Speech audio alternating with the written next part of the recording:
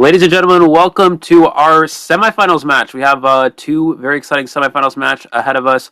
I'm Elio, joined here with Soy Milk for our IVA playoffs. This is very exciting. I haven't been here since last week, I believe, so I'm actually very excited to be back here. I'm really excited to see these last four teams competed out for first place here.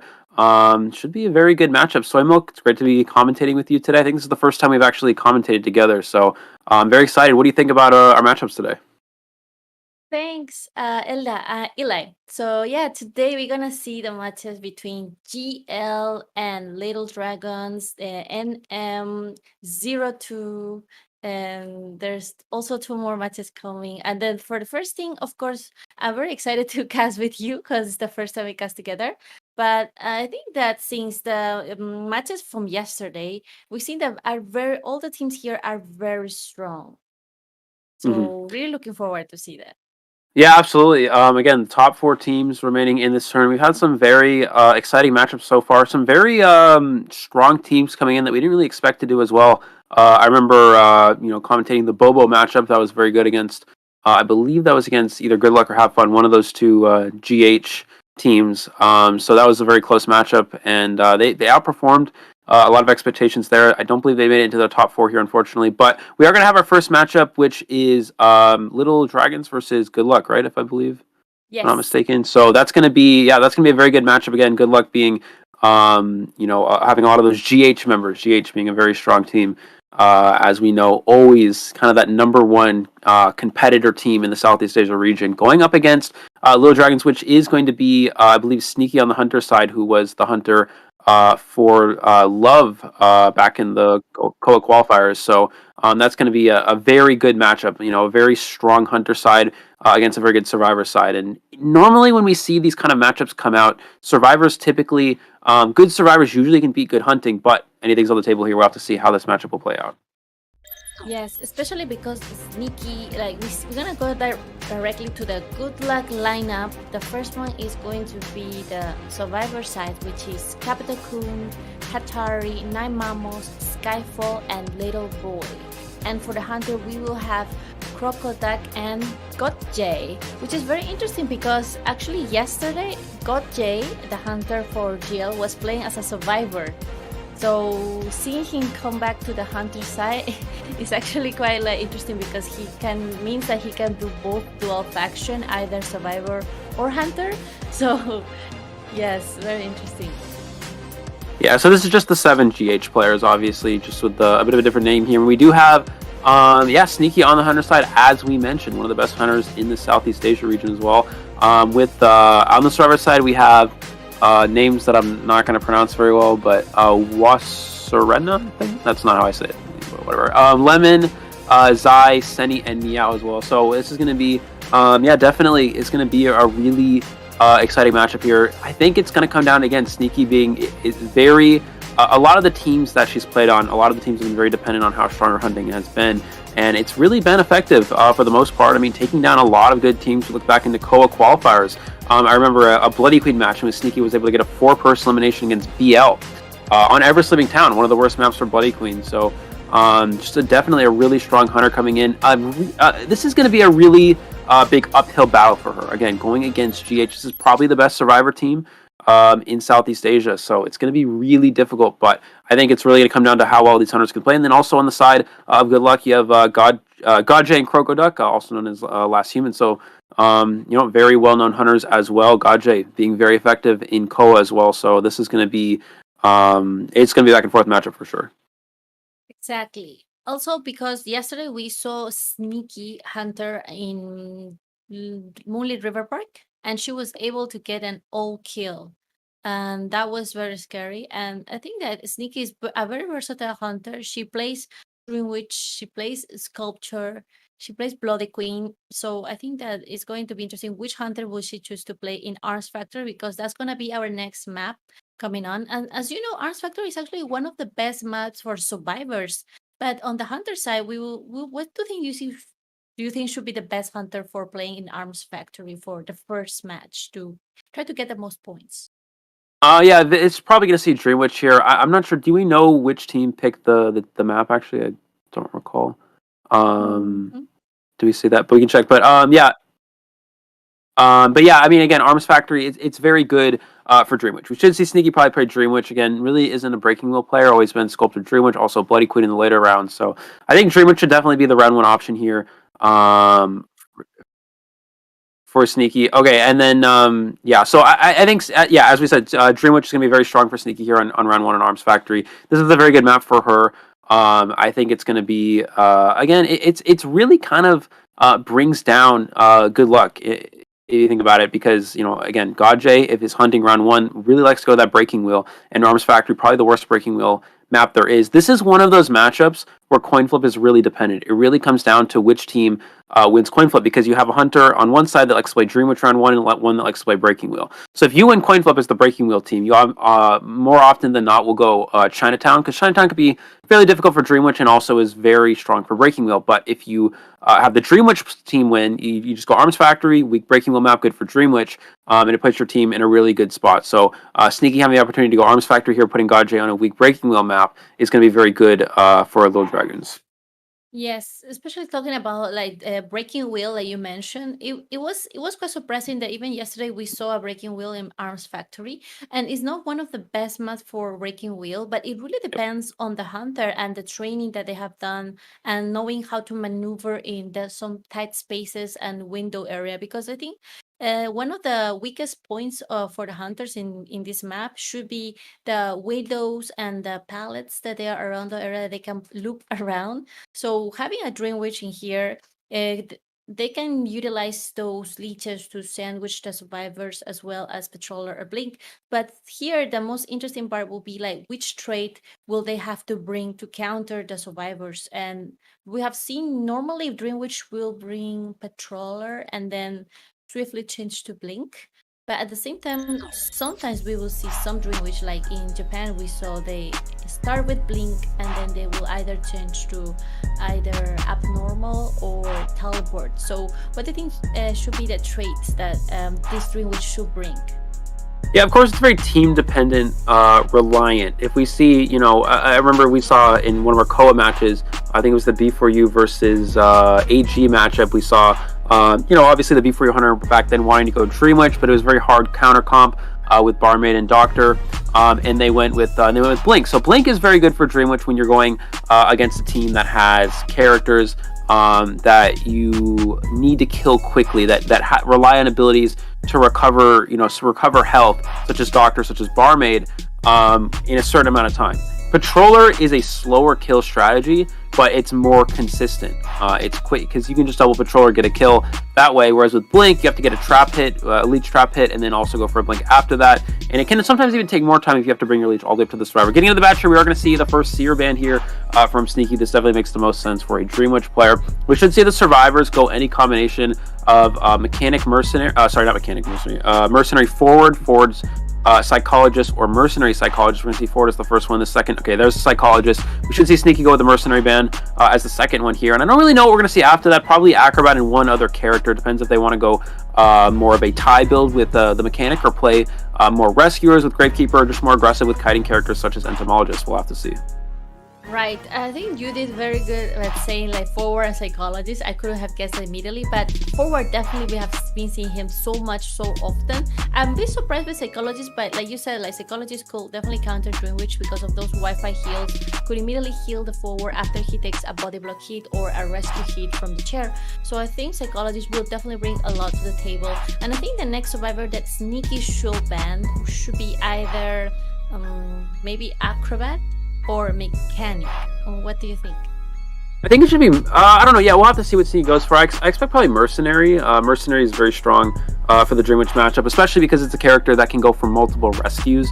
Dream Witch is, yeah, we're going to see Mercenary. So Dream Witch is a character that likes to put a lot of injuries out on the board and create it so survivors can't rescue because of injuring survivors, forcing them to stop and heal. But Mercenary is a character that can still rescue when injured. Mercenary is very strong in single encounters, especially Dream Witch. And when you ban Mercenary, it makes the team comp more fragile. It makes it so you have easier chase targets, and it's harder for the characters to rescue as the game progresses.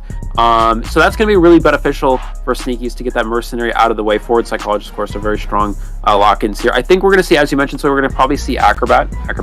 There we go. Acrobat, a very strong character against Dream Witch. You can time out those Patrollers with the balls. And as this last one, we should see probably Mechanic, Gravekeeper, Ento. Okay, so there with Gravekeeper is the last one. So that definitely makes the most sense. Very stable team comp here. Double Rescuer, making it hard to chase. And then two kiting characters that aren't easy for Dream Witch. Again, Acrobat, very good at timing out those Patrollers, and Psychologist can take 3 hits. So this is definitely an uphill battle for Sneaky. She does have a very strong Dream Witch map, but it's a team comp that's really difficult. A lot of these characters are very difficult to actually chase as a Dream Witch player. You're right, but I think they might have a little bit slight difficulty with the decoding progress, because as you see, both the Forward and the Gravekeeper have decoding debuff. So I think that could bring a little bit of hardship. But wow, we see that at the end she chose Sculpture. Do you think this lineup is good against the Sculpture overall? Yeah, no, I think the reason for going Sculptor here is that it's better against, because again, this team comp is difficult for Dream Witch, right? You have two characters that are really unchaseable, being Forward and Gravekeeper. You have Psychologist, which is very hard for Dream Witch because of how many hits it can take, and then also Acrobat, very good at kiting Patrollers. So I think the main idea here is that Sneaky is kind of baiting a Dream Witch pick by banning Mercenary, because typically Sculptor wouldn't really ban Mercenary here. They'd probably ban something like Patient or Acrobat, like you mentioned, because Sculptor's not too scared of, I mean, you can ban Mercenary, but Sculptor's not too scared of Mercenary in reality. The best thing that Mercenary does for survivors is promotes rotation because he's unchaseable. But besides that, yeah, I think Sneaky with that Mercenary ban, the survivors really gearing up for a Dream Witch. I think in reality it benefits the survivors a little bit more, forcing Sneaky to go Sculptor, because Sculptor and Arms Factory is alright of a map for Sculptor, but it's not one of the better ones. And Dream Witch here would be a lot stronger, but you can't really, it's difficult to play Dream Witch in this team composition. So I think that was kind of the idea here. Is to just go with that, the Sculptor here. Okay, we do see the survivors' names updated there, and it looks like we are going to have 9 Mammoths on Forward, Skyfall on the Gravekeeper, which is something we've seen very often. Captain Kun on Acrobat, which is one of the more common characters he's played in this tournament, and Little Boy on the Psychologist. I think, again, real quick, I just wanted to mention, Gravekeeper is good against Dream Witch, but against Sculptor, not so much, because 1, you can get chipped out of shovels, and 2, he feeds presence and allows the Sculptor to reach that full presence sooner, and Sculptor is a hunter that relies heavily on that full presence. Yes, exactly. And we saw some survivors are bringing, two survivors are bringing High Turner, and there is only one, which is a psychologist, which is bringing flywheel effect. And yesterday we saw a lot of flywheel effect, so really looking forward to see how they utilize it right in the perfect timing. So let's get right into Arms Factory.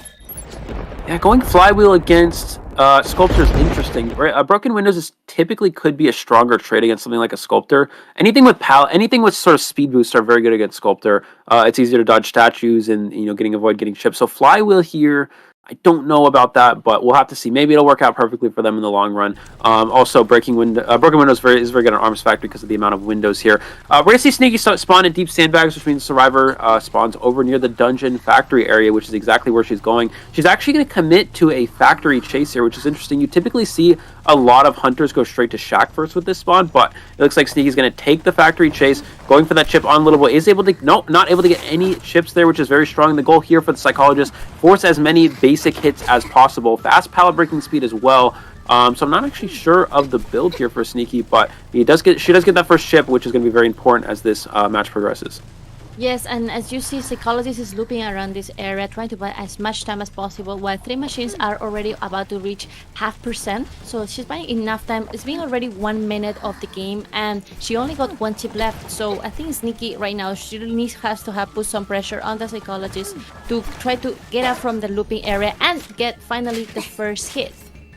Yeah, and you see why Sculptor's just not that strong on Arms Factory. All these open transition areas. The kiting areas are very narrow and confined, so it's very easy for Sneaky to hit statues in those areas. But the problem is the transition areas between the kiting areas. So from Factory over to this Front Gate Ruins area like this, it's just so open. It's so easy for Little Boy to dodge those statues and force basic hits. And as a psychologist, forcing basic hits against Sculptor is ideal. So we're going to see him go back through this area again, constantly breaking line of sight. Already a very good kite. Your slow ball here could have given Sneaky a chance to potentially go for a blink Terror Shock, but a little bit of a delay there. Good mind game there. It's going to get the second hit, but 2 Cypher Machines already down. Ford's going to go for a long stun on the attack recovery. This gives more distance to the Psychologist as well. And again, just Sculptor on this map, so difficult here. Little Boy doing exactly what you're supposed to do on Arms Factory against a Sculptor.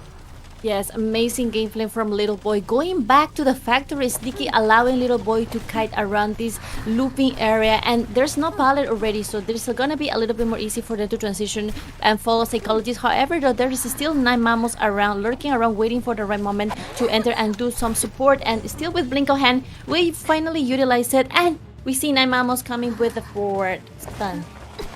Yeah, this stun may not have been worth it. We're probably going to see Psychologist go down. As long as she can hit the statue at the window. Oh, she misses. Can she still get the hit? Does still get the down. So the forward stun. About a little bit of extra time here, but 2 Cypher Machines still remaining forward in the area. The last Cypher's already started here. This is a very difficult pickup. She can go for a statue and a pickup at forward. No, he's not going to go for it. He's going to play it conservatively, which is actually the correct play. Both Cypher Machines already have a lot of progress here, so it's really going to come down to this rescue. I actually expected forward to go for a stun on chair here. With the amount of Cypher progress they have enough time to go for a stun on chair save. Now he's going to go for it while she goes for the chip, and that's going to allow for a free rescue for this forward. Yes, amazing stun rescue, and now he's going to try to go for the body block. Maybe, I know, he's just going diverse situation because he wants to remain health just to get 1 more chair rescue. And Psychologist is buying enough time, and as you know, there's last effort kicking in, so she cannot heal herself up, and there's no chance for her to kite around this area. However, though, the forward still got quarter balloon ball left, and will take that hit, which is actually quite dangerous because now it kind of makes it difficult to rescue 1 more time, and now it will get finally down. Yeah, Ford goes down. That's really big here because now Gravekeeper has to leave the Cypher Machine early. I don't know why Ford stayed in the area. The Cypher Machines were almost prime. There's no reason for Ford to try to harass there. They had the Cypher progress, so a big misstep, unfortunately, here for 9 Mamos. That's actually gives Sneaky an opportunity to potentially tie up this match. The question is, can Ford self-heal in time, and also can Captain get to the last Cypher? It looks like he is able to do so, but this plays right into a balloon play as well. This forces Skyfall away. He's going to be able to getting stuck there a little bit, unfortunately, for Sneaky, which means he can't actually get the rescue. 9 Mamos will get shared here in the process. We should see Gravekeeper rescue here and Psychologist run to the gate. That's exactly what they're going to go for. Sneaky's going to go for Psychologist, trying to go for some chips instead. Is going to miss that hit, and they should pop the Cypher Machine right here, so there's no risk of any chips. We may actually try to let him go to Factory instead. And yeah, they're going to pop the Cypher Machine right there and push for the endgame trade on a 20-second cooldown. So I don't know if Sneaky has trade swap. I don't think so with fast pallet breaking speed. If she has detention here, she will not most likely have, yeah, detention, so it should be just an up-down blink, so there should be no option for teleport. So for Sneaky here, the goal is just to get at least one survivor eliminated.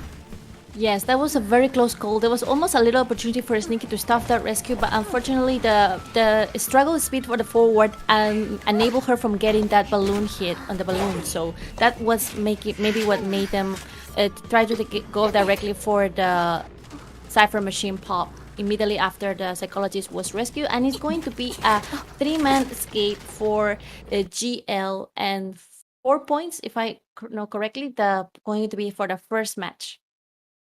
Yeah, it is going to be a 3-1 in favor of GL here. So yeah, an excellent job here again. The bait worked. I mean, they baited Sneaky into playing Sculptor here, and it worked out perfectly. This comp, it's all right against. If you find Gravekeeper first, it's actually not bad. It's one instance where finding a Rescuer first is strong. You can easily get full presence, but finding a Psychologist in Factory again, Sneaky's route was interesting. Going to Factory first is never really ideal. Only one. I mean, for the most part, you're only gonna find one survivor in that area, and it's in a really weak area for a hunter to chase, and it's in a very strong kiting area for survivors. So I think it benefits Sneaky. Go Shack there. Go 3-pal, go Shack. You can find 2 survivors in those areas, and maybe you find something like Gravekeeper or Acrobat, which are slightly better chases. Again, forcing basic hits as a Psychologist is the goal, and Arms Factory with those open areas is very easy. So yeah, unfortunately for Sneaky, she did fall for the bait here. They baited her into going Sculptor and not playing away from that Dream Witch, and it worked out perfectly. And we see GL taking advantage, getting a 3 survivor escape and taking a 3-1 lead after the first half of this first round. Yes, amazing gameplay for Psychologists. Really managed to kite 165 seconds overall while the teammates were decoding. And even though the decoding speed from the Gravekeeper and the forward was not as fast, and also the forward wasted a little bit of time right there with the support, I think they still managed to decode extremely fast, and they made it on time, because at some point I was worried that the Acrobat had to transition from his own machine to the Gravekeeper machine, and during that time they something might happen, because like this game can change everything so fast. And when I saw that, I thought, oh my god, they might not be able to make it, but no, he made it so fast to the other machine. And I also think that shows the extremely nice team communication they have from GH. Yes. Yeah, absolutely. Again, forward support was very strong. The one little misstep at the end from the forward there almost cost them, but they still were able to pull out. We saw Captain Coon able to make it to the last Cypher machine. Skyfall still able to get the rescue.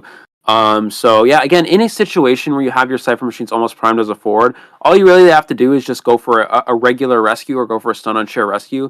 Forward got a little bit aggressive there, trying to go for harassment, and it almost backfired. But GL being a strong team as they are, was still able to pull it out. And 3 survivors out the exit gate here already on the back foot. Again, we talked about how this matchup will play out. It's going to be very important for Little Dragons. They have to have Sneaky has to have very strong performances and really shut down these GL survivors. But just like that, already a great start here. Now, I think the biggest downside here for GL, at least, is that it's Arms Factory. It's very difficult for Gaji to play Breaking Wheel here. He may be forced on something like Sculptor, which is not as strong in this round 1 situation. So we'll have to see how the survivors are able to go against that. But just like that, a very good start here for GL. Yes, indeed. I think the next one is going to be we're going to see the Hunter side for GL, and that will be very interesting, because now that they know what is going to be the Arms Factory, do you think they will choose the same Hunter, or do you think they will choose like Dream Witch or Sculptor, or maybe Breaking Wheel? Because we know that the GL Hunter is also very versatile and sometimes will play a little bit risky, and I think that in this case, since his team of survivors already got 3 points on his side, he probably should be able to have less pressure and maybe just try to aim for a tie, or you think he should go for the all kill? Well, I mean, yeah, in a normal, it really depends. Like in a lot of tournament settings, you just see a lot of hunters just play for a draw here, but I think it's going to be very good for GH here. Just to maybe they'll go Breaking Wheel, maybe they'll go Sculptor. We'll have to see. We're going to go for a short break here. We'll be back in a moment. Stick with us. Second half of the first round coming up between GL and Little Dragoons.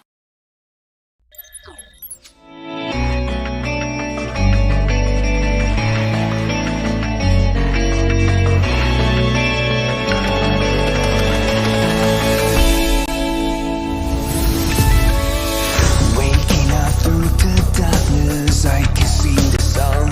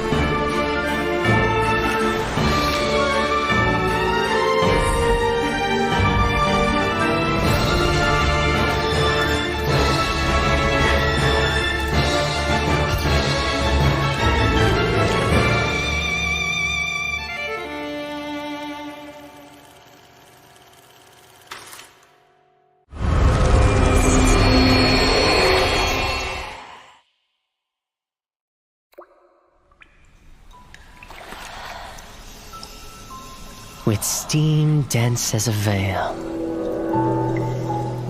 and wine sweet as honey. One can't help but relax at the hot spring.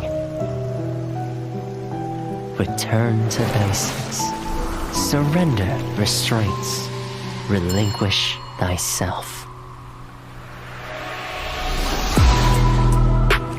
Like the eagle plummeting straight down, lusting for lambs, hating all lamb souls. Bathe in the spring, we drink, we worship, we indulge.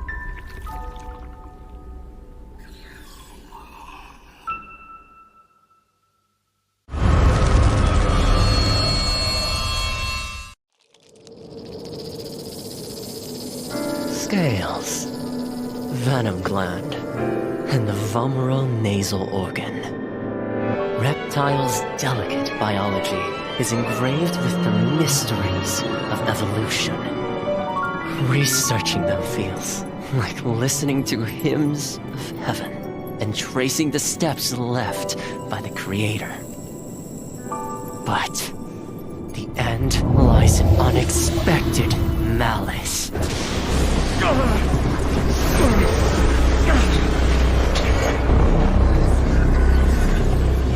Is this a cruel joke from the Creator?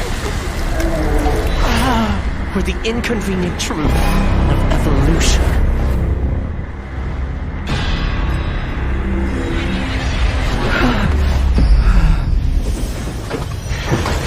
All but a small price to pay on the path to truth. And as the scales shed, I shall step over the last of my boundaries.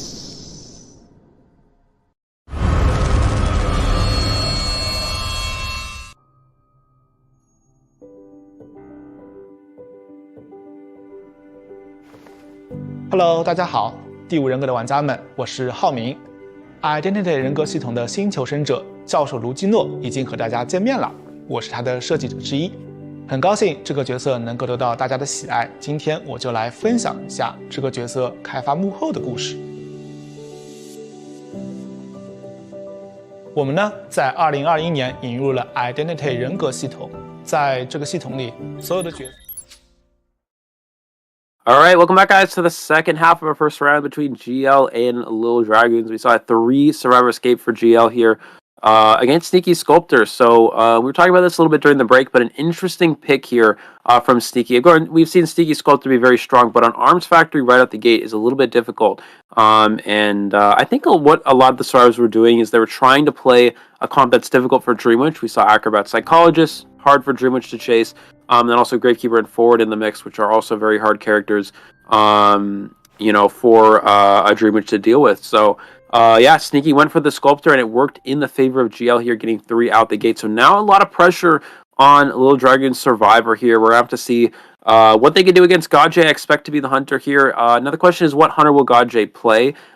We talked a little bit about Godjay being playing Bloody Queen in the past, but not so much in the present day. So we'll probably see him go for a tie strategy, playing something like Blink Sculptor or Blink Bonbon. Maybe just go for a draw and just secure a tie for round 1 for GL.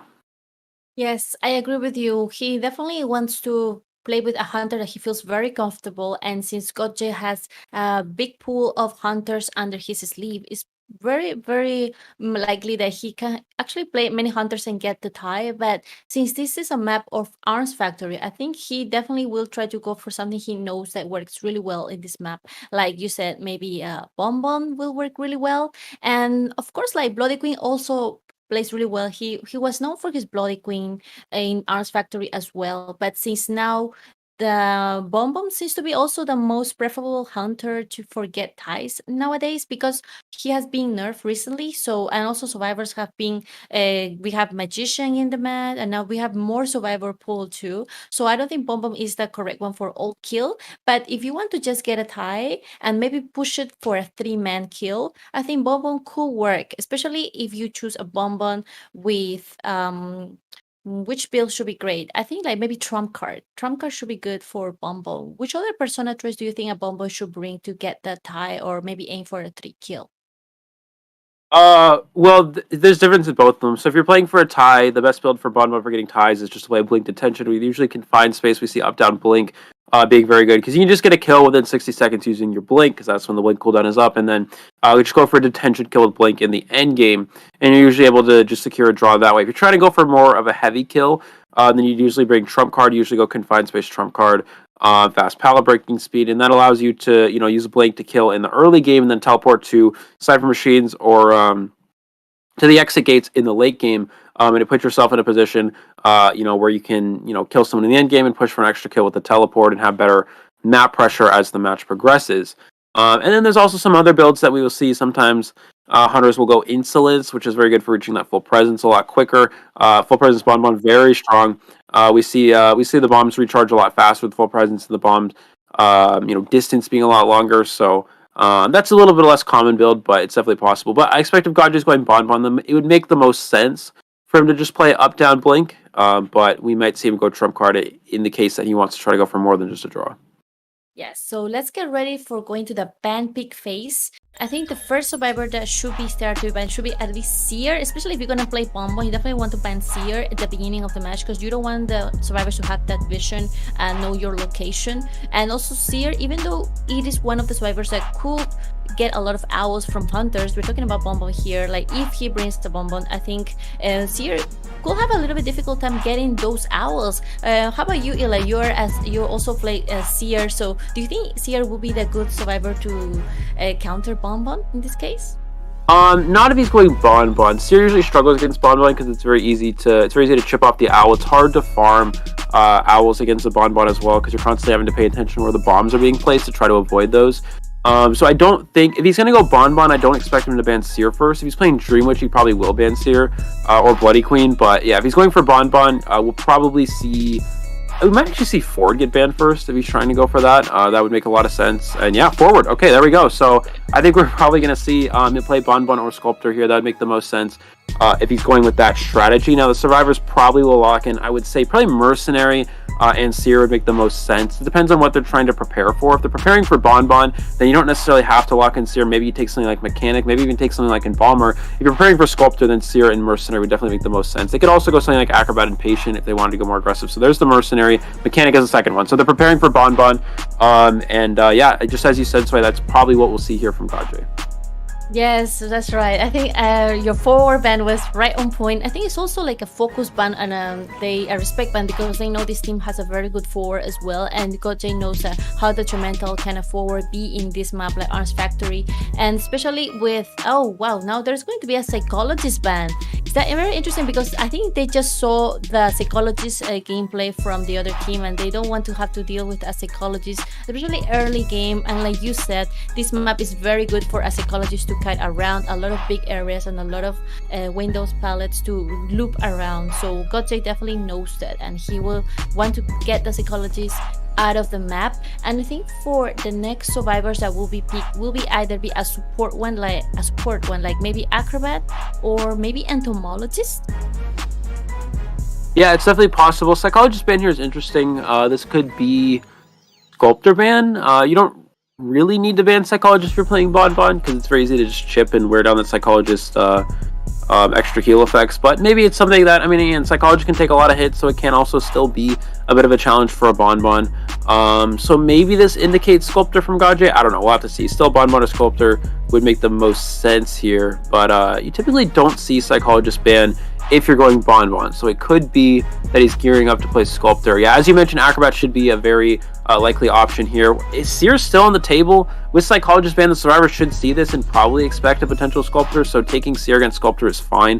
If you run in the Open Force basic hits, Seer Owl can absorb one of those basic hits and can extend the kite for a long period of time. So I think the last two picks here should probably be Acrobat Seer, but maybe they'll go something more kiting heavy, such as a Patient. That's also an option. Yeah, we'll have to see. It should be probably some combination of Seer, Patient, and Acrobat. Any one of those. So there's the Acrobat. The second one, there's the Seer. Okay, so that makes the most sense here. And for Godjay, I think we'll probably see him go Bonbon. or Sculptor, as you mentioned, that would definitely make the most sense going into this team comp. But Mechanic out here is very difficult for both those hunters. So we'll have to see how he's able to combat this. Exactly, and it was so lucky that you see both Acrobat and Seer. Totally makes sense now.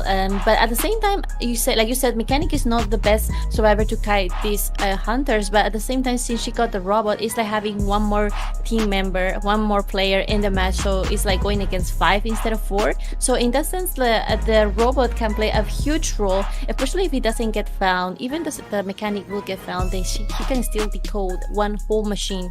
And then at the same time, I think that it also depends about the spawns. Like we've seen, the moment Mechanic gets found, he will try to hide away from the robot, and we rarely see using it as body block.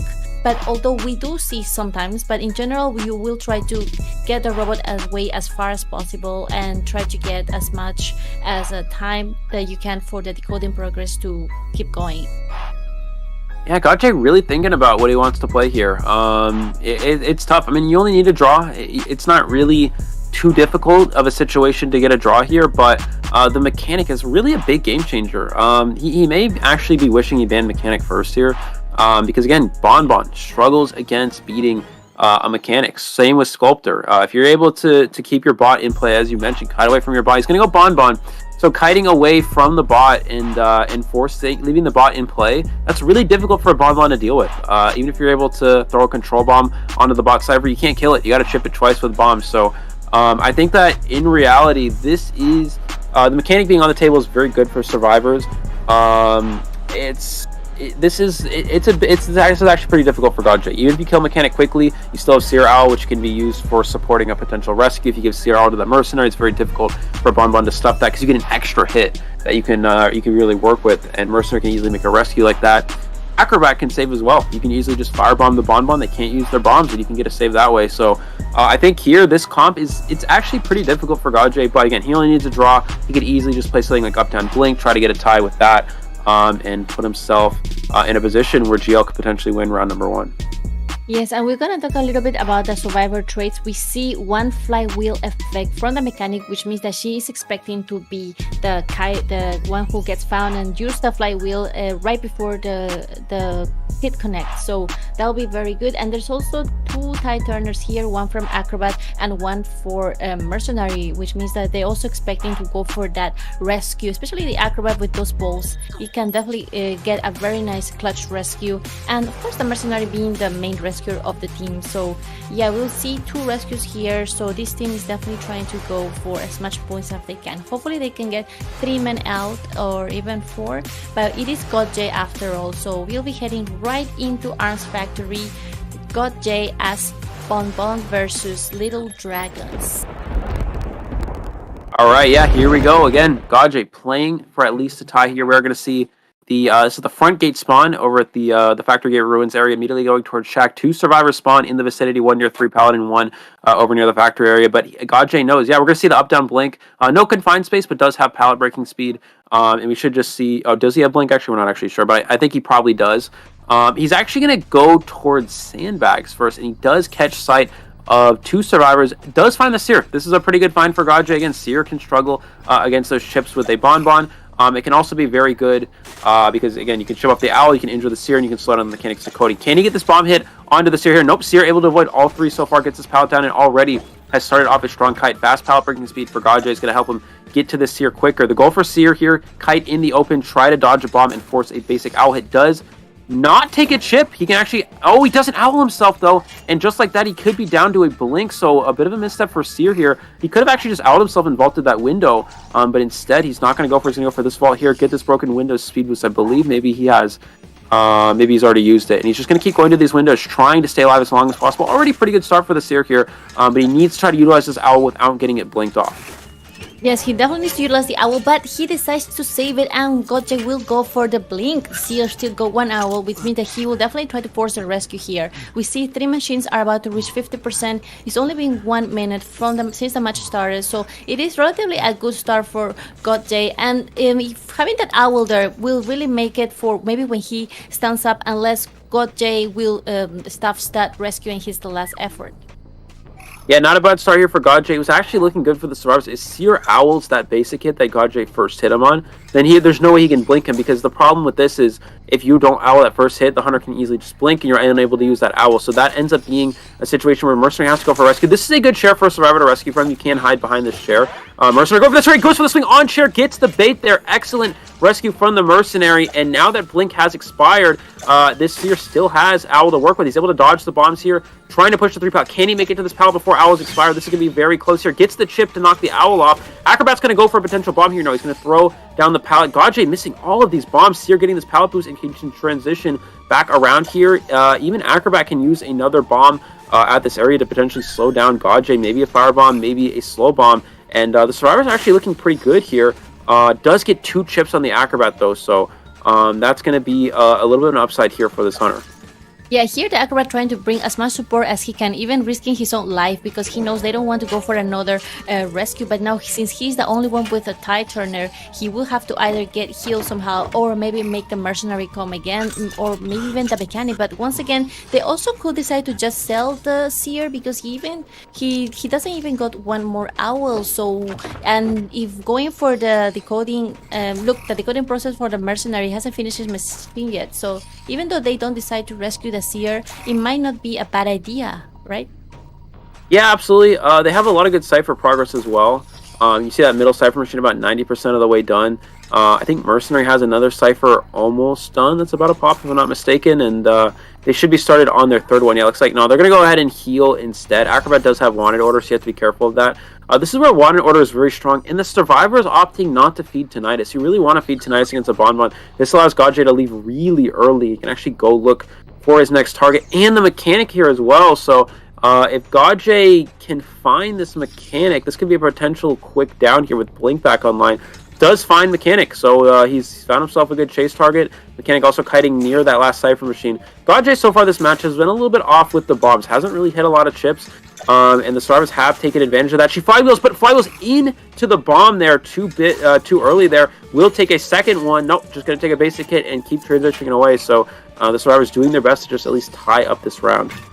Yes, there's still 2 machines in the match. One about to be primed, the other one just almost 50%. So it's going to be how long can the mechanic contain the bonbon, as long as possible for making those machines get ready to pop. And maybe just one of the survivors will come for the rescue. In this case, the ideal one should be the Acrobat, because he's the one with the tie turner, and they definitely need, and you will definitely get that down there in the corner.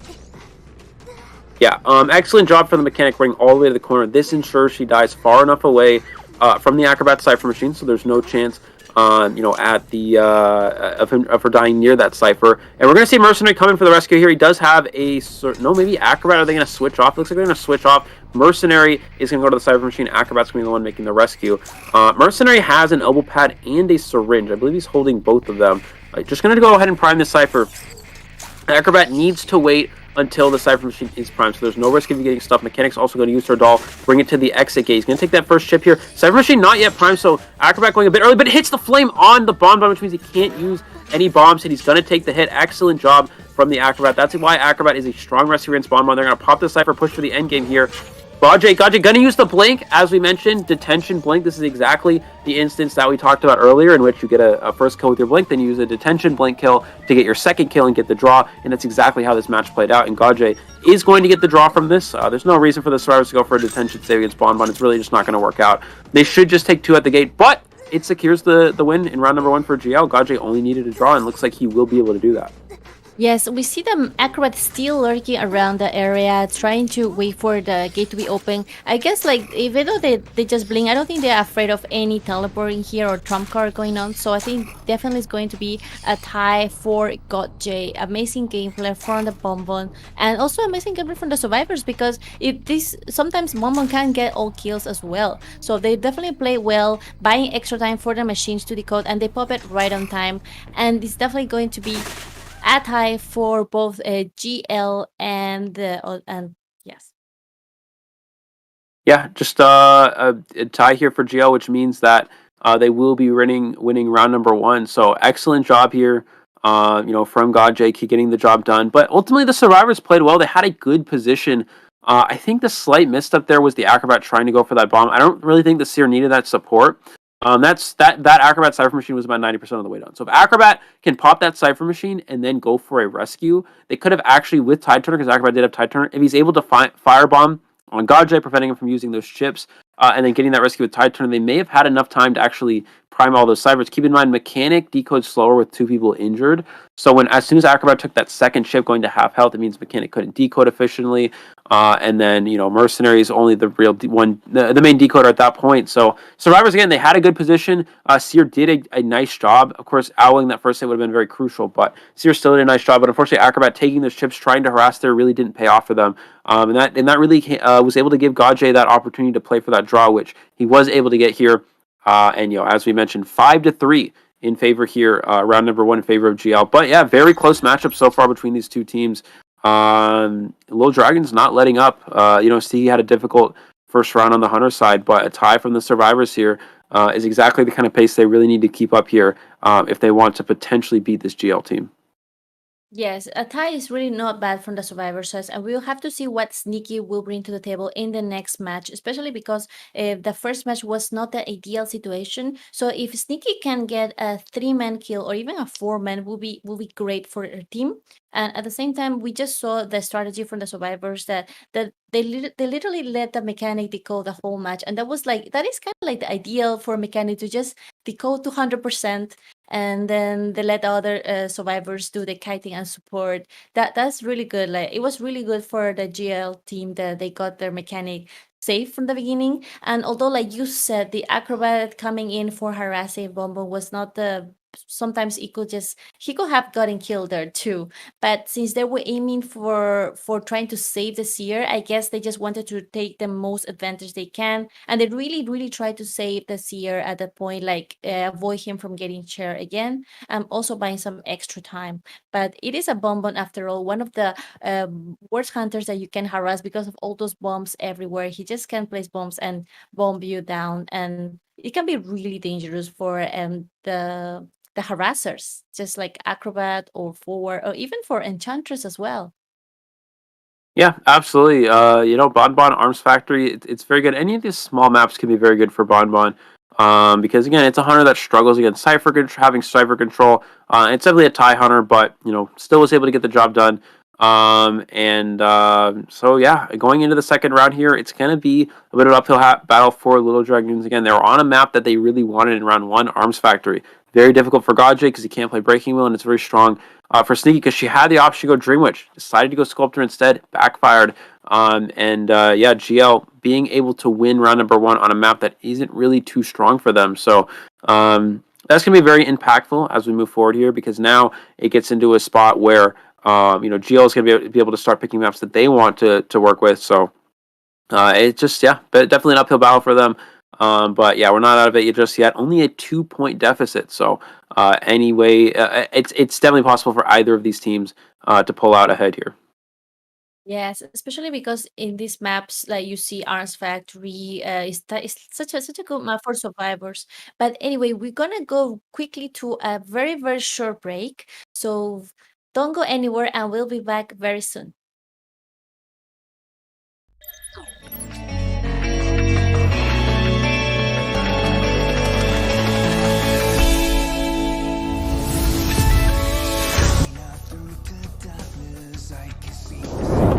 Progress, and we also have Mercenary Cypher, which was the first one that he did. We're going to see a mirror here. That's pretty irrelevant mirror. Even if you're able to get that hit, that is okay. We do see that rescue come off here. Mercenary needs to body block this as long as possible. Blink is on cooldown, mirror is on cooldown, no Tide Turner. That's irrelevant because, again, you can't kill without the mirror here as the Bloody Queen. Mercenary is going to just go around here. They're going to try to take as many hits as possible. Missing that palace, and Mercenary needs to catch up to the Priestess and be able to body block this next mirror so the Starvers can time down these last Cypher teams. They have the time to do so, but that's the idea of psychologist healing there, is that you now give yourself enough time. We're going to see a triple body block. Patient gets a drop that hit. That's not ideal here. You have to force attack recovery so you can extend that time as long as possible. Okay, waiting for him to drop down. It's the Priestess that drops down, but no, it is the Mercenary that ate that hit. One Cypher still remains. Psychologist is hot on that Cypher, and now they're forced to chair the Patient. Now, way there as Mercenary can pass the Elwood away. you have to elbow pad to a point where you're breaking that line of sight, and in this case, it's just, it's not working out here. We're going to see Batter come in potentially for a harass, but again, Batter can struggle here against this hook, because all you have to do is land that hook, get that hit, and yeah, there's another free hit. They are able to, I thought they were going for that body block. We're going to see them go ahead and drop a trap, so even if this does happen, he's going to land in the trap. Yeah, he's not able to get the harass off anyways, and he's going to be scared for the second time. Man, the way that Oxygen was able to snipe out from afar, and another one. He is a sniper on this game.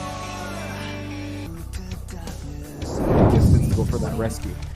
Yeah, with Mercenary getting cut off this far, they may not even go for it at all. He takes the hit there, and he's going to push the save. I think Sculptor might have full presence now because of that insolence. Let's see, actually. Going to go for that rescue. We're going to see, yeah, full presence actually getting that hit there. One chip. They were able to get the save, though. Can he get the double hit on Mercenary as well? He is able to get the double hit on Mercenary. Acrobat has a few bombs to work with here, but it's going to be difficult. This is not a great area to kite, especially against a Sculptor with full presence. Whoa! Over that mind game gets to the vault into him, and he should still be able to get that hit there. There's that first chip, and I don't think there's any chance of making it to the window there before you. Wow. Yeah, I mean, I think, yeah, great job hiding the red light, just forcing him to make that jump, and this will be the first down and out. The delayed effect on his passive there is definitely going to be hard. Now we see him, yeah, he has to utilize that elbow pad just to get out of dodge, but now the webs are able to, you know, catch up, and he's able to utilize the blink to get the Mercenary. Now the Mercenary has no more skills, no more items to utilize.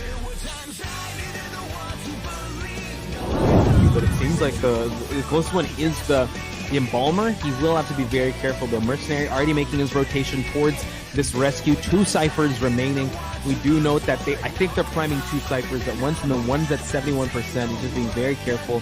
Now the rescue needs to happen. Tide Turner will be in effect, trying to light up the floor. Mercenary eats 1 chip bomb.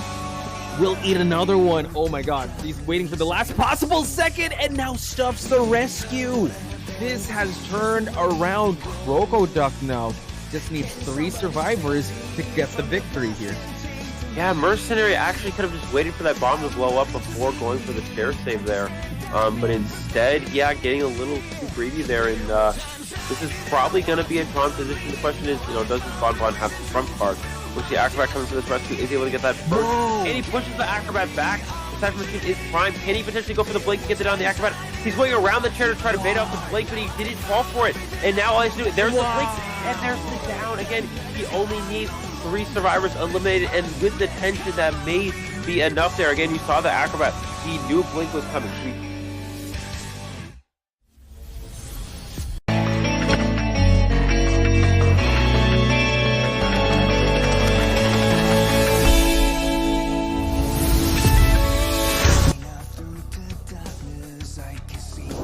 He is a very kiting heavy survivor. Like, he has average of 60 seconds every time, and now Capcom going for the bomb here, able to get the last minute rescue, has to eat some of these hits. Fear, no, gets stuffed by Corone, and the pressure on the statues were building up a lot. Capcom was how this painter gets this rescue done, because it is Mercenary after all. He can buy a lot of time in chair, and we see 2 cypher machines being looked by the CCTV. Painter is painting a painting for disaster right before the rescue. Will he able to finish it? He's going to try to avoid all this. Ooh, that's really close. I think he finished it. Excitement from the side. Oh, Galatia, he was trying to bait for that terror shock, but yeah, Painter was the brighter one. Wow! It is going to be a double down for the survivor side, and now the Painter dies right next to the chair, and we see the forward and the Embalmer automatically apply to the nearest survivor. So yeah, every time that he is done, so you have to be very beware. Yeah, he gets such a top tier play, such a top able to predict where the patient was, but yeah, he is now found and is being sprayed by wax over here, just frozen the character. An immediate hit onto the patient, and of course, follow up by a normal hit. Patient is immediately down. Right. Wow. Going for that cipher, that run has been decoding. I think they're gonna, force you. No. There is going to be excitement coming into place to no one will try to get this present. Last minute stun. Incredible, incredible stun coming from that forward. And the sniper was just off. All the survivors are scattered away. Yeah, that's nice. Detention. Yeah. That can rescue and can give that support of a rebound kite since he does have the tide turner. Now we see that the portal was placed. Has to be careful and not to get double hit here with a flame snipe. Watch out, able to get the hit and gets the terror shock. Disaster. Live.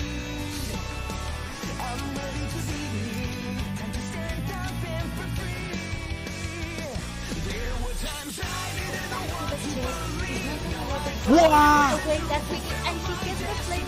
Another terror shot.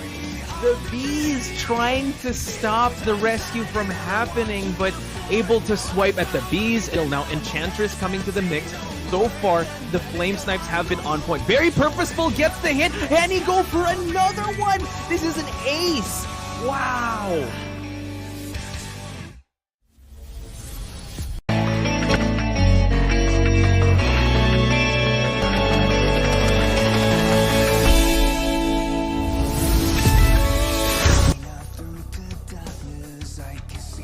A little bit longer. Wow. Get utilized here from Spy. He's trying to scare the down. Elbow pad to try to body block in time, and he does not hit the body block. Mercenary was just pushing towards the dungeon. It's open. The gate is open. He's gonna mirror. Oh, Holy key, yeah. With it. There's the holy key. Can he get one time? He gets the hit just in time. What a perfectly timed mirror. A little bit late there, it looks like, and it's going to be a mistime. You can look at that first trip here, though. We should maybe see Cyril come down, drops 3 bombs, gets the hit, and gets it down. And so that's going to be kind of an issue here. Wow. We see that first hit on the barmaid here. Can he get a second one? And he does, and he gets another instant. And probably knows that Sky is back there, already forcing him to utilize the elbow pad, and now the terror shock, Eli. Naru has one book available to utilize, and now constantly always looking behind him. Will he be able to utilize it just in time? He does. And now you just see like they are chasing each other. It's kind of funny how you see the hunter running away from the survivor and unable to crouch again, allowing John Oling to have a head start in actually rotating away. They already popped the Cypher, Eli, so now this is they're really pushing for the tie here, but can the Novelist kite long enough for him to be able to rotate towards that dungeon area? Yeah, the problem is he does have Blink available, so he should be able to just go for a Blink unless the gate is already open. Wow. It's already open. He goes for the Blink, but he avoids the hit, and he gets the... From the Postman, not yet getting any hit. He just got only one bomb there, but he still managed to get away and drag the Hunter as far as he can from the Cypher machines. Bomb is going to get the hit here now? Yeah, I mean, he can, but that's the thing, he doesn't bring Blink. He long range stun from the forward, allowing the Postman to make the rotation. So very, very beautiful there. He's gonna go for another stun! Amazing! That's more than half the ball gone there, but it's worth it because Postman is at 75% damage. He's trying to go for the pallet stun again. Yeah, welcome. Hi guys, welcome back. Yeah, we're back with our second round of GL versus Little Dragoons, and 5-3 in favor of GL. We saw a really nice matchup in the first round between both these teams here on a map that's favorable for Little Dragoons. Unfortunately for them, GL was able to win that first round, so now a lot of pressure for them to come back here. This next map is Red Church, and I believe Sneaky will be on the Hunter side again. So, yeah, what hunters do you think we'll expect to see here, Soy, from Sneaky? I think that the hunters that I'm really expecting to see, of course, I would love to see Sneaky Dreamwitch, but as we know, the survivor side from GL might have done their homework, so they probably know that Sneaky plays Dreamwitch main, and also they don't want to see a Dreamwitch in Red Church because Red Church is such a small map. And a Dream Witch in this map could be really scary, especially because there's no second floor there to hide and a leech. It is definitely a very difficult map for survivors, although if they don't decide to do that respect ban, Sneaky might have a chance to bring her the Dream Witch and show us what she got. So really looking forward to see what they will ban first. Of course, yeah, I think they most likely will ban Dream Witch though. So the other hunter, what other hunter do you think she could bring besides we saw her sculpture? So what do you think? Yeah, I mean, we'll probably see Bloody Queen as the other option. I think the biggest problem here is that they're going to be in Dream Witch and they're going to play characters that are strong. There's a lot of characters are strong against both Bloody Queen and Sculptor. So you can easily just play something like Patient, which is very good against Bloody Queen, very good against Sculptor. And then also Acrobat's not bad against Bloody Queen as well, and pretty strong against Sculptor. So it's just going to be very difficult for Sneaky here. I think for her bans, we're probably going to see Ford and Seer get eliminated immediately. But yeah, I don't know. It's really interesting because again, it's a situation where you're down 2 points. You want to try to get as many kills as possible. Bloody Queen isn't really the best hunter for getting high kills. It's more of a draw hunter. Sneaky's Bloody Queen is very strong, but Bloody Queen not really being a winning hunter makes it very difficult for her. Sculptor would be a better option for getting more kills, but we saw the first round Sculptor being not the strongest against this GL team. However, Red Church Sculptor is stronger. It's not like Arms Factory. The transition areas aren't as open. There's a lot more narrow spaces, a lot easier to hit statues. So Sneaky should have an easier time playing Sculptor on this map, especially now with 2 bans than comparison to the round 1 Arms Factory. Yes, I agree with you. And also at the same time, if she plays a sculpture with the survivors that she should be banning, the first one should be forward, because you definitely don't want to deal with a forward in a Retcher, such a small map. They can easily come for you and then balloon rescue or stun rescue. So I think banning the forward first thing first should be important. And maybe the second ban should be a mechanic, because we saw how good the mechanic did in the first match. They called in 200%. No, they couldn't find her early on match. And I think that if this time they could ban mechanic also, that would be 2 good bans. However, what do you think about the other 2 bands or other bands that it could be make?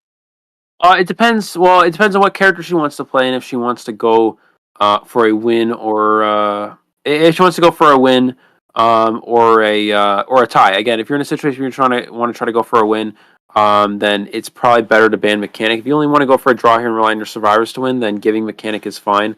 I believe we're going into the picks and bans here in a second. So. Yeah, here we go. So we should see again Red Church here for Sneaky. 2 bans right out of the gate here. The most common bans here is Forward and Seer, but again it could also be Mechanic if Sneaky again is trying to go very aggressive and go for a win. We haven't really seen GL be a team that likes to go to that Mechanic option. Mechanic's fallen to be less of a meta character than we used to see, and more just standard kiting comps are stronger in the current meta. So Forward Seer would make the most sense here for Sneaky, but we could see something else here depending on if she wants to try to play a character besides even Bloody Queen or Sculptor. I don't know, we'll have to see. Yes, definitely a forward ban we see coming in, and like you said, a Seer ban as well. So yeah, there's gonna be the 2 focus bans. Once again, Ela is bringing you the predictions. And then the next ban probably will be either like you said, Mercenary is not very bannable against Sculpture, because she can do very well stopping that rescue, staffing that rescue from the Mercenary. So maybe we will see either a mechanic ban coming in, especially if Sneaky doesn't want to get, and like we were talking about, they got the Dream Witch ban. This is the respect ban for Sneaky's Dream Witch, putting her in a really interesting situation now, because now she will be forced to either choose between Sculpture or Bloody Queen. Yeah, now what do survivors take here? Again, it depends on what you're trying to be prepared for. If you're preparing for something like a Bloody Queen, you can actually take Mercenary Patient, but it's less common to see Patient get taken immediately. I don't know. I actually don't really know what the survivors are gonna pick here. It's definitely interesting. Again, they might just go Mechanic if they're trying to go for a tie. Mechanic's fine against Bloody Queen for being a tie character. It's also good against Sculptor for being a tie character. But maybe they'll just go something a little bit more aggressive. Again, Mechanic is very conservative, very tie heavy character. And if you want to go more aggressive, go for more kiting type characters, more containment type, also bring a Mercenary. That's definitely on the table here. So if I'm the survivors, I personally would take Mercenary Patient. I think that's the best for going against a Sculptor and a Bloody Queen. But maybe they're prepared for something else, or maybe they just want to tie. If they're just trying to tie, then you can take Mechanic instead of one of those characters as well. So that will probably be the 3 options here. Maybe they go Psychologist as well. That's something we talked about, being a character. We're going to say Mercenary. That's the most ideal one, but maybe you take Psychologist as well. But Priestess. Okay, so Priestess works as well. The problem with Priestess is that it's not as strong against Bloody Queen. You have to be in a specific areas. You have to be in areas where you have like long portal areas where you can potentially cut out a mirror that way. The support is good against Sculptor, but can be a little bit less strong against Bloody Queen depending on the positioning of the Priestess. Yes, Priestess in this map works really well, but like you said, it really depends on which areas. Like for example, when she puts the pallet down and can make the long portal from inside the church going through the wall, that would be a really good portal, and especially as supporter for the main kiter. And we really need a main kiter as well. Maybe we'll pick either Acrobat, and we have seen Entomologist works really well, especially because of all the honey that can utilize in the window area to vault faster. So Entomologist and can also be a support and a kiter as well. So it's very really like that character, especially in a map like Red Church. It can really help a lot, bring a lot of things for the kiting and elongate the kite. And also in COA we saw Entomologist against Bloody Queen, so it works quite well. But we will see, like you were saying, the patient ban coming in, because Sneaky doesn't want to have to deal with a kiter. We're talking about a very strong kiter, especially in maps like Red Church and Arms Factory. Patient really works well with those hooks.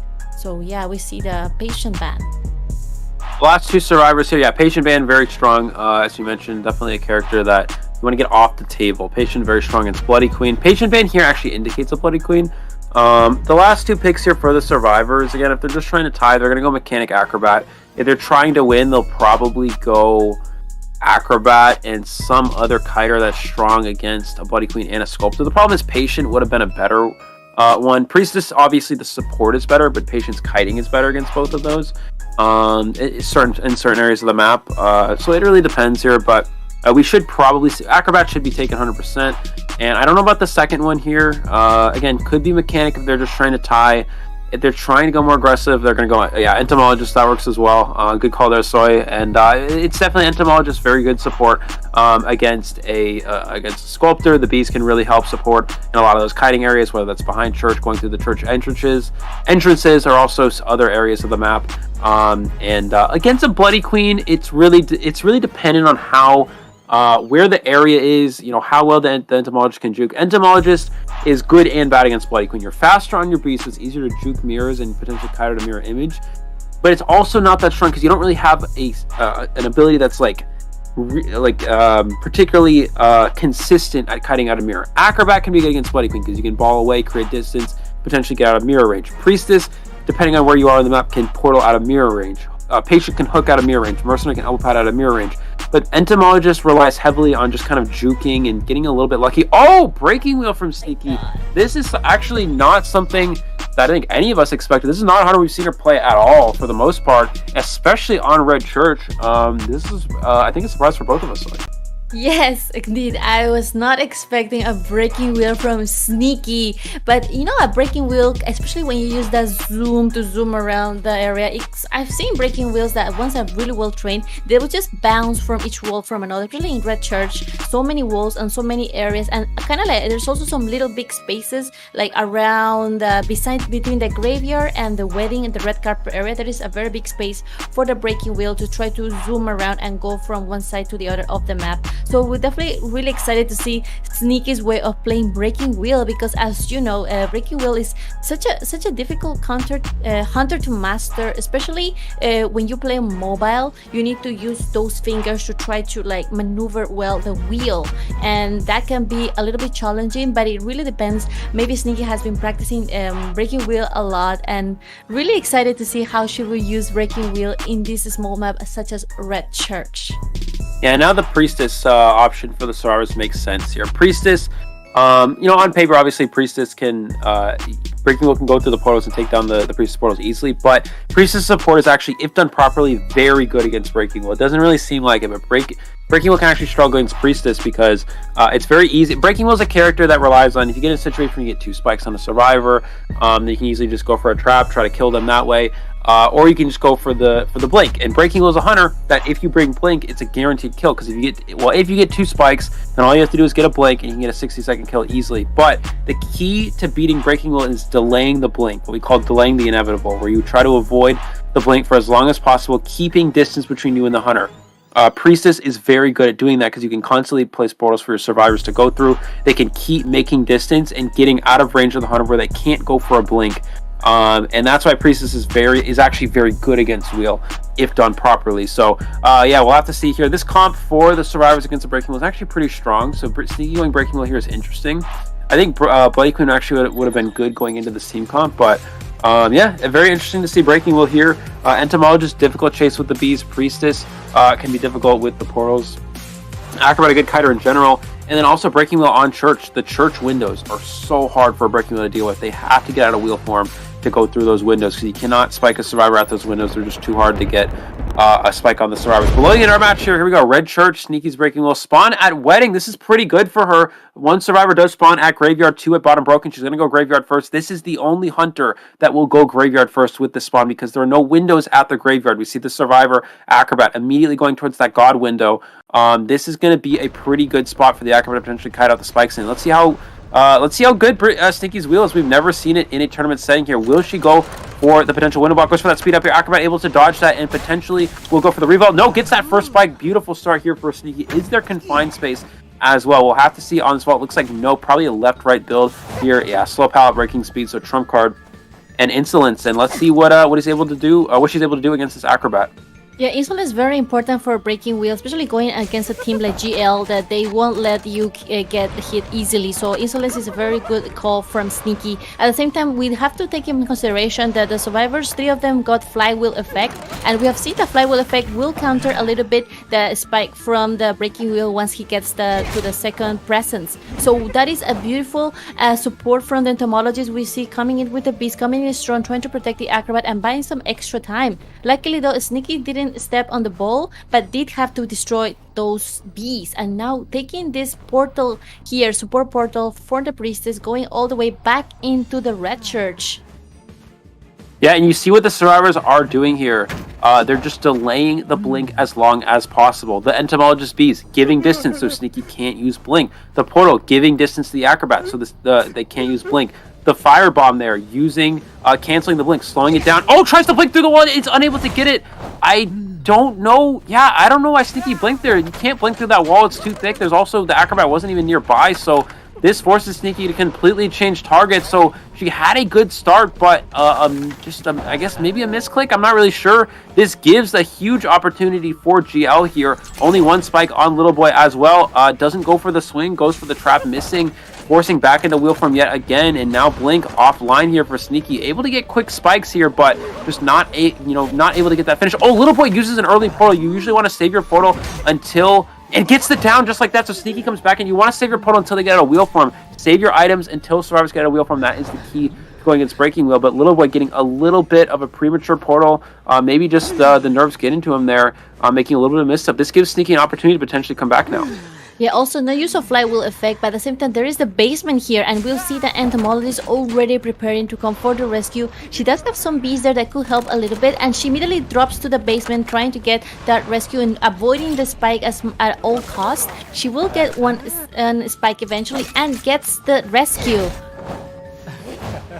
Does get the body block off though. Sneaky really wanted to get that hit through the priest and just forced a farm there, but full presence available. Can't Sneaky get this chip? No, getting stuck on the window and is unable to get that chip. She really needed to get that there, because now the priestess can just stay out this window forever, forcing her out of wheel form, and just like that, this rebound kite should be fairly easy for Little Boy. And you see why Breaking Wheel really struggles on this map.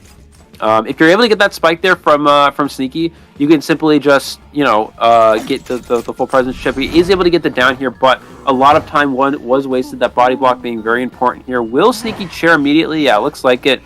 Trying to chair near the Acrobat Cypher Machine. And he is... Oh, Acrobat got a little aggressive there. He's going to actually go for a hit on the Acrobat instead. We'll see if he opts to use the ball here at this window. No, he's just going to take... No, goes for the flywheel to avoid the swing there. That's a really big play here for 9 Mamos. And now back into wheel form, going to potentially go for Mercenary. No, it looks like they're trying to pressure down some Cypher machines instead.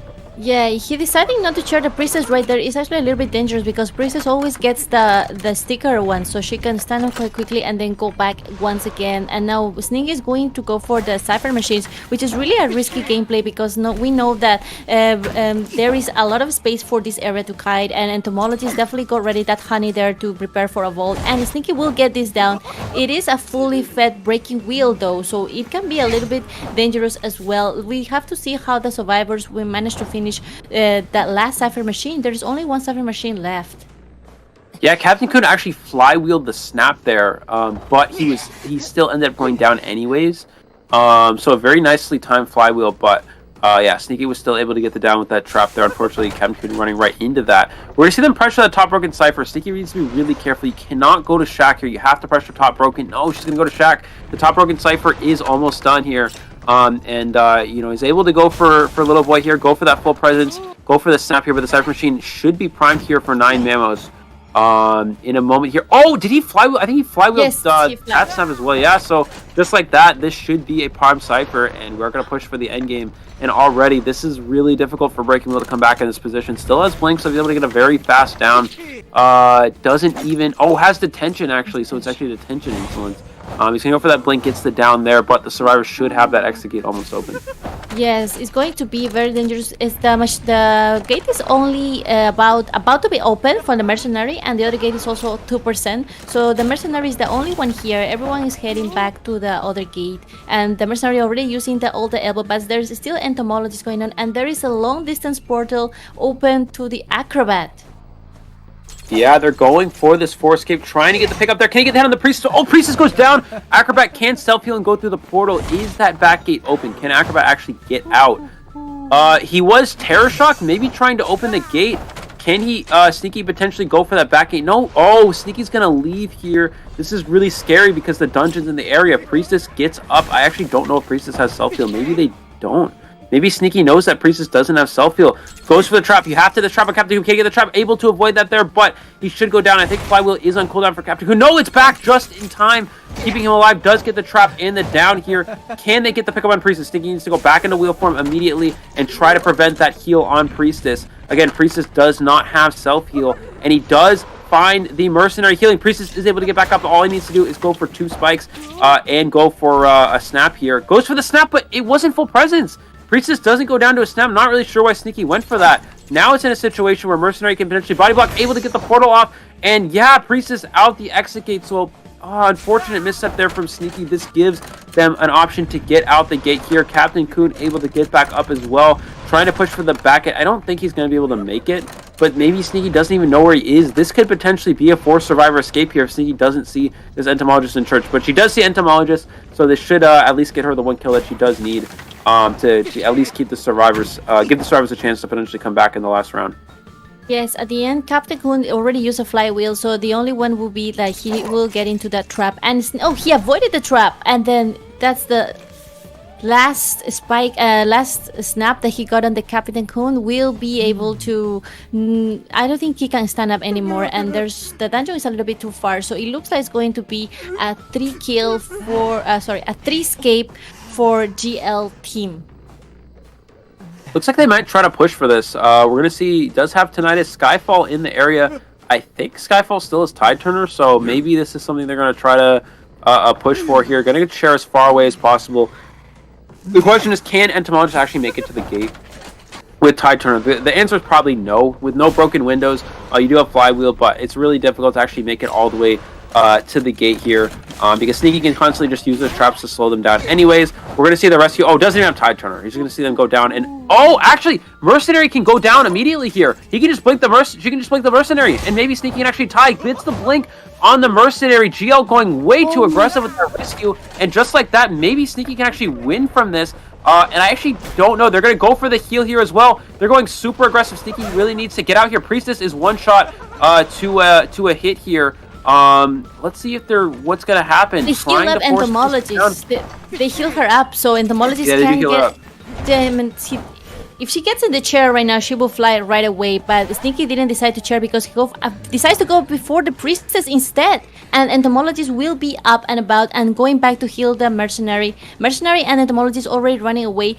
Sneaky definitely wants to get at least one survivor on the chair, and it will definitely be the priestess this time. And we see the Skyfall coming for that rescue. It's going to be a full blood rescue all the way for the priestess. And even though there is no Tide Turner, it still will try to get 4 men out of the gate.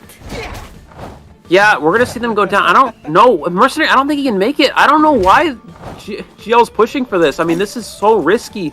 It does hit the trap there. Blink is on cold. He's gonna force out Captain Coon. And you have to pick up Priestess. Priestess doesn't have self. So what's gonna happen is Sneaky needs to pick up Priestess, drag them away from the gate, and then drop them. He's gonna drag them over here. He's gonna drop right here, so he can't potentially crawl out the gate. And now he's gonna go for. Now she's gonna go for the mercenary.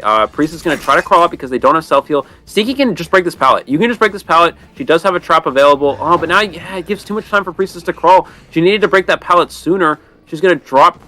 She's gonna chair Priestess. This gives Mercenary a chance to get out. Oh, and Sneaky letting Mercenary get out the gate. All Sneaky had to do really was just drop the Priestess at the pallet, break the pallet, and then try to kill the Mercenary that way. Once you get the kill on the Mercenary, you can pick up Priestess. You have enough time to put them on the chair before they struggle free, before they crawl out.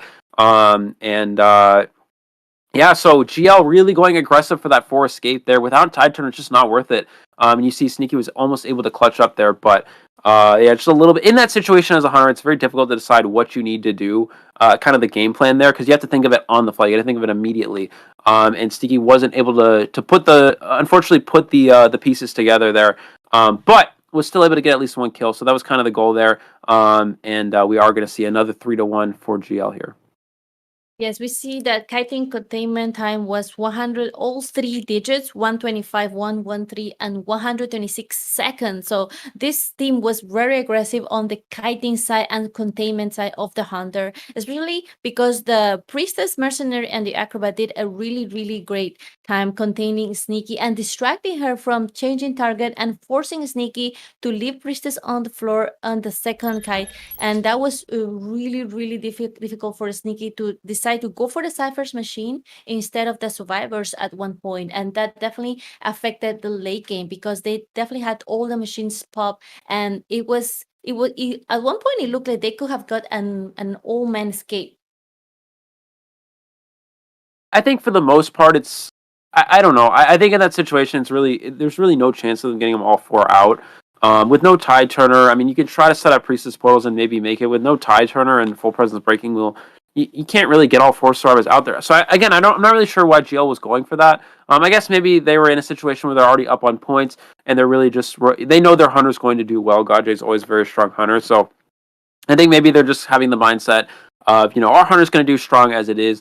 Let's try to give them less pressure overall by try to go for a 4 escape. Again, in that situation, though, Tide Turner, it's really not possible to get that unless the hunter makes a huge mistake. And Sneaky, again, played conservatively and at least secured the 1 kill and didn't allow for any slip-ups there. Of course, going for that also runs the risk of potentially losing that match. Or not losing, but tying that match. And in that instance, Sneaky actually could have potentially pulled it out. I still think it's stronger for Sneaky to potentially just go Bloody Queen, get a tie, and see how the survivors play, because the survivors did play well in the first round. But yeah, Sneaky going aggressive with the breaking wheel, and survivors again trying to go for a 4 escape, playing it very risky. If she just drops the priestess right at the pallet, breaks the pallet, the mercenary can't make it out, because if you run past the breaking wheel breaking the pallet, you can just turn around, throw a trap, and he can't get out the X again. You can kill mercenary that way. Then you chair priestess on that chair nearby. So I think maybe Sneaky getting a little bit ahead of herself there. Again, in that situation, there's a lot of pressure. It's very hard to formulate the right strategy to potentially get an extra kill there.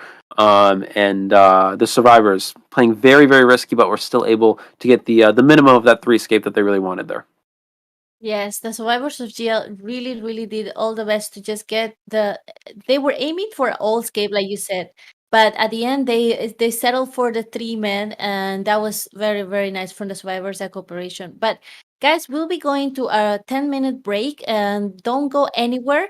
Yes, and see you very, very soon. Don't go anywhere.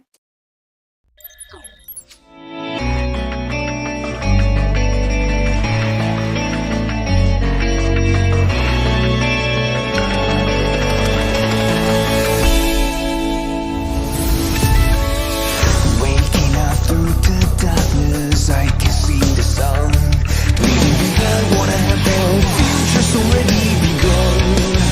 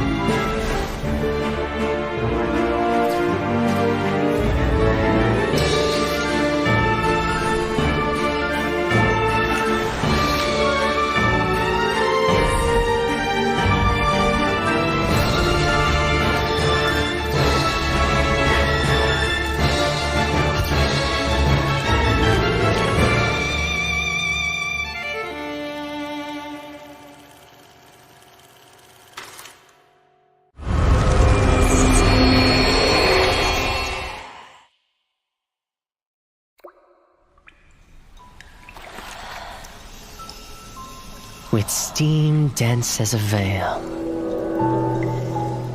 and wine sweet as honey. One can't help but relax at the hot spring. Return to basics. Surrender restraints. Relinquish thyself. Like the eagle plummeting straight down, lusting for lambs, hating all lamb souls. Bathe in the spring, we drink, we worship, we indulge.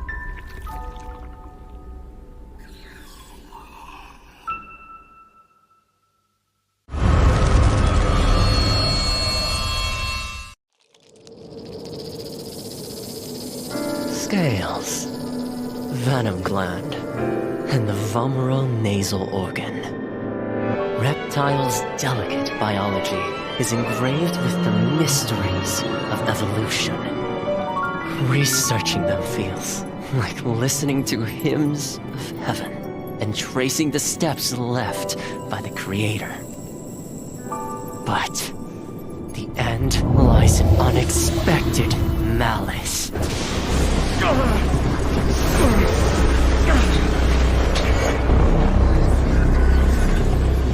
Is this a cruel joke from the Creator?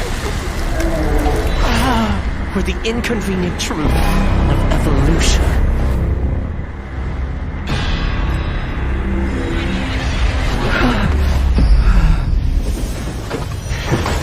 All but a small price to pay on the path to truth.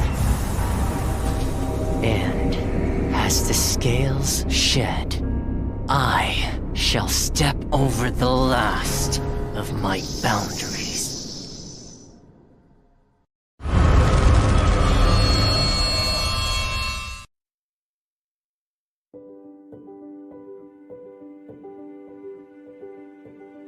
Hello， 大家好，第五人格的玩家们，我是浩明。Identity 人格系统的新求生者教授卢基诺已经和大家见面了，我是他的设计者之一，很高兴这个角色能够得到大家的喜爱。今天我就来分享一下这个角色开发幕后的故事。我们呢，在2021年引入了 Identity 人格系统，在这个系统里，所有的角色。Welcome back, everybody, to our, what are we now, in the second half of the second round. So we do have another 3 survivor escape for GL here. We saw Sneaky bringing out the breaking wheel, which is not a character we expected her to really play. And it was a bit of it was difficult for her as the match progressed. Again, Red Church is just really challenging for Wheel. As soon as the survivors make it to that middle church area with those very strong windows, it's very hard for Breaking Wheel to deal with that. And we saw that really come into play there. And also, unfortunately, I think probably a misclick blink or something like that really allowed the survivors to take advantage of that. Sneaky almost able to come back. GL got extremely aggressive at the end game. Tried to go for a 4-man in a situation where it's really impossible to try to get a 4 escape, but they really went for it. Sneaky almost was able to capitalize and get a tie, but still got at least 1 kill. So that definitely keeps Little Dragons in this, but they will need a 3 survivor escape here if they want to try to force a 3rd round here. So what do you think that if it is Godjay hunting, what do you think he'll opt to go with in a situation where, again, only needs to get a draw to win this round? All right, I'm gonna be a bit bold saying this, but I'm really looking forward for him to play either Geisha or a hunter that it is very, very sure to get a tie, maybe even a Violetta, maybe a Soul Weaver in Red Church. Since it is a small map after all, it is one of those maps that you don't really need to have a lot of mobility, like you just need to be good at camping and you only need to get 1. And I think Soul Weaver is one of those hunters that can definitely get only 1 survivor for sure, especially with the Cocoon Death that he has. And then, yeah, it would be really good if he can use one of the non-meta hunters, because we have been seeing a lot of Breaking Wheel and a lot of bonbons and sculptures. But yeah, I think that if he chooses one of those non-meta hunters, maybe it will be good, since after all, he only needs to get 1 survivor. Well, yeah, he only needs to get 1 to tie the round, but he does need 2 to try to win the round. So, yeah, I mean, in a situation, yeah, as you mentioned, he could just go for just a 1 kill. You will go to a round 3, but they will still, GL still will have the lead. So if he does only get one survivor eliminated, it still keeps GL in the lead. That's the goal here for GodJ. At least bare minimum is to keep GL in the lead, get at least one kill. But maybe he wants to go extra aggressive and just try to get a tie, and just completely win things straight up. That's also an option here for them as well. So we'll have to see what GodJ wants to go with. I think Soul Weaver is actually good here. Soul Weaver on Church is strong, as you mentioned. Soul Weaver, small map, is a hunter that struggles with cipher control, but on a smaller map, it's very easy to pressure those ciphers. And it's also, again, very narrow areas. Back when Soul Weaver was the best hunter in the game, Red Church was the best map for her. We saw some other maps come out recently, like Chinatown, that's ended up being more effective, but Red Church, still not bad. We'll see what the survivors opt to ban as well. I think definitely Breaking Wheel is a ban they may opt to go with here, but Red Church Wheel is very weak in general, so maybe it's something they'll give to GodJ, even though it is arguably his best hunter. So we'll have to see here. Maybe they go with the Wheel ban. Maybe they go Sculptor ban. I think Sculptor ban would be fine as well. I don't really think you have to ban Bonbon here. Bonbon's a hunter. Again, it's a good tie hunter, but it's a hunter that GodJ is newer to.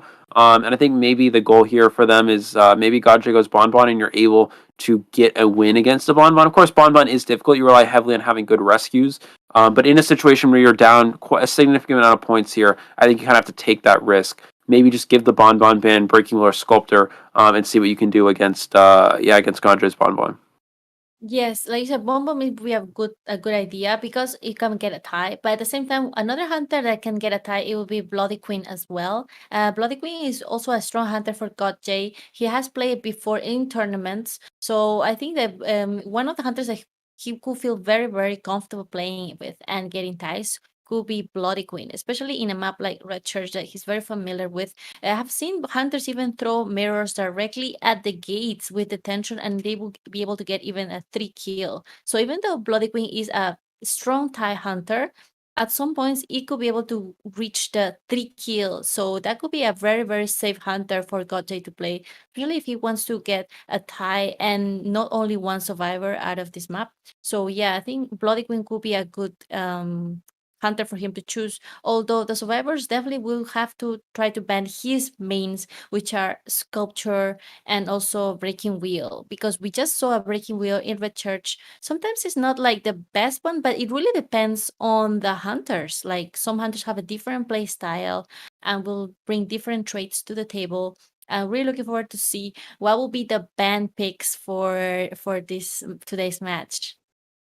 Yeah, we are gonna go into our ban picks now. Yeah, Bloody Queen is a good tie hunter. It's actually the most consistent tie hunter in the game currently, so that might be an option for GodJ. Again, we haven't seen him play Bloody Queen so much recently, so it may not be something he wants to go with. But if he's just going for a tie, or he's going with Sculptor, he's going with Bonbon, it really depends. We're gonna see forward ban first. We saw this in the last round. This definitely makes the most sense. Priestess in the second. I was just about to bring that up. Priestess is really good here if he's opting to go with Bonbon. So Priestess ban for ban here means probably we're not going to see Bloody Queen at all. If you don't ban Seer first, you're not playing Bloody Queen. That's pretty straightforward, unless of course the survivors just don't take Seer in preparation for Bonbon, but still Seer is fine against Bonbon for rescues.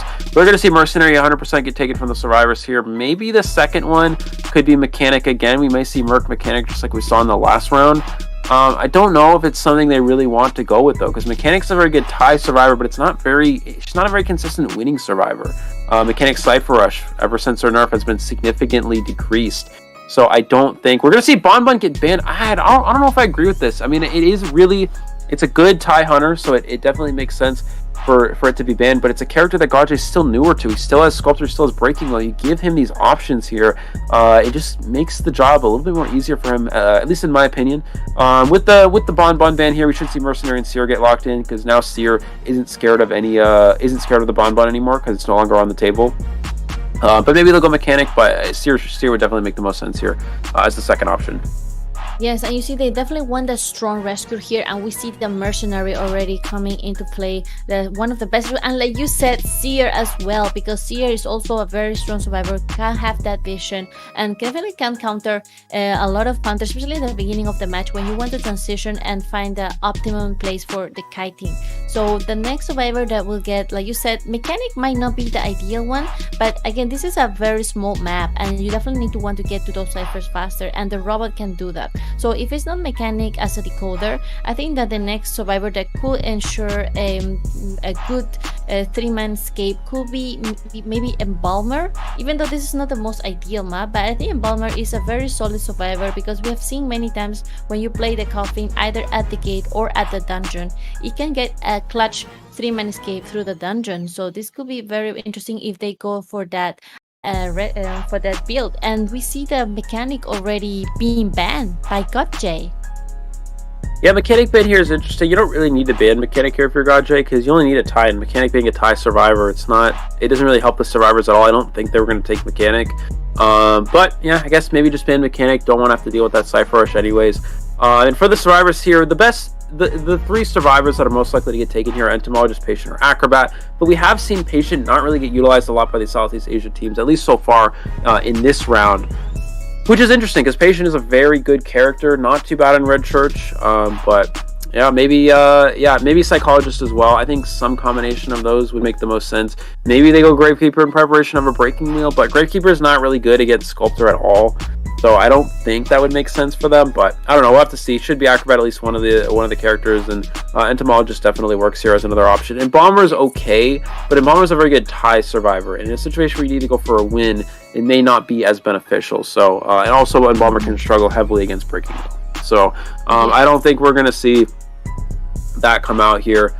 But yeah, probably no Psychologist as well because of the Breaking Wheel option. Should be Patient, Patient, Acrobat, or Entomologist here. But maybe they'll go something off meta that we're not expecting as well. We'll have to see. Yes, like one of the no meta that we have seen recently, especially yesterday, we saw a lot of Magician coming into play, like the better Perfumer one. They have like 3 wands and they can buy a lot of time with the illusions. And I've seen it playing recently a lot. Like it's one of the survivors mostly picked. But like you said, Acrobat coming into play, we definitely need someone that can kite and contain the hunter for a while, especially in this area with the Red Church with a lot of windows and passages to throw your balls at. And even with Acrobat, even if it doesn't have kiting build, a lot of them go for the tie turner, so they will definitely be ready to go for that rescue using the balls and stopping the hunters from utilizing their abilities as well, using the fireball, and then after a rescue using the mat ball to slow down the hunter. So I think Acrobat is a perfect survivor for coming into play, really if you're aiming to contain the hunter for a long time. And then for the last pick, I think either Entomologist or I think Entomologist could be a good survivor. What do you think, Eli? Yeah, Entomologist or Patient. Entomologist is fine. It's very good kiter against Breaking Wheel, good support against Sculptor. Also can kite Sculptor pretty effectively as well. They're taking a lot of time on this last pick, which makes me think maybe they'll go something that we're not really expecting. Maybe they're trying to go something surprising here. But yeah, I still think Patient or Entomologist just make the most sense. And as for GodJ, these bans work for both Breaking Wheel and Sculptor, more so for Sculptor. If you're going Breaking Wheel, you typically would ban Seer, so I think GodJ is probably gearing up to play Sculptor here, or maybe just a hunter we don't expect at all, like Soul Weaver. Soul Weaver would also be fine, but yeah, still waiting on this last one. They're really deciding, they're really thinking about this. Again, you got to be prepared for Sculptor. The forward Priestess ban are Sculptor bans, Mechanic bans, Sculptor bans. Giving Seer here, typically you don't want to give Seer as a Sculptor, but it's still fine if you're it's still fine because it is a chip hunter which reaches the full presence. The owl becomes less effective. Entomologist as the last one, there we go. So yeah, definitely makes the most sense here. As for GodJ, should see Sculptor. Always going Breaking Wheel into Seer. Yeah, this is really risky. This is difficult. Entomologist, very strong kiter as we talked about. Acrobat is a good kiter in general, and then just the windows on this map are very challenging for a wheel. So GodJ having a lot of confidence in his wheel. We'll have to see. It's a difficult comp for wheel, but let's see if he's able to pull it out. Definitely, we just saw the Breaking Wheel in this map. It definitely has a hard time, but I guess GodJ also wants to do like a mirror match. I want to show how is his style of Breaking Wheel, how is his Breaking Wheel particularly. And we'll talk about a little bit about the flywheel effect coming in for Entomologists here. It's gonna work good against a Breaking Wheel if you bring flywheel effect to avoid the snap, and then you don't get that snap on point. And then there's 2 tie turners coming in and the Seer going for the typical kiting build, which is extremely necessary for the Seer to get away from the hunter, get some distance using the window bolt. So this is going to look like a very typical build, only for the flywheel effect for the entomologist. That will be very, very important to see where does she utilizes it, and especially because against a full presence column breaking wheel, you definitely don't want to get you want to get as enough distance as possible to avoid that snap. Yeah, absolutely. Yeah, from this team comp, we should see Mercenary and Acrobat with Tide Turner, and we should see the other two survivors with Flywheel. So, yeah, we'll see. Again, difficult comp for Wheel here, but Gaje having a lot of confidence here. Again, went with Sculptor bands. Forward Priestess are Sculptor bands. They're not Breaking Wheel bands. You typically would see Seer being the second band, but I think the reason why Gaje didn't ban Seer is that he was probably expecting Breaking Wheel to actually get banned. That's why he didn't ban Seer. He was actually, I believe he was preparing to play Sculptor or Bonbon. When he saw that Breaking Wheel wasn't banned and Bonbon was banned instead, that's when he goes Wheel here. So we are going to see here is a... Graveyard Spawn. This is really good for Breaking Wheel if it's a non-rescuer at Wedding. Which survivor is over here? Is it the Mercenary or is it somebody else? It looks like... we can't actually see. Oh, it's the Mercenary! So that's really good for the survivors. That is the worst spawn in the game for survivors against a Breaking Wheel on this map if it's a non-rescuer. But it was the Mercenary. He is able to find the Seer here. Let's see how Seer is able to juke around this pallet, farming an owl as much as possible. You see here why Seer is so good against Wheel, because it's very easy for Seer to farm those owls against this type of hunter. There's also the build of Insolence and Upward build for confined space, so it's going to play very good for the survivor to get out of the church, and we'll be getting the first hit on the owl. Amazing use of the owl, and then the bees come for support. Godse unable to break those bees, and now going again for the Seer that has no more owl left to play with. Yeah, the Seer actually opted to leave church. So again, we talk about how strong Seer is on, how strong survivors are just in general on this map against a Breaking Wheel because of those church windows. Oh, here come the Entomologist bees again. As we talked about, so delaying the blink as long as possible. That's really important here. Seer should be about at least 80% to an hour. We're going to see him go ahead and just probably... No, he couldn't blink through that. Seer, again, just delaying this as long as possible. Goes through the blink through the wall there. And he is able to get the down here. Seer was not able to get another owl, but he should have another one shortly. So this start for the survivors isn't too bad. Oh, could a potential struggle speed be a possibility? We're seeing the beast push it back all the way into the corner. If Seer has struggle speed, he can actually potentially struggle free here. I don't know if he does, though. It's going to be really close. Going straight for this this share here. Is he able to get the struggle off in time? No, he's not able to. So I expect this Seer probably did not have struggle speed there. If you have that Entomologist, it's good to go for that struggle speed play, but it looks like that was not the case here. He's going to go ahead and go for a spike on the Entomologist, just trying to pressure this as much as possible, slow down the decoding. They get an early rescue with the Acrobat here, and Seer in a good area to kite a Breaking Wheel. He has both these windows to work with. He has another owl probably online shortly and no blink available. This could be really good for the Seer. No, but he's going to a weak pallet. He leaves the strong area, so... he was able to get an owl, but it's going to be difficult. Goes for the owl. No, he doesn't use it. He doesn't use the owl, and he's going to go down.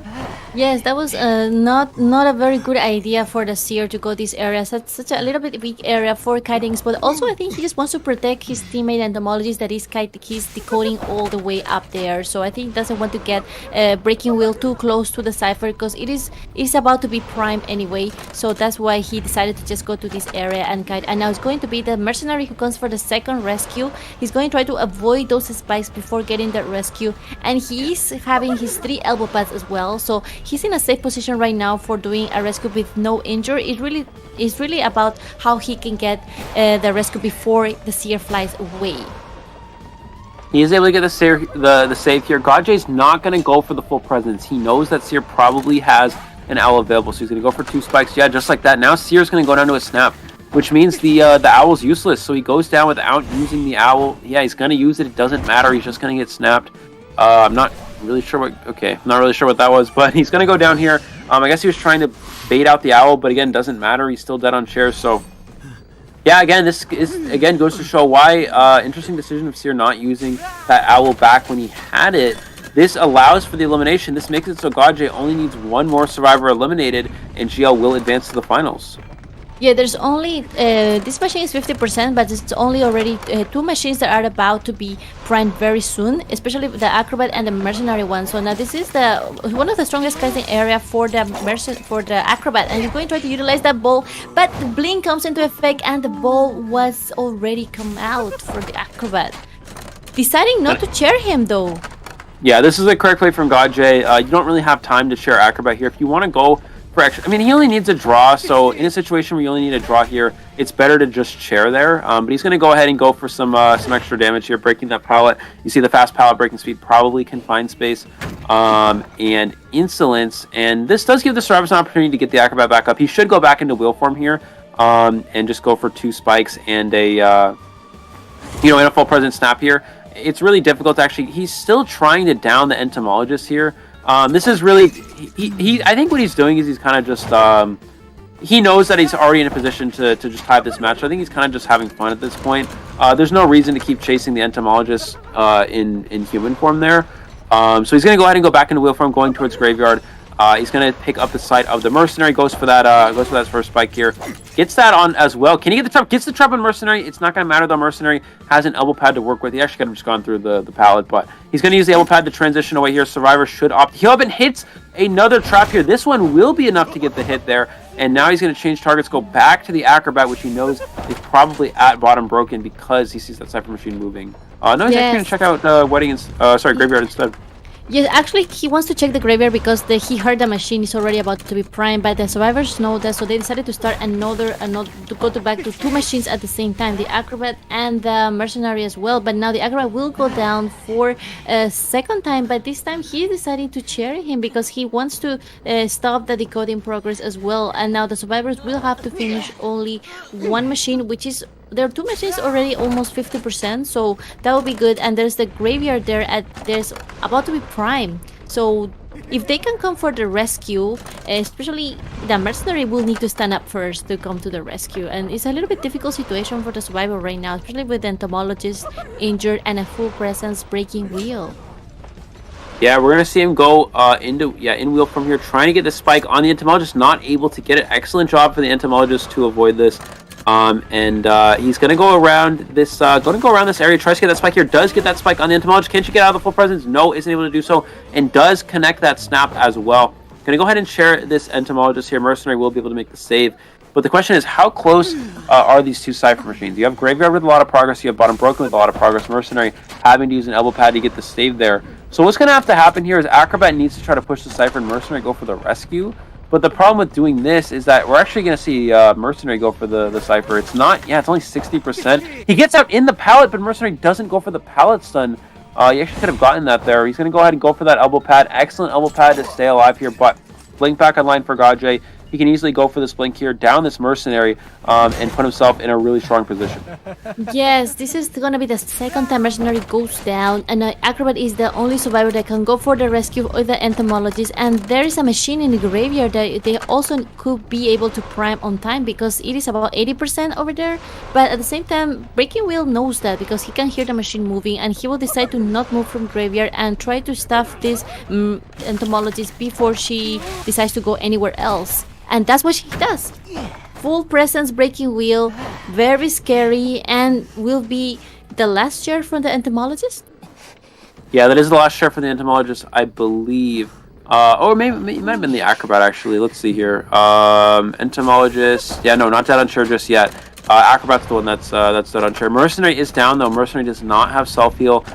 He was picked up by the Acrobat here, so now he's going to go ahead and go back to the Acrobat. Acrobat is dead on share. You can just actually get out here and go for this full presence. Acrobat could have potentially used the bomb there, but yeah, just going to go down to that snap. You see why Breaking Wheel is such a strong character. He's not going to chair the Acrobat, even though the Acrobat's dead on chair. I think Godjay again, just trying to have fun with this matchup, going a little bit extra aggressive just to see what he's able to do against his survivors again. All you have to do is chair Acrobat and get that last kill, but it looks like he's just going to play this match out a little bit longer here, see what he's able to do here against these survivors. And he's going to just go for the entomologist here. Going to go and involve this window, probably going to go back into wheel form and just go for 2 spikes that can find spaces up. Which means she cannot go back to that window, and he can just go for 2 spikes and another snap. Yes, you see the way the God J maneuvers the breaking wheel around this map. It shows that he has definitely practiced a lot and he knows exactly all the spots that moment he will take out the spikes. And especially against the survivors, he used the flywheel effect on time, but still he will eventually decide to go down. And there is the acrobat still trying to finish the last machine. Eli is all the way top broken, waiting for the time for popping it. Yeah, they're going to pop the machine here. I actually just realized why Gaje was swinging at walls earlier in the game. He was trying to bait out the flywheel. He was trying to pretend like he was going for a snap by swinging there to fake an animation that he was going for a snap. And he was trying to bait out flywheel. So that's what he was going for earlier on in the match. That's actually my bad. I didn't actually pick up on that till now. But we are going to see him get the hit on the Mercenary there. He knows Mercenary doesn't have self-heal, so he actually just leave the Mercenary on the ground, go for the exit gate here. And he's going to go ahead and just go for... he's going to go for a spike on this Acrobat and then just go for the full presence, right? He's going to go for the full presence. He's going to go for the blink, and this will secure the last kill. He actually goes for the blink and blinks into the pallet. So a little bit of a mistimed blink there, and this actually allows Acrobat to stay alive and misses the trap. So Acrobat able to stay alive a little bit longer. It actually won't matter. Mercenary doesn't have self-heal. But excellent job from the Acrobat to kite this out. That's excellent, just fundamental kiting there. He has another bomb to go with. Unable to get that one off there. Is able to get that down, and that will be a 4 survivor elimination. Yes, 4 survivor elimination for God J, bringing all those points to GL. Amazing showcase of the breaking wheel in Red Church. Such a difficult map to play with breaking wheel, but he still managed to get all those points and maneuver around those areas. And we just got a little bit to see the stats from the survivor side. There is 3 digits for Mercenary and Entomologist. A very, very long containment time. And the decoding process was a little bit slowed down because Breaking Wheel was so aggressive going to those machines, and he can listen to the machine progress, and then he can know how long is the machine has been advanced to, and he would just go to harass those, forcing the survivors to open 2 machines at the same time. So that was really amazing gameplay from God J, putting a lot of pressures to the survivors. Yeah, and actually, luckily with the new update as well, you can actually see the cipher progress as well as a hunter.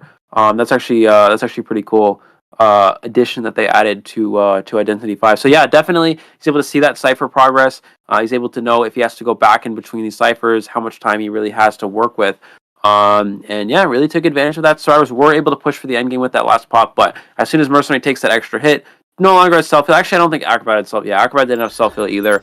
Again, Godjay could have just shared the Acrobat, but he was trying to play a little bit extra aggressive, have a little bit of extra fun there, going for that, leaving the Acrobat on the ground, trying to kill that Entomologist instead. And yeah, was able to get a 4 survivor escape with a Red Church wheel. So excellent job there from GL, and they will be advancing to the finals. Yes, very, very good job, GL. You guys did amazing. And of course, a lot of kudos for Sneaky and for the survivors from Little Dragon. You guys did amazing. It was such a nice showcase of the survivors and the hunters. And there is still a room for improvement from everyone. And after all, these hunters are also not easy to maneuver on a mobile game. You need to have very, very fast hand movement, and I think it definitely requires a lot of practice and a lot of training as well, because you also are a mobile user, right, Eli? Yes, I am. Yeah. So Mobile. yeah. yeah, it's difficult to play Breaking Wheel on mobile for sure. And yeah, some of those hunters, it's really it's interesting the difference between PC and mobile. Some hunters can be stronger on PC, whereas some are stronger on mobiles. You know, hunters like Breaking Wheel can be very good on PC if you have the right controls. Hunters like Clown can be very good on PC, whereas when you come over to mobile, it can be very difficult. A hunter like Clown would struggle a lot on mobile. It's actually interesting. The first hunter in NAU is actually a Clown player, and he plays on mobile, so that's kind of cool. But you usually see that mobile is difficult for those hunters that require a lot of good controls, even something like Forward. But yeah, Godjay, excellent job on the Breaking Wheel, able to get a 4 survivor escape, 13-4. Final score here for GL, taking the win over Little Dragoons. Again, Stinky played as well as possible, but unfortunately, was forced into hunters that she may not have necessarily wanted to play. Never got the chance to play the Dream Witch. I think that could have been definitely beneficial for her, especially in the first round. But ultimately, GL, able to come out on top. Excellent survivor side. Survivors winning every game, and the hunter side getting a tie and a win. Really, really just great teamwork overall. And GL is going to be advancing to the finals. We'll see who they'll be playing next. Again, NM versus I forgot the name of the other team. I'll have to check on that. 0-2 0-2. versus There we go. Versus NM Rebels. NM. Yeah, and the winner of that team will go on to face GL in the finals. We are going to go to a short break here. We will be back in a moment for our next semifinals match. Stick with us, and we will have our match shortly.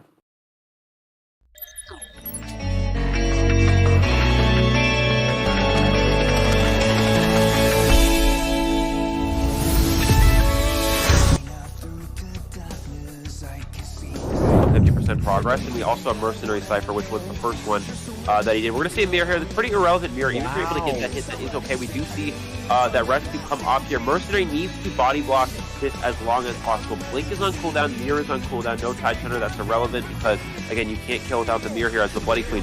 Mercenary is going to just go around here. They're going to try to take as many hits as possible. Missing that Palisade, Mercenary needs to catch up to the Priestess and be able to body block this next mirror so the survivors can find on these last Cypher twos. They have the time to do so, but that's the idea of psychologist healing there, is that you now give yourself enough time. We're going to see a triple body block. Patient gets a drop down hit. That's not ideal here. You have to force attack recovery so you can extend that time as long as possible. Okay, waiting for him to drop down. It's the Priestess that drops down, but no, it is the Mercenary that ate that hit. One Cypher still remains. Psychologist is hot on that Cypher, and now they're forced to chair the Patient. Now, way there, as Mercenary, you have to elbow pad away. You have to elbow pad to a point where you're breaking that line of sight, and in this case, it's just, it's not working out here. We're going to see Batter come in potentially for a harass, but again, Batter can struggle here against this hook, because all you have to do is land that hook, get that hit, and yeah, there's another free hit. They are able to, I thought they were going for that body block. We're going to see them go ahead and drop a trap, so even if this does happen, he's going to land in the trap. Yeah, he's not able to get the harass off anyways, and he's going to be scared for the second time. man, the way that Oxygen was able to snipe out from afar, and another one. He is a sniper on this game. Distance to go for that rescue. Yeah, with Mercenary getting cut off this far, they may not even go for it at all. He takes the hit there, and he's going to push the save. I think Sculptor might have full presence now because of that insolence. Let's see, actually. Going to go for that rescue. We're going to see full presence actually getting that hit there. One chip. They were able to get the save, though. Can he get the double hit on Mercenary as well? He is able to get the double hit on Mercenary. Acrobat has a few bombs to work with here, but it's going to be difficult. This is not a great area to kite, especially against a Sculptor with full presence. Tries to go for that mind game, gets to the vault into him, and he should still be able to get that hit there. There's that first chip, and I don't think there's any chance of making it to a window there before you. Wow. Yeah, I mean, I think, yeah, great job hiding the red light, just forcing him to make that jump, and this will be the first down and out. The delayed effect on his passive there is definitely going to be hard. Now we see him, yeah, he has to utilize that elbow pad just to get out of dodge, but now the webs are able to, catch up, and he's able to utilize the blink to get the Mercenary. Now the Mercenary has no more skills, no more items to utilize. But it seems like the closest one is the Embalmer. He will have to be very careful. The Mercenary already making his rotation towards this rescue. 2 Cyphers remaining. We do note that I think they're priming 2 Cyphers at once, and the one's at 71%. He's just being very careful. Now the rescue needs to happen. Tide Turner will be in effect, trying to light up the floor. Mercenary eats 1 chip bomb. Will eat another one. Oh my god. He's waiting for the last possible second, and now stuffs the rescue. This has turned around. Crocoduck now just needs 3 survivors to get the victory here. Yeah, Mercenary actually could have just waited for that bomb to blow up before going for the chair save there. But instead, yeah, getting a little too greedy there, and this is probably going to be a drawn position. The question is, does this Bonbon have the trump card? We'll see Acrobat coming for this rescue, is able to get that first. And he pushes the Acrobat back. The Cypher Machine is primed. Can he potentially go for the blink and get it on the Acrobat? He's going around the chair to try to bait off the blink, but he didn't fall for it. And now all he's doing, there's the blink, and there's the down. Again, he only needs 3 survivors eliminated, and with the tension, that may be enough there. Again, you saw the Acrobat. He knew blink was coming.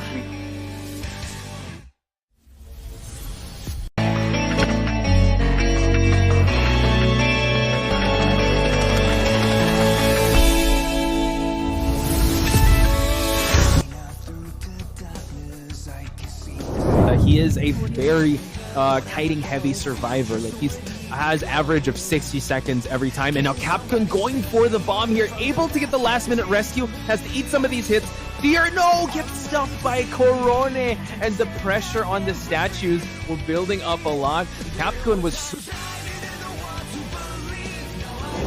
See how the painter gets this rescue done, because it is mercenary after all. He can buy a lot of time in chair, and we see two cypher machines being looked by the CCTV. Painter is painting a painting for disaster right before the rescue. Will he able to finish it? He's going to try to avoid all this. Ooh, that's really close. I think he finished it. Excitement from Messiah. Oh, Galatia, he was trying to bait for that terror shock, but yeah, Painter was the brighter one. Wow!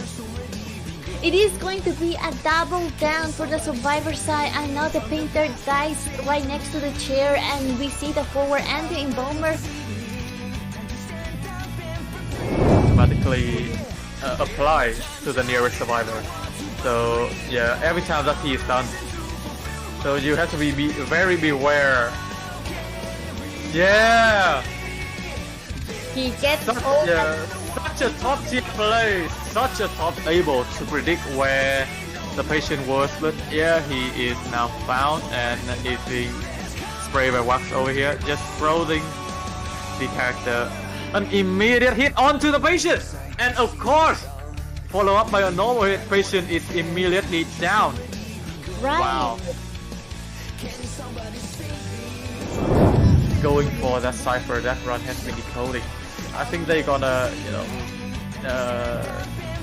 force heal. No. Hey, there is going to be excitement coming into place to no one will try to get this present. Last minute stun! Incredible, yeah. Incredible stun coming from that forward. And the sniper was just has been popped. All the survivors are scattered away. Yeah, that's No nice. detention. Yeah.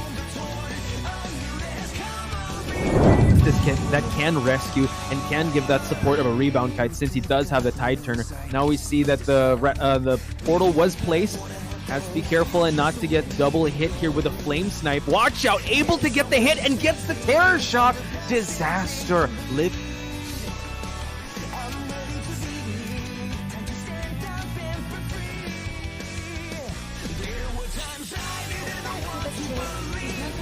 Wow! Okay, that's it. And he gets the flame. Another terror shot. The bees trying to stop the rescue from happening, but able to swipe at the bees. Now Enchantress coming to the mix. So far, the flame snipes have been on point. Very purposeful, gets the hit, and he go for another one. This is an ace. Wow.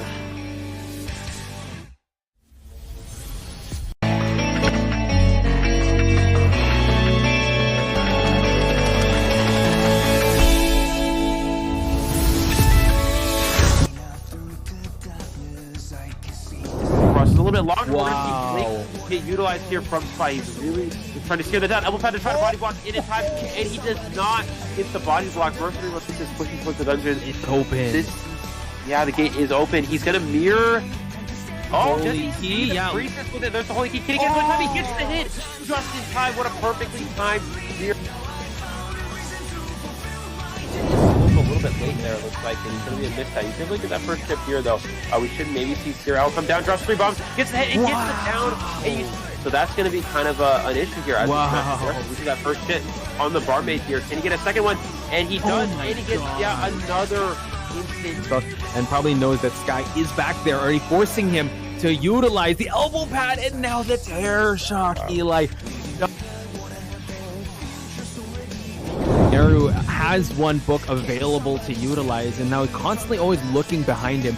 Will he be able to utilize it just in time? He does. And now you just see like they are chasing each other. It's kind of funny how you see the hunter running away from the survivor and unable to crouch again, allowing John Oling to have a head start in actually rotating away. They already popped the cipher, Eli, so now this is they're really pushing for the tie here, but can the novelist kite long enough for him to be able to rotate towards that dungeon area? Yeah, the problem is he does have Blink available, so he should be able to just go for a Blink unless the gate is already open. Wow. It's already open. He goes for the Blink, but he avoids the hit, and he gets the... From the postman, not yet getting any hit. He just got only 1 bomb there, but he still managed to get away and drag the hunter as far as he can from the cypher machines. Bomb is going to get the hit here now? Yeah, I mean, he can, but that's the thing, he doesn't bring bling. He small range stun from the forward, allowing the postman to make the rotation. So very, very beautiful there. He's gonna go for another stun! Amazing! That's more than half the ball gone there, but it's worth it because postman is at 75% damage. He's trying to go for the pallet stun again. Welcome back, guys, to our second semifinals match, 0-2 versus NM here. This is going to be a really close matchup. This is two of the best teams here going at it. We did see GL taking a victory over Little Dragons in the last round. They will be advancing to the grand finals against the winner of this team here.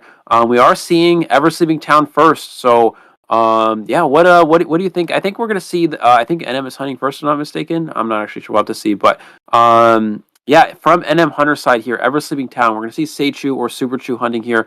So what do you think we're going to see? What type of hunter would you expect to see from here? Thank you, Ila, for giving me the pass. I think that Seichu Super Chu is going to be the hunter, like you said. And in Ever Sleeping Town, one of his best hunters definitely will be Breaking Wheel. And I'm really looking forward. Even though we just saw Breaking Wheel in Red Church, seeing a Breaking Wheel in Ever Sleeping Town is something that we have seen before. But at the same time, it's going to be the survivors of 0-2. These survivors are very scary as well because two of them actually were in BL. And the BL was the team that was COA qualifier twice, so it's going to be really exciting to see that. But first, let's check out some very beautiful fan arts that we got sent to our IVA. Yeah, excellent job here. We do see this is the Ripper fan art. I'm not actually sure the crossover. Can you pronounce that? Sorry. Yes, yeah, sure. The name I see is Darling Kokoroid. Yeah, there we go. IDV. Darling Kokoro IDV. So please go check out her art. Darling Kokoro IDV. It's really beautiful. Look at the Sonju fan art. So nice. Yeah, absolutely. I don't know. I unfortunately don't watch that much anime stuff, so I don't really know too much of these Already, don't worry. This was from the Promised Neverland crossover with IDB, and Sonju was the character that was the Ripper in this case. The Ripper. And have you seen this skin in the game though? Because there is like the Ripper got this skin actually. So have you ever seen this one? Yeah, I have seen it. Actually, yeah, one of my viewers from my streams, they play on their account and they actually have this skin, so I was able to actually play with it, which was pretty fun. It looks really tall in game, like it's super tall. And the it looks exactly as in the anime, like a tall guy. And he's actually in the anime. He's one of the older brothers, and he's the guide for the new world. And it's really nice that they could incorporate that. And of course, it's very scary because, especially with this skin, I think like when I see it, I get very distracted. Yeah. Yeah, we're gonna see another one from the same artist. This is the Professor. I do know this one. This is the Professor S tier skin, which we actually a very recent one. You know, a character that just came out. Already able to make such impressive artwork with the new character, with the new skin. This is very impressive. Make sure you guys check them out here. Darling Kokoro IDV. IDV. There we go. Check it out. Yeah. Very beautiful fan art from her or him. It's very nice. I really like to see this type of fan art. So refreshing to see the way the game is interpreted and see it by the artists and how can they can express it and show us what they see with their own art. So I really love to see these fan arts. Really love it. Definitely going to check out Darling Kokoro IDV more.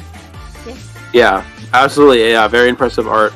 Yeah, I usually, if I want artwork done, I usually have to go ask people to do it because I don't know how to draw that well. So yeah, me too. So definitely, definitely. If you guys need some artwork, we're gonna see another fan art here. So this looks from Hey Woo. Yeah, go ahead. Hey Woo. Hey Woo. Yes, Hey Woo is actually another hunter main that he always frequents our Southeast Asia streams. Everywhere he's very active, and this one is going to be Wu-chan. Do you recognize this skin, Eli? Yeah, this is I think the Flying Guillotine one, right? If I'm not mistaken. Yeah, it says it says right on the top. Okay, I just realized that. Yeah, Flying Guillotine. Yeah, excellent job there. Actually, really cool. definitely a really cool art piece here. It's actually not like the full thing. You have like little bits of green coming in the background. Just definitely like I'm not really sure the right word, how to word that, but I think just it's like a ripped poster. Oh, yeah. Because in Hong Kong, we see a lot of our streets. We see a lot of posters pasted, and because sometimes they get a rip off because they need to renew it, and then you always see the remaining sometimes. So it's kind of like artistic. I really like how Heiwu interpreted as an art. Sometimes it can be just something like some people think, oh, it just looks like from the street. It's very street-like, very like. Yes, and beautiful art from Heiwu. Go follow his art. It is going to be a lot of IDB art right there. And now let's get right into the fanfics or the team intro. Then we look at the bracket real quick. Yeah, we do have this is the final brackets again. NM versus ZT here, and then we saw GL advancing to the grand finals. Little Dragon still has the option to go play for that in that Constellation Championships, playing for that 3rd place. So that's definitely still on the table for them. But now our next matchup, NM and ZT, the winner going to the grand finals against GL, which is very similar to the GH team. I think it's actually exactly the same. But and then we also have again NM versus ZT. Again, NM is a team that's a little bit newer. We saw them play in the COA qualifiers, play very strongly, but really coming in here and played very impressive in the group stages. And we do have the 2 hunters for ZT, Kuga and Nico, and the survivors. We have Yush, MX, Run, Shadow, and Suexian. I think is how you pronounce that. Yes, so, and then MX. I do recognize that name from BL, right? If I'm not mistaken. Yeah, yes. There we go. So BL player here. Cool.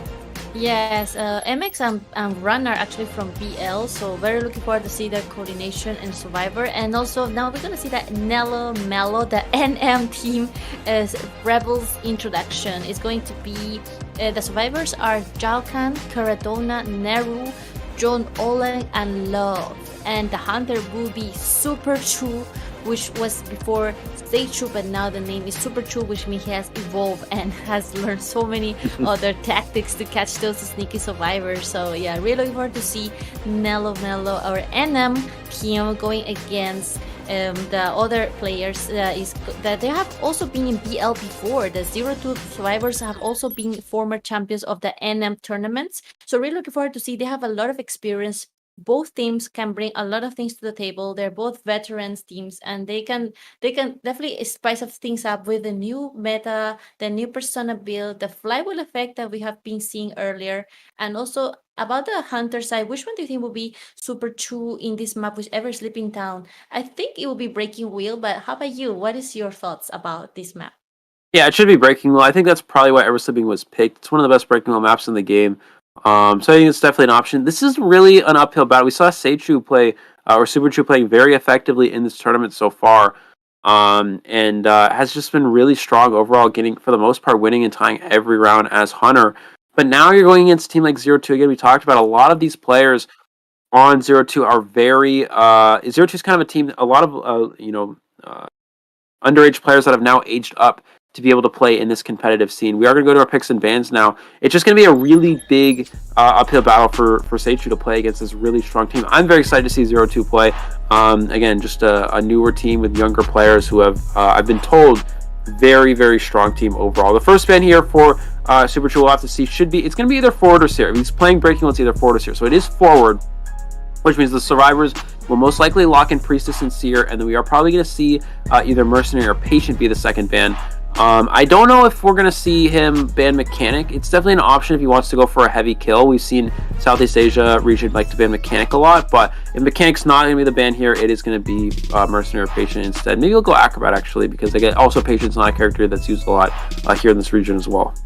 Yeah, as I just heard you mentioned Acrobat, but on the other hand, I think that they should also try to find a decoder. And since Mechanic sometimes can be, like you said, not the best survivor for getting an all-escape, I think one of the best idea would be either Postman, because Postman can buff other survivors and also buff himself at the same time, and can send those decoding letters to the other survivors. So Postman could be a good one. And yesterday, actually, we saw Magician in this map. also against Breaking Wheel, and he can play a lot with the wands, with the illusions. So it will be interesting. We have also seen novelists, so all of them are on the table. It will be really interesting whether they could pick one of those. Now the question is, does ZT play the Wolves comp? The Wolves comp is actually one of my favorite teams comp, and what it is it's Seer Priestess, and you go Patient as an Acrobat, and you have your Priestess bring Tide Turner, your Patient bring Tide Turner. Those be your main rescuers, and then you have your Acrobat and Seer be the main kiters. Now, is that something that ZT is interested in playing here? Maybe they'll go a little bit safer. That team comp is very aggressive. It relies very heavily on kiting. If there's a quick down, it's very hard to win because you have a lot of the characters on the team are very fragile.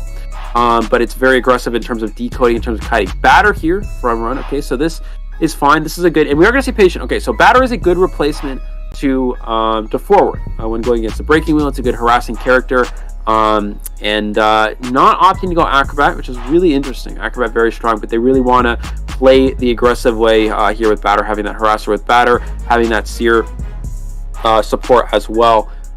So yeah, I mean, Seichu trying to get rid of the harasser, but ZT bringing in the second best option, really trying to have good support against the Breaking Wheel here on Eversleeping.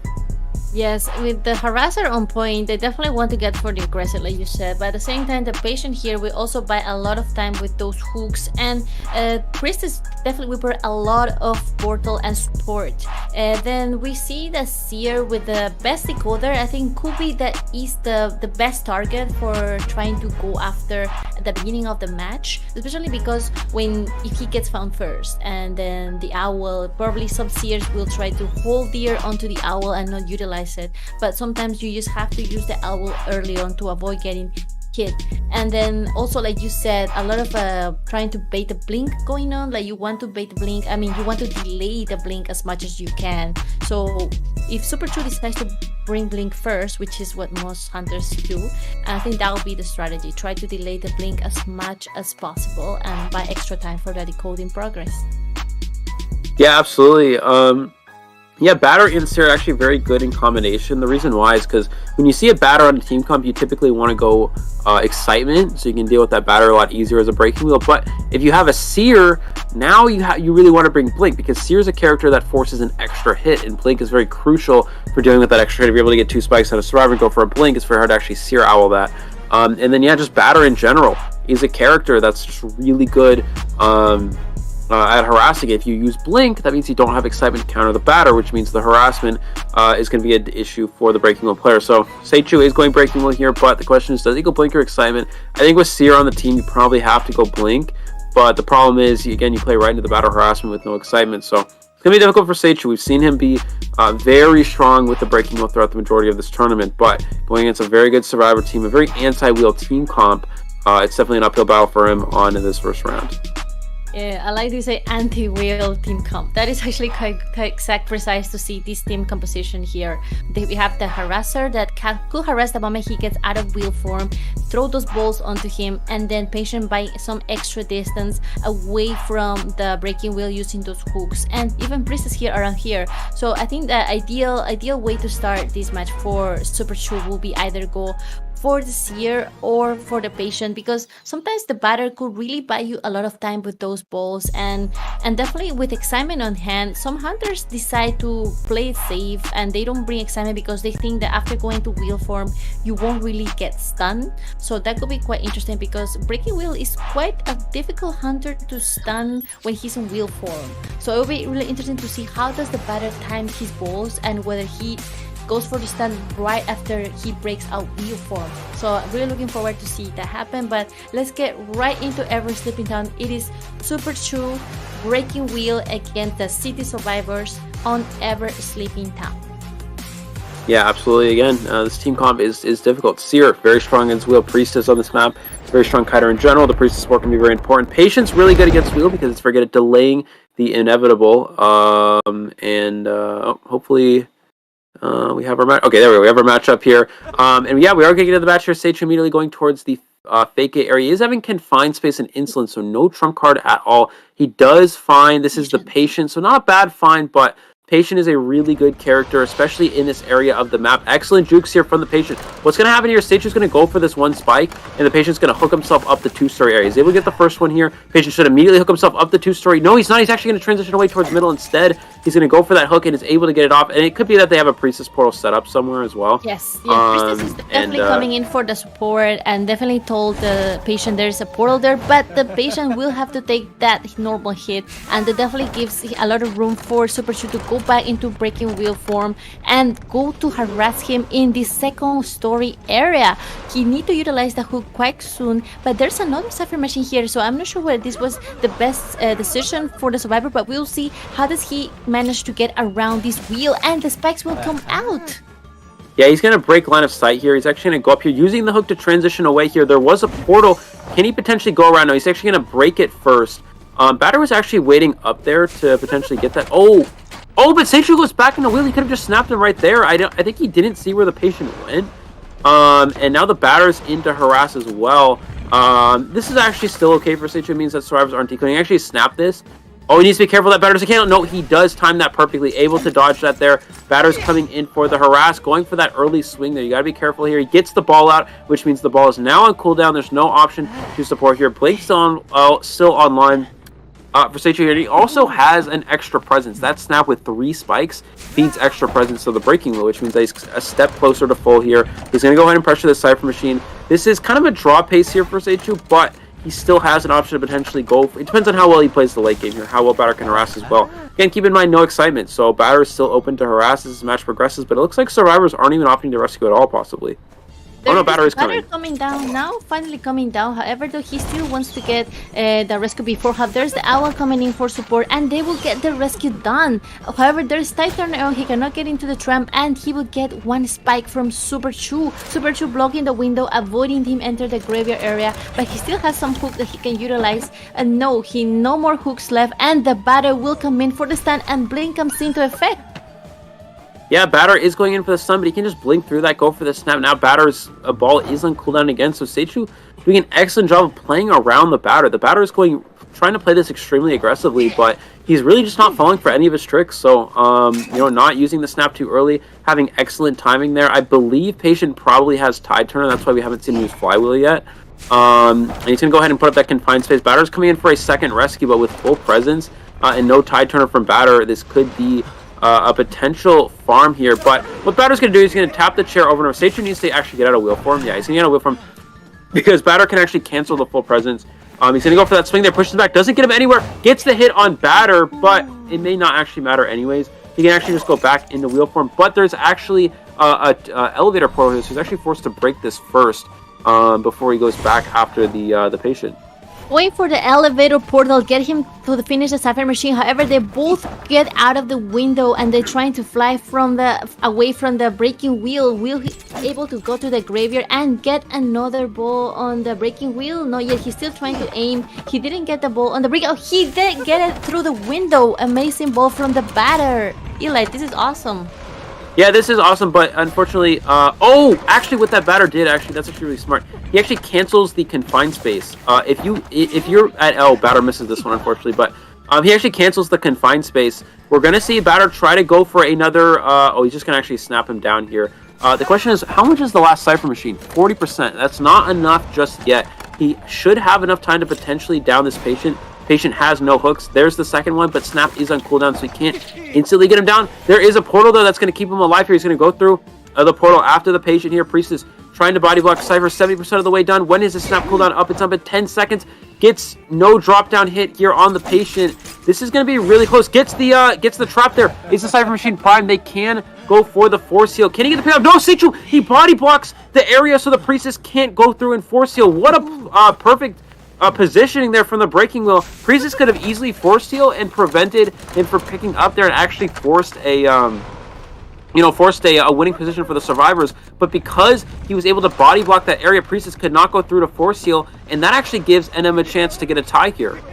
Yes, NM did. The survivors really tried to go for protecting the Patient with all their life, but at the same time, Super Chu didn't let that happen. He body blocked with his own body, stopping that any heal, and now the survivors are all going for the gates. There's only one survivor here, which is the batter, and Priestess is still waiting in the second floor. There's still the other seer is decoding the other gate at 20%, and now Yash is going to take this guide in this tram area with the Priestess. Also, they're trying to utilize those portals to get away as much distance as possible from the breaking wheel, and the batter coming in. These balls today were on point, managing to mind game the hunter to go to the second floor.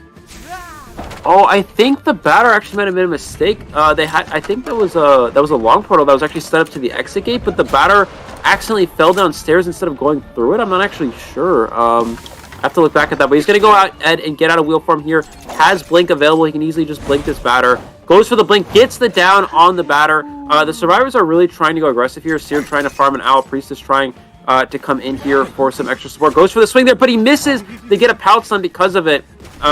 Priestess has no portals, so he should actually be able to just share this batter really far away from the exit gate. I think that's what he's going to do. He's going to drag him all the way over towards the middle here, take him really, really far away, so there's no option. Seer keeps following the breaking wheel. He still has about to get an owl, like he's almost 80% to get an owl, so he's trying to play a bit risky here, because he definitely wants to get that owl and wants to either use it for himself or use it for the survivor. But Super Chew is not giving up, and he's here. He will get the spikes, and then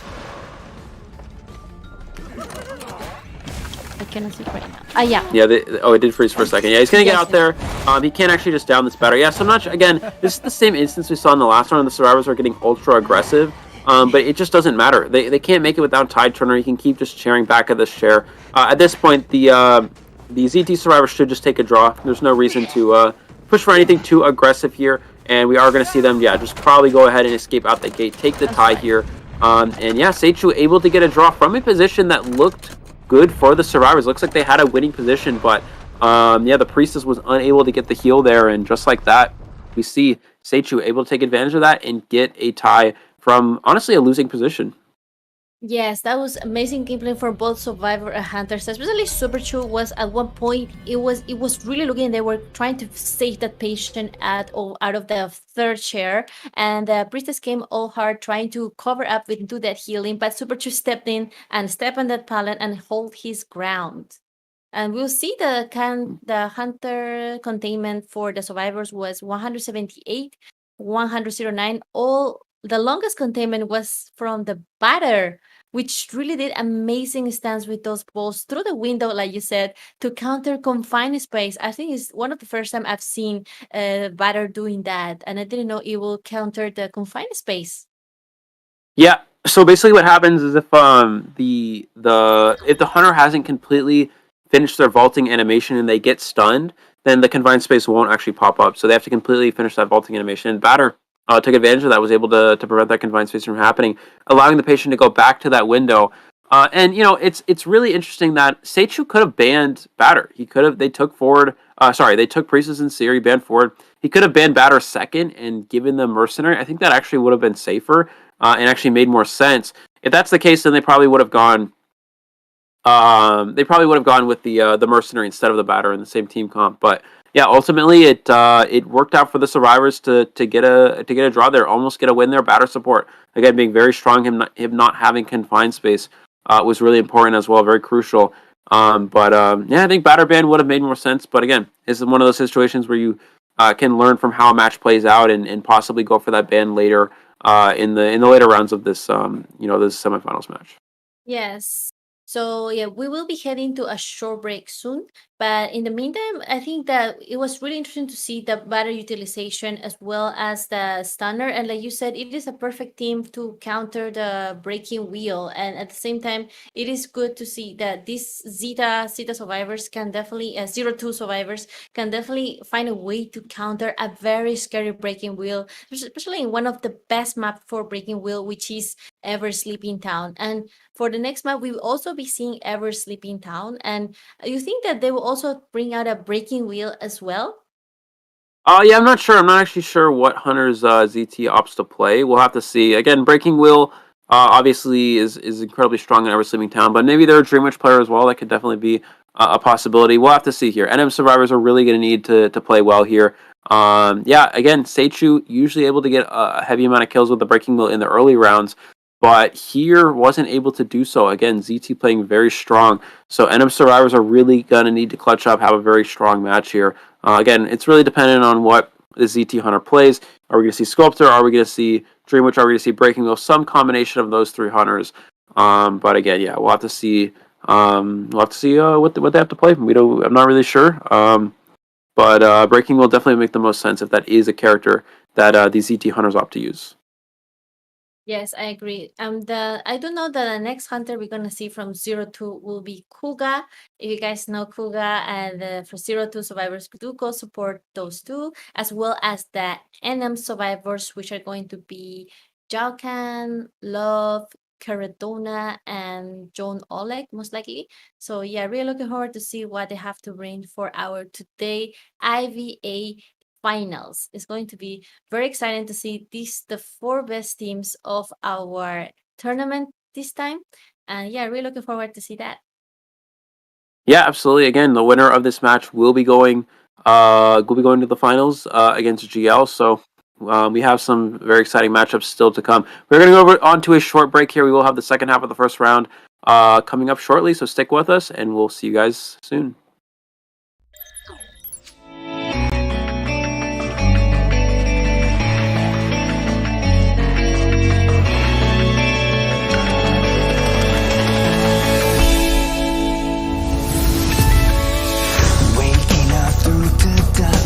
I can see the sun leaving behind what I have done. Future's already begun.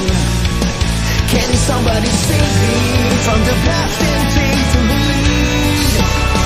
I'm ready to be me, time to stand up and for free. There were times I didn't know what to believe. Now I found a reason to fulfill my destiny. I'll carry on the journey. There were times I didn't know what to look for. Now I found my faith and I won't hesitate no more. The night is gone, I'm no longer torn. A new day has come, I'll be reborn.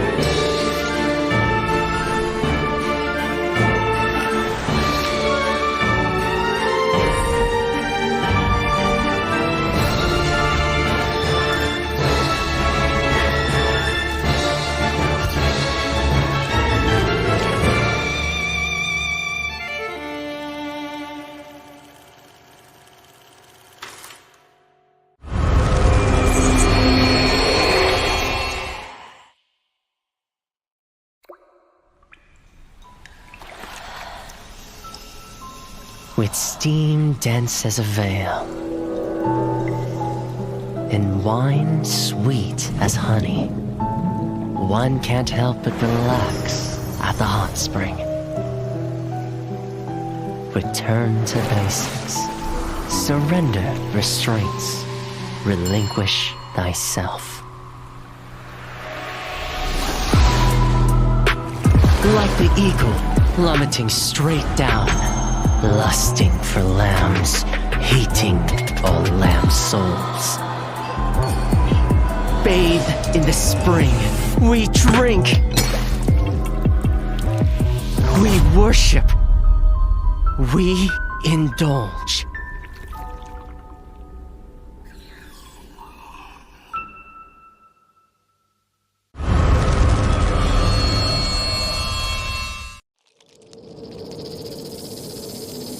Scales, venom gland, and the vomeronasal organ.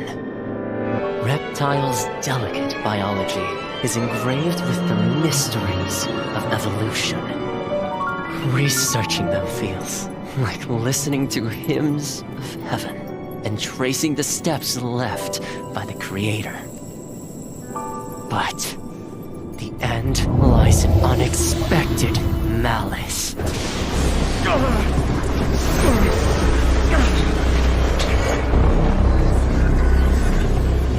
Is this a cruel joke from the creator?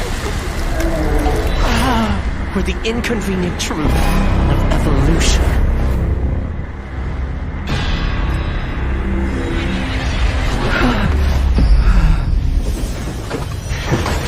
All but a small price to pay on the path to truth. And as the scales shed, I shall step over the last of my boundaries.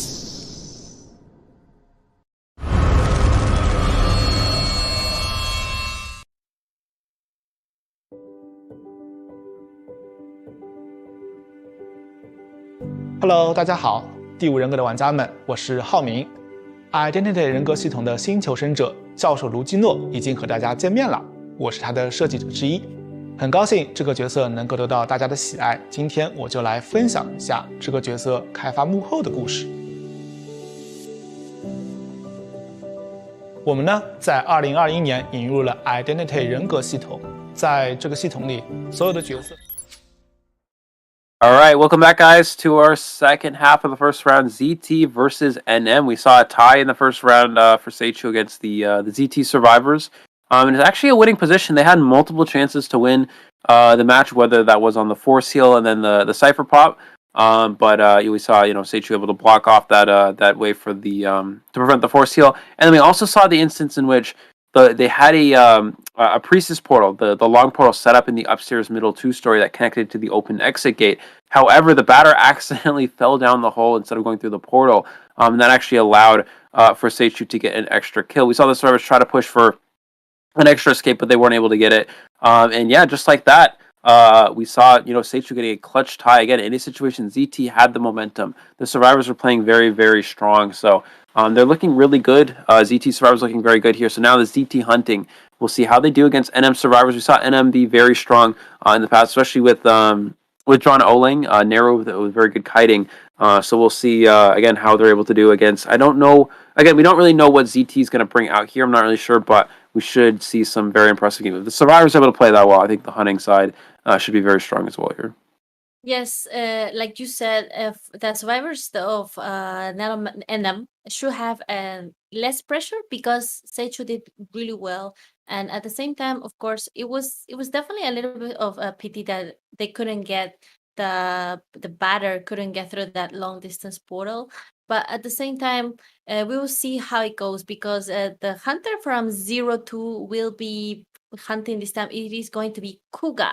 So as the ones who don't know yet, Kuga is also a main Dream Witch and also a main Breaking Wheel. And either those, both of those hunters work quite well in Ever Sleeping Town. And especially we just saw a Breaking Wheel, so it wouldn't be too surprising if Kuga decides to play Breaking Wheel. But since he mains also Dream Witch, it could be really cool to see a Dream Witch coming into play, and that'll be really interesting because we haven't really seen a Dream Witch in Ever Sleeping. Yesterday we saw one in Moonlit River Park, but Ever Sleeping not yet so far. And since you said that NM survivors are really, really good survivors, and they have managed to build so many strategies against the hunters, we'll see really good to see what they will have to bring and what hunter will they make Kuga pick to, and what Kuga, because the ban phase can be a little bit of mind game as well. So let's get right into the ban phase. Yeah, here we go. So if it is a Dream Witch and a Breaking Wheel player, definitely we'll see S3rd or S3rd get banned first. Again, it depends. We're going to see S3rd, so yeah, this is going to be, again, you can't really tell what the Hunter options play here. For the survivors, we should see S3rd Priestess being locked in as the first two options. I don't think there's any reason to go Mercenary, unless it's they're definitely sure it's going to be a Dream Witch.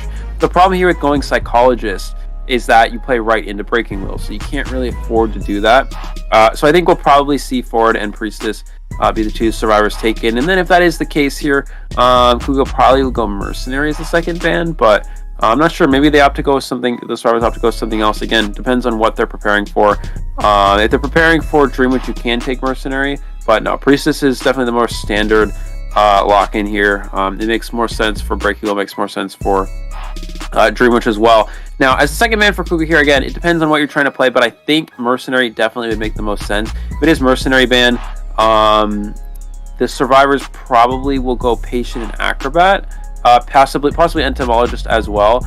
But again, I'm not really sure. You mentioned Dream Witch, you mentioned Breaking Wheel. Both hunters work well. Oh, Patient Man. Okay, so this is actually smart. We've seen this get utilized quite often in COA from a lot of the China teams. This is more of a strategy coming out of mainland China. A lot of these other regions will ban Mercenary instead of Patient, but a lot of the mainland China regions give Mercenary and they go for the Patient man because Patient is so strong on Ever Sleeping Town. Very strong at avoiding Breaking Wheel traps as well, delaying the blink as long as possible because of how strong that transition kiting is. Yes, exactly. Like you said, Patient, it is a very dangerous, and just like we're saying, Mercenary coming into play, there's going to be a little bit interesting lineup because now they definitely need to find someone who doesn't have a decoding debuff or a decoder, and in this case, a very good survivor like that could be either Acrobat or maybe someone who can decode, like, oh yes, like we're saying, yes, Acrobat, right. Acrobat is one of the best survivors for using all those balls in these map areas, especially against any hunter, but such as, like you said, Breaking Wheel actually who work very well against Breaking Wheel, delaying his straights and using those balls to slow him down. So really looking forward to see what Kuga will choose.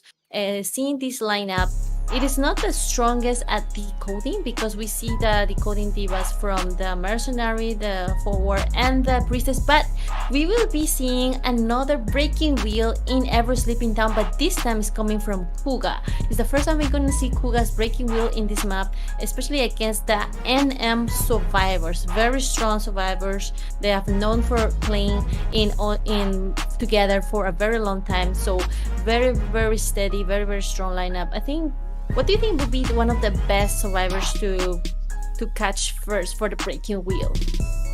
Probably the easiest target is the Acrobat. Obviously Forward and Mercenary don't want to chase. Priestess is just really strong. As soon as they get a wheel from you, usually just portal away, position yourself into a stronger kiting area. Even Acrobat's just a good kiter in general, but I think it's definitely the easiest target overall for Kuga here. And we'll have to see. Kuga needs that minimum a draw here for this round. I think definitely NM survivors are going to try to win. They're going to try to just push for the win. They did give Forward. Forward is an option. So that support is there. This is still a winning team comp for NM if played properly. But we'll have to see again. Does Kuga bring Blink? Do you bring Excitement? Is also on the table. Excitement is more of an option here because you don't have to deal with a Seer Owl. So all you have to do is get a trap down on a survivor. You can also Excitement through a Priestess portal as well. If that ever comes into play. So we might actually see Excitement here from Kuga. I'm not sure if he's really scared of that Forward, but definitely an option. May just go Blink to play more safe as well. Yes, we see Kuga already spawning right, going directly for the back gate, and we'll be seeing the build quickly is Insolence and Confined Space, and first finding the Acrobat. That is the first survivor going to go kite in this second story area, coming out of wheel form and eating that fireball. Yeah, it does have that fireball there. That's going to prevent him from using a trap for a few seconds here. And it is, I believe, Excitement. We actually see Acrobat taking an interesting... Oh, he flywheels through the trap. Excellent move there from Zalcon. He's able to use a slow ball as well. This is going to force Kuga back into wheel form. Zalcon actually opted to leave the... He opted to leave the corner house, which is actually kind of interesting. Keep in mind, again, Excitement, no Blink, which means that Zalcon should have a pretty easy...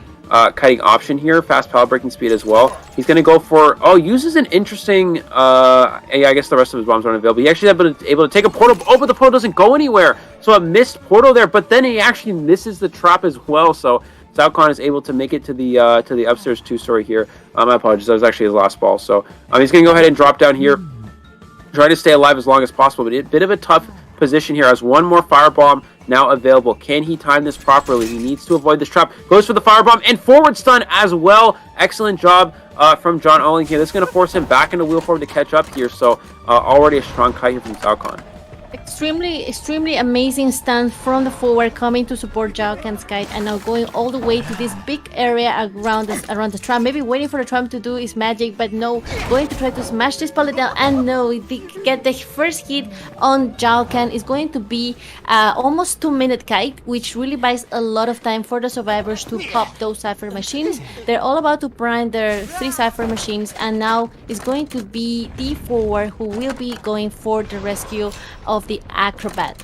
And we see that Kuga is already going in wheel form, trying to get some spikes around, but now the forward is coming in for the rescue before half. Do you think he's gonna try to get stunned here? I don't know. He has to go early because he can just trap. Yeah, he can just put a trap here and potentially prevent this after half rescue here. Goes for another trap here. Now it's really just a mind game here. Can he get this Terror Shock? Gets the hit. He does get the rescue before half. I don't expect John Elling to go for a stun because they still don't know the trait. So a very good job from this forward not to go for that stun there. And he's going to be able to get a spike on the forward. Not that it really matters. He's just going to go for Acrobat anyways. But Acrobat, again, trying to stay alive as long as possible. He wasted his extended spikes as well. So as long as Acrobat can mind game this well, he can potentially kite a little bit longer in this area. We'll probably see forward go for a stun as he gets out of wheel form. Can he potentially dodge the full presence? And he flywheels it actually. And since he doesn't blink here, the survivors now know he has excitement. If he had blink, he would have used it right there. And the survivors are going to know this. They're going to know that he has excitement now because of that play. You have to be careful not to die on a cipher machine. The goal here for forward is to go. He actually gets his spike off, which means he can potentially harass. But you have to be careful. The excitement. He goes for the stun here, and he misses. But the excitement's anyway, and he's actually able to get the snap down. We should see forward football away here to try to avoid this hit, and he is able to do it, but doesn't football actually anywhere, and it's going to go down because of he needed to use more football there. So a little bit of misstep from the forward. I'm actually surprised forward went for that stun. The survivors should have known that he had excitement based off of him not blinking at that one pallet, and because of that, forward's going to go down. In the situation here. Yes. They definitely misled the communication a little bit because they definitely did look like a blink, but again, it's only Acrobat and forward here to able to see that, and might have been a bit too fast for them to realize. So the excitement went into place, and now it's going to be for the mercenary job to try to get this rescue done before Jalkan flies back. And now he's using the elbow pad, trying to get as fast as possible to this chair, getting one spike, and now he's going to try to do the mind game. And then forward already stand up. There is a tide turner in place, and now we'll see whether the Acrobat will get another spike or not, and how did the forward will still try to support this kite, maybe trying to harass the hunter with a stun. Yeah, forward only about a quarter football left, so he really only has enough for one more stun. He's going to go for 2 spikes here. He's going to snap Acrobat, but can the forward still harass this? Excitement is on cooldown. Forward can actually go for... No, forward doesn't go for it. He doesn't go for the stun. He had enough football to go for one more, so I don't know. Maybe he was worried excitement was back up. It wasn't. And yeah, just they're like that, the Cypher machine. Yeah, the Cypher machine is almost done. The Cypher machine is 80% of the way done. If Ford got that stun, the survivors would have, I think, have actually won there. So, yeah, a bit of a huge misstep, actually, unfortunately, for John Oling is actually going to put them in a tie position. We're going to see Kuga can constantly pressure the Cypher. We see Ford's already starting a new one. Kuga actually getting stuck here. Yeah, just starting a new one because he's not going to leave the Cypher. He's going to keep pressuring this. And this gives the forward an opportunity to just start that new Cypher machine. Amazing use of the flywheel from Love, but he will get through the portal and still use excitement to go through the portal and will get the last hit on Love. It is going to be the first time for Love to be in chair. There is forward starting another machine, but once again, forward is not the fastest decoder in this map, and Mercenary still full health and with 2 elbow pads will have to sneak around and wait it for the rescue. The machine is still at 50%. They really need to wait for the machine to be done before, but now Kuga knows that and will go back to look for the forward and the machine. He needs to control these two chair and Cypher machine. Yeah, we see Mercenary taking 2 spikes here. They're still able to get this rescue here. They're going to take the double hit for it, but it's really not too much of a problem. That Cypher machine is almost prime. He actually knows Cypher's not almost prime. Kiradana needs to stay alive. Yeah, she's going to be able to stay alive until that Cypher machine should be primed here. I think Sean Oling can pop it. No, he's going to be a little bit short, which means they have to go do this other Cypher machine. Kuga's going to get out here. He's going to go for that snap here onto the forward. And can they pop the Cypher machine? No, they can't. And Kiradana's going to go down. So now Priestess just has to pop. They cannot wait for them to self-heal. They just straight up pop the Cypher machine. I think is what they're going to go ahead and do here. Yeah, they're going to straight up pod the Cypher Machine. They can have one survivor pressure the rescue and one survivor go for the exit gate. I think that's going to be NM's strategy here. Yes, luckily the mercenary didn't have to use his self-heal, and now he's going to go to this graveyard area, which is actually close to the gate. And then Priestess was also here trying to provide some portals to help him with the kite, and Kuga will go again for the mercenary. He didn't go to that portal, very interesting, but he knows that now he needs to go back to the chair because he doesn't want to get the forward out of that chair. And now the Priestess will go for the last minute rescue for John Oleng, putting the Kuga in a lot of pressure now. There's 3 survivors roaming free, and there's excitement on the line. Yeah, he's going to be able to get that down there. It actually could have been that John Oleng didn't have enough football to stun. I think probably still had enough to get one more stun if timed properly, but I think he might have been too far away. That's why he didn't go for that original stun. We're going to see him try to cut out the Priestess from making this gate here, but he's not going to have enough time. Priestess is going to be able to make it out. Survivors are able to at least draw. They were very close to getting that win there. If John Oleng was able to get that one stun there, they could have potentially won. But with that, I guess looking back on it now, with that sliver of football left, it's just so difficult. It would have been very close to see if he would have been able to hit that stun at all. And I think they're just trying to play around excitement. Just play conservatively, go for a tie. Maybe survivors get aggressive here. It looks like this might be the case. Look at them. They might be trying to go for this. Kuga not allowing this. He's going to cut them off. Yeah, they're not going to go for this. They're just going to go ahead and take the draw here.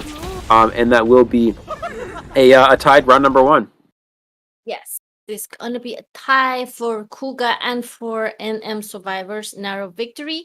We got to see the stats real quick.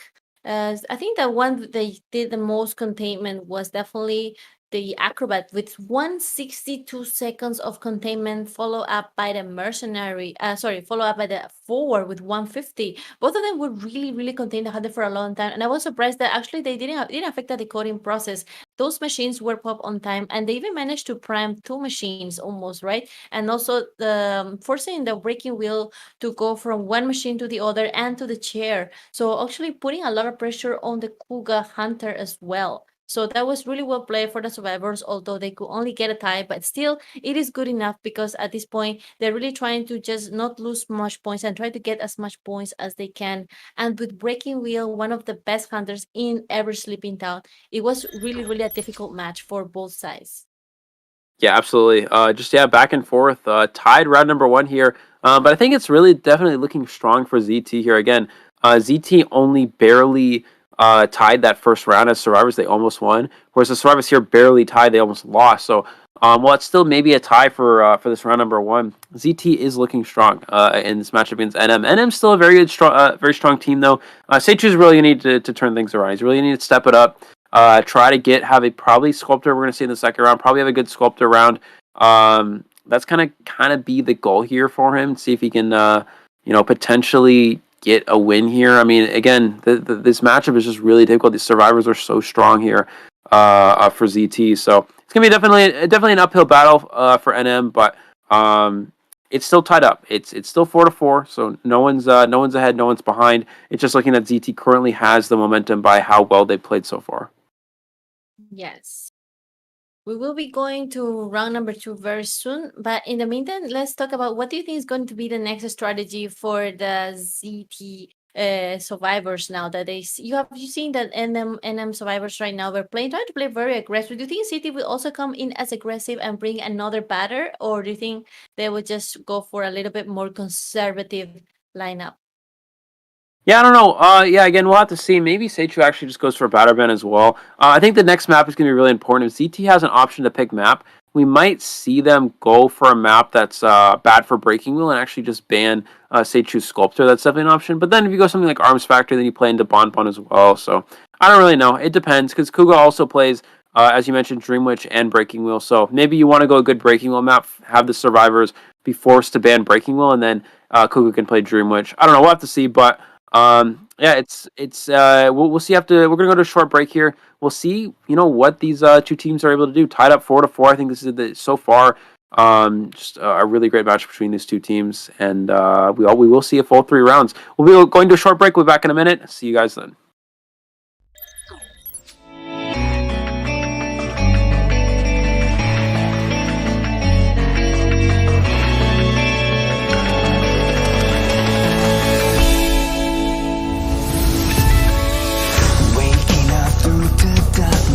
I can see the sun.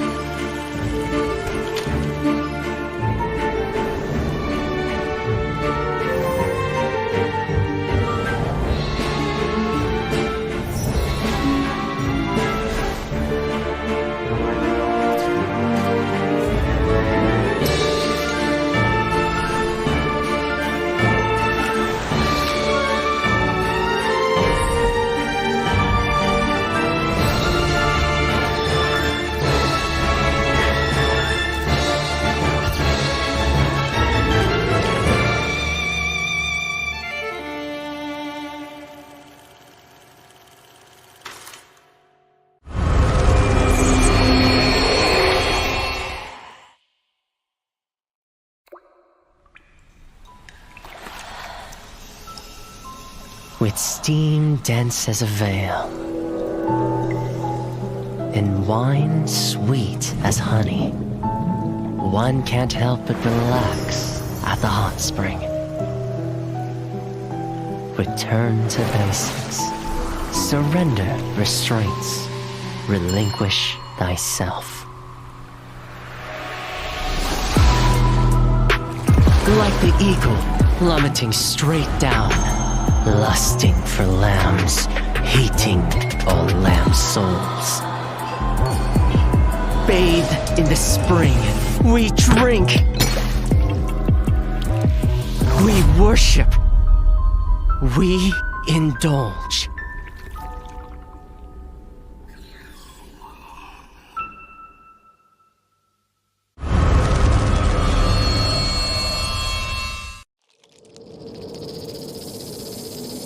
Scales, venom gland, and the vomeronasal organ.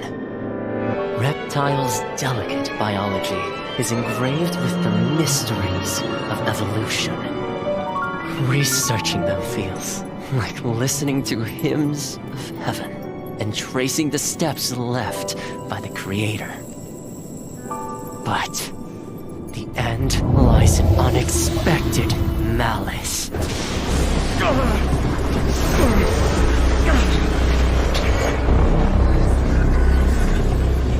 Is this a cruel joke from the Creator? Or the inconvenient truth of evolution?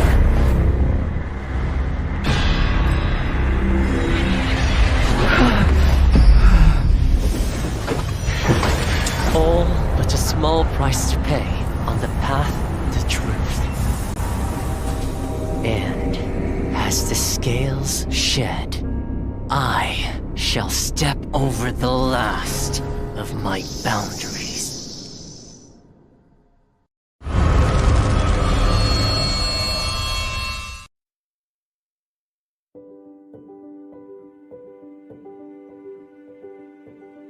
Hello， 大家好，第五人格的玩家们，我是浩明。Identity 人格系统的新求生者教授卢基诺已经和大家见面了，我是他的设计者之一，很高兴这个角色能够得到大家的喜爱。今天我就来分享一下这个角色开发幕后的故事。我们呢，在2021年引入了 Identity 人格系统，在这个系统里，所有的角色。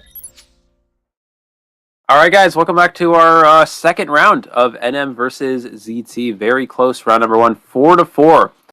We saw a tie between these two teams, so definitely a very close matchup. ZT currently looking a little bit stronger than NM, but we're still tied up here, so anything's still on the table for them. Going into round number 2 is Sacred Heart Hospital, which is not a map we see get picked a lot, and the reason why is you typically pick maps based on what's favorable for your hunter.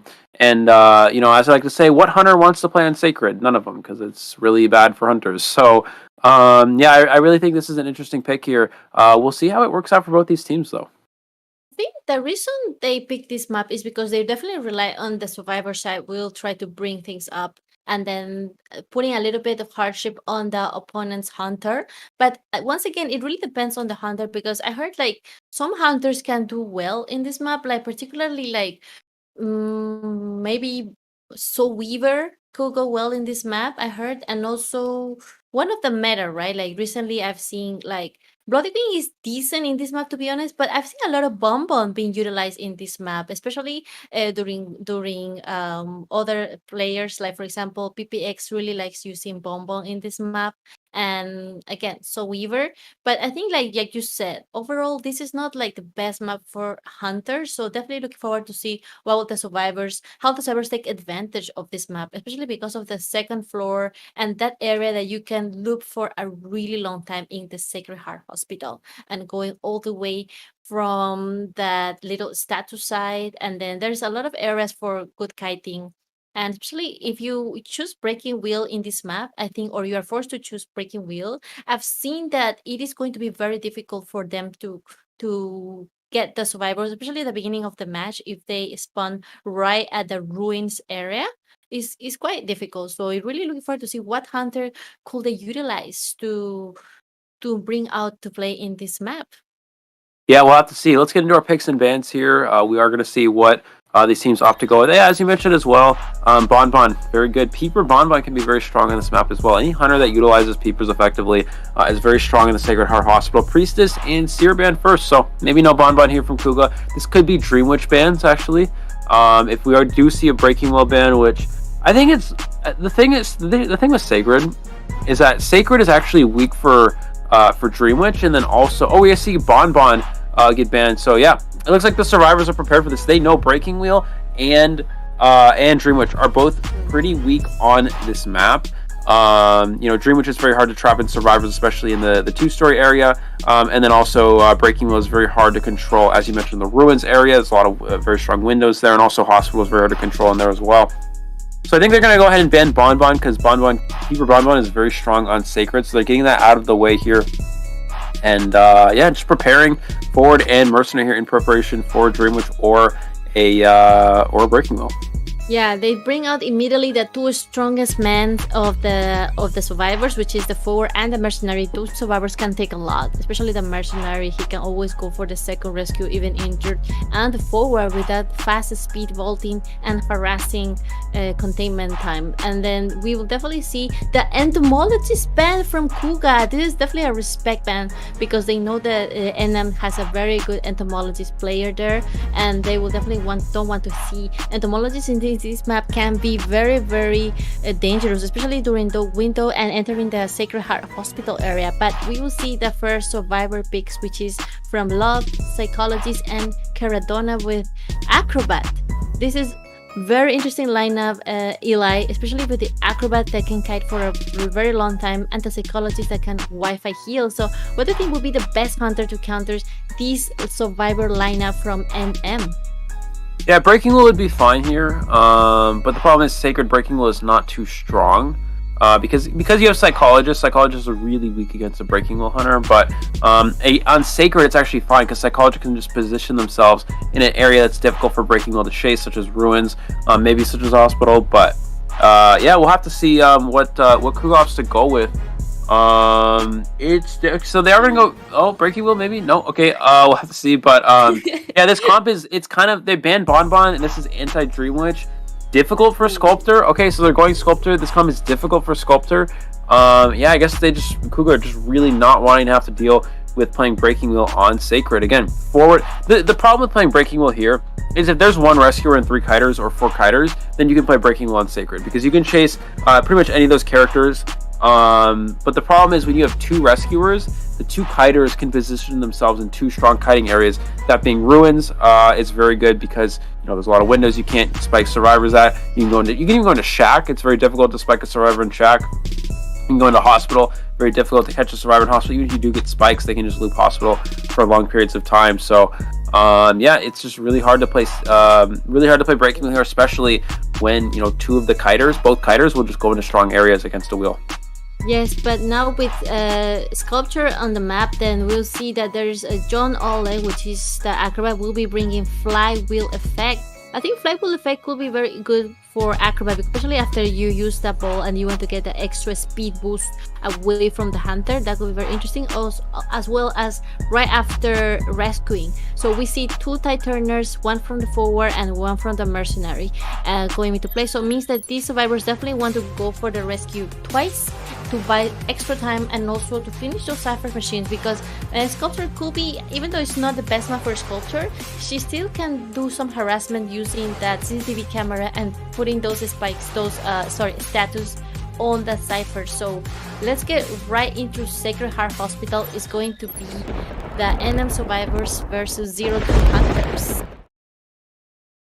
We are going to see the statue spawn from the Sculptor. She probably will go towards Forest first. Yeah, immediately going towards that Forest area.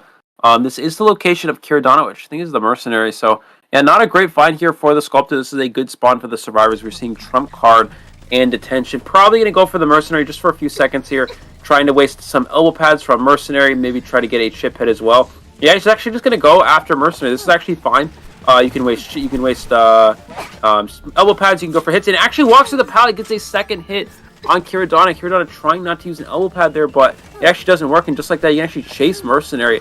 They're able to make it into Hospital, potentially. No, they're actually going to go around just to avoid these statues, but Kuga in a really good spot. All 3 elbow pads already gone. It looks like he's actually going to commit to the Mercenary just straight up instead here. Yes, very interesting pick for Kuga to go first for the Mercenary. I think he just wants to get the Rescuer out of sight and doesn't want to have to deal with the Mercenary, a full health Mercenary, which is actually an interesting pick, but also at the same time there is the forward there that just left his Cypher Machine from the status to try to buy some distance, and I don't think he's thinking of going for a stand so early on the match, so we just utilize the football to try to get as much distance away possible from the Sculpture.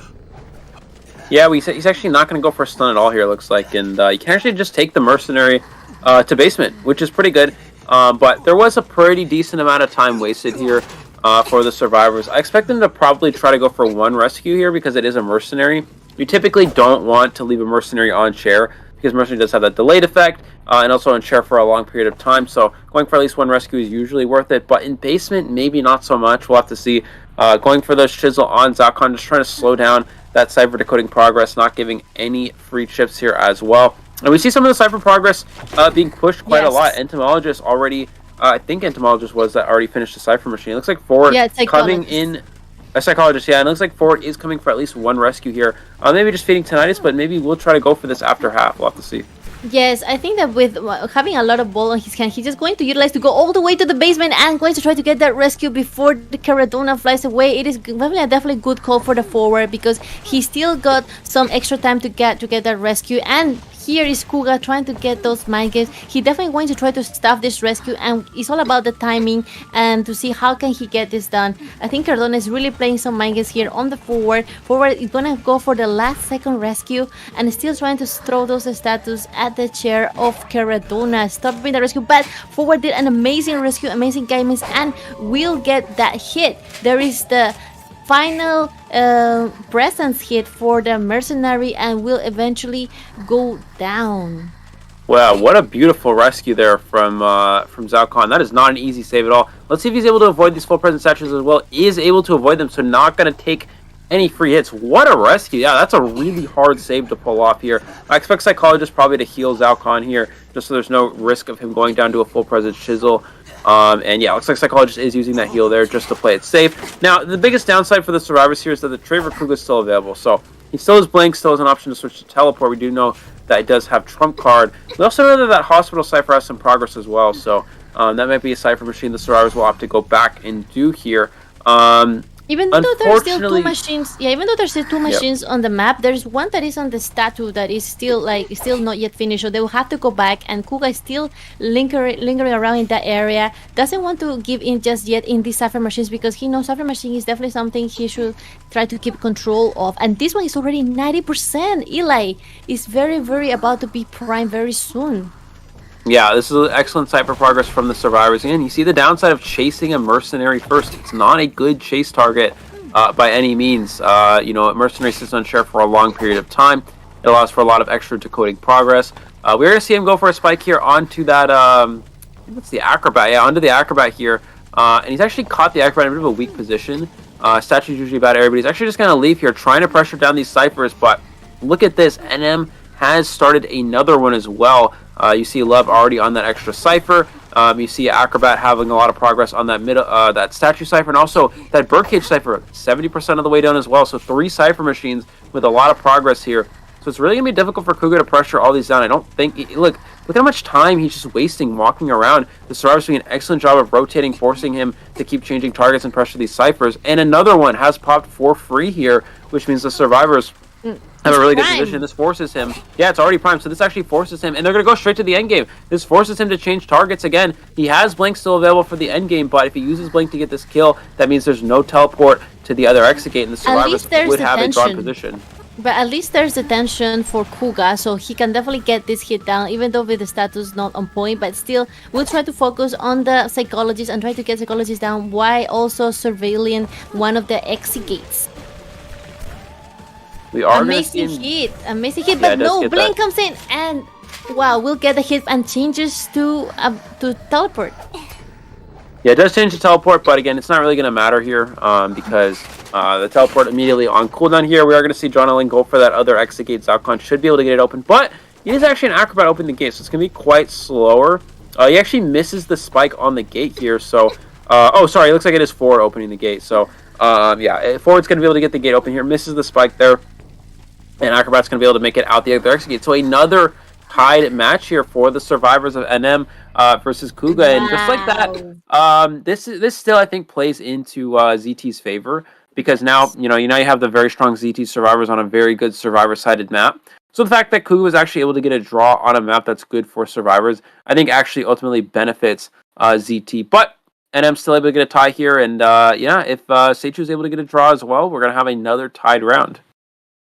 Yes, amazing containment time from both Forward and Mercenary. That really definitely bought a lot of time for the survivors. And the one who bought the most time, like you said, was the Mercenary, because he can sit on that chair for a really long time, giving so much chance for NM survivors to prime 3 Cypher machines, and at the end they just get to choose which one they want to pop. And the moment they saw that Kuga changed target, they just started to pop it. And even though Kuga still had Blink and Detention, like you said, it really didn't matter if he changed to Teleport or not, because there was not enough time. The survivors were already at the gate. So that was a little bit of a good planning for the survivors to try to push for the end game and try to get as much survivors as they can.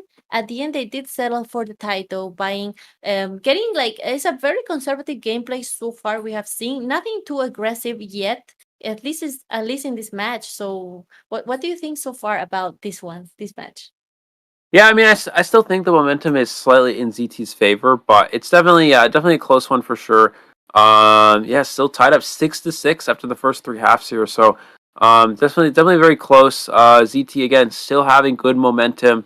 Kuga's able to get these secure draws pretty like convincingly. There really hasn't been a lot of opportunities for NM to actually win as survivors here so far. Kuga's just consistently been securing draws, and we saw the ZT survivors in the first round almost able to win. So maybe they're able to win here on S3rd. Again, S3rd's such a strong map for survivors, so I think this is definitely something they're prepared for. Yeah, what can they do against Seichu? I think we'll probably... I don't know what we expect to be banned here. Maybe they just ban Seichu, Sculptor, Bonbon, go for the same strategy and give Breaking Wheel. Because again, Breaking Wheel on this map is not too strong. Bonbon is actually pretty good on S3rd because you can easily play Peep or Bonbon. So maybe they just banned Sculptor or Bonbon instead. Yeah, the thing with Seichu is that he's the type of hunter that is very, very aggressive and will try to get that down. I think Seichu will definitely try to not go for the Mercenary at the beginning of the match, because he knows that survivor is that one that you don't want to go at the beginning of the match. So I think he will just try to find another target. But anyway, we're gonna go soon. We're gonna go to a little break, so don't go anywhere.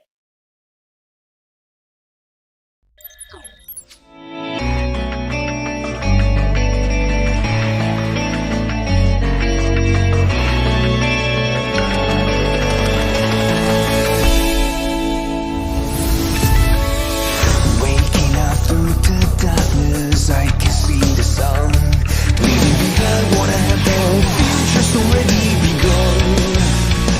Can somebody save me from the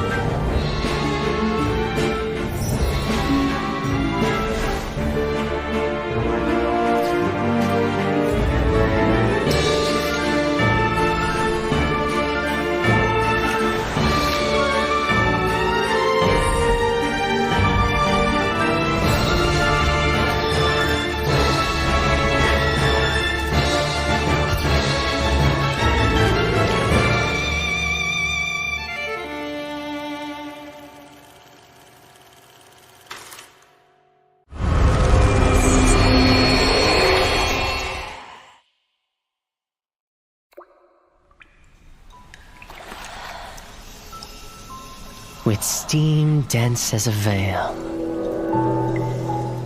and wine sweet as honey. One can't help but relax at the hot spring. Return to basics. Surrender restraints. Relinquish thyself. Like the eagle plummeting straight down, lusting for lambs, hating all lamb souls. Bathed in the spring, we drink. We worship. We indulge.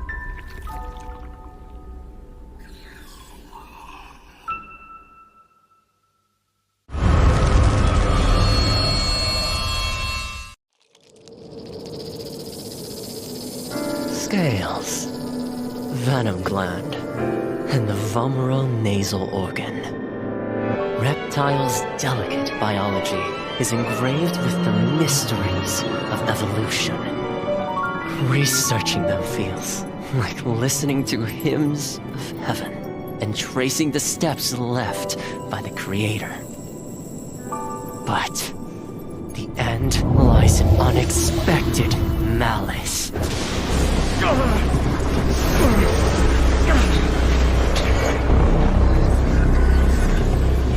Is this a cruel joke from the Creator?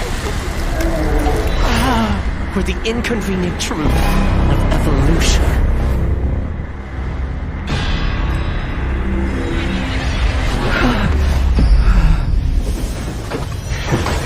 All but a small price to pay on the path to truth. And as the scales shed, I shall step over the last of my boundaries.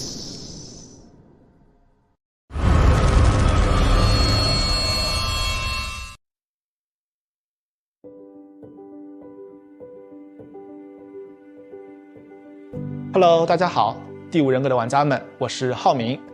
Identity 人格系统的新求生者教授卢基诺已经和大家见面了，我是他的设计者之一，很高兴这个角色能够得到大家的喜爱。今天我就来分享一下这个角色开发幕后的故事。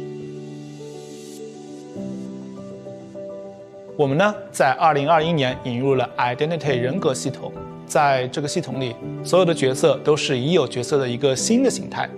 我们希望一些角色能以一个新的形态突破求生者和监管者之间的阵营隔阂，呈现角色更多的可能性。这次新求生者教授卢基诺，他和涅西卢基诺其实是同一个人。在涅西卢基诺的推演故事中，卢基诺教授被神秘的毒蛇咬伤了，他的身体逐渐开始变异，他为了追寻这一条毒蛇之源来到了庄园。也就是说，每一对 identity 角色都是基于同一个角色，在同一个故事框架下进行设计的。当然，我们也不会限定这样一对角色它必须是同一个人的概念，也不会限定说每一对角色它都必。All right, welcome back, guys, to our second half of the second round of NM versus ZT. 2-2 across the board so far, 6-6 overall between these two teams. Very close, very evenly matched. As we mentioned before, I think ZT has the slight momentum in this one, but it's still very close nonetheless. So, yeah, let's see what NM can do here. NM hunting rather is really going to need to step it up again. We talked about Seichu was only barely able to secure that draw in the first round, and mainly because there was a misstep from the batter. So, we're going to see what he's able to do here. But Sacred Heart Hospital, this is a challenging map for hunters. This definitely benefits the survivor side of ZT. The question is, what do they opt to ban here? Do they go ahead and ban Bonbon? I think that actually makes the most sense. Bonbon can be very strong on Sacred Heart Hospital. Sculptor as well. I think they'll probably ban one of those. And then it actually gives Seichu an option to go Breaking Wheel. We talk about Breaking Wheel not being as strong on Sacred Heart Hospital, but maybe it's something that he'll want to go with now that he knows kind of the game plan, potentially banning Batter and for getting the harassers out of the way. That might be an option for him in this round. Okay, I think we're ready to go for the ban and picks. So, like you were saying, it's most likely that they will ban a Bonbon here and also maybe a Breaking Wheel, but at the same time, we know that Breaking Wheel is not the best hunter in this map, and we do see the first respect bands for the forward and the priestess of 0-2, because we did so in Ever Sleeping Down how strong can a priestess be, and especially in the long distance portal at the end. That could definitely work very well, especially in a map like this big, like Sacred Heart Hospital. It is impossible to chase a priestess in this map, and together with the forward it will be very, very difficult. So Super Chu definitely trying to get that priestess and forward out of the map. And then the first hunter that we see is gonna be banned is Bonbon, like you said. So yeah, definitely looking forward to see what will be the survivors lineup, since definitely want to see a Bonbon. I think maybe they might be preparing for either a Bloody Queen or a sculpture in this case. Well, yeah, Sculptor definitely. Yeah, we're gonna see Seer here. If he's going Bloody Queen, he would have banned Seer. So I think that we're probably gonna see Sculptor. It makes the most sense. I think he's actually probably preparing to play Bonbon, but because Bonbon is banned, the survivors see this. They see Ford Priestess. They see no Seer ban, and they know that it's probably gonna be a Bonbon most likely. So he's gonna ban Bonbon instead. Forces Seichu onto something else here. They take Seer, so now his option is Sculptor or Breaking Wheel. Is most likely going to be the case here. I think we'll probably see Sculptor of these banned. Yeah, Entomologist here could be Breaking Wheel or Sculptor. Works for both. But he's still giving Batter. He's still playing right into that same strategy we saw in the first round. Batter works against Sculptor too. It's good support for allowing the survivor to make distance. Creating distance between the hunter and the survivor is really important for going against the Sculptor. So I think Batter, Enchantress actually here is really good as well. Enchantress works against Sculptor. It actually works against Breaking Wheel as well. So I actually really like this pick here from ZT. And Magician, actually, this is interesting. Yes, my favorite, one of my favorite new survivors. Like some people say, the better perfumer, because even when you use the illusion, you don't give presence to the hunter. And like we were talking, just a sculpture of Super Chu coming for Sacred Heart Hospital's 0-2 survivors. I think this lineup from 0-2, it is very, very countering for sculptures, especially with the Enchantress coming here. Can charge the stun even from the second floor. That could be really, really scary, because like we saw, the Batter cannot be utilized in this map as well, because of the sculpture status can definitely counter the Batter. So I think it was very good for the 0-2 survivors to bring out an Enchantress and try to work this out, because at the same time, how about the Magician? Do you think Magician could be a good counter for Sculpture? Magician's usually weaker against Chip Hunters, so I actually don't know the idea behind Magician here. I guess Magician, of course, with that buff makes him a stronger character, but against a Sculptor, Magician's actually pretty weak, so I don't know. Maybe they're potentially... Yeah, I'm not really sure. I guess just taking advantage of Magician's buff might be the main idea here. Because the problem is Magician can illusion, of course, to hide themselves from the Hunter for a few seconds, but it's still easy to just run into statues, whether it's Bonbon, whether it's Sculptor. Magician can struggle against those Chip Hunters. So, Magician here, again, being very interesting. But we'll have to see how it plays out for them. Seichu with the Sculptor against the ZT survivors here. Pretty decent comp here, Enchantress and Seer. Very good against Sculptor in general.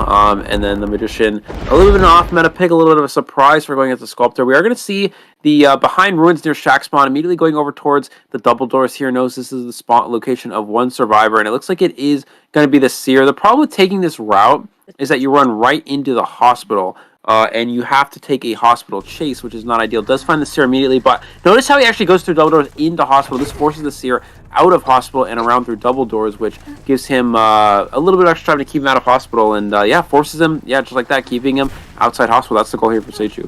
Yes, actually Super Chu bringing the detention trump card build, which is going to help at the end game. So she's preparing for a strong end game and not going to try to get this owl out of the Seer, which she actually did and will take the hit, getting a little bit of presence there and going up to the second floor. Then we see this Magician is already starting his machine, same as the Enchantress and the Mercenary. Yeah, he's able to get that first chip there. Can he potentially get a second one? It has a few of those horizontal statues to work with. Blink is online as well, so if he's able to get one more chip here potentially and then go for it, Blink, he can put himself in a good position. Seer needs to make sure he doesn't get chipped, but he does get chipped there, and another one as well, and Seichu just gets it down just like that. So it was looking like a pretty good start for the survivors, but Seichu with a lot of perfectly placed statues here also has basement in the vicinity. Let's see if that's something he wants to invest in. And it looks like that is the case here. Will Mercenary even go for a save here? Seichu is able to get a draw on the Hunter side. We're going to keep things tied up and already looking on a draw pace with that basement share and a quick kill. Even potential winning pace, depending on how well he plays the rest of this match. Yes, it all depends on how the mercenary plans to just give the ear mark or just go for that full-blood rescue. We're really looking forward to see how will the mercenary plan this up. While the magician and the enchanters are doing well progress in the decoding ciphers, only been 2 minutes of this match and already 3 ciphers remaining only. So I think what will be the strategy for rescuing? I don't think they're going to go for a rescue. I think Mercenary's just going to stand there and feed Tinnitus as long as possible. This is kind of unless Magician tries to go for a sneaky rescue, and it looks like he actually just gives a free rescue to the Mercenary instead. I'm not really sure. Did he go for it? Not actually. Oh, he did go for it. Yeah, Mercenary is able to get the rescue. Seichu pressuring the Magician. He doesn't know where Mercenary is. He should check in that basement. He doesn't know because he went up second floor. He was expecting to do the double down, but now like he's just going for the basement just to check and found them about to be rescued. Here the survivor's trying to buy time and he will pop the last effort. And Mercenary hiding the back. It is also a strategy to buy some time for the Seer to hide from the sculpture, but Seer couldn't buy enough time and he's going to be spotted immediately by Sculpture and going to try to finish him up while there's still only 2 ciphers remaining. I think the survivors did a great job trying to distract Super True from the ciphers, at the same time buying a bit extra time on that chair really helped a bit. And now there is going to be only 2 machines left that they're starting right now. Yeah, we actually saw the Mercenary in basement was actually just tapping the chair and then pulling off over and over. And what that does is it slows down the survivor from dying when you actually do that. Seichu still has Blink here. Now the question is, does he go for the... I think he's going to go towards MX here. Yeah, he's going towards MX, which is the Magician. So this is a pretty good... Especially with full presence, hard for Magician to kite a full presence Sculptor. Is able to dodge both those hits there. Does get that first chip. It actually chips the Magician, and you see again why Magician struggles against chip hunters. You can still get that chip even when you're in that illusion. He's still able to get a second one as well and gets an instant down onto the Magician. And just like that, actually gives Seichu an opportunity to potentially go for a win here. Now that he still has this trait available, they need to try to prime these Cypher Machines and go for a rescue. But Seichu still has an option to pressure this down. He's going to go for a spike on the Mercenary. How can he camp this? Can he potentially stuff this Mercenary? If he's able to do so, he is able to win from this position. It's going to come down to how well Seichu is able to play this position right here. Yes, at the same time, the magic didn't work, but still there's a Mercenary with elbow, but he can make some magic work and getting right to the chair. There's still 2 machines left, and Super Chu's doing some body block and trying to stop that rescue from happening. But however, though, they really need to get the rescue done before half, which amazing rescue for the Mercenary.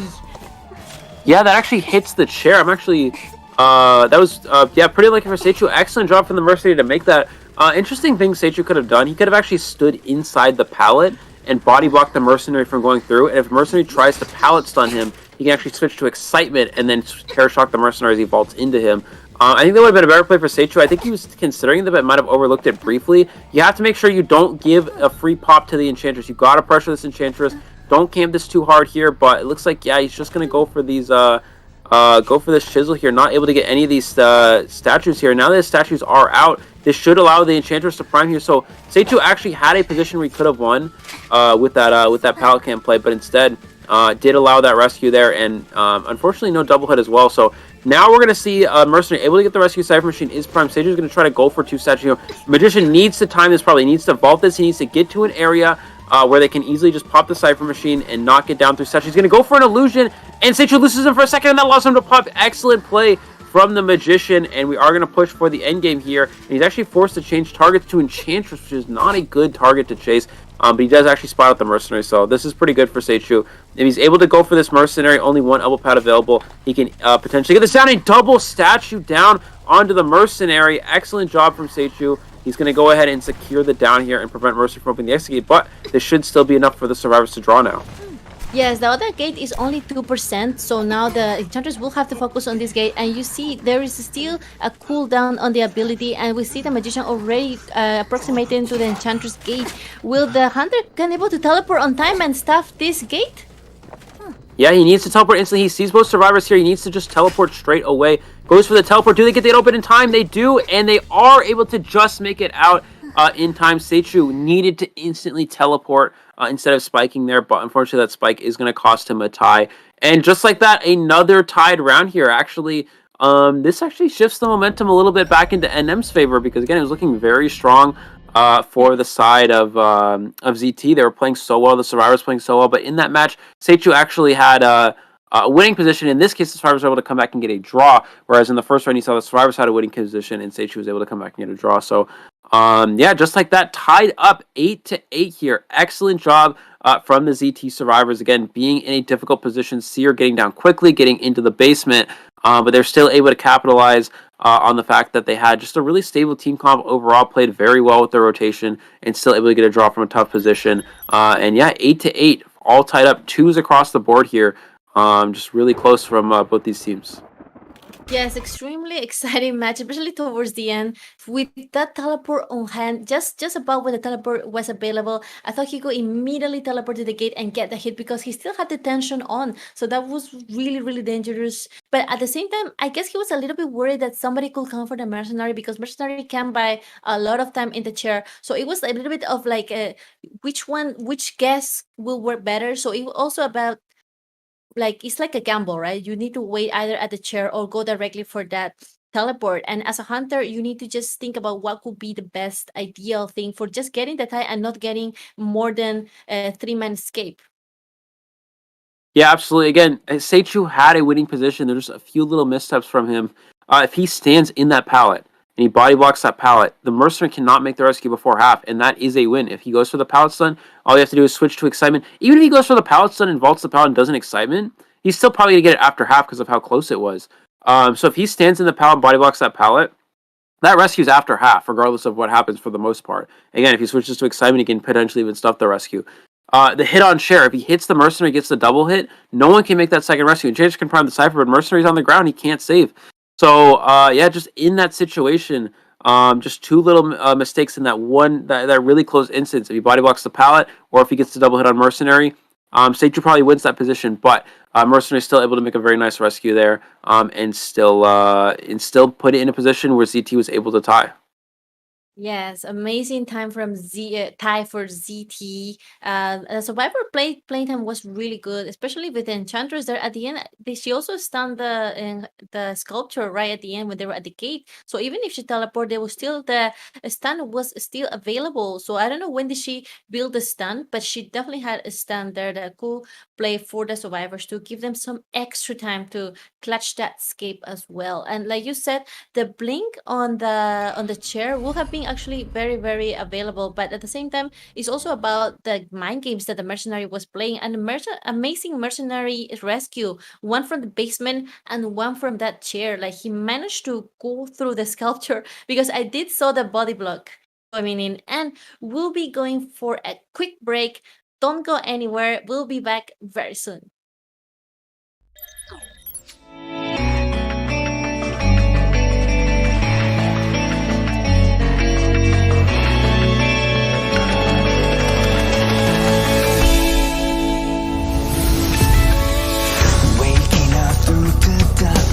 I can see the sun leaving behind what I have done. Future's already begun.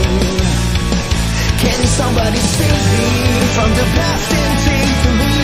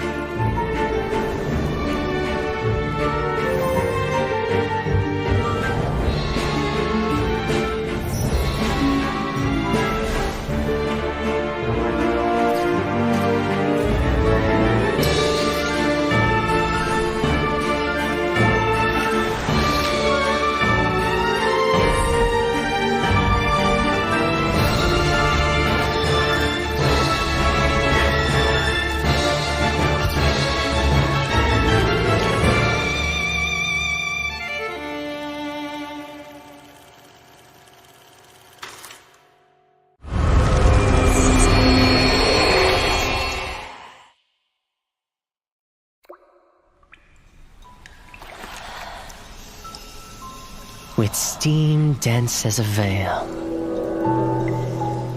and wine sweet as honey. One can't help but relax at the hot spring. Return to basics. Surrender restraints. Relinquish thyself.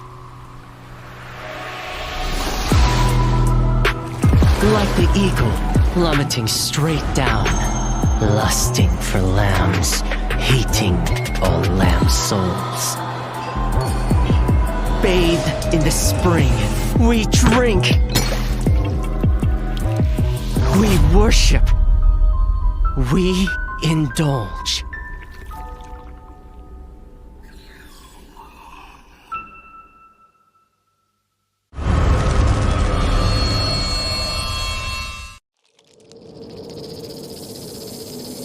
Scales, venom gland, and the vomeronasal organ. Reptiles' delicate biology is engraved with the mysteries of evolution. Researching them feels like listening to hymns of heaven and tracing the steps left by the Creator. But the end lies in unexpected malice.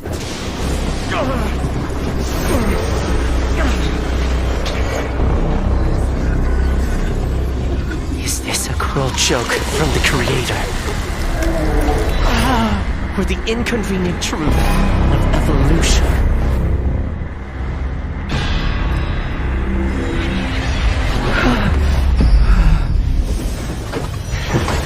All but a small price to pay on the path to truth.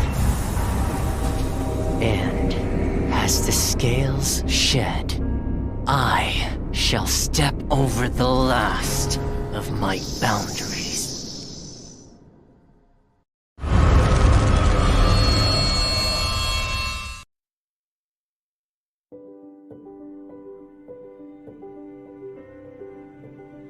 Hello， 大家好，第五人格的玩家们，我是浩明。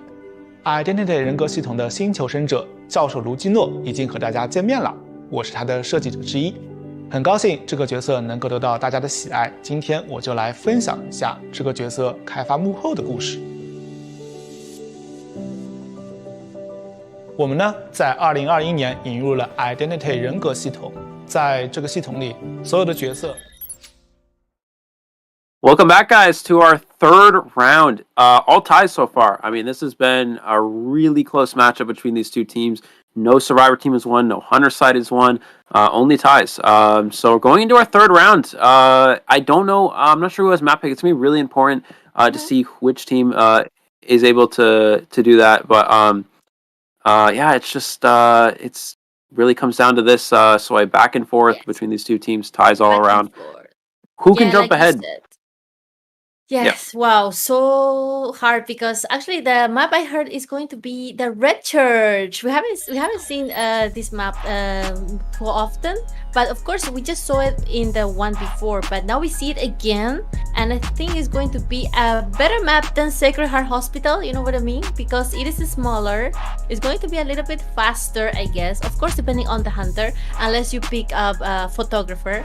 But at least that we definitely cannot see those type of hunters in this match because they're definitely playing very serious now. They want to try to get as much points as they can, and they want to break this tie, Eli. They definitely want to. They don't want to continue getting ties because you can see these both teams are so almost about the same level, and if not the same level, right? And they just want to get a little bit of chance, like one little mistake either from hunter or from survivor can cost them the whole game and be able to get one more survivor out or one more survivor less. So it's going to be very interesting to see what hunter they choose in the Red Church. We just saw Breaking Wheel, so do you think they will go for the same strategy? Yeah, I don't know. Red Church is a difficult map for Breaking Wheel, so I don't know if we're going to see that be banned or not. I think for the survivors, they'll probably actually ban Seichu's Bonbon and Sculptor and maybe just take a Red Church wheel. I'm not really sure. Yeah, we'll have to see here. We'll also be able to tell based off of these bans from Seichu what type of hunter he wants to actually play. If we see something like Forward, Priestess, and maybe something like Mercenary and not have a Seer ban, he's probably prepared to play something like Bonbon or Sculptor. But if he does go for the Seer ban, which I think he kind of has to do, because if you don't, then they can easily just ban Bonbon and Sculptor and force a Breaking Wheel. I expect we're probably going to see I think forward Priestess Seer ban. Yes, definitely. Because we have seen forward can be, but once again, if he bans forward, we have a very strong 0-2 harasser here like Batter. So of course, like that, the Batter will come out to play. But just like you said, forward and Priestess will get banned, and now Super 2 will. Oh, and the Seer. Wow, Seer is a very strong survivor at the beginning. So I think these bans are very, very common, very typical, but at the same time, they're also focusing on the 0-2 survivors because they know forward, Seer, and Priestess can be very scary on this map. So what do you think will be the picks for the survivor side from 0-2? Yeah, I don't know. We should say Mercenary is one of them. Now, the other option is, do they go Batter? I actually think Seichu bans Batter if it's not taken, because I don't think he really wants to deal with that. I think the survivors will probably ban... they could ban Wheel. I think they're really thinking about it. I mean, do you ban Wheel here on Church? It is Red Church. Bonbon, okay, definitely one of the bans here. Now the question is, do you go Sculptor or Wheel as the second? If you go Wheel, you play into... Oh, it's going to be Sculptor. So they're giving him Breaking Wheel here, which means that they may actually just take Batter straight away. We might just see Merc Batter. Yes. That could definitely be an option just to be able to deal with that. I think that actually makes the most sense for them as well. And Seichu not banning the Batter first, which you can't really afford to. You kind of have to ban forward Priestess Seer. There's just two strong characters to deal with. But with Seichu giving those as an option here, it definitely leaves Batter on the table for ZT, and they're just going to try to ban his two other hunters, again being the Bonbon and the Sculptor, and just try to counter Breaking Wheel as hard as possible here. Yes, if they could ban one more hunter, definitely will try to ban the Breaking Wheel. But at the same time, we know that Super Chu is known for playing Breaking Wheel very, very well as well. So I think that the survivor should already start preparing for a lineup against a Breaking Wheel. And just like you said, I think Battle will be a perfect option. But we just saw them using also can use other survivors such as Acrobat, and then Acrobat could work really well against Breaking Wheel. Of course, this map is one of the best maps for Acrobat because you see there is so many passages and window area, and Mercenary will be the first, one of the strongest survivors in the team coming here for the double rescue. And Entomology, same as in the one before, Entomologist is a very strong survivor as well, same as Acrobat. They both can guide for a really long time and contain the hunter and also support. And I think, like we saw before, if one of the survivors decides to bring the struggle will to survive, they could help, the entomologist could help with those bees to get the survivor out of the balloon and struggle free. So that could be also a good strategy, especially inside the church. Yeah, we're going to see Batter as the second ban, or well, the fourth ban here from Seichu rather. Yeah, this definitely means he's probably trying to play Red Church Wheel. I mean, Red Church Wheel is difficult, but the survivors do give him a lot to work with. You know, taking Mercenary and Entomologist, and Entomologist is very strong against Breaking Wheel. It's a very good kiter. It's very easy to avoid those spikes while on the beast because you have that increased speed, and also can be a very good supporter. But yeah, I think Seichu's probably planning to play Wheel here. For the second two bans here, I expect probably we're going to see... sorry, the second two lock-ins. We'll probably see Patient Acrobat. That make the most sense here. Yes, I think so. I think either Patient Acrobat or even Patient Psychologist wouldn't be too bad, because we know that 0-2 has amazing synergy and they can use the little boost of the couple. You know, Psychologist Patient can be a strong duo for dealing with, and we haven't really seen the combo of Patient with Psychologist. So it could be really cool if they could make it work. It could be also countering the Breaking Wheel snipe and the burst animation, and also the full presence snap. So I think that could really help them if they could bring out a good couple here, like the Patient and Psychologist. I think it will be very interesting. But at the same time, they also need a good decoder. So if they decide to go for a decoder, maybe they could actually bring a Postman, or just a survivor that can definitely help with the decoding for everyone in the team. Yeah, absolutely. The only issue with going Psychologist is it plays right into Breaking Wheel for Seichu. So I don't know. I mean, again, Red Church Breaking Wheel is not too strong. But again, you're in a situation where you don't really have a lot of options. You know, again, everything's tied up here. So you know, Seichu has he has a couple ideas on the table. One of them is you could play something like a draw hunter like Bloody Queen, maybe just go for a tie, and just rely on survivors to potentially win. Magician again from the survivors, which still is interesting. Magician is not too bad against Wheel, I suppose, but you still will get trapped if you illusion and you run into a trap, so you got to be careful of that if you're MX.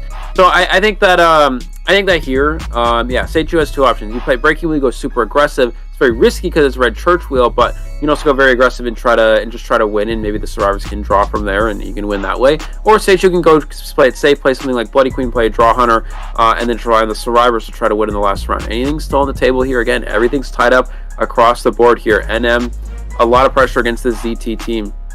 Yes, what does Seichu have to go with? Yes, a lot of pressure, and like you said, Breaking Wheel come into play for the Red Church, and of course one of the main scary things for the Breaking Wheel will be that decoding speed. He needs to counter that decoding speed, and the only two survivors that can decode very decently are all of them. Only the Mercenary is the only one who has a decoding debuff, but the Acrobat, the Entomologist, and the Magician both have very decent decoding speed. They have no debuff at all, and I think that could really help them to get those 3 survivors out of gate if they want to untie this match, because remember, they definitely need to try to get for a 3-man escape this time. And going to the small screen, and there is like 3 flywheel effects, one from the Entomologist, Acrobat, and the Magician, which will definitely come to utilize here. Do you think flywheel effect works well against the sculpture? Against Breaking Wheel, Breaking Wheel. Yeah, no problem. Against Breaking Wheel, Flywheel is the best trait for going into Breaking Wheel, because that's kind of the Breaking Wheel's biggest weakness. Ever since Flywheel came out, it's sort of made it difficult for Breaking Wheel to be as effective as it used to be. The problem with Flywheel for Wheel is that not only can you dodge the full presence, you can flywheel through traps. You can flywheel while they go for a snap if timed properly. So you can actually just avoid so much, as a survivor if used properly against the wheel. It's very hard to time. To be fair, you have to time the snap with the flywheel perfectly with the snap. You have to time it perfectly with the full presence. You have to time it perfectly when going through a trap. There's a lot of things to work with here. We do see a top of graveyard spawn here from Seichu, which means he can go towards top broken. Will he find a survivor in the area? Immediately catches track of one of these survivors, but they went straight towards church. This is a beautiful job from this acrobat to take this route here. And he's just going to try to loop around this area. He's just going to try to go for a ball at the window. He does get the ball off in time, and you already see the issue with Breaking Wheel on this map. Seichu's going to go ahead and vault both of these windows, probably putting up confined space for both of them. And he's just going to go back into wheel form and prevent him from going towards those windows, but he still has these ones to work with as well. Yes, there's honey everywhere, helping the acrobat vault those windows, and also now getting into the beast. Entomologist trying to not get spiked, and Super Chu is going now for the entomologist instead of the acrobat. Definitely a switch on his strategy, and now try to get to the window, but will get the first hit on the entomologist. Does get the first hit on the ento. Back into Shack here, but Seichu opting not to block off the window. Does he have extended spikes though? No, he's going to have to try to mind game now because he didn't block the window. Entomologist trying to push for church here, but she's not able to make it. Oh, but she's able to flywheel it and make it into church, but he does have blink to just secure the down anyway. So the flywheel almost being a perfect play there, but Seichu, just having that blink available, able to get the down in a quick kill for Seichu. 60-second kill. This is exactly what you need to see if you're on pace for at least a draw here. So already looking good here for the hunting side, but the survivors have pretty decent amount of progress here because it's Red Church, because it's very difficult for Wheel here, and with how well ZT survivors have played against Seichu's Breaking Wheel thus far, I think they're definitely still on track to potentially tie this round. Yes, for almost a 1 minute and a half kite. That was actually a really good kite for entomologists, and forcing Super Chu to change targets. And now we will see the mercenary will go for the rescue before trying to get this mind gaze and hit the chair. Now the entomologist will get out of the chair, trying to buy as much time, getting on the beast immediately, and now it's about the beast. How long can the beast last in here? Super Chu going for the spike on entomologist, and will he make it to the window? Yeah, no, he's not going to be able to make it to the window with these, especially with these extended spikes, but because he used the extended spikes early, this actually makes it so the entomologist could potentially just go for some jukes here. We see the acrobat in the area as well. He's going to go for a red bomb as he gets out of wheel form to potentially go for a spike. Seichu may just want to get out of wheel form here Acrobat's coming in for the bomb here. Goes for that trap here. Is not able to get it. And he is able to make it into church just like that. So now the survivors have actually potentially put themselves in a position where they can win from here. Already starting both of those ciphers. And he's going to go for that first spike. Yeah, he's going to get the spike on the Ento here. Acrobat still in the vicinity, trying to use that red ball. Can he use the red ball? And he does use it to time here, and preventing that stab. It's only going to prevent, but he actually gets to hit on the Acrobat, which is not bad for Seichu because he still has snap available, and Acrobat no longer has the red ball. So I'm not really sure how much that benefits. I guess it does give a little bit of extra time for the Ento, though. Yes, definitely. Now the Ento you see already on the beast, already on her beast plane, going away, going to this corner, but it will be the full presence there. I think that's the full presence burst. Is that? Yes. He used the full presence and the snap there. He's going to use. He used the snap to secure the down here, and now we're going to see one more rescue here, probably from the mercenary again.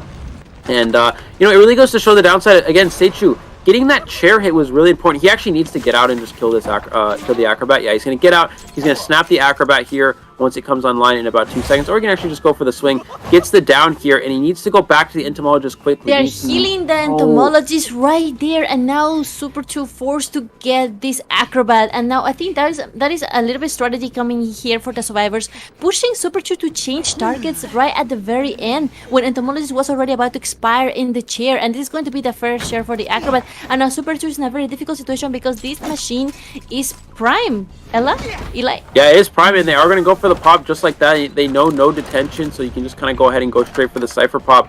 And just like that, the survivors of ZT have a winning position. The Entomologist with an excellent rebound kite there, and Seichu trying his best in this area to get this down on this Ento. Blink is available, so he can go for that there. He's going to get a second follow-up with the full presence. And he's just going to go ahead and blink the Entomologist. No, she's going to use the flywheel to dodge the full presence yet again, and you see why flywheel is so strong here.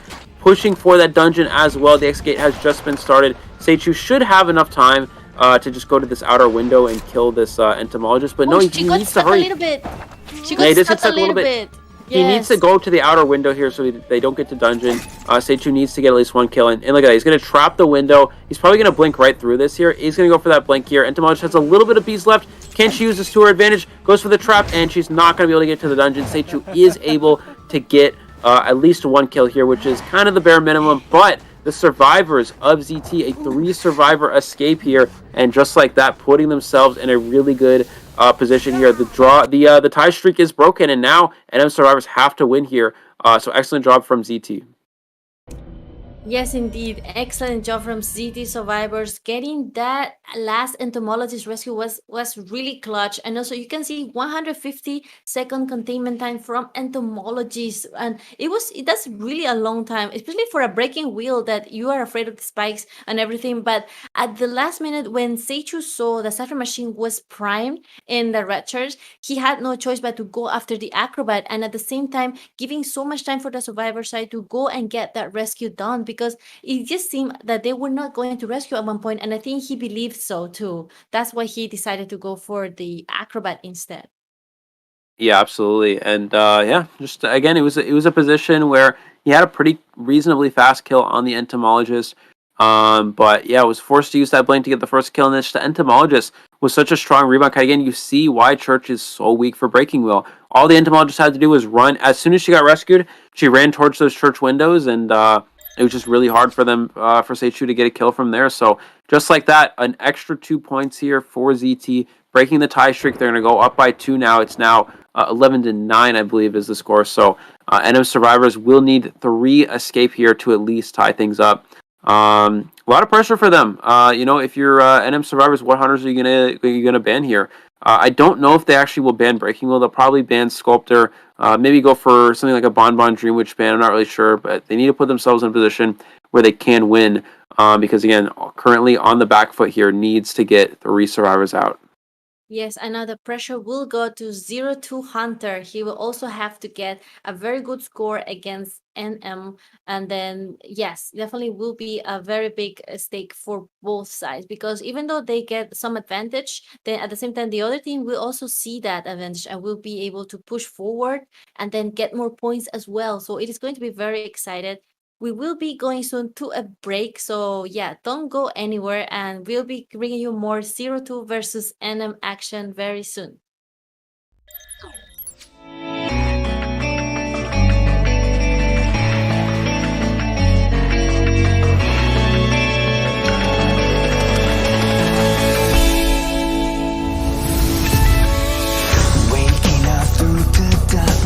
I can see the sun leading behind, wanna have their future's already begun. Can somebody save me from the past and take the lead? I'm ready to believe and to stand up and for free. There were times I didn't know what to believe. Now I found a reason to fulfill my destiny. I'll carry on the journey. There were times I didn't know what to look for. Now I found my faith and I won't hesitate no more. The night is gone, I'm no longer torn. A new day has come, I'll be reborn.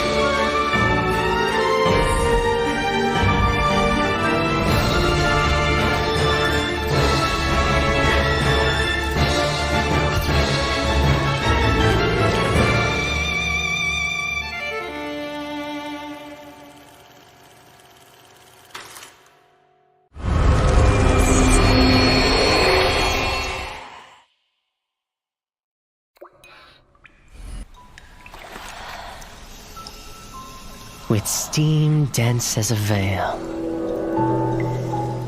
and wine sweet as honey, one can't help but relax at the hot spring. Return to basics, surrender restraints, relinquish thyself. Like the eagle plummeting straight down, lusting for lambs, hating all lamb souls. Bathed in the spring, we drink, we worship, we indulge.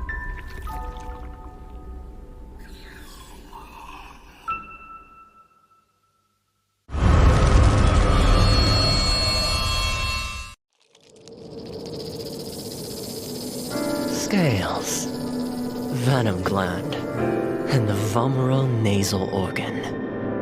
Reptiles' delicate biology is engraved with the mysteries of evolution. Researching them feels like listening to hymns of heaven and tracing the steps left by the Creator. But the end lies in unexpected malice.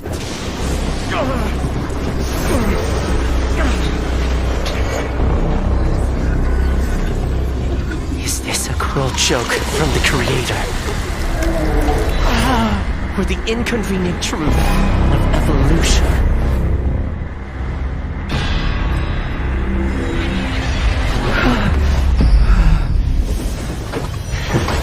All but a small price to pay on the path to truth. And as the scales shed, I shall step over the last of my boundaries.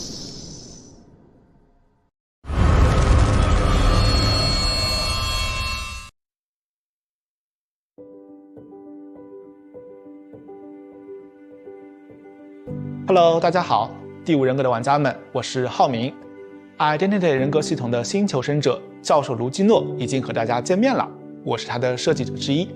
很高兴这个角色能够得到大家的喜爱，今天我就来分享一下这个角色开发幕后的故事。我们呢，在2021年引入了 Identity 人格系统，在这个系统里，所有的角色都是已有角色的一个新的形态。我们希望一些角色能以一个新的形态突破求生者和监管者之间的阵营隔阂，呈现角色更多的可能性。这次新求生者教授卢基诺，他和涅西卢基诺其实。Alright, everybody, welcome back to our last half of the third round. NM versus ET. It was tied all the way up until the third round, but we see ZT pulling ahead with a 3 survivor escape against Seichu's breaking wheel here on red shirt. So now a lot of pressure on NM survivors. They're going to need 3 out here to try to tie things up or 4 to win it. Ty's not going to cut it. All ZT Hunter has to do here is get a tie, and we're actually going to see a new Hunter come in for ZT. Yes, ZT will bring up Miko, which is a new hunter for haven't seen yet. So let's get right into the band picks to take a look at the bands. So we see here ZT Miko is going to be in red shirt as well. It's the same map. So at the same time, we see the survivor side will be John Oleng, Love, Caradona, and Jalkan. Since we know they're a very strong team for the harassment and rescue, I think that really with the beautiful mercenary rescue we have seen today, I'm mesmerized. Like, these mercenaries are so pro. They rescue so nice. And yes, the first bands we'll see is going to be Forward, Priestess, and Seer. Eli, what are your thoughts on these bands? Yeah, this is just the most standard bands for this round 3 situation. Forward, Priestess are the most common. We also have we also don't know what Nico is actually going to play here. We're kind of in the dark about this one, but now let's see what the survivors opt to ban. I think they'll probably know more about this than we do. But yeah, you can usually tell what hunter is going to come out based off of the bans, but with Forward Priestess, yeah, that's kind of the most universal standard bans for a round 3 situation, so it's really hard to tell based off of this. Let's see what the survivors opt to ban here, so we'll kind of get an idea of what Miko plays. My guess is that Miko is one of those later round hunters that has a lot of the kind of the later round hunter options available. Things like Geisha, Axeboy, Bloody Queen, some of those later round hunters. So we'll have to see, but yeah, anything's possible here with these bans. Yeah, yep. Just like you said, also expecting some of those hunters like Magic Geisha, Axeboy, because we have seen those hunters coming out more and more, especially when you get your team ready to face a breaking wheel or sculpture, and then suddenly they have to face either an Axeboy or like a super OP Geisha. It definitely could get them by surprise, and sometimes that can play a lot for the hunter to get those points. And since they're choosing to play Miko, I'm guessing that Miko definitely is not going to main the same hunters as Kuga, because there's a reason why they are choosing him. And that's also one of the things of having 2 hunters on your team, that they could actually share the burden a little bit, alleviate the burden, and try to also support each other, and then that's really good. So for the first time, I think seeing Miko coming out to red church, really looking forward to see what hunter he has to bring. We really don't know, so really excited to see what's going to be Miko's first hunter to come out. And also, I'm pretty sure, like you said, the NM survivors, since they play ranked so often and they are very familiar with these players, they see each other almost all the time, so they might have done their homework. And we see the first band coming in, and it's going to be for Miko's Bonbon and Sculpture. Eli, what are your thoughts on these bands? Yeah, both these Bonbon band makes sense because it's a drawn situation where the hunter has to get a draw. Sculptor could just be that that's Miko's kind of go-to character, so you want to get those out of the way as well. But that does open options for things like Geisha and Bloody Queen, which are very good draw hunters, but maybe it's something that Miko doesn't have as an option, so we'll have to see. We're going to see Entomologist and Mercenary getting locked in for the survivors, which means they're probably not worried about a Bloody Queen. If they're worried about Bloody Queen, probably see something like Patient, maybe even something like Perfumer just to counter that, but we're going to see Entomologist instead here, which is more standard for something like Breaking Wheel. We're going to see Patient as the next ban.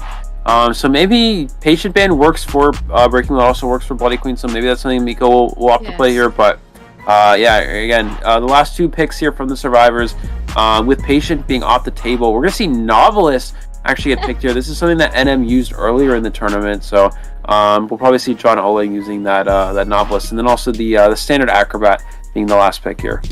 I think, Eli, somebody told me that Nevalis is one of your favorite survivors. Is that true? No, not really. Yeah, I've had a lot of interesting experience with. Oh, we are gonna see Bloody Queen, so yeah, definitely a good option for a tie. Yeah, I've had some not so positive experiences with NAEU Novelist players. So yeah, we are gonna see Bloody Queen getting used here. So they're really not playing too hard into anti-Bloody Queen. Now, it's actually interesting. Novelist is a pretty good character against Bloody Queen, because when they go, if you have that book available and they go for the mirror image on you, you can actually use that book right at that time and easily kite out a mirror image with that. But in reality, other kiting characters such as Perfumer would probably just have been more consistent and stronger. But yeah, who knows? Maybe this is something they practice. They practice the Bloody Queen matchup for Novelist, and yeah, again, Novelist not too bad against the Bloody Queen if used properly. Oh wow, yes, I agree with you. And also there's also novelists and entomologists that will be bringing flywheel effect to this match, and Caradona the mercenary is the only one with a tie turner. So actually we see 3 flywheel effects. Everyone else but Caradona the mercenary will be bringing flywheel effect. It's going to be very exciting to see how they're going to use flywheel against Bloody Queen. Do you think flywheel effect will work good against Bloody Queen? Yeah, flywheel is good if timed properly. If you're able to, use the flywheel you can avoid one of the swings on the mirror image, and then maybe, if you're able to juke long enough, then you can get out of range. If you also avoid the mirror image until the last few seconds of when it's available, you can flywheel one of the swings. Yeah, if you flywheel one of the swings, I mean, sometimes you're able to dodge it, sometimes you're able to not. It just really depends on positioning and stuff like that. So we are going to see the top graveyard spawn here from Miko. Will they go top broken or will they go back? I expect them to go back gate first. Actually, they're going to go top broken, which is kind of interesting. You typically don't go this way as a Bloody Queen. Immediate mirror from Miko. Can they get an early hit onto mirror? The novelist, yeah. He will be getting the first hit, which makes him unable to get that book done in such a short time for him. He really bumped onto the Bloody Queen. That was really unfortunate. We see Bloody Queen brought trump card and detention to the table, and now the bees will be coming to aid this kite. Yeah, we see the Bloody Queen. Excellent job here. Actually, is gonna hide away from the book here, but the mirror image is gonna be used here, immediately forcing a switch. But I don't think he's really get the book in time. He should probably just go down. Oh, uses the flywheel, and the flywheel. That's a perfect example of him avoiding a mirror image hit right there. And he's actually able to stay alive because of the beast support, because of the flywheel. Miko missing that mirror, and the novelist should have a book almost ready. Not quite just yet, but if John Oling's able to get it online shortly, he actually does have it available. Goes for the blink, and he uses the book at the perfect time to avoid the blink. What a play from John Oling. The beast here as well will keep him alive a little bit longer. Here's the entomologist support is able to get the down there, but that was an extra mirror image forced out, plus an extra blink. It's 3 mirrors and a blink, which is very good pace for NM survivors. But the only downside is entomologist was not decoding during that time. Amazing 1.5 minute kite from the novelist, giving so much chance for the survivor to advance those machines. Acrobat about to pop his, and now we see the mercenary is coming in for a full blood rescue. He's still buying so much time because he doesn't want to get it too early on. We hear elbow pad. He's already near this chair, and now going to go for the rescue before half. Trying to go for that body block. No, he's just getting that last effort popped in, and now mercenary will prepare to go away. Doesn't want to get another hit, but Miko's playing really aggressive, forcing those elbow pads away, and now we'll just go focus on the novelist. Yeah, he is forcing an extra elbow pad out of the mercenary here, which is nice. That buys a little bit of it gives him a little bit of more. It helps him in the end game when the elbow pad's also available here. We're gonna see the entomologist come in, try to support this, but the bees do die here, so I probably would have been better to probably save the bees for the later half of this game, maybe for kiting, but. Yeah, unable to struggle from that. He's going to go for another mirror image onto Kiradon. It does get that hit. What a beautiful mirror from Miko here. And actually, again, it actually kind of begs the question, why the survivors didn't ban Bloody Queen. In a position where you have to get a win, it makes sense to ban a TIE Hunter like Bloody Queen, but they're actually giving it to Miko here. And he's got definitely a drawn position here. We're going to see the flywheel to avoid that. Flywheel, yes. And now Novelist just stand up for a little bit, but now he's going back to write another book for Miko, but Miko not taking any chance. Use the flywheel once again. Beautiful use of the flywheel, and now Novelist will take this guide, but the mirror will hit eventually because there's no TIE Turner into effect. And now there is still 4 Cypher's machine left. Eli, this doesn't look that well for the survivors at this point. Yeah, this is looking very good for ZT. One survivor already eliminated. Miko's just going to need one more kill with the tension in the end game. And Mercenary on the ground as well. Entomologist injured. This is looking like a winning position here for Miko. Again, just needs one more kill. And he actually does spot out Kiradana as well. So she's going to be placed on the rocket ship. Unless she's able to get up here, I don't... Oh, she's going to get up in time and is able to avoid the hit. So Kiradana actually staying alive here. Trying not to use an elbow pad if possible, but is probably going to have to use one right here.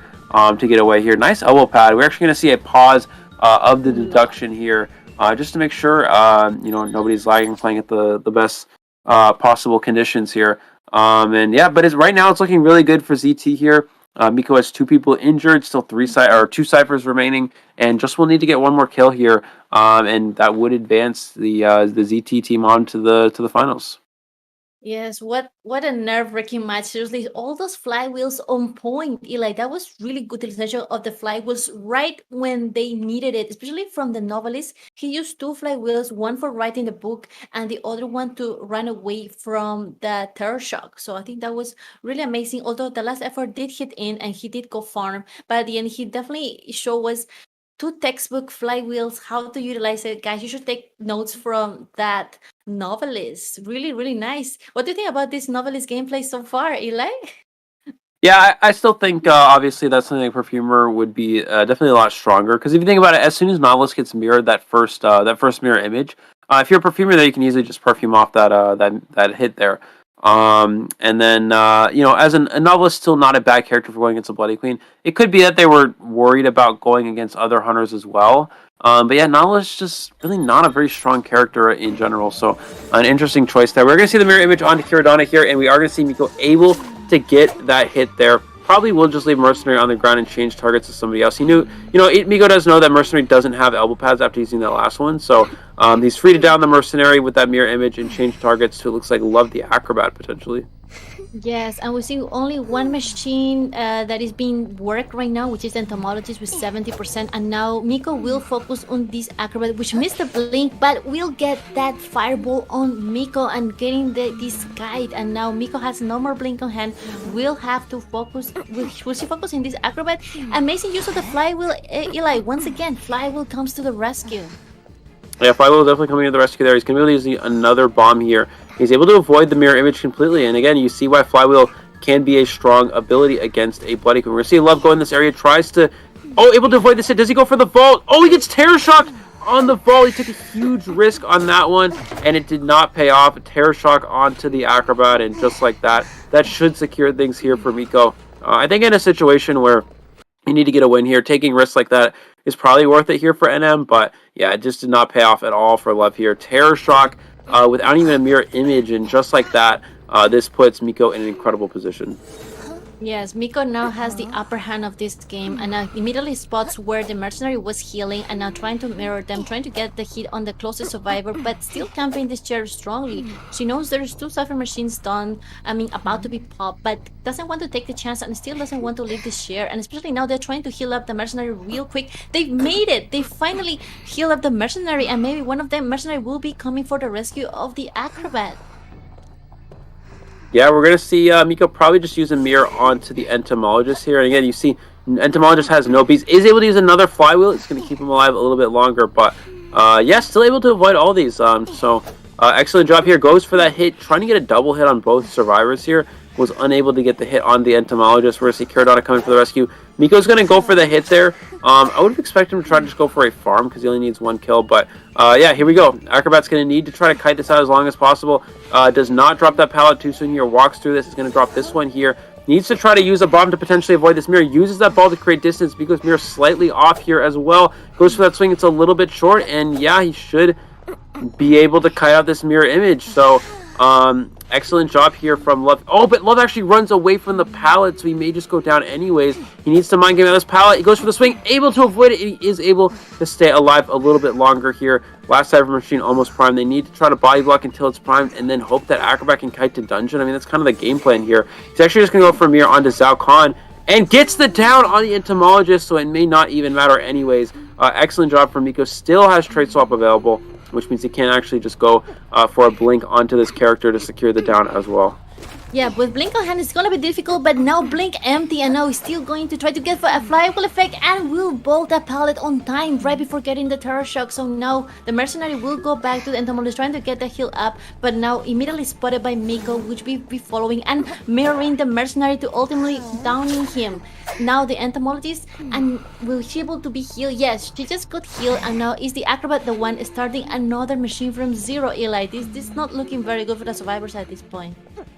Yeah, it's actually fine if Miko just chases the Acrobat, because again, Miko's playing really aggressive. You just need to tie. So if you're Miko here, it's better to just chase Acrobat, let them pop the last Cypher, and just kill Acrobat with detention and put him on the rocket chair. And then you send back to the manor. There's no way for the survivors to get more than a draw. But yeah, he's playing a little extra aggressively. He's playing it kind of like a rank match, like you would if you're trying to go for a win. But Miko doesn't need to win. He just needs to tie. So playing aggressively like this maybe could backfire. It's still a great position for Miko. So it's still really difficult for the survivors to actually do anything here, but it's just it could potentially backfire. Unlikely, but still possible. Going for that long range mirror towards Graveyard here, trying to force Love off of that last Cypher Machine. Going for that mirror angle change. Is he able to get the hit here on Acrobat? Most likely not going to be able to do so. That's such a long range mirror to hit here. But he is forcing away from the Cypher Machine, so that slows down that decoding progress. Yes, and now we see Caradona still not being able to be rescued anytime soon because Jalkan is still a bit far away, and it's just Entomologist that it has no more bees and no items on hand. It's going to be a little bit difficult for her to reach that chair, but still the Acrobat is still trying to go for that machine, and it's 88. Eli, the machine is only 88. Do you think she will have to able to make this rescue? Oh, Acrobat actually, yeah, goes down here. Now he can just chair the Acrobat. It is dead on chair. I think Acrobat kind of had to commit to that Cypher and hope the mirror didn't hit. Because you have to prime the Cypher Machine, and then they hit the Survivor, you pop the Cypher and get the rescue. But just like that, that is going to do it here. Miko getting 2 survivors eliminated, which means they have secured the draw here. Mercenary may just go ahead and rush down this last Cypher and try to pop it here. But he's going to just take a hit anyways and actually just run away completely. So now you just allow for the mirror onto the Entomologist. He's going to switch places, and he's going to be able to get Entomologist down here. Oh, they popped the Cypher, but Entomologist is still going to go down. Mercenary is in the area. But again, Miko already has gotten that 1 kill that they need, the 2 kills that they need to secure ZT a spot in the finals. Yes, unfortunately the Mercenary it has no more items left, and even though if there was dungeon here, that could be a possibility because now the Entomologist needs to heal up once again. He hasn't used the self-heal because I saw the Mercenary healing earlier, but still Miko on the Mercenary will get that detention hit, and we just have to wait when Entomologist decides to do. Yeah, she uses her self-heal now, and we'll try to just hide for a little bit, try to buy some extra time for Miko to not find her. Yeah, again, I mean, it's already over. Miko's already secured the draw, so going for an extra 4 kill won't matter at all here in terms of points, but maybe it will. I'm not really sure how the final seedings work. I don't think it really makes a difference, though. We're going to see Miko go ahead, go for a mirror image onto the Entomologist. A little bit short here on this one, maybe trying to, missing that one, so Entomologist can kite this out a little bit longer, but yeah, it's just a matter of time here. Mercenary, I don't believe, has self-heal, so Entomologists doing their best to contain as much as possible.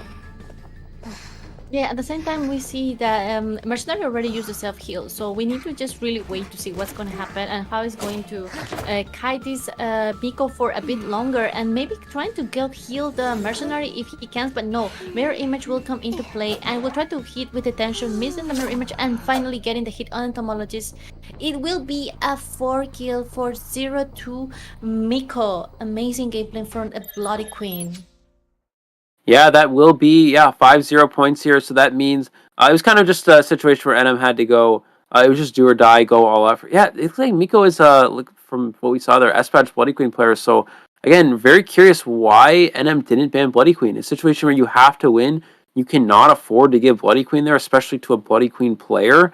So yeah, very interesting decision there from from NM does not pay off for them. And yeah, ZT, excellent job here from this Bloody Queen, advancing to the finals. We'll be playing against GL in the finals. NM not out of it, still playing for that 3rd place spot against Little Dragons as well. That will be the next matchup, Little Dragons versus NM, and then in the grand finals, ZT versus good luck to see who is going to be the ultimate champion here for IVA.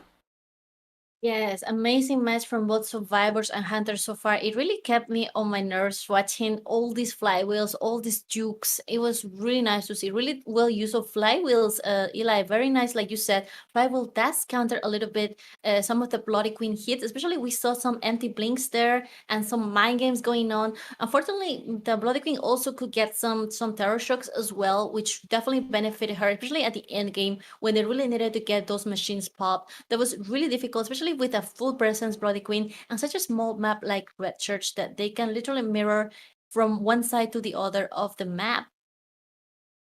Yeah, absolutely. Yeah, and again, you saw an excellent start there, getting an early hit onto the novelist, but still able to kite pretty well. The entomologist B support being very good, the flywheels being very effective. Novelist was able to force, I think, 3 mirrors and a blink first kite, which usually is enough to win as a survivor side. However, unfortunately, the survivors did rotate quite a lot.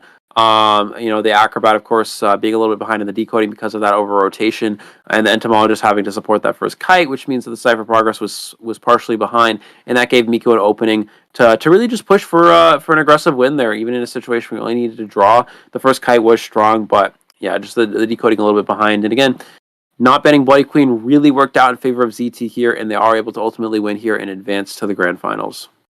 Yes. So we're going to go to a little break, but don't go anywhere because we'll be back very soon with more IVA action for you guys.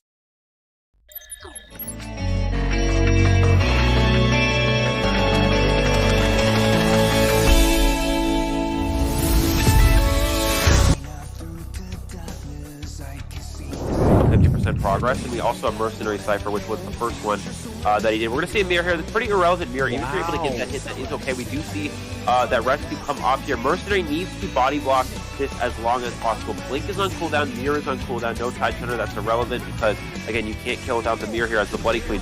Mercenary is going to just go around here. They're going to try to take as many hits as possible. Missing that Palisade, Mercenary needs to catch up to the Priestess and be able to body block this next mirror so the survivors can find on these last Cypher twos. They have the time to do so, but that's the idea of psychologist healing here, is that you now give yourself enough time. We're going to see a triple body block. Paging gets a drop that hit. That's not ideal here. You have to force attack recovery so you can extend that time as long as possible. Okay, waiting for him to drop down. It's the Priestess that drops down, but no, it is the Mercenary that ate that hit. One Cypher still remains. Psychologist is hot on that Cypher, and now they're forced to share the patient. Now, way there, as Mercenary, you have to elbow pad away. You have to elbow pad to a point where you're breaking that line of sight, and in this case, it's just it's not working out here. We're going to see Batter come in potentially for a harass, but again, Batter can struggle here against this hook because all you have to do is land that hook, get that hit, and yeah, there's another free hit. They are able to I thought they were going for that body block. We're going to see them go ahead and drop a trap, so even if this does happen, he's going to land in the trap. Yeah, he's not able to get the harass off anyways, and he's going to be scared for the second time. man, the way that Oxygen was able to snipe out from afar, and another one. He is a sniper on this game. Distance, go for that rescue. Yeah, with Mercenary getting cut off this far, they may not even go for it at all. He takes the hit there, and he's going to push the save. I think Sculptor might have full presence now because of that insolence. Let's see, actually. Going to go in for that rescue. We're going to see full presence actually getting that hit there. One chip. They were able to get the save, though. Can he get the double hit on Mercenary as well? He is able to get the double hit on Mercenary. Acrobat has a few bumps to work with here, but it's going to be difficult. This is not a great area to kite, especially against a Sculptor with full presence. Tries to go for that mind game, gets to the vault into him, and he should still be able to get that hit there. There's that first chip, and I don't think there's any chance of making it to a window there before you. Wow. Yeah, I mean, I think, yeah, great job hiding the red light, just forcing him to make that jump, and this will be the first down and out. The delayed effect on his passive there is definitely going to be hard. Now we see him, yeah, he has to utilize that elbow pad just to get out of dodge, but now the webs are able to, catch up, and he's able to utilize the blink to get the Mercenary. Now the Mercenary has no more skills, no more items to utilize. seems like the closest one is the Embalmer. He will have to be very careful though. Mercenary already making his rotation towards this rescue. 2 ciphers remaining. We do note that I think they're priming 2 ciphers at once, and the one's at 71%. He's just being very careful. Now the rescue needs to happen. Tide Turner will be in effect, trying to light up the floor. Mercenary eats 1 chip bomb. Will eat another one. Oh my god. He's waiting for the last possible second and now stuffs the rescue. This has turned around. Crocoduck now just needs 3 survivors to get the victory here. Yeah, Mercenary actually could have just waited for that bomb to blow up before going for the chair save there. But instead, yeah, getting a little too greedy there, and this is probably going to be a drawn position. The question is, does this Bonbon have the trump card? Which the Acrobat coming for this rescue is able to get that first. And he pushes the Acrobat back. The Cypher Machine is primed. Can he potentially go for the Blink to get it on the Acrobat? He's going around the chair to try to bait off the Blink, but he didn't fall for it. And now all he has to do, there's the Blink, and there's the down. Again, he only needs 3 survivors eliminated, and with the tension, that may be enough there. Again, you saw the Acrobat. He knew Blink was coming.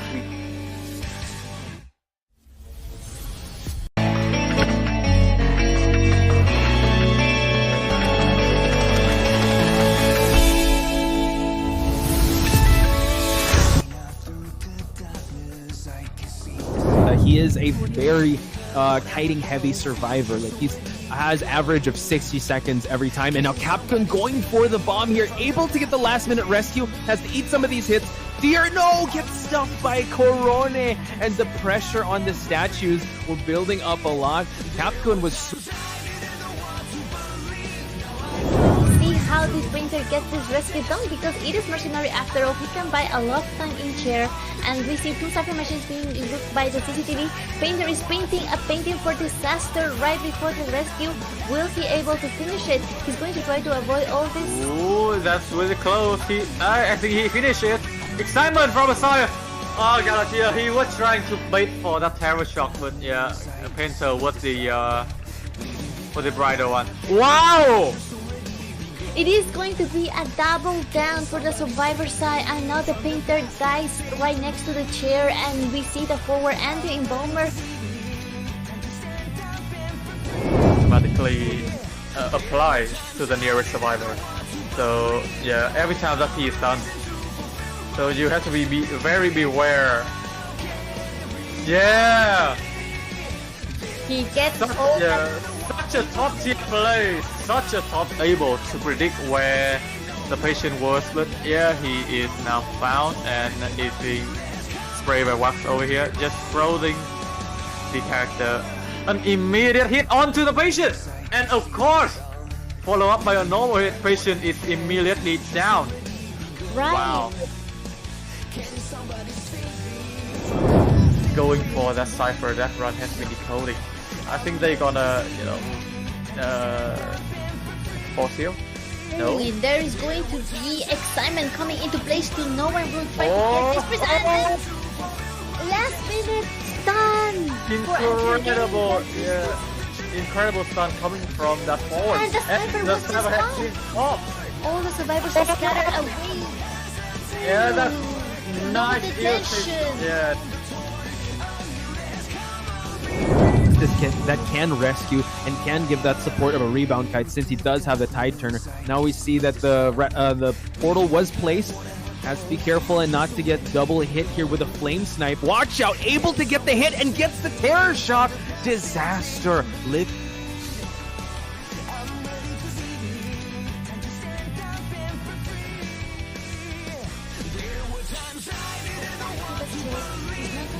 Wow! And he gets the flame. Another terror shot.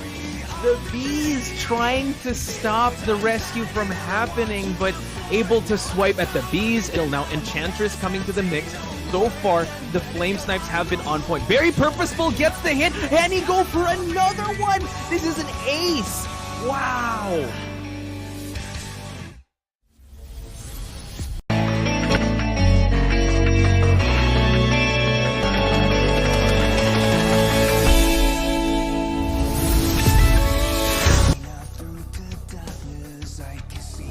A little bit longer. Wow. Hit utilized here from Spy. He's trying to steer that down. Elbow pad to try to body block in time, and he does not hit the body block. Mercenary looks like he's pushing towards the dungeon. It's open.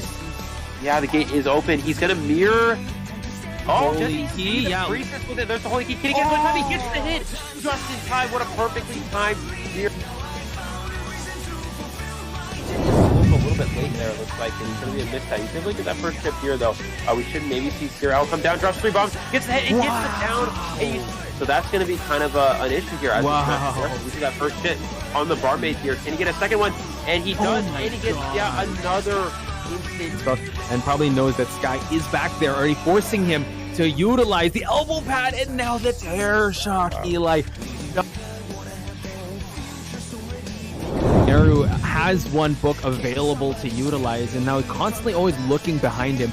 Will he be able to utilize it just in time? He does, and now you just see like they are chasing each other. It's kind of funny how you see the hunter running away from the survivor and unable to crouch again, allowing John Oling to have a head start in actually rotating away.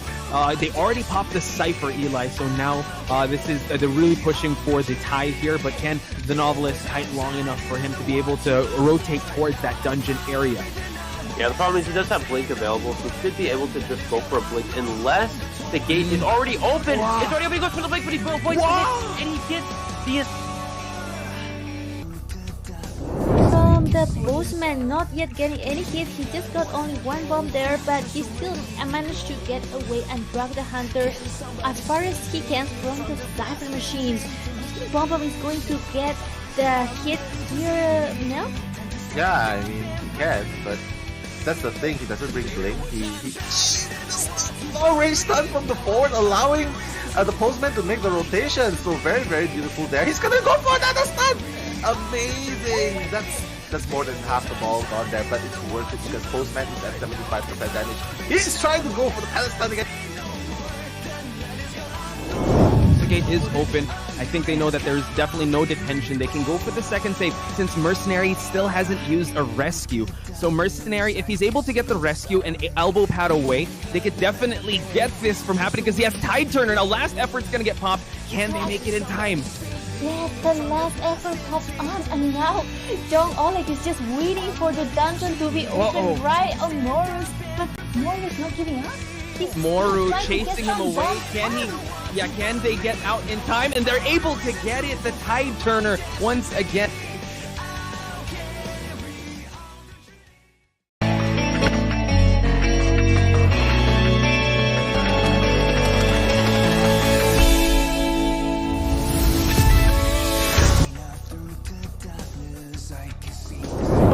Progress, and we also have Mercenary Cypher, which was the first one that he did. We're going to see a mirror here. That's pretty irrelevant mirror. Even if you're able to get that hit, that is okay. We do see that rescue come off here. Mercenary needs to body block this as long as possible. Blink is on cooldown, mirror is on cooldown, no Tide Turner. That's irrelevant because, again, you can't kill without the mirror here as the Bloody Queen. Mercenary is going to just go around here. They're going to try to take as many hits as possible. Missing that palisade, Mercenary needs to catch up to the Priestess and be able to body block this next mirror so the survivors can find on these left side machines. They have the time to do so, but that's the idea of psychologist healing here, is that you now give yourself enough time. We're going to see a triple body block. Paging gets a drop that hit. That's not ideal here. You have to force attack recovery so you can extend that time as long as possible. Okay, waiting for him to drop down. It's the Priestess that drops down, but no, it is the Mercenary that ate that hit. One Cypher still remains. Psychologist is hot on that Cypher, and now they're forced to share the patient. Now, way there, as Mercenary, you have to elbow pad away. You have to elbow pad to a point where you're breaking that line of sight, and in this case, it's just, it's not working out here. We're going to see Batter come in potentially for a harass, but again, Batter can struggle here against this hook, because all you have to do is land that hook, get that hit, and yeah, there's another free hit. They are able to, I thought they were going for that body block. We're going to see them go ahead and drop a trap, so even if this does happen, he's going to land in the trap. Yeah, he's not able to get the harass off anyways, and he's going to be scared for the second time. Man, the way that Oxygen was able to snipe out from afar, and another one. He is a sniper on this game. Let's go for that rescue. Yeah, with Mercenary getting cut off this far, they may not even go for it at all. He takes the hit there, and he's going to push the save. I think Sculptor might have full presence now because of that influence. Let's see, actually. Going to go in for that rescue. We're going to see full presence actually getting that hit there. One shift. They were able to get the save, though. Can he get the double hit on Mercenary as well? He is able to get the double hit on Mercenary. Acrobat has a few bombs to work with here, but it's going to be difficult. This is not a great area to kite, especially against a smoke with full presence. Trying to go for that mind game, gets to the vault into him, and he should still be able to get that hit there. There's that first chip, and I don't think there's any chance of making it to a window there before you. Wow. Yeah, I mean, I think, yeah, great job hiding the red light, just forcing him to make that jump, and this will be the first down and out. The delayed effect on his passive there is definitely going to be hard. Now we see him, yeah, he has to utilize that elbow pad just to get out of dodge, but now the webs are able to, you know, catch up, and he's able to utilize the blink to get the mercenary. Now the mercenary has no more skills, no more items to utilize. But it seems like the close one is the embalmer. He will have to be very careful. The mercenary already making his rotation towards this rescue. 2 ciphers remaining. We do note that I think they're priming 2 ciphers at once, and the one's at 71%. He's just being very careful. Now the rescue needs to happen. Tide Turner will be in effect, trying to light up the floor. Mercenary eats 1 chip bomb. Will eat another one. Oh my god. He's waiting for the last possible second, and now stuffs the rescue. This has turned around. Crocoduck now just needs 3 survivors to get the victory here. Yeah, Mercenary actually could have just waited for that bomb to blow up before going for the stair save there. But instead, yeah, getting a little too greedy there, and this is probably going to be a drawn position. The question is, you know, does this Bonbon have the front card? Which the Acrobat coming for this rescue is able to get that first. Whoa. And he pushes the Acrobat back. The Cypher Machine is primed. Can he potentially go for the blink to get it on the Acrobat? He's going around the chair to try to bait out the blink, but he didn't fall for it. And now all he has to do, there's the blink, and there's the down. Again, he only needs 3 survivors eliminated, and with the tension, that may be enough there. Again, you saw the Acrobat. He knew blink was coming.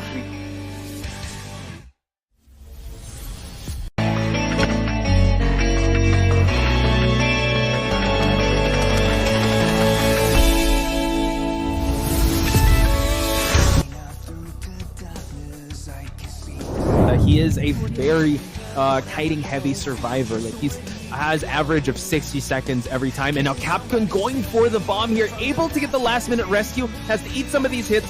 Fear, no, gets stuffed by Corone, and the pressure on the statues were building up a lot. Capcom was how this painter gets this rescue done, because it is mercenary after all. He can buy a lot of time in chair, and we see 2 cypher machines being looked by the CCTV. Painter is painting a painting for disaster right before the rescue. Will he able to finish it? He's going to try to avoid all this. Ooh, that's really close. I think he finished it. Excitement from Messiah. Oh god, yeah, he was trying to bait for that terror shock, but yeah, Painter was the brighter one. Wow! It is going to be a double down for the survivor side, and now the painter dies right next to the chair, and we see the forward and the embalmer automatically apply to the nearest survivor. So yeah, every time that he is done, so you have to be very beware. Yeah, he gets all such a top tier play, such a top able to predict where the patient was, but yeah, he is now found and is being sprayed by wax over here, just throwing the character an immediate hit onto the patient, and of course follow up by a normal hit. Patient is immediately down. Right. Wow. Going for that cipher, that run has been decoding. I think they're gonna, you know, force heal. No. There is going to be excitement coming into place to no one will try to get this person. Last minute stun. Incredible, yeah. Incredible stun coming from that forward. And the sniper has been off. All the survivors are scattered away. Yeah, that's nice. Yeah. That can rescue and can give that support of a rebound kite, since he does have the Tide Turner. Now we see that the portal was placed. Has to be careful and not to get double hit here with a flame snipe. Watch out, able to get the hit and gets the terror shock. Disaster. Live.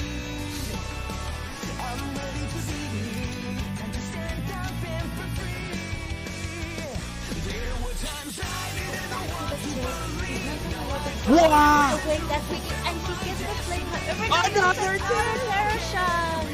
The bees trying to stop the rescue from happening, but able to swipe at the bees. It'll now Enchantress coming to the mix. So far, the flame snipes have been on point. Very purposeful, gets the hit, and he go for another one. This is an ace. Wow.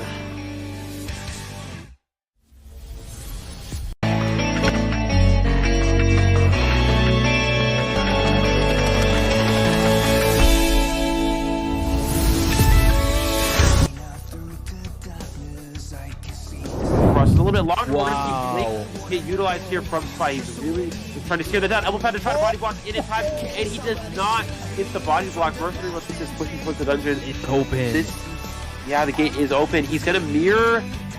Oh, Holy key, yeah. Freezes with it. There's the holy key. Can he get one time? He gets the hit just in time. What a perfectly timed mirror.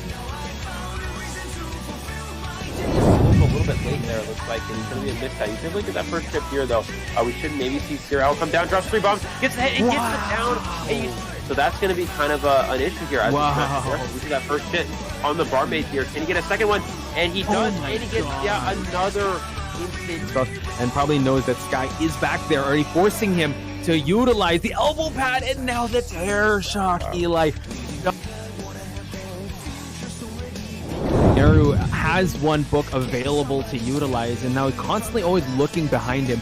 Will he be able to utilize it just in time? He does, and now you just see like they are chasing each other. It's kind of funny how you see the hunter running away from the survivor and unable to crouch again, allowing John Oling to have a head start in actually rotating away. They already popped the Cypher, Eli, so now this is they're really pushing for the tie here, but can the Novelist kite long enough for him to be able to rotate towards that dungeon area? Yeah, the problem is he does have Blink available, so he should be able to just go for a Blink unless the gate is already open. Wow. It's already open, he goes for the Blink, but he avoids the hit, and he gets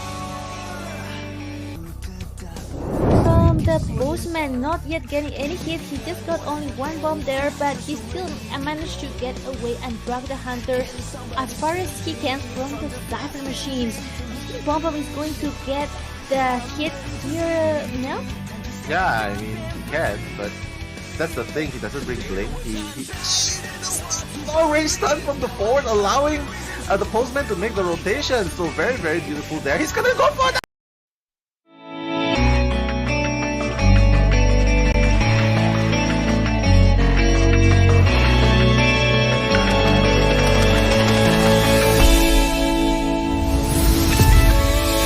Waking up through the darkness, I can see the sun.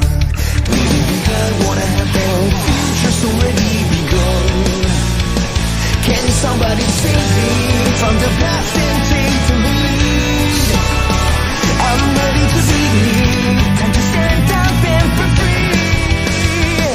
There were times I didn't know what to believe. Now I found a reason to fulfill my destiny. I'll carry on the journey. There were times I didn't know what to look for. Now I found my faith and I won't hesitate no more. The night is gone, I'm no longer torn. A new day has come, I'll be reborn.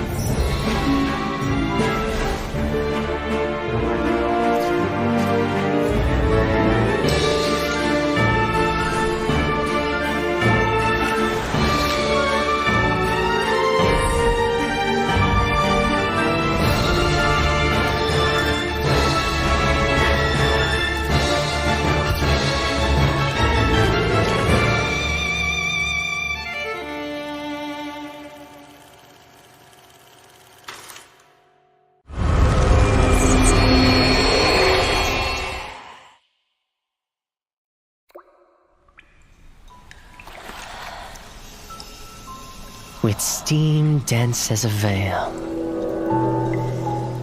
and wine sweet as honey. One can't help but relax at the hot spring. Return to basics. Surrender restraints. Relinquish thyself. Like the eagle plummeting straight down, lusting for lambs, hating all lamb souls. Bathed in the spring, we drink. We worship.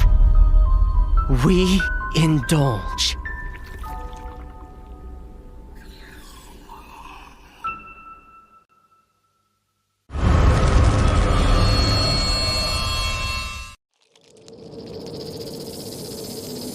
Scales, venom gland, and the vomeral nasal organ. Reptiles' delicate biology is engraved with the mysteries of evolution. Researching them feels like listening to hymns of heaven and tracing the steps left by the Creator. But the end lies in unexpected malice.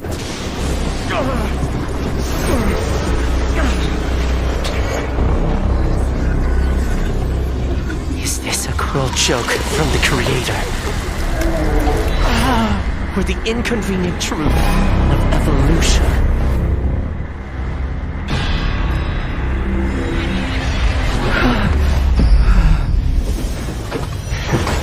All but a small price to pay on the path to truth. And as the scales shed, I shall step over the last of my boundaries.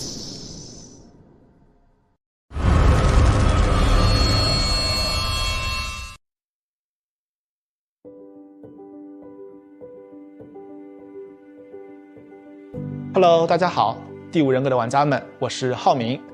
Identity 人格系统的新求生者教授卢基诺已经和大家见面了，我是他的设计者之一，很高兴这个角色能够得到大家的喜爱。今天我就来分享一下这个角色开发幕后的故事。我们呢，在2021年引入了 Identity 人格系统，在这个系统里，所有的角色都是已有角色的。Ladies and gentlemen, welcome to the last day of IVA. Potch Spice and the very dapper NTT on the mic, in your ear, giving you the action. NTT, how are you feeling? Because we're about to see the battle for 3rd place. Oh my god, today has been a wild ride. We have seen the team showing their best competition phase, their strategy, and also their best pick, best choice. And we see the flywheel effect being used to the most extent. Yeah, honestly, I think even Eli kind of like, I know he was kind of underwhelmed with Flywheel when we were first casting it, but now I'm pretty sure we saw the effectiveness of Flywheel, and hopefully we'll see more of it. And we hope that we'll see more of you guys in the watch party that's happening in the NM Fam Discord. Just want to give a quick shout out to everyone that's there. That's Yumiko, we got Chantel, we have Heywu, Nell himself is there as well, Noel, Pasta, Polens, and Sada. Big shout outs to you guys and big shout outs to everyone that's there right now. It's a very welcoming community, and it's also very crazy when the situations get pretty hype. So I'm excited to get to the action. But before anything else, NTT, I think we have some fan arts to look at. Oh, we do. Yeah, I think we got a bunch. So let's look at them. Oh. Wow. Okay, Wu Chang. First of all, I love the art style. Swirling Snow. Big shout out. I'm guessing it's IG. Yeah, I believe it's Instagram. Instagram, yeah, just beautiful. Swirling Snow, big shout outs to you. I love Wu Chang. I love the duality, the black form and the white form. So you love Wu Chang. You don't love to play Wu Chang. Yeah, well, I mean, I respect. You know, I tried. It's so hard. You have to gain presence so early just to be a threat. Yeah. So bad at throwing the umbrellas. Anyway, Swirling Snow, ladies and gentlemen, big shout outs to Swirling Snow. Do follow this account on Instagram. Do we have another one? I think we have around 3. Yeah, I think we have another one. Ooh. Swirling Snow again. Look at this. GH. Good luck and have fun. You got Skyfall. Yeah, the whole gang is here. Captain, Little Boy, Hatari, God J, The Last Human. Yeah, I think you gotta add also maybe the lineup with Nina, Conan, Nine Mamos. Who else? I think there's Solese. I forgot. Sasole. So yeah, that's the whole team of good luck and have fun. But we got GH here again. Swirling Snow. We have one more, I think. Let's look at the. Let's see. Oh wait, there's Nine Mamos actually. There's Nine Mamos. It's okay. There we go. Yeah. I just and we see the style. They're drawing the player in their favorite skin, I believe. True. Wow. Calico Cat. Beautiful artwork of the patient and psychologist. That is patient. Oh yeah, look at the detail on this. They have they have the dread. Look at the side, like the lower right. You see the sad faces and all that. Oh yeah. Toxic relationship, a psychologist keeping the patient in her kingdom. How dare she? The patient should be in my kingdom. And of course, another Calico Cat classic. Yay, ooh. Beautiful stuff. I forgot the name of the skin. It's Koro. Koro. Beautiful. It's Kroto. It's in Kroto? Yeah. There we go. I know yesterday in the Discord, the watch party, we were like ranking the best and worst costumes. You got to give it up to Calico Cat. I think one of the best arts. So I think you were invited to the room, and I think that's. Do we have one more shout out for the art, or that's about actually it? We're gonna move on to the bracket now. After this match between GL and Lil and ZT versus NM, you're gonna see GL and ZT facing in the final of IVA. But before that, we're gonna go for the third place match between Lil Dragon and NM. And NM had a rough road. I mean, they went all 3 rounds, and it really came down to the final round. But now they got to face Little Dragons. Little Dragons had time to actually relax and kind of recuperate, but NM is back into the fire here. They're going to get tested by Little Dragons, and I think we are going to see Ever Sleeping Town as our first map. Wow, NTT, your favorite map? Is it?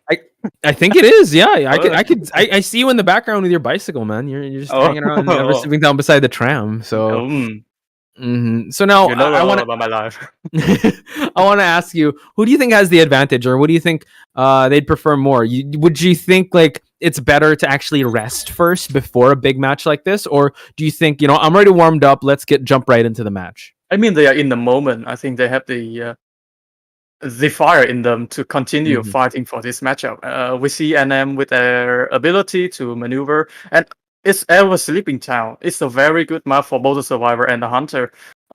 We do know that Seichu is capable of playing the Pollen, and I think we are going to see Pollen in the hand of Seichu in this map. But before that, Yep, we got the queue. Head on over to the picks and bans. I think we're about ready. We are not. Intro. We're gonna do the intro of the teams. Okay, so if you guys are just joining us now, we gotta introduce the teams once again. This was the team you first saw at the start of the stream. We have Little Dragons against Sneaky, one of the scariest hunters here, and also we saw a little bit of her breaking wheel, but in red shirts. So hopefully we'll see a better breaking wheel if she chooses to bring it out here in Ever Sleeping Town. But we still have their survivors, the Wasurena, Lemon, Z, Seni, and Meow. And we're gonna move on to the lineup of NM, which is gonna be Super Chu on the Hunter side. We did talk earlier about Super Chu, but again, also the survivor side of NM, Zhao Khan, Quedona, Neru, John Olang, and Love do have some pretty interesting picks, like we just see the novelist. Yeah. John Olang, Neru, on that novelist. Really hype first kite and good rebound kite. I think with the queen, that was so good. Got us at the edge of their seats. And speaking of edge of our seats, we're going to be at the edge of our seats when you head on over to the picks and bans, ladies and gentlemen. And I see that the chat is going wild for the nice fan art, but I also want the chat to also go wild for both of these teams. I know everyone's kind of wilding out on VC right now, but I want everyone in chat to also give their predictions of who you think is going to secure third place. Will it be NM? Will it be Little Dragons? Let us know in the chat. We're going to head into the first ban, NTT. It is going to be a Seer ban.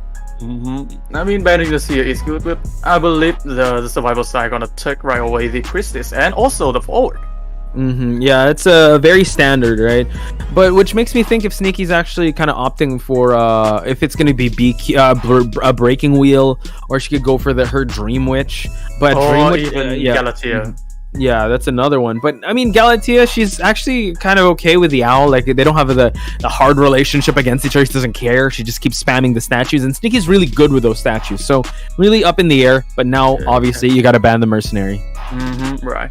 I did see the Sneaky not banning that priestess, so it's looking like a match for either the Dream Witch or the Breaking Wheel.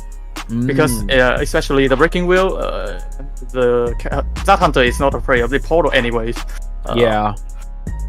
Not gonna lie, also when it comes to the Dream Witch, I think she got to put respect on that priestess if the Dream Witch is gonna come out, because priestess with distance is really tough on the Dream Witch. That's why she's really good on Arms Factory. But a big map like this, if you're gonna put a portal in the middle of the map, a long portal, it's gonna be really tough for the spawn followers to actually keep track of the leeched survivors.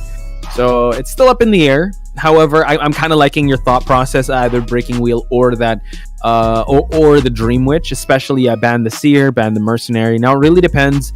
I'm pretty sure Carrie Donna might be considering bringing the Gravekeeper. She did bring out an Acrobat coming into this, and Zhao Kahn, I'm sure, is relegated to the forward stunning duties. We might see a Knowledge in Drought 1. Oh yeah. Or actually the Patient. But because of that Patient curse thingy. Could be. I think. Well, it really depends. Carrie Donna could try and change that curse up. Who knows? Acrobat is always a solid choice. We've seen how effective the Acrobat can be, especially going up against just canceling out skills for the Bonbon, canceling out skills for the Breaking Wheel. Seems that we're gonna have the Lovers come in. Is this we locked in the Patient, and we are gonna have the Lovers locked in? Okay, so I think the Psychologist pick is to prepare for that Dream Witch play on Sneaky, and that is exactly what Sneaky is going NTT, are you a seer? Are you a fortune teller, sir? You called that on the spot. No, that's Elio. Elio. Well, I mean, NTT seer. Who knows? See in the future. I know you got a letter. I know. You're gonna open that letter up on stream later on. But we'll see. So yeah, we got the Patient and Psychologist mixed in with a Forward and Priestess. Yeah, this is a pretty solid, well-rounded lineup. Like you mentioned, the Psychologist could definitely counter that Dream Witch, especially for those heals, while everyone else could easily transition Kite. Exactly. We might see also some play on that Flywheel effect, just to counter the Bling or the Patroller, because as you know, when time corrected, that Flywheel effect can skip a bite of that Patroller. Wow. Okay, that's definitely something that I have yet to see, because I mean, Patroller Dream Witch has always been a tandem that we've seen a lot of top players use, unless Sneaky kind of changes it up and goes with a Blink. But you can also kind of use the Flywheel for the Blink, like to just counter a Blink hit, but you have to be really on point with the timing, because as much as we saw Flywheel very effective today, there was a lot of mistimed Flywheels. So let's hope that the people bringing Flywheels can fix things up. Okay, I think there's just a bit of, I think we're gonna wait just a little bit longer, because I think I see the messages. I saw you were chatting too. There seems to be some difficulties, but no worries. We're gonna restart the game right away. And I just see one Flywheel effect in the hand of the Survivor side. Again, also two Titaner in the hand of both the Forward and the Patient. So I think they are going for most likely a rescue comp team. Yeah, just a well-rounded like support rescue. I mean, Priestess in the mix just to give support for transition kiting. You have the Psychologist there just for the Wi-Fi heals. I don't know if they're gonna be starting. Yeah, they're gonna restart it. All right, cool. So actually, this actually gives us some time to look at the chat, because there has been some love for Sneaky. Yumiko-san commented Sneaky. We also have hashtags going, #MN, #Lil. Aside from the spamming of random emojis, which I feel like I partake in a lot. I apologize. I don't know what I'm spamming. Lacrimosa says, I feel torn apart. I love Sneaky's game plan, but I'm rooting for NM. That's all good. I feel like, one has to come through. But you got to admit, top 4, making it this far is also an accomplishment enough. We see, Oh, Karina, I'm ranking right now. Please pray I don't lose 20 times in a row. Karina, we're gonna bless up on stream for you to bless your ranking session. So hopefully that goes all well. Who else we got in chat? Good luck, Karina. Well, a lot of people are going for Karina, but are we starting? Okay, cool. Because it seems like they're playing.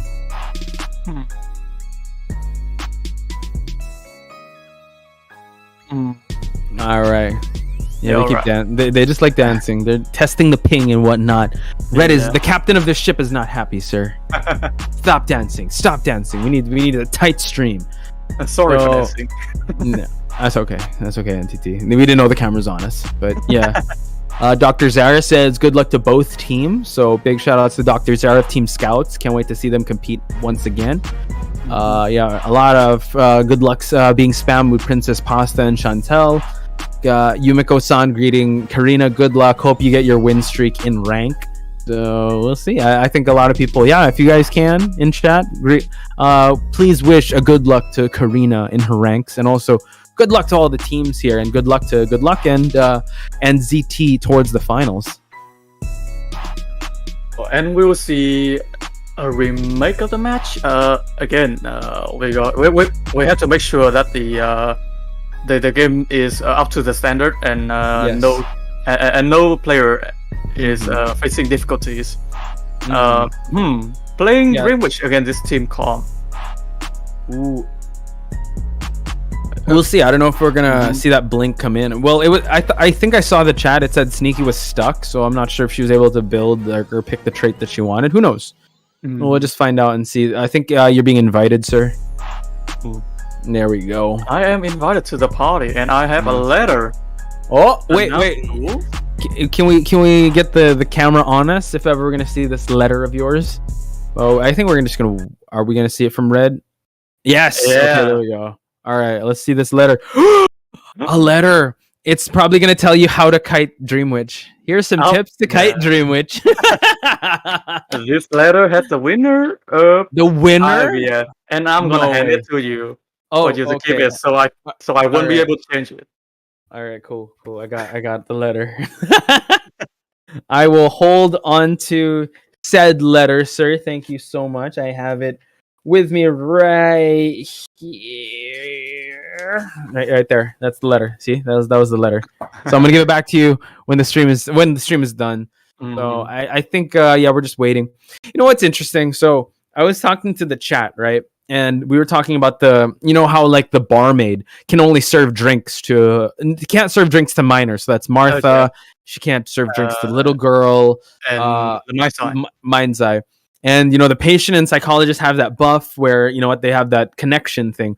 I feel like we need to have more of those in Identity 5, those relationships. I think a cool relationship that we could have is an enemy relationship. Let's say two survivors don't like each other, so they take longer in rescuing each other, or they even take longer in decoding when they're working together, or healing. Like they don't want to heal each other. I get what you mean there, and we did see a new hunter that's kind of fall in the same line. The new hunter that next season now during COA 5 had a relation between Anne and also Luca. Yes, that's gonna be good. I think somebody screen capped like Anne's cross. It was similar to what the hunter was carrying. So a lot of theory speculations, but I feel like if this is gonna be a survivor-sided game, you might as well give some nerfs to the survivor relationships, right? So I was thinking of that. I was thinking also, maybe the heal time could be slower on specific survivors. On let's say, I don't know, I'm just a rough example. Let's say mercenary, someone, So it's gonna have like a indirect nerf in a way. It's kind of relating to the lore to make the game more interesting. Yeah, for sure. Yeah, again, we're gonna see the lineup here. Actually, no flywheel being used, with Credona and Love using the 3-9 build, and both the survivor doing the rescuing are forward and patient with the 3-6 build. Interesting. Okay, so pretty solid builds all throughout. I'm excited for this match. First match of the race, the third place matchup here between Little Dragons and NM. Once again, it's a battle for third, ladies and gentlemen. I'm excited to be sharing the mic with NTT. I'm Poch Spice, and we're about to head into the ever sleeping town. NTT's favorite map. I think he's paying rent here. Yeah, I'm living in one of those houses. I knew it. Yeah, and they just disrupt you while you're eating your chicken, like in this like, hey, get out of here. No, my KFC, don't take it. Okay, we saw that. We are seeing Sneaky inside, spawning at the graveyard area and moving to the corner house, actually. Usually, Hunter gonna move into the middle, but Sneaky gonna go to the corner house, seeing Quedona here, the psychologist, able to take a leech on the psychologist here. This is actually a good early chase, because once the psychologist is on that rocket chair, she's gonna need the support of her teammates. She does take 3 hits though, and since Dreamwitch is a single hit hunter, it's gonna be a little tough. Nice discipline on Caridona, not committing to anything, just really just going back and forth, forcing Sneaky to just go for that chase, and goes for the pallet drop, forcing the patroller to be dropped. Nice job from the psychologist there. Again, you just say that psychologist is a good fight for Dreamwitch here, but when it's the leech hit, it's not gonna be very good for Dreamwitch. We just see the Swanhollow hit Quedona there, but with the shred relief, she still had 2 hits to be brought down. Forward is here for the support. Also, the priestess making some portal to help Quedona with the transitioning of the map. Yeah, with the support now, we see Caridona now moving on away, creating that distance, breaking that line of sight, but she is still leeched, and now she can take up to 2 hits before she falls down. This is actually a great start for both, because, I mean, all of these survivors, you see 3 on screen, they're not touching ciphers. The only person touching a cipher is really the patient that hasn't been met yet. John Oleng trying to focus on decoding, but now Sneaky focusing his attention on leeching John Oleng. Quite a surprise that Sneaky decided to change the target from Quedona to John Oleng here. As you said earlier, Psychologist is a better fight than the forward, but probably the leech was just regenerate. So Sneaky just happened to take another leech onto John Oleng here. Psychologist was able to de-leech herself. Oh yeah, this is really important, right? You want to be able to slow down the pace of the Dream Witch, and Psychologist Caridona doing that could actually just buy enough time, and now the Patroller being dropped here, forcing a main body hit, which is actually a good trade-off. At least the Patroller is gone, gaining a little bit more presence in the process, and now Caridona is going to try to rotate around, but we do see that Sneaky is realizing that, already going to drop another leech. 3 ciphers remaining now, NTT. And Quedona gonna be corner. It's going to he's gonna fall a leech here since Quedona cannot get out from this area. John Oleng is here for the support also, but Pachola got him. Yeah. Love in the mix here. Wait, no, sorry, it's John Oleng, my bad. So we do see John Oleng, like you mentioned, is the one that is being bitten by the Patroller, and we see that he finally Sneaky has her first target on a rocket share, while the forward is going to probably go for that first rescue. Already kited out the Patroller, and now can go for that rescue, but he's got to be very careful if he's going to try to go for that stun. A very early rescue from John Oleng here. Psychologist got able to use her and Bill able to vault the pallet and go through. The Priestess Portal able to transition to the middle 2-story. John Oleng gonna be deleted by Quedona here. Sneaky still keeping an eye on him. Yeah, and this is what's scary. Like the Priestess coming out of this map is really not for the benefit of the Dream Witch. Just him establishing that, forcing the movement of the main body, and the main body placement is so important in these matches. And now we see that it is the main follower that is over here. Another Patroller here just to keep Caridona pinned down into this situation, while we see a juke trying to happen, and now he's going to get that hit. Caridona is probably going to see that next rocket chair, but John Oleng is here as well. Usually at this stage, we're gonna see the Dream Witch changing her trait into Blink, but Sneaky is still keeping her Patroller, able to get Quedona here. John Oleng, still here for the support, but wasn't able to stun there because there were 2 followers blocking the route. I believe Sneaky gonna try to deviate to the Cypher machine. Now Zhao Khan making his presence felt here. The Cypher is already primed. They're doing a little bit of cleanup on the Holy Key. They go for the pop, and now utilizing the hook, the movement, the speed boost from popping that. And now Patient still has 3 hooks left. Psychologist and able to de-leech. So Sneaky's left with just 1 follower. Now she's got to leech a follower, leech a Psychologist here. Whoa. John Lang still have a lot of football. Use the football to transition into the graveyard area. The Lich there cannot do anything to John Lang. Quadona gonna transition to the front gate. Zhao Khan is opening the gate. I believe is creating some portal just to help Quadona with the transitioning of the map.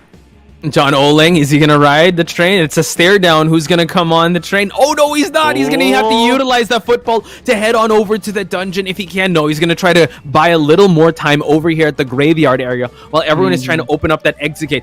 Football cooldown is already done. We do see that everyone is leaving already. He's gonna go straight for the dungeon. It's gonna be I don't think he can control. That was a good call by John Oling, but unfortunately the blink beat him out. Sneaky getting 3-1. I mean, it looked like a 4K. It looked like a 4-man escape, but at least getting 1 is good enough. Yeah, that blink play was essential for Sneaky just to get up on point. We do see that the survivor was able to keep the Dream Witch at bay, allow them to transition between the portal. Their teamwork has been exceptional, and the Cypher Machine priming one after another, able to rush the Cypher Machine, making Dream Witch unable to camp those Cypher. Oh yeah, true. And I know a point you brought up is like at some point the Dream Witch usually changes to blink. Now I want to ask you, NTT, as a hunter yourself, do you think she held on to the patroller a little more? Was it working out, or should she have? Do you think she should have switched a little sooner? Because man, the survivors were ready. Like, you got to admit, NM was really on point with how well they controlled this Dream Witch.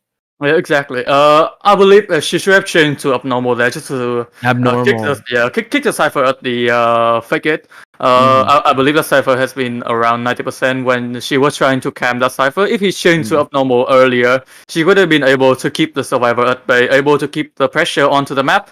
But again, changing the trade a little bit too late. At least it was a blink that able to brought the forward away from the dungeon.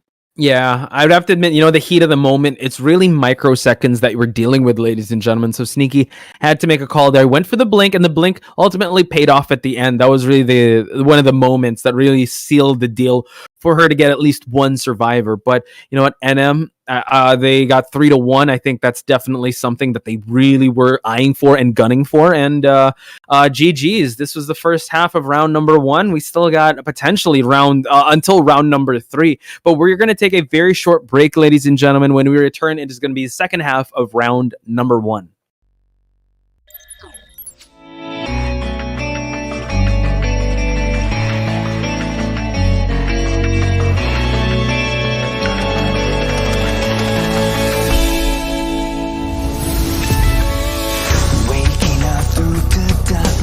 I can see the sun leaving behind what I have their future's already begun. Can somebody save me from the past and take the lead?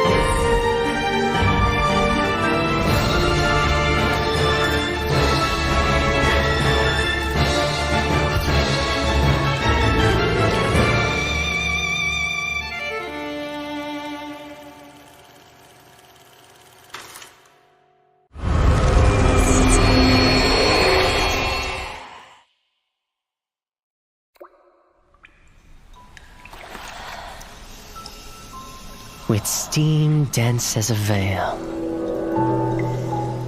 and wine sweet as honey. One can't help but relax at the hot spring. Return to basics. Surrender restraints. Relinquish thyself. Like the eagle plummeting straight down, lusting for lambs, hating all lamb souls. Bathed in the spring, we drink. We worship. We indulge.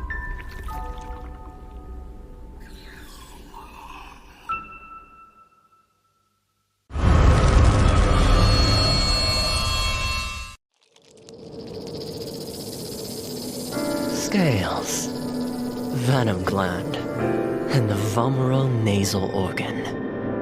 Reptiles' delicate biology is engraved with the mysteries of evolution. Researching them feels like listening to hymns of heaven and tracing the steps left by the Creator. But the end lies in unexpected malice.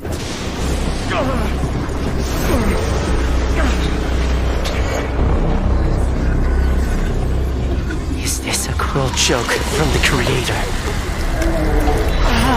Or the inconvenient truth of evolution?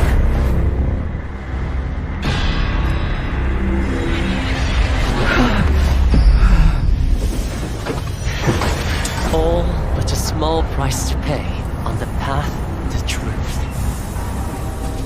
And as the scales shed, I shall step over the last of my boundaries.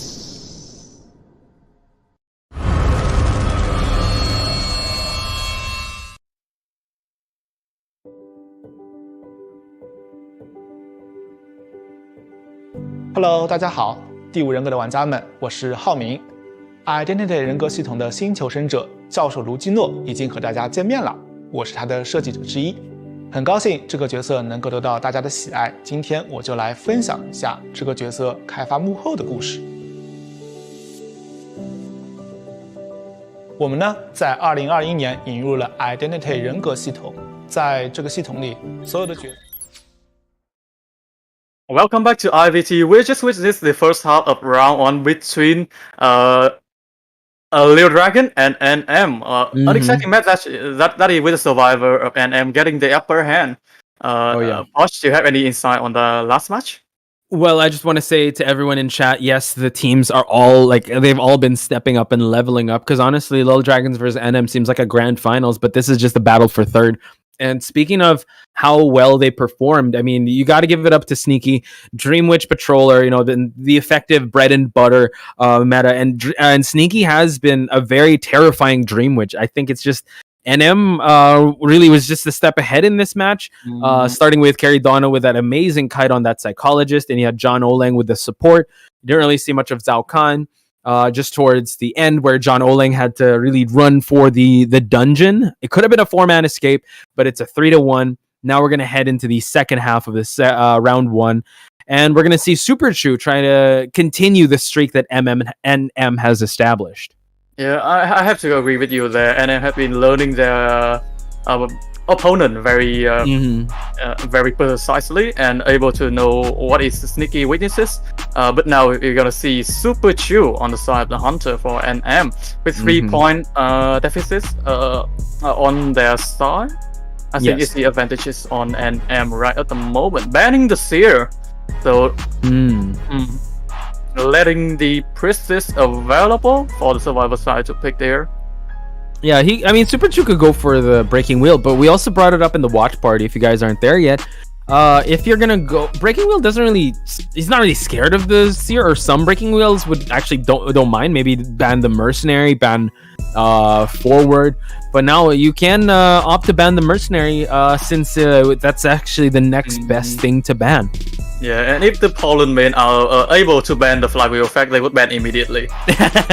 Wouldn't it be crazy if you could, like, if there's so much traits now, like, hey, we're gonna ban a trait.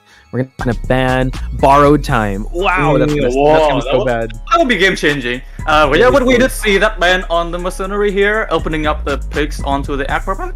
Or we might see a mirror match over here. Oh with yeah, the psychologist and the patient.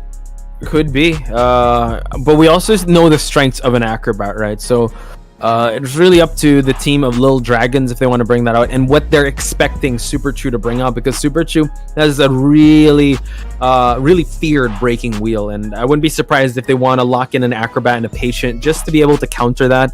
But honestly, okay, remember we were talking about like relations with survivors towards each other. I feel like patient should have a relationship with this map itself. He's cursed. He gets caught up in the wires of the tram and then he gets run over. I mean, it was so apparent in the previous days, dude. Yeah, the patient secretly has some magnet inside him that attract him to the tram.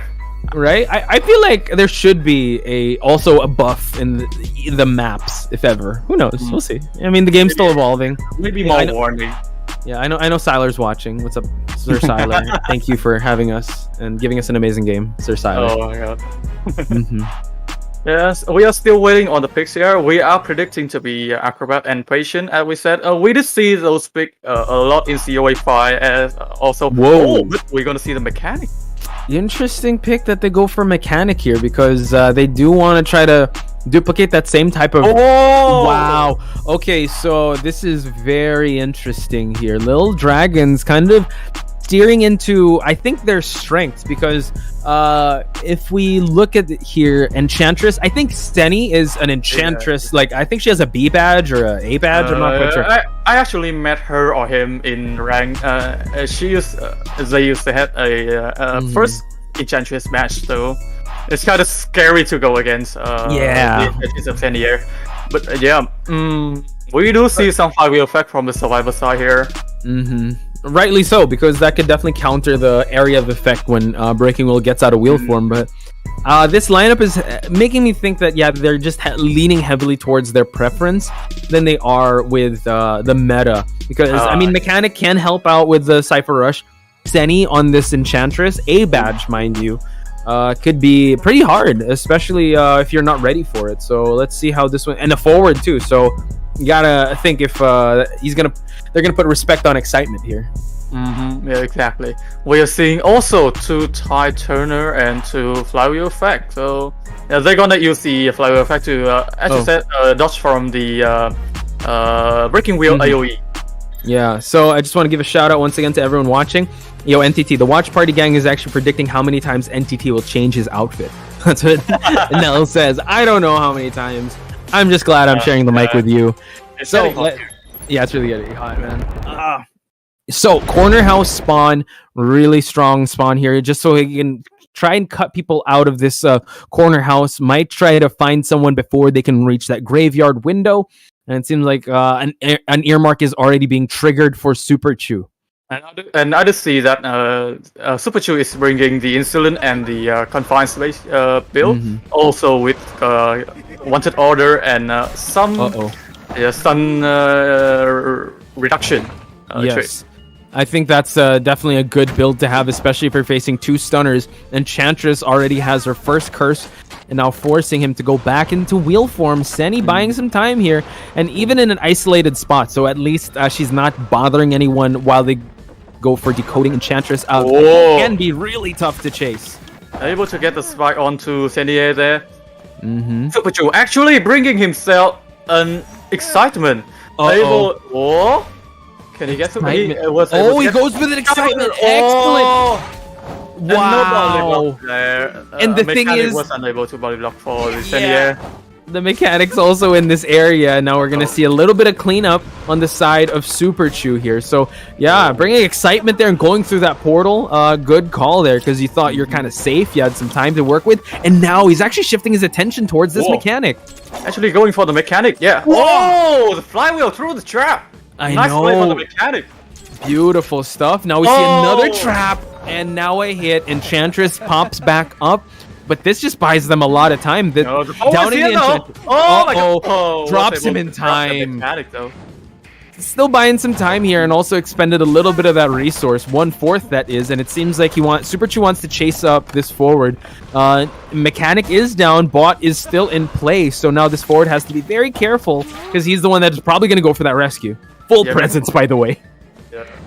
Very quick to max present from Super Chew there, able to get that AoE and force us now to spike onto forward. Now forward will be unable to go for the rescue, and he actually spotted out by wanted order.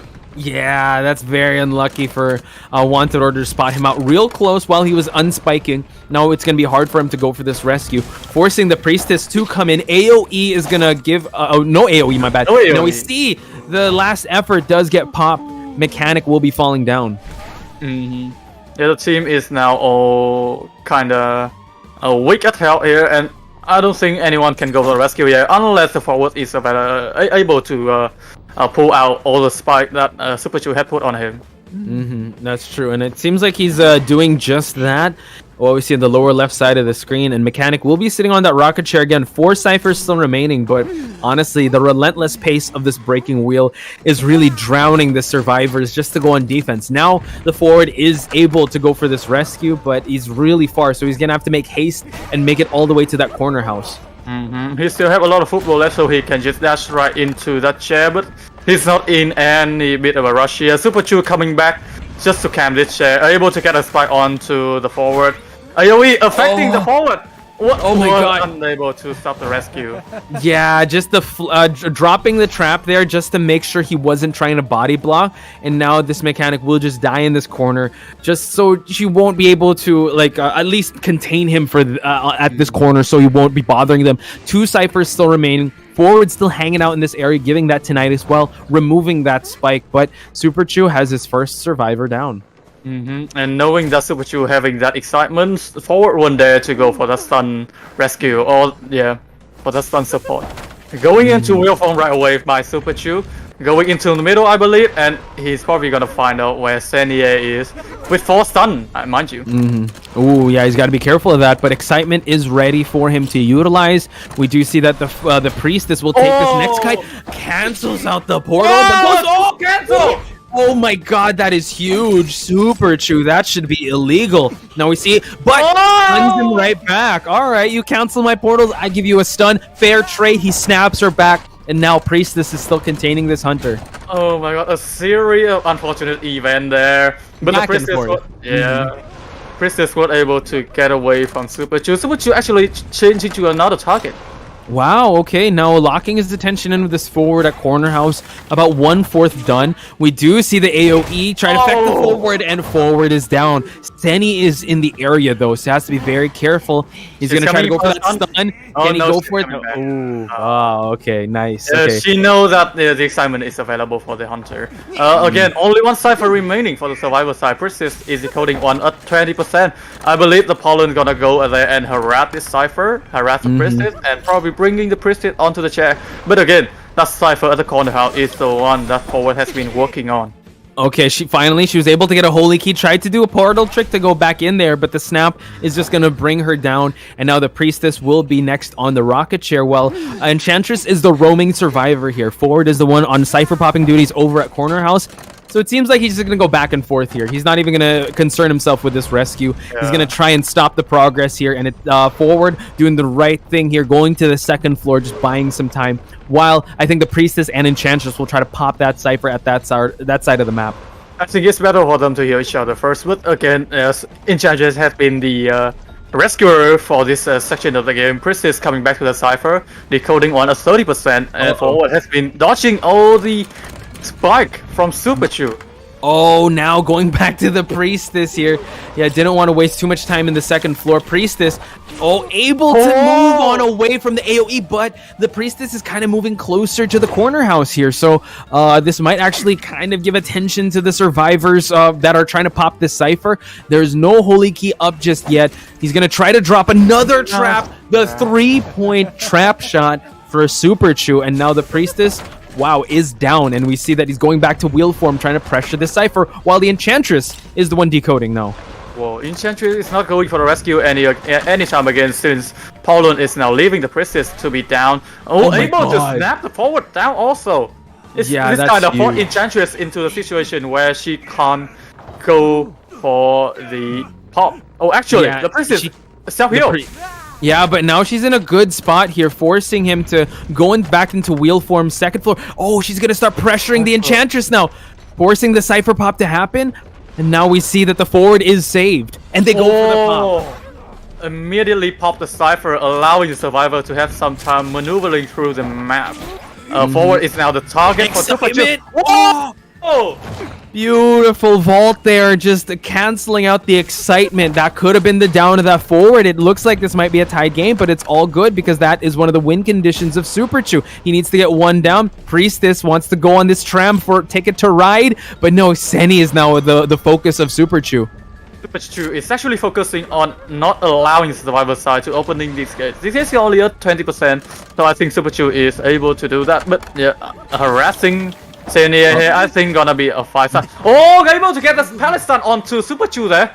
Yeah, buying some time here and also just still defending the gate. Long portal was summoned already for the side of the priestess, allowing the priestess for this this movement towards the back gate. And we see that the Enchantress is going to get cut off here. Another spike on this Enchantress. One hit and she will be falling down, trying to make a mad dash towards either the exit gate or the dungeon. Senny's actually trapped here. She's in an island. She's going to need some help from her fellow survivors here. He actually can take a snap here. The Poland is forced to take a normal hit. Oh! Actually got stuck through the portal, and now Senny will be able to either took the gate or the dungeon in the middle. Might be, but now going back into wheel form, trying to cut Senny off. Can make it in time. Super Chu has to be very careful. Let's see if he can make it in time. Senny able to stop. He's gonna have to stop right in the gate and try to hit someone. Here we go. He just go for the stun. It is a 3-1. We're gonna see a guaranteed round number 3. Oh my god! So Survivor teamwork. Oh, I thought it was a draw already. Yeah, it looked that way. Oh, but the teamwork allowing the Survivor side to actually take the advantage. And mind you, that portal was so game-changing for the Survivor side, able to help the Enchantress to get up. And we did see that flywheel effect to escape from this trap and this AoE damage from that Poland. Yeah, and also towards the end there, the Enchantress used the flywheel just to be able to make that exit from happening. But NTT, let's recall the events here, because look, a lot of triple digits on the containment time, except for the mechanic, because the mechanic was the first one to get eliminated. But she did triple digits on the decoding progress. Decoding. When it came down to the final 3 survivors, Super Chu had the corner house to guard and also the fake gate. It was going back and forth there. Take us back. What were the highlights for you, the survivors, and how were they able to come back from this potential draw scenario? I think the Poland was too into camping the Cypher there and not relying on putting on that priestess on the chair. And that was I think that was the first mistake that Super Chu did to allow the Survivor side to have a 3-person prime Cypher situation. Again, that portal from Priestess allowing them to maneuver through the area. We did see the Enchantress having 5 curse stack on her, and also that Palestine right at the gate. 2 stuns, right? Actually, a lot of stuns on this team. I know the forward had a good stun that baited out excitement. We also had the Enchantress stun.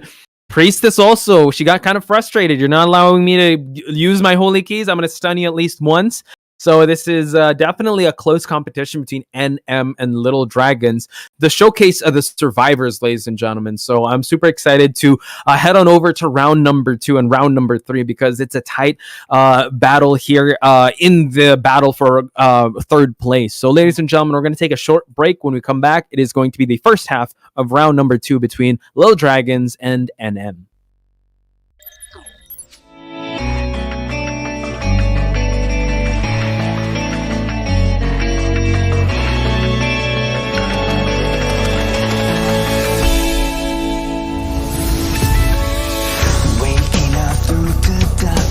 I can see the sun leaving behind what I have done. Future's already begun. Can somebody save me from the past and take the lead?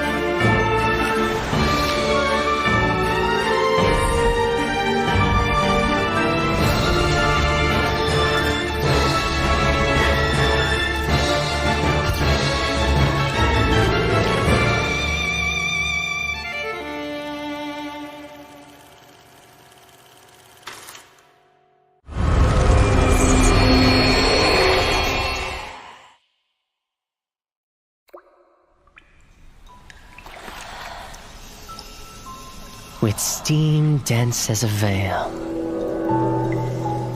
and wine sweet as honey. One can't help but relax at the hot spring. Return to basics. Surrender restraints. Relinquish thyself. Like the eagle plummeting straight down, lusting for lambs, hating all lamb souls. Bathe in the spring, we drink, we worship, we indulge.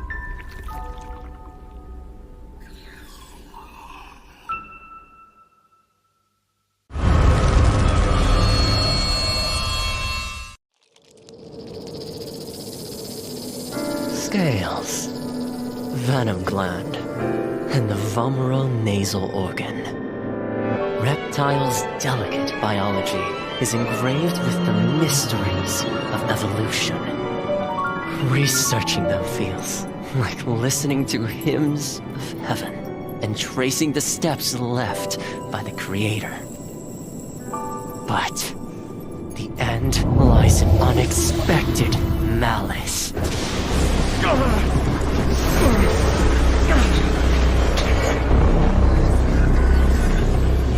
Is this a cruel joke from the Creator?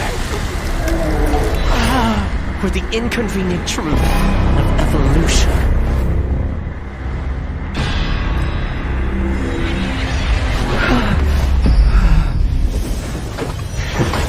All but a small price to pay on the path to truth. And as the scales shed, I shall step over the last of my boundaries.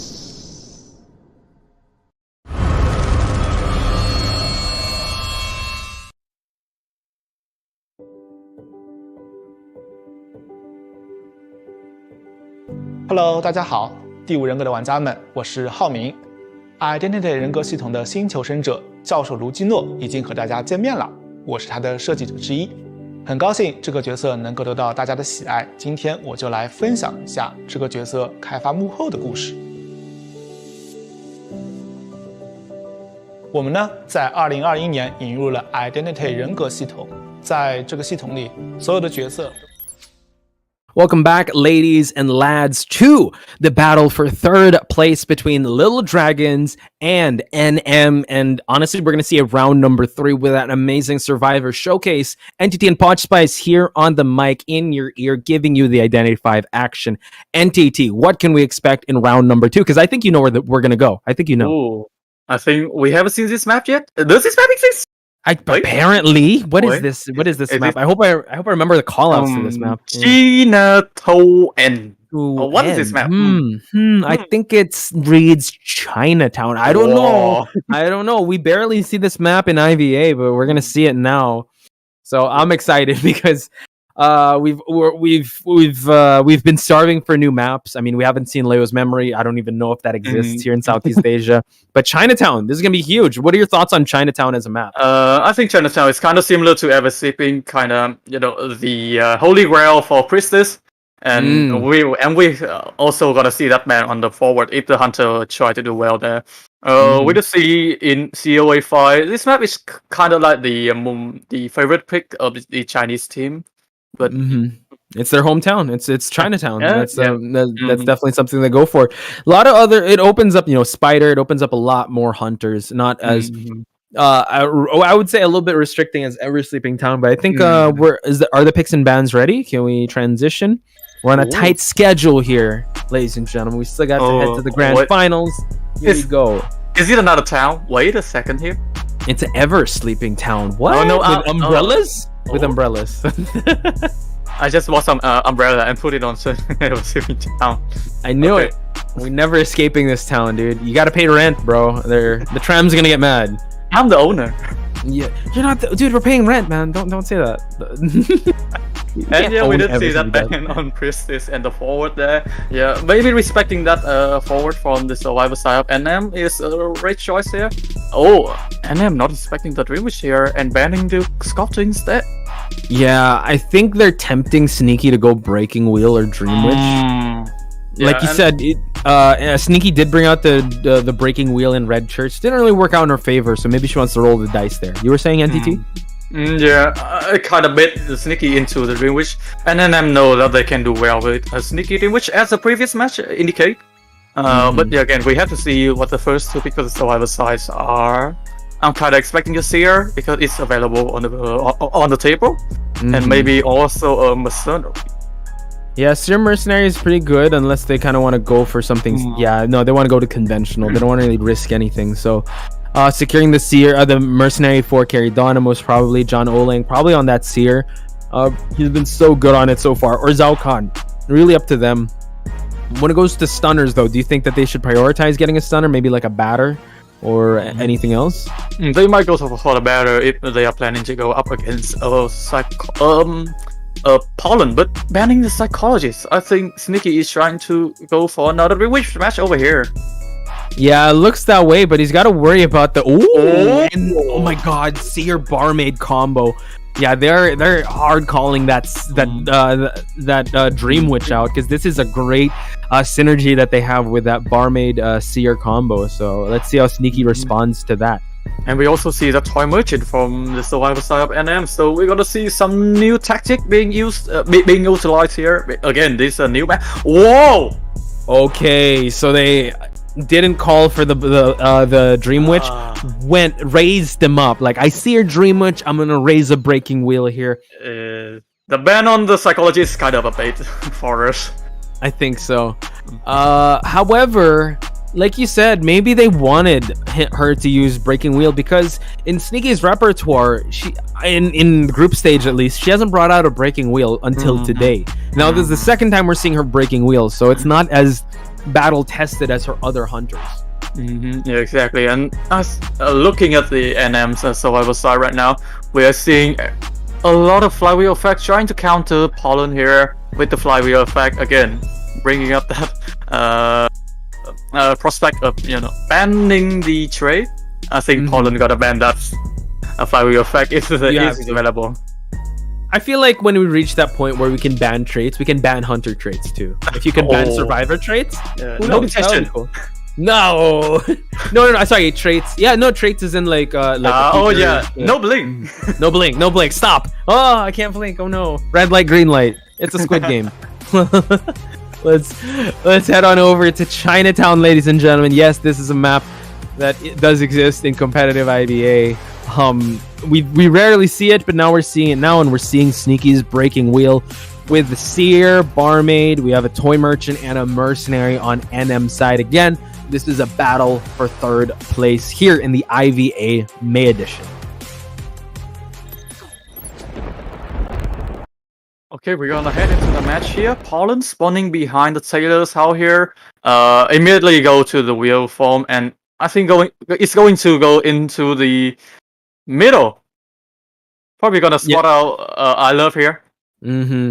Yeah, again, kiting out in the open is great for the survivors, but then again, with a map like this, it's so huge, and you don't have a priestess to give you shortcuts.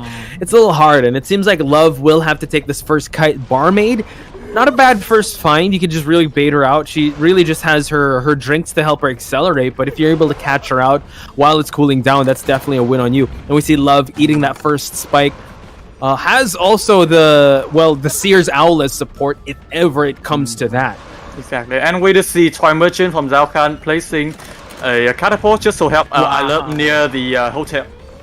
If the Barmaid ever able to reach that location, broke the window over here. Sneaky having an opening just to spike onto I Love, but still dodging the wheel form. Rather nice. Yeah, and now he's got to bait out an owl. Oh my god, the owl doesn't come in? No! Yeah, going for just a down situation. So still, all the resources are intact for the survivors. Love doing a great job. I mean, buying enough time for the ciphers to get primed, but now chasing out Zhao Khan here at the hotel. I did see a basement over in the hotel, but not going for that basement because knowing Zhao Khan is here, he's gonna pressure that Cypher up front. Pollen. Yeah, we see Barmaid already taking up that drink. Hopefully the owl is ready, but no! Oh my gosh, she was able to get that drink down, and now it's canceled out. So now she's gonna have to mix another drink, but she's already injured. So a little bit early to rescue, would I have to say, because again, Zhao Khan just trying his best to just finish that Cypher. Zhao Khan is now disrupted in the Cypher decoding faction here. Zhao Khan probably gonna go for another rescue since no one is near the vicinity of that. We did see Credona trying to bait the Tinnitus here, but Zhao Khan is already here, so no point in baiting that Tinnitus. Again, Zhao Khan on the 2-story, trying to bait Sneaky on here. Yeah, I think they're just waiting for the right possible moment to go for this rescue. Like, maybe even not go for that rescue, because I thought they were just gonna wait out for the owl. But yeah, Zhao Khan choosing to just wait it out, and now he'll be popping that Cypher. So the Seer still held on to his owl. Mercenary is still all good with the resources. So Barmaid, expired already in this match. Yeah, Sneaky Pollen seems to be doing better in this map because, again, Red Church is not known to be a great map for Pollen to play in. Oh, we just see John Olan getting a spike onto him right now. Oh! Tried the flywheel, but the drop hit with the regular basic hit just to down John Olang. Sneaky means business, guys. I think that warm-up match at Red Church, that was it. It was just a warm-up match. Now she's firing on all cylinders. 2 Cyphers remaining for our survivors here. Yeah, Zhao Khan is still decoding a Cypher behind his hotel here. We're going to see Credona going in for the rescue. Sneaky actually leaving the chair here, allowing the survivor to go for this rescue. Oh, coming back though. And it seems like, yeah, rescue is going to happen. Mercenary eats a spike here. So you're doing a great job not eating any spikes, but he will eventually. There's one. And has to avoid it. Oh, utilizing the owl, but unfortunate there. Gets the last effort in, and now the survivors' resources are dwindling piece by piece. Seer was able to use that owl to dodge that AoE of the Pollen, but again, not having that flywheel effect, meaning that he cannot dodge from that trap. Credona is now the target for Sneaky, trying to probably push some pressure onto the Cypher machine, but now leaving the Seer out in the open for healing. Still have some arrow path to use here. Credona able to get away from this trap. Moving to a better location. Yeah, Caridonna can't afford to fall down here. This is going to be real tough because she's the only rescuer. So doing a full 180, going back, and Sneaky just making sure. It's like, all right, I could buy this much time. Seer is now up, so Sneaky has to be very careful, and the trap connects here. And Caridonna, getting the hit, the delayed effect, though. She will be falling down soon. Sneaky putting some investment in downing this mercenary, so that's actually a great job. But now has to find the Seer and has to start from scratch because the Seer is back to full health. And again, Credona having that delay effect on his health, meaning that Credona can still going for the decode here. The last Cypher is very near the Sailor House. Oh, Zhao Khan able to use that catapult just to dodge that AoE from Pollen. But John Olang is in the vicinity of that Pollen's area. Yeah, just walking right into the Pollen here. Now he knows where John Olang is going to be. Sneaky now seems to wanting to bait John Olang to an open spot here. Getting one spike in, he's going to get another one in while we see that the mercenary is healing up still. Oh, Zhao Khan is in the vicinity here, chasing another character instead apart from the Seer, because probably Sneaky knows that a Seer is having an owl right now, and going back for the heal onto Credona. This Cypher is already at 65%. Probably gonna try to heal the mercenary first before going away. The blink is available, able to trap this Seer, and Credona, able to point it off. Yeah, beautiful. And she didn't even use up her self-heal just yet because John Olang was able to heal her up. And like you said, the Seer Owl is ready. So expect it to come out, and it does. Just to allow for some safe passage. Just goes for the snap. And we see that the Owl is still providing John Olang some transition time here.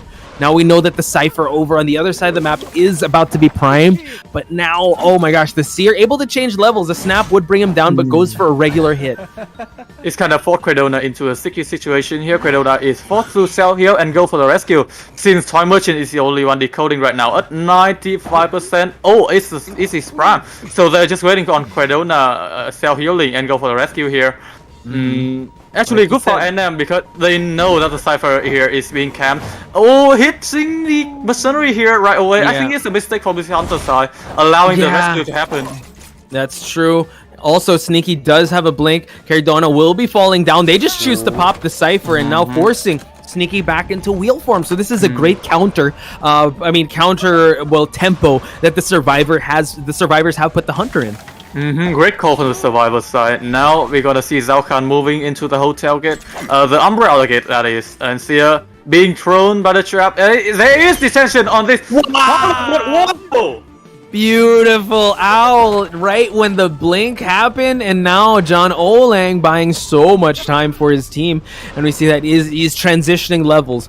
He's safe as long as Sneaky does stay in this form, because she does have that detention. You want to be able to kite out that detention and possibly even farm another owl. We do see that John Olang is past 50%. Can he drop the pallet in time? But no, the trap connects and John Olang falls down. Mercenary is also down, forcing the Toy Merchant to heal him back up.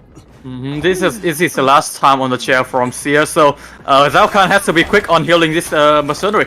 Not actually committing to the hero here. Quedona already lost his self-heal, so I think Zhao Khan gonna be running for the gate right now. Detention is available for the Hunter.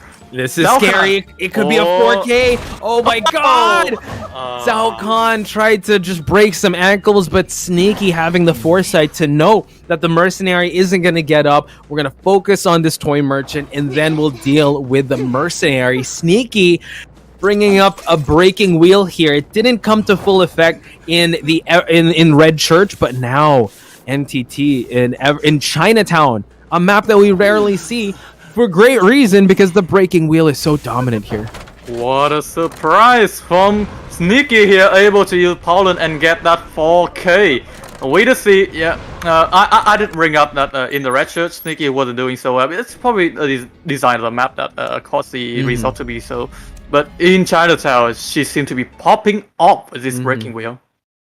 Yeah, first kite with Barmaid. It was only 54 seconds. I really thought that they were going to try to go for the Seer Barmaid drink combo, but maybe there was a little bit of timing issue on observing. And also, since Sneaky did bring the Barmaid to the hotel chair, I think the Zhao Khan had to be forced to rescue early since there was no tide, and he wanted to pop that Cypher. So just a winning combination here for our Hunter in Little Dragon. So 5-point game for the Hunter. We just saw Survivor Showcase, and now it seems like round number 2 is the showcase of the Hunters. I'm afraid of getting that letter that you took back. Do you want me to open it? I could open it up if you want. We'll see. Maybe later. Maybe later. We'll see. But yeah, give your kudos. I want to see the chat like flood with support and love for Sneaky, because that was an amazing performance. But NM's not out of the woods yet. They still have a chance to bounce back from this loss of of this half. So we'll see them again in round number 3. But first and foremost, we'll take a short break, because when we come back, we're going to see round number 2 of the second half between Little Dragons and NM.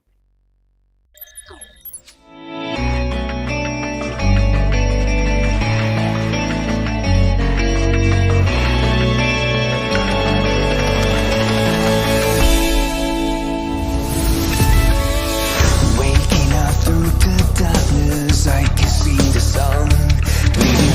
Wanna have their future's already begun. Can somebody save me from the past and take to leave?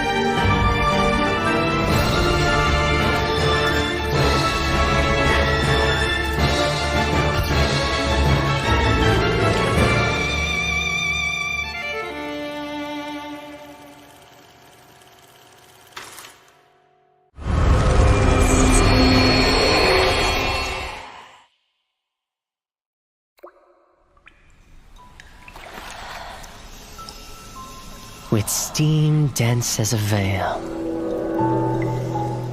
and wine sweet as honey. One can't help but relax at the hot spring. Return to basics. Surrender restraints.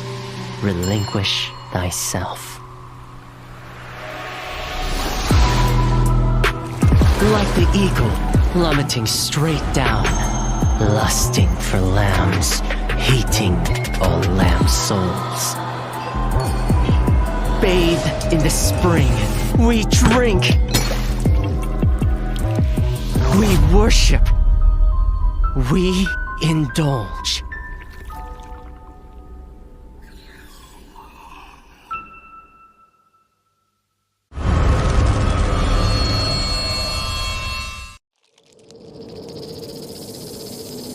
Scales, venom gland, and the vomeronasal organ. Reptiles' delicate biology is engraved with the mysteries of evolution. Researching them feels like listening to hymns of heaven and tracing the steps left by the Creator. But the end lies in unexpected malice.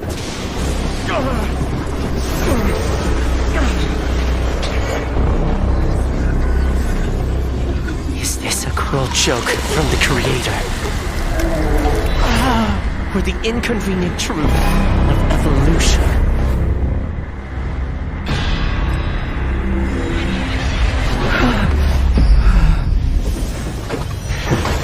All but a small price to pay on the path to truth. And as the scales shed, I shall step over the last of my boundaries.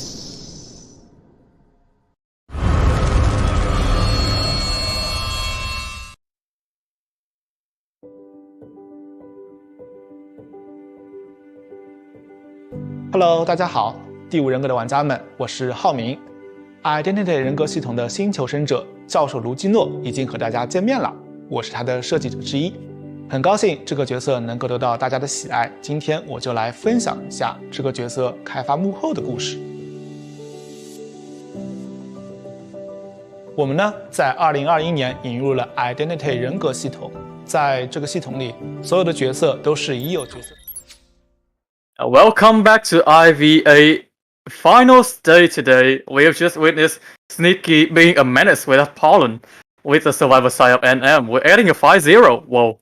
Oh yeah, I gotta update my notes. I know Sneaky has a really good Dream Witch, a Sculptor. I think she's the Bonbon at one point. I'm not quite sure. I have to update it. But now you gotta put Breaking Wheel. You gotta put respect on Sneaky's name, ladies and gentlemen. And she is a menace on the map. And we got to talk about flipping it up. It's going to be the survivors of Little Dragon now and Super Chew coming in. And for sure, NTT, that they're going to ban the Breaking Wheel of Super Chew. Yeah, exactly. You know, I'm kind of expecting the survivor side to get that pollen pick out of the way. Because in the previous map, that pollen did put a lot of pressure on the survivor side. It's just them being lucky, allowing them to get away from that pollen from Super Chew. Again, not to mention their ability to maneuver, adopt the spike, their teamwork, also the portal from Princess. So I'm also expecting a ban of Princess in this map. Mm-hmm. Yeah, you have to, especially we're in the Chinatown new map. I hope I'm saying it right.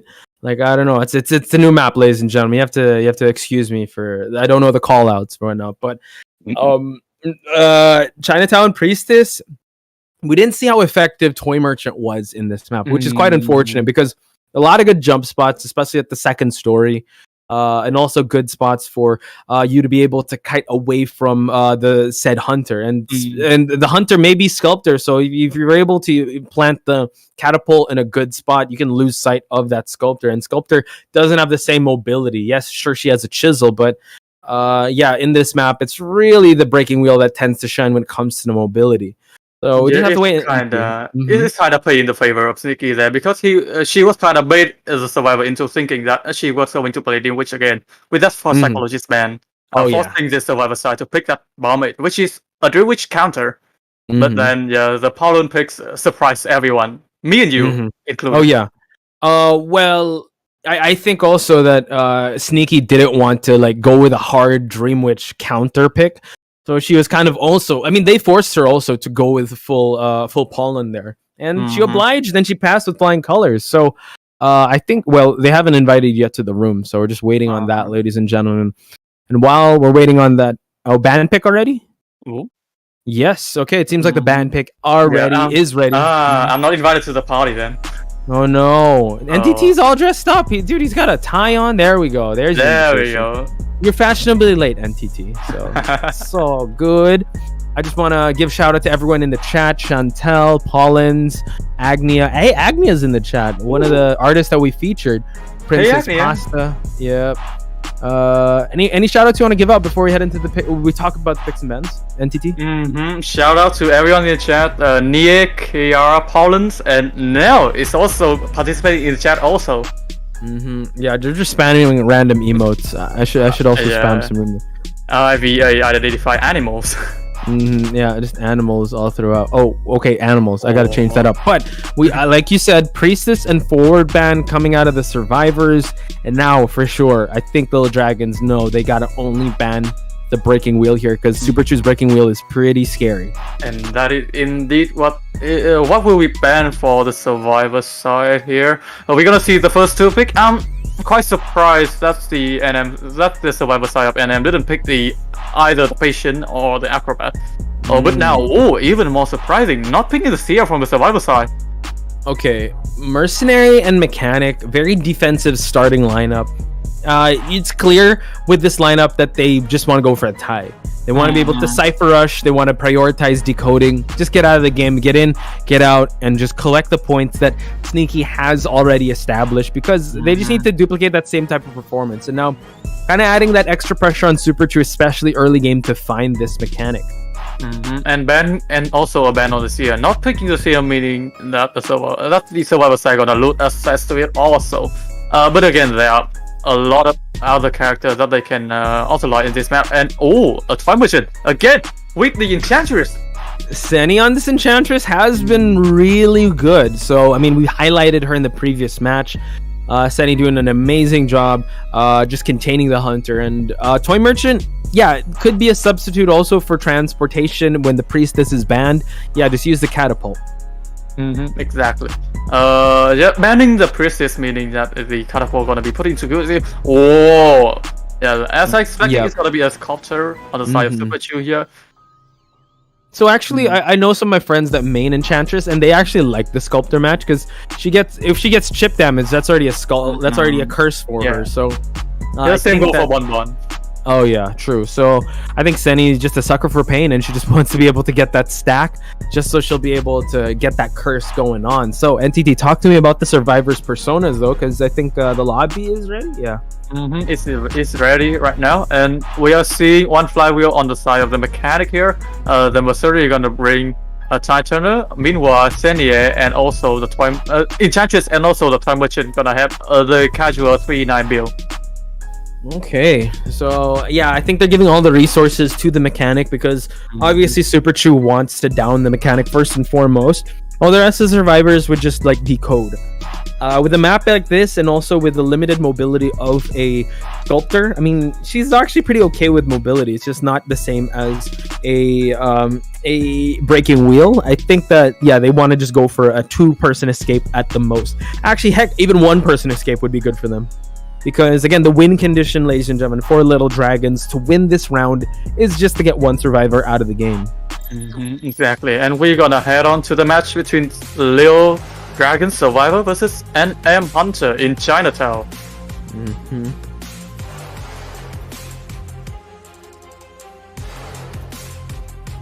Everyone's still spamming different emojis. I'm still trying to figure it out. I can't. So let's head into the match, ladies and gentlemen. Sculptor on this map, pretty good when it comes to her full presence. But again, you got to build that up. And with a containment heavy lineup like this, with that mechanic, Let's see who is going to break first. We're going to see him already transition towards the center of this map at the Forbidden Tree. Has her choice of Seni that is over here. Would gladly take this first kite. Yeah, it's Senie. She will gladly take the chip damage here, allowing the curse amount to go up for her. We just see Super Chu going for the casual 3-6 build, which is trump card and detention. We see a lot of tournament player also go with that build, as it is very stable.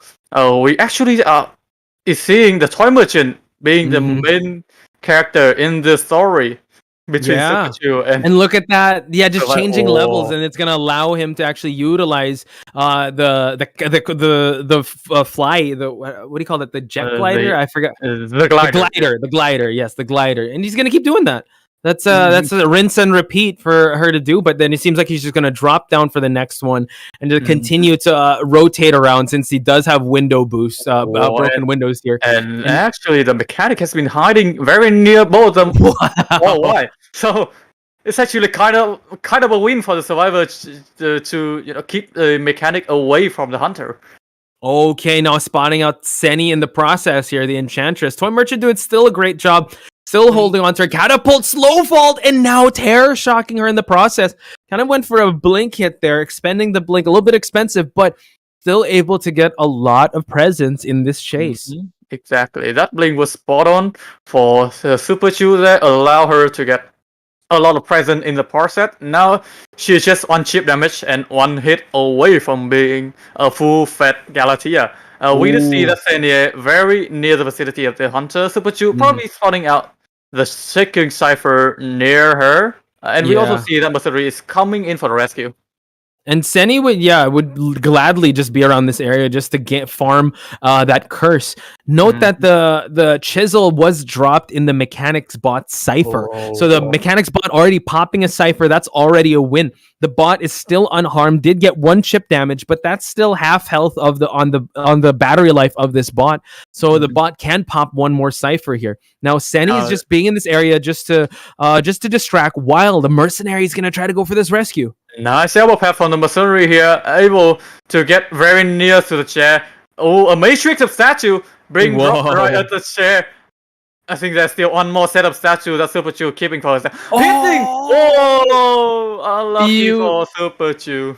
Yeah, just the bait, the patience on this mercenary. Now this mercenary needs to body block because you gotta be able to give some time for this Toy Merchant to set out his catapult. And now the mercenary trying to force another hit here. Granting her full presence, and now we see that the Toy Merchant does get spotted out here as she's trying to run that route. Toy Merchant is in a very dire situation. She is going to be dead on chair, while we do see the Enchantress still in this area. But not jumping through the catapult though. Enchantress got to be here just to support the kites up to Toy Merchant. Yes, and now able to eat another hit. Can she make it back to the catapult? That's going to buy her so much time. Super True, trying to run the routes here. It seems like she might be actually changing targets. One cipher remaining. That's actually crazy with all this action. One cipher remaining. And we see that she does try to down this Toy Merchant, but still no dice. Yeah, allowing the survivors to hear each other up. Toy Merchant is actually down on chair, but changing to Mercenary just to keep the cipher at bay. We just see that keeping the mechanic away from the chair is actually beneficial for the survivor side, as there's now only one cipher remaining.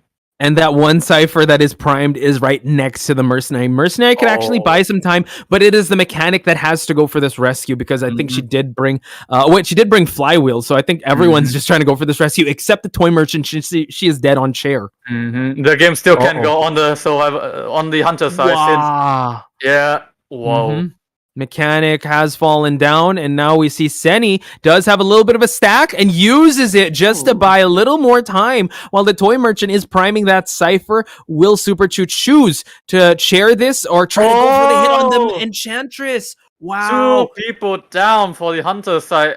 Actually trying to bring the game back to the hunter here from Super Chu, sharing Senie, and also I think gonna be mechanic. Actually throwing the chisel out to the Toy Merchant has been decoding this cipher all the way to 70%. Gonna be to 80% if she's keep on decoding here Yeah, Mechanic has stood up already just to move on away. Super Chew has to guard this chair. Mercenary seems to be the one to go for the rescue, while Mechanic is probably helping out or priming. And then we see the Toy Merchant 89%. Mercenary has to be very careful. They go for a bold rescue, and it seems like they pop the Cypher in time. 4 people available for the endgame. Senia is now going to be the target for Super Chew here. Blink is available! Oh, empty Blink, and now Enchantress still buying some time here, gaining a stack, vaulting in the process, but breaking the window in the process. Seni buying so much time for his team, and now we see the stun happen, NTT. And this is why Senia is on top of the Enchantress player, able to use the curve on time, and also her raw kiting ability is very precise, but now got to be brought down by the Sculptor, able to keep on point to the team. Super Chew. What a game. Yeah, what a game. I mean, the survivors put Super Chew on notice with that excellent kite of the Toy Merchant initially, right? The blink hit on the Toy Merchant started to make things roll, but then the Mechanic, bot was still around. It's not really the Mechanic that's good at decoding. It's really her bot that she just copies her homework from. And we do see that, triple digits when it comes to decoding, when it comes to Seni, and also kiting for Seni. And Mechanic, I mean, one of the juiciest chases hid from the game for quite a number of minutes. So beautiful performance by the Little Dragons. Yeah, I think the survival side was trying to bait the hunter to chasing the Toy Merchant, allowing the Mechanic to hide away from the hunter, and 223% of decoding is a result of that strategy. Wow. So now it seems like from a tied game from round number 1, now it's an 8-1. It's a 12-4. I know. Whoa. Like I had to add some stuff up. Quick maths, ladies and gentlemen. Not really the best at it, but Little Dragons just showing dominance here against NM. So I think in NTT you ripped up that letter of yours. I'm going to. Don't worry, you have a lot more letters to utilize, but I mean, this is what it's all about. We want to find the best of the best, and Little Dragons just showing, yes, you know what, Sneaky has been gaining a lot of our points, but you know what, our survivors can also gain a lot of points, and going up against one of the top hunters out there in Super Chew, beautiful performance. You couldn't ask anything more from a survivor team. Exactly. The teamwork has been on point, the strategy, and the ability to deal with the last game situation. When 2 people are down, they're still able to prime the Cypher on time.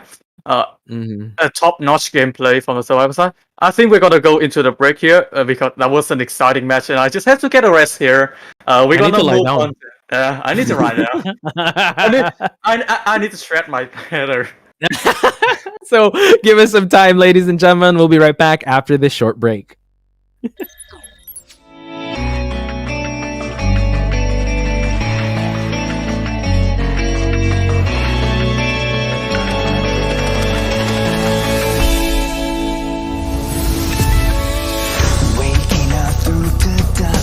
I can see the sun bleeding behind what I have built. Future's already begun.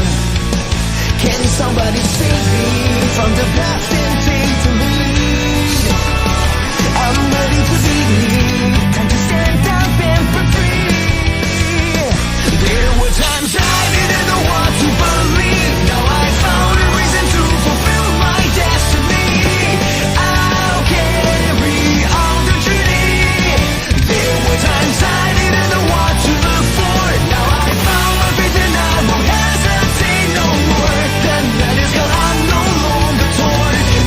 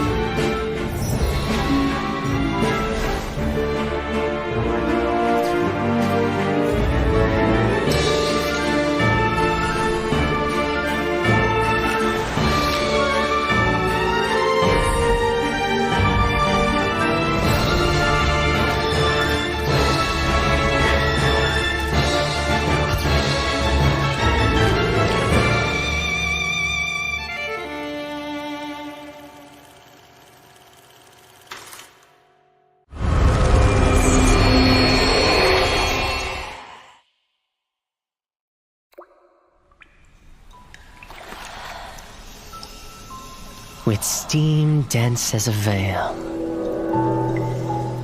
and wine sweet as honey. One can't help but relax at the hot spring. Return to basics. Surrender restraints. Relinquish thyself. Like the eagle plummeting straight down, lusting for lambs, hating all lamb souls. Bathe in the spring, we drink, we worship, we indulge.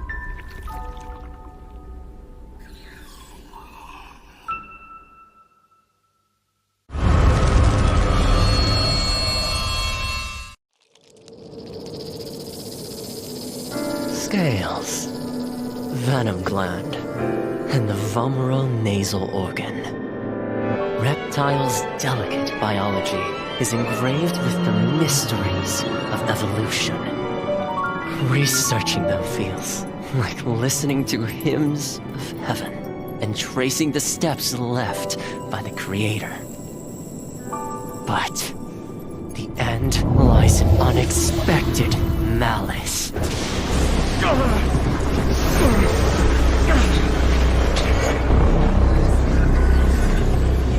Is this a cruel joke from the Creator? Or the inconvenient truth of evolution?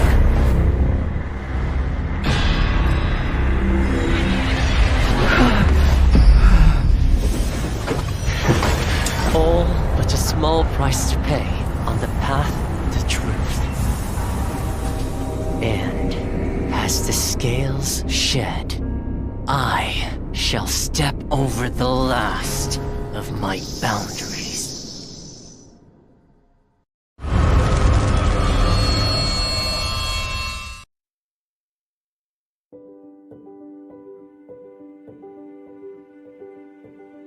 Hello， 大家好，第5人格的玩家们，我是浩明。Identity 人格系统的新求生者教授卢基诺已经和大家见面了，我是他的设计者之一，很高兴这个角色能够得到大家的喜爱。今天我就来分享一下这个角色开发幕后的故事。我们呢，在2021年引入了 Identity 人格系统，在这个系统里，所有的角色都是。Welcome back, ladies and gentlemen, to round number 3, first half between NM versus Little Dragons. And Little Dragons just, you know what, floored it, and they're now in the lead here in this amazing match. I thought we were going to see a tiebreaker, but it seems like NM have a long road ahead of them. NTT, what do you think is going through NM's head right now, the team? It's kind of... because the point deficit is now 7.5, 5-3 and 0-1 at the previous round, they have to do their best in the round 3 if they want to at least get to the tiebreaker round, because they are kind of forced to get at least a 4-man escape or a 4K from the hunter side. Yeah, that's kind of tough, because it seems like, right, we were talking about in the start, like, is it better to kind of take a break or just get warmed up? And it seems like Little Dragons, I don't know, they hit the rank session, or they were like a hyperbolic time chamber somewhere that they were just able to push past their limits. And it seems like sneaky. Some Red Bull. Probably Red Bull, please sponsor us. And now I think you got the invite, because we are about to head into our round number 3. Where are we headed, NTT? What map are we heading to? We're gonna go to the circus, Moonlit Real Park. It is going to be the map for the 3rd round here. Nice. We're gonna do the hullabaloo, the tents, and the. I like this map. This is my favorite big map. I'm really bad at Lakeside. I'm really bad at Ever Sleeping, but I kind of have a soft spot for Ever Sleeping Town. So you know what? Oh, sorry, Ever Sleeping Town. My bad. Moonlit River Park. Sorry, what you were about to say? Oh, are you secretly a fan of Ever Sleeping Town? Of course, dude. We're fans of We're all fans of Ever Sleeping Town. That's like the main map to go to. That's the spot. That's the spot. To be at. Okay. Okay.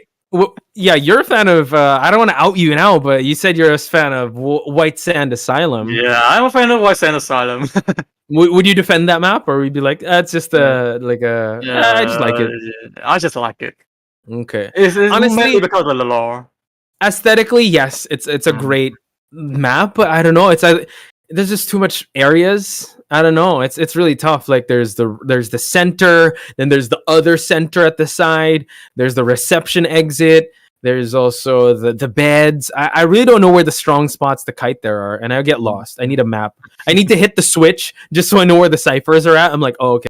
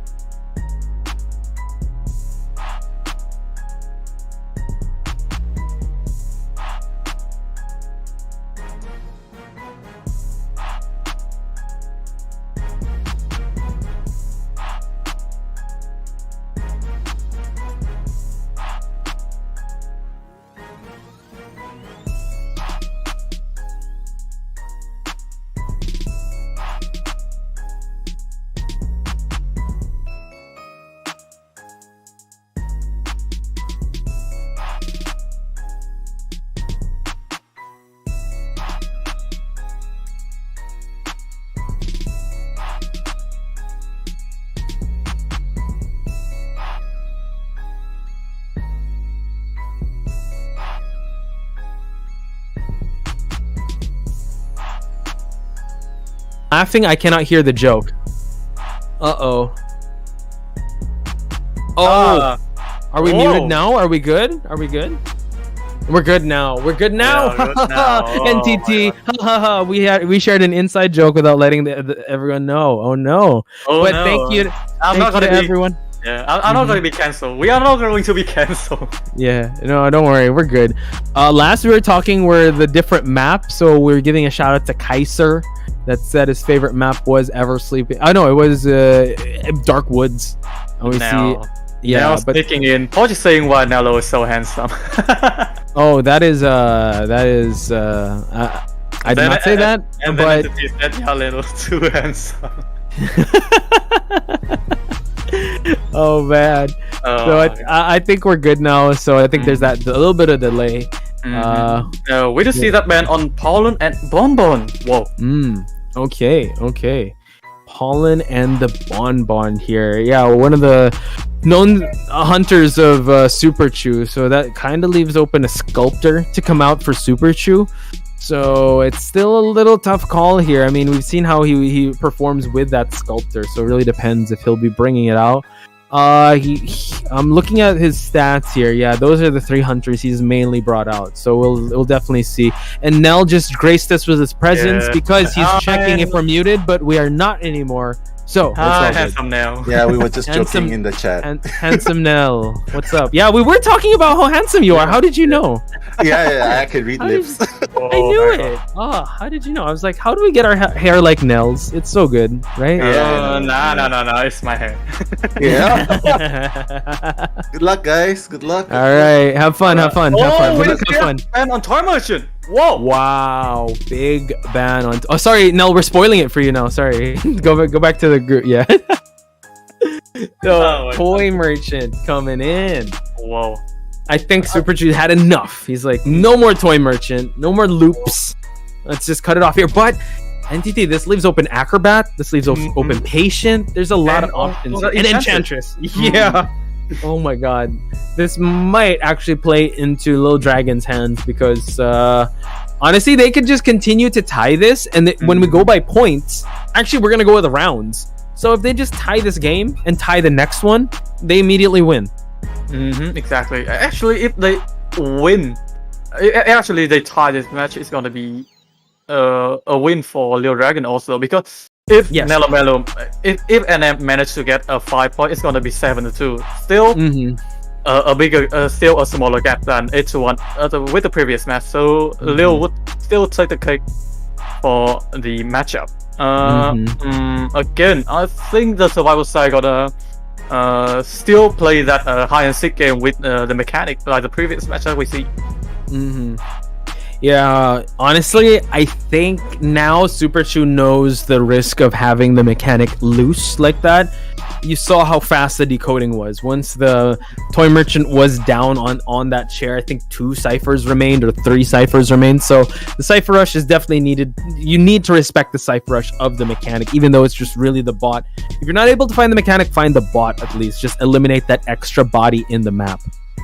Exactly. Nell still can't hear anything. Nell is still saying that we said he's handsome. Yeah, he's really handsome. When it's in fact, I'm telling that Porsche is very handsome. Oh, you know what? Who else is handsome? A person with 3 letters, N, T, and T. And also another person who's handsome. His name is a color. We have red. Very handsome. The cameraman. Yeah, the cameraman. We also have Eli O. Follow him on YouTube. Also, the very beautiful Soy Milk. Follow her on IG. Who else we getting shout outs to? Everyone in chat. We're giving the handsome chat, the handsome and beautiful people in chat. Nello only hears music. I don't know if he's actually. Yeah, he's actually. I think he's trolling right now. And I'm kind of spoiled on the picks on survival side here. It's gonna be the magician and Enchantress? Enchantress? Yeah. Yes, and it cannot pass that Enchantress has been using the enchantress, and all the maximum ability of the character. Yeah, honestly, Senny going for a hat trick here. 3 enchantresses in a row. I'm a little concerned with the magician though, because the only magician we saw was MX that they were able to win, but it wasn't the most. I mean, that wasn't like a highlight magician. Like, let me post this clip on TikTok or something. I- Like, look at these magician plays. Yeah. So now this could actually open that opportunity up because, yes, people have been saying magician is the new perfumer, but I want to see it in action. I want to see how the magician can work. And we want to see another sculptor in the hand of Super Chew in round 3 first half in Mullereal Park, mind you. So yeah, go for it. Now is still a better map for the sculptor here, but Mullereal Park also a very good map. The chisel can be used, the CCTV skill can be used to cam the cipher, keep the survivor at bay if she managed to get that mechanic first. True. Yeah. So Super 2 needs to be very decisive with where he runs his routes, and he's gonna have to commit. And I wonder what trait he's gonna be bringing, because you can make the case that he can bring teleport if he doesn't. Let's say he runs into mercenary first, then runs into enchantress, and mechanic is safe. So it's a little tough here. Yeah, a very surprised team lineup here. We are seeing the mechanic also again with that flywheel effect and the borrowed time. The magician and the enchantress gonna go with the conventional 3-9, and the only rescuer will go for the 3-6 build. That is the mercenary. So they have the ability to sell the survivor here if one managed to get on the chair. Yeah, if the mercenary needs to be constantly present, so I think the game plan mercenary just pop one cipher, then go wherever the chase is happening, just so you can utilize that tide turner, because we saw the effects of forcing a rescue early on with Zhao Khan and the barmaid with the toy merchant, right? So you really want to be able to use your tide turner effectively. But to bring one tide turner, just have that same effect, but we still have like a flywheel on the mechanic and 2 broken windows on the side of the enchantress and magician. So let's head into first half of round number 3. Broken carousel gonna be the spawn point of Super Chew here, heading right into, I believe it's a 10. It's gonna be the mechanic hiding over here. Wow. So Okay. actually, So good route from the side of Super Chew here. Yeah. Bringing again a 3-6 build. Yeah. A very conventional build. I feel like he just really wants to defend, and we do see that the mechanic is giving that tinnitus. Is he gonna turn to the left here? He's gonna see the blood trails. Not quite. Oh, he's gonna spot out the mechanic already.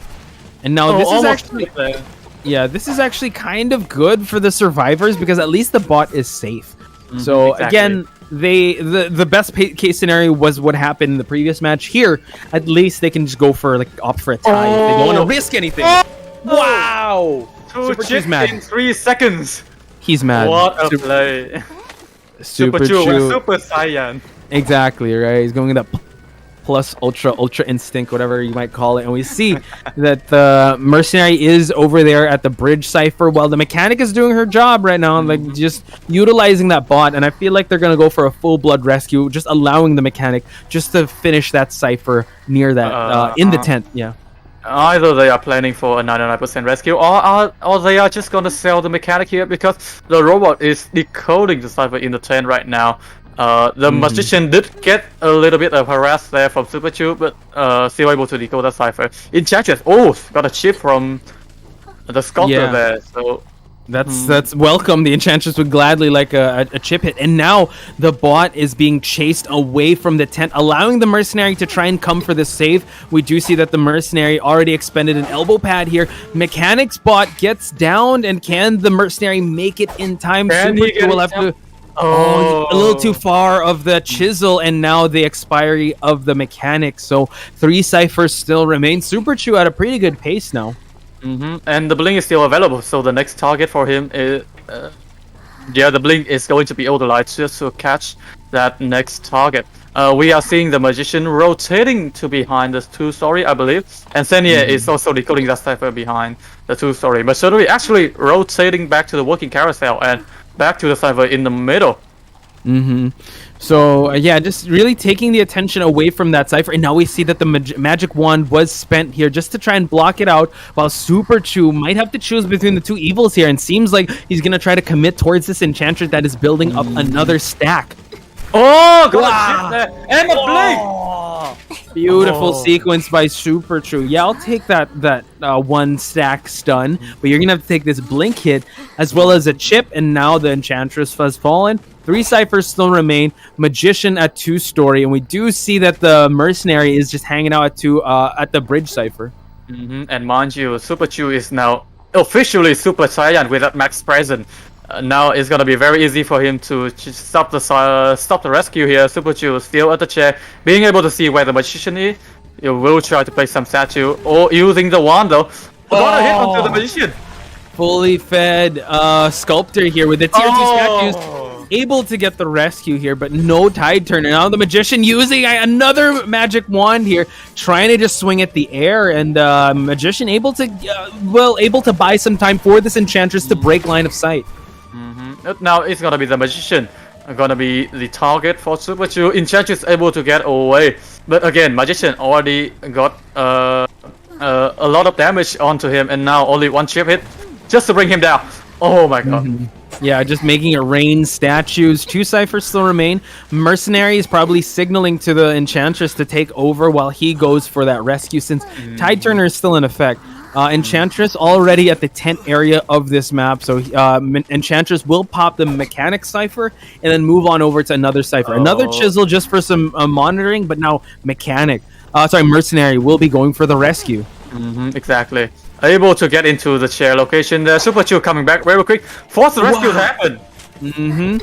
Now he's gonna have to guess where the mechanic is at, a magician is at, and the magician's gonna be at the slide area. Tide Turner's gonna try and take him a little further away from the chair. Last effort's gonna be popped. He's not gonna be able to utilize the roller coaster now. And also Super Chew just changed her trait into teleport. So I think depends on the situation. Super Chew gonna utilize this teleport right away, since the mercenary and the enchantress are both half health.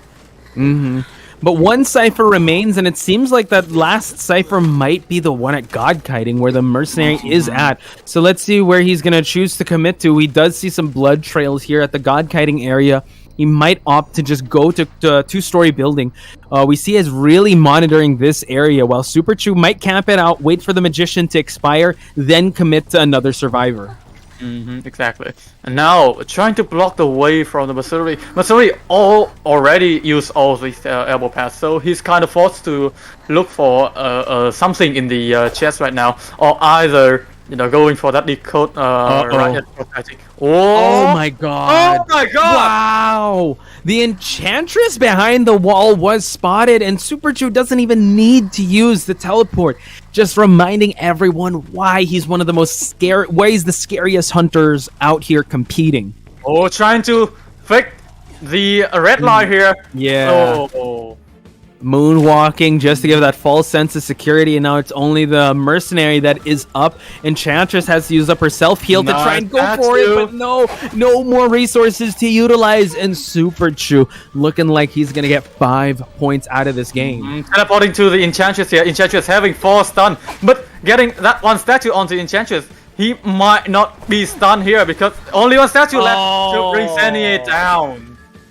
Beautiful sequence by Super Chew, and now going all the way back towards this side of the map, getting 5 points. So this is definitely the winning pace that you want. If they're able to get another 5 points, they're gonna win this tournament. But another scenario is that we get a 3-1, forcing a tiebreaker match. Exactly. It's gonna be very exciting if we head into that tiebreaker match, able to get back before the mercenary able to heal up, and Enchantress already expanded that self-heal. This is going to be a 5-point coming to NM at round 3. That's GGs are definitely going to be called. It was a closely contested match, but Super Chew again allowing the sculptor to come out here, I have a feeling they should have banned the Sculptor instead of the Bonbon because it would be an easier sellout for the Bonbon. They would just go for the sacrifice. But it seems like Senny's actually just waiting at the dungeon area. But unfortunately, Mercenary does take a while to be chaired. And we see that, Super Chew is just going to take his time. It's going to be another minute before the dungeon does open. And we see that Super Chew just, doing some cleanup here.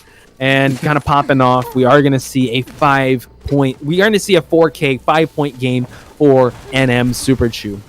Super Chew coming back with the Sculptor play of all time. Oh my god.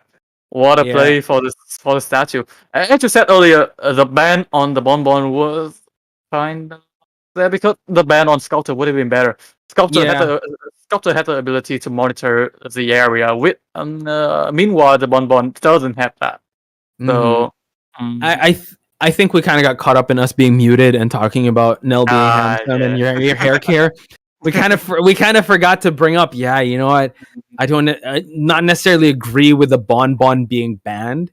It would be a little tough if that was the case. But nonetheless, ladies and gentlemen, Super Chew definitely brought more confidence back in NM. So now here are the points. There's still a little bit of a point deficit. If they do get a tied game, it's still going to be Little Dragons to win. So on Sneaky's side, she just wants to go for a tie. But best case scenario is for them to get another 5 points, for them to be rewarded as the winners or to be crowned the winners. But if we go for another 3-1, we are going to see another game for the tiebreaker. Yeah, the NM Survivor are gonna try their best to force either the tiebreaker to happen or actually get the win right in round 3. We're gonna get back to that match in a minute. Meanwhile, we're gonna take a short break, so don't go anywhere. More IVA when we come back. We're not gonna mute, guys. Don't worry. I hope you guys can hear us. We're gonna take a short break, and we're back. Okay, cool.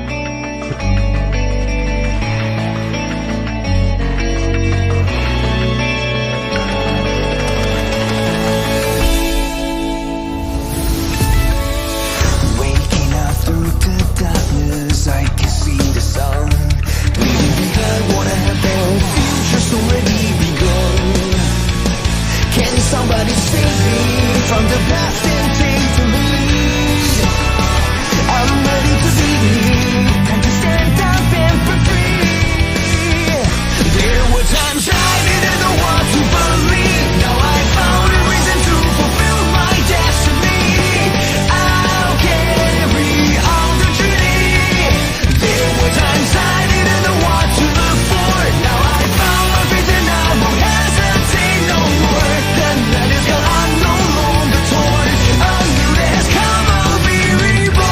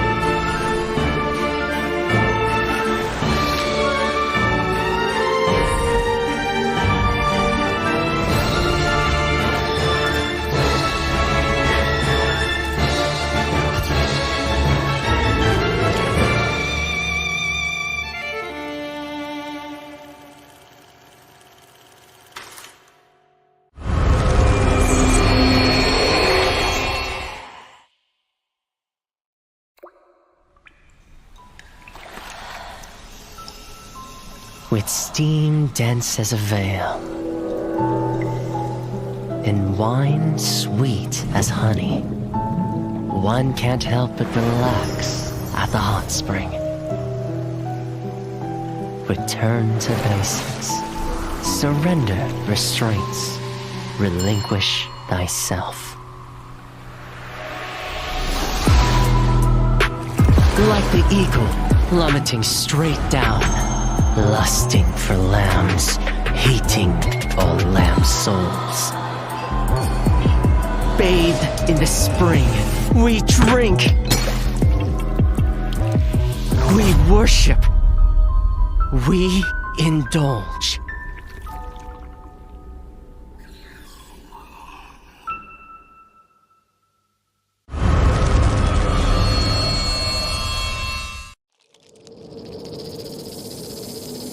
Scales, venom gland, and the vomeral nasal organ.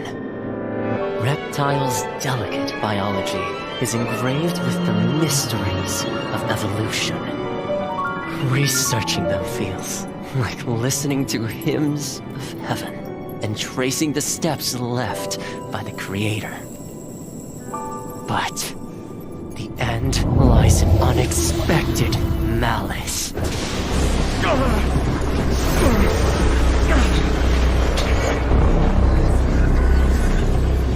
Is this a cruel joke from the Creator? Or the inconvenient truth of evolution?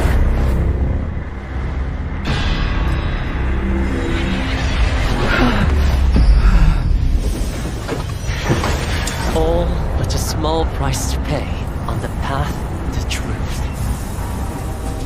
And as the scales shed, I shall step over the last of my boundaries.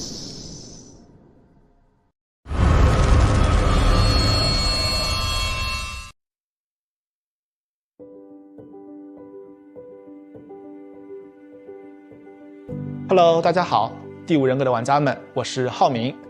Identity 人格系统的新求生者教授卢基诺已经和大家见面了，我是他的设计者之一，很高兴这个角色能够得到大家的喜爱。今天我就来分享一下这个角色开发幕后的故事。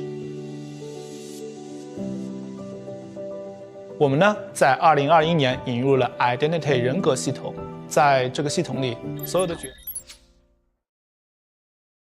ASMR stream. ASMR stream.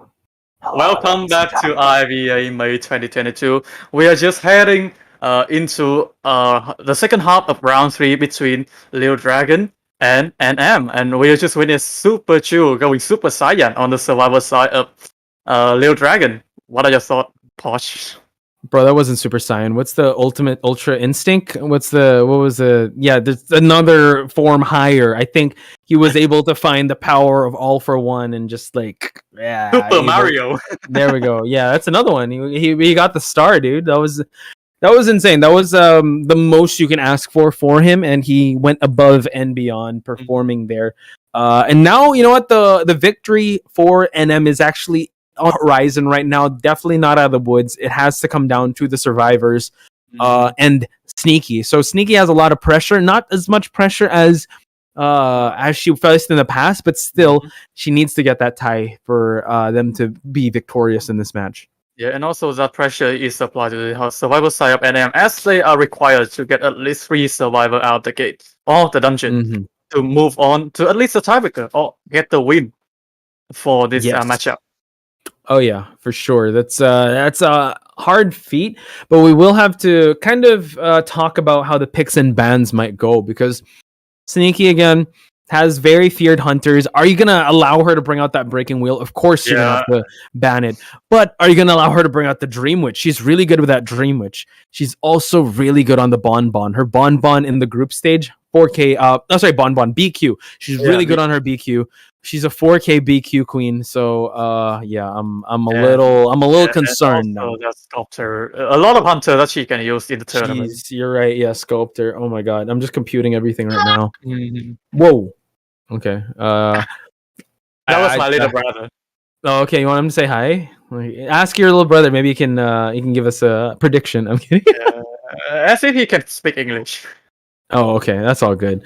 Tell him that he just made 210 viewers scared of what just happened. I was a little scared. I was like, oh. Okay. That was scarier than that Galatea jump scare. A little bit, yeah, a little bit. I'll be honest also, when we were talking about skins for Identity 5 in the watch party, if you guys aren't there, please head on over to the watch party. We were talking about different skins, right? We talked about how the Junji Ito skin for the Dream Witch, the scary one, that's banned because of how scary it looks, right? I forgot what the name it was. It's not the Preacher Tomy Woman. skin. Preacher Yeah. Woman. That one. Not the Tomy skin, right? The other one, yeah, right? it's beautiful. Yeah, beautiful. But only the Dreamwitch user can see that, and also us watching, right? So if I may ask you, NTT, what are skins that you love, and what are skins that you're like, no, I don't like the skin. This is not a skin I would want to go for. Yeah, actually, the skin I love is actually something that you have right now. Joseph DM skin. DM, let's go. Hey, but the new skin looks so good. Like honestly, it's the very Eli subtle. skin? The one skin for the stained, the stained shirt, wine stained skin. That was a good one. Yeah, the in-game trailer kind of looked like me. Kind of looks like me. Yeah, dude, there it is. Look at the hair. Look at the hair. There cameo, it is. cameo. Okay. Put yourself in Joseph's. Don't smile. Do 3, 2, 1. Get into character. Okay, I'm gonna count down. All right, 3, 2, 1. Do you have a drink? You have a drink? All right, Sure. 3. There you go. I don't know the rapper at all. All right, that's a skin you like. What about a skin you don't like? Like that's not the best skin. I don't like. Perfumer Madame Coral. The green. Is that the one? skin. Oh, is that the perfume? That the perfumer where there's like stars on her? Yeah, that's the one. Dude, I kept telling everyone she looks like a JoJo Siwa character. Like she looks like very, I don't know. She has very elegant, and perfumer has amazing skins. For them to be able to put that skin, it's not my taste. So unfortunately, I don't like that skin either. What was the skin I didn't like? A hunter skin that I didn't like. I can't think of a Joseph skin. There are a lot of good Joseph skins, to be honest. What was I remember we brought up okay, unpopular opinion, but I don't necessarily like the mercenary, the one where he has springs on his hand. I feel like spring hand. It's okay, but like controversial idea there. Controversial. Let me defend myself here. It's cute, but it's not like Seer Eli Tiger Eli cute. It's like, all right, he's cute, but he's a mercenary. You got the wolf. The wolf was so much better. I'd pay money for the wolf skin. So talking about wolf just picked mercenary to be the champion skin. And that's true. Let's go. I'm excited for that. So, speaking of going, let's head on over to the picks and bans here. Sneaky up to bat. I feel like I hope I don't get canceled with the Spring Hands skin. It's Melson coming in for the Survivor side of NM. So, we did see some substitution in the Survivor side of NM here. Sneaky is still going to be doing the hunting for Leo Dragon here. 2 bans on the Hunter and 3 ban. We did see the Seer forward and the Priestess. Yeah, that's true. So again, I think standard bans, but Meow Sons has not seen competition just yet. So replacing Caridonna, so the main rescuers. So let's see if Meow Sons will still play on the role of rescuing or kind of go for containment, because all of them need to get out of the gate for them to be able to call themselves the 3rd place spot here in IVA. And am I seeing right? It's a ban on the Bloody Queen, not the Dreamwitch. So allowing the Dreamwitch to be used. Not just that, but the Sculptor. And the Sculptor also. Yeah. I have a feeling the Sculptor prioritizes Dreamwitch in a map like this, but okay, they're more afraid of the BQ, which I don't know if I agree with that, because I mean, it was the Sculptor of Sneaky that got a 3-1 in Ever Sleeping Town. Yeah, exactly. And we just see the picks on the Psychologist as well as the Mercenary. They are heading into a Dreamwitch match with that Psychologist picks. Again, we have to see the next ban for Sneaky just to make sure, just to have an idea what she is going to play. Let's see if she can bait the survivors into doing something. That's what happened last time, right? Banning the Psychologist, but now it seems like they're locking in the Psychologist just to make sure. Actually, this is a little tricky, because are they walking into like a mechanic ban, or is that what they want Sneaky to do? Maybe they're just gonna opt to ban, because you can ban the Patient, you can ban the Acrobat, you can ban a lot. Maybe ban even the Embalmer, just so that they won't go for like a tie game. Oh wait, they don't want a tie game. That's not something that they want to do. Exactly. And the Novelist ban. Wow. Banning the Novelist from John Olan. Novelist is out and not coming into Moonlit River Park is banned. But now this allows the connections of the lovers. This allows also an acrobat. This also allows another decoder. Whoa. Toy merchant. Wow. Toy merchant Okay. again. And again, with the batter. Banning the pollen, but still gonna go with the batter. So, actually, it's quite interesting to see what their game plan is. Not picking the patient. Interesting. I guess they want to substitute the patient with this toy merchant. Toy merchant has a lot more jump spots, and you gotta deal with the curse of the patient. So I think this is also a sculptor, a counter, because you know what, the sculptor has been using a lot of statues to just stop the acrobat. So And exactly, this is going to be a sculptor on the hand of Sneaky. Wow, the prophecy. Yeah, so you know what? I just have to say that a lot of people agree with your opinion. They do not like the Madame Coral skin. Andy does like it just because it's green, which makes sense. Yeah. Hey, and I agree with you too. Can you read that last comment? Spring Hand is cute, but not that good. Yes, thank you. It's good, but I think I don't want to pay money for it. Like, it's The beat-up skin looks much better. B-Duck looks awesome. I feel like Mercenary, you really have to build him as a character that, he's gritty. And play on the cute side. You know what? The wolf, the infested one, the one where he's that's cool too. I like that one. Or the shark one. The shark one's cute. Yeah. All that one in the light collaboration. The brown bear one. Yeah, that's cool. That's cool. Chantal, totally new information. I don't like Lawyer any of his skins. Wow. Newsflash, Chantal doesn't like Lawyer? What are you talking about? Controversial. What? Kidding. We all know you're a fan of the Lawyer Hate Club. But we are going to see the survivor picks. Anything stand out to you when it comes to the personas of these survivors? Oh, hey, and happy birthday to the batter. Whoa. Happy birthday to Ganji. Let's go. Honoring Ganji in the play-off today from NM.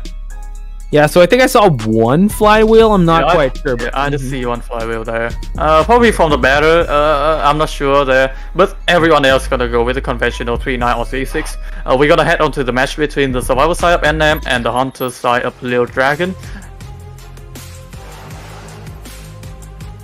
Let's see where everyone spawns. Meow Sun's coming into the mix. Can this be the make or break for NM? They need all survivors out for them to be declared the winners, or at least 3-1 to push for a tie-breaker. So now we see the spawn of the sculptor here next to the exit gate, next to the front exit. Yeah.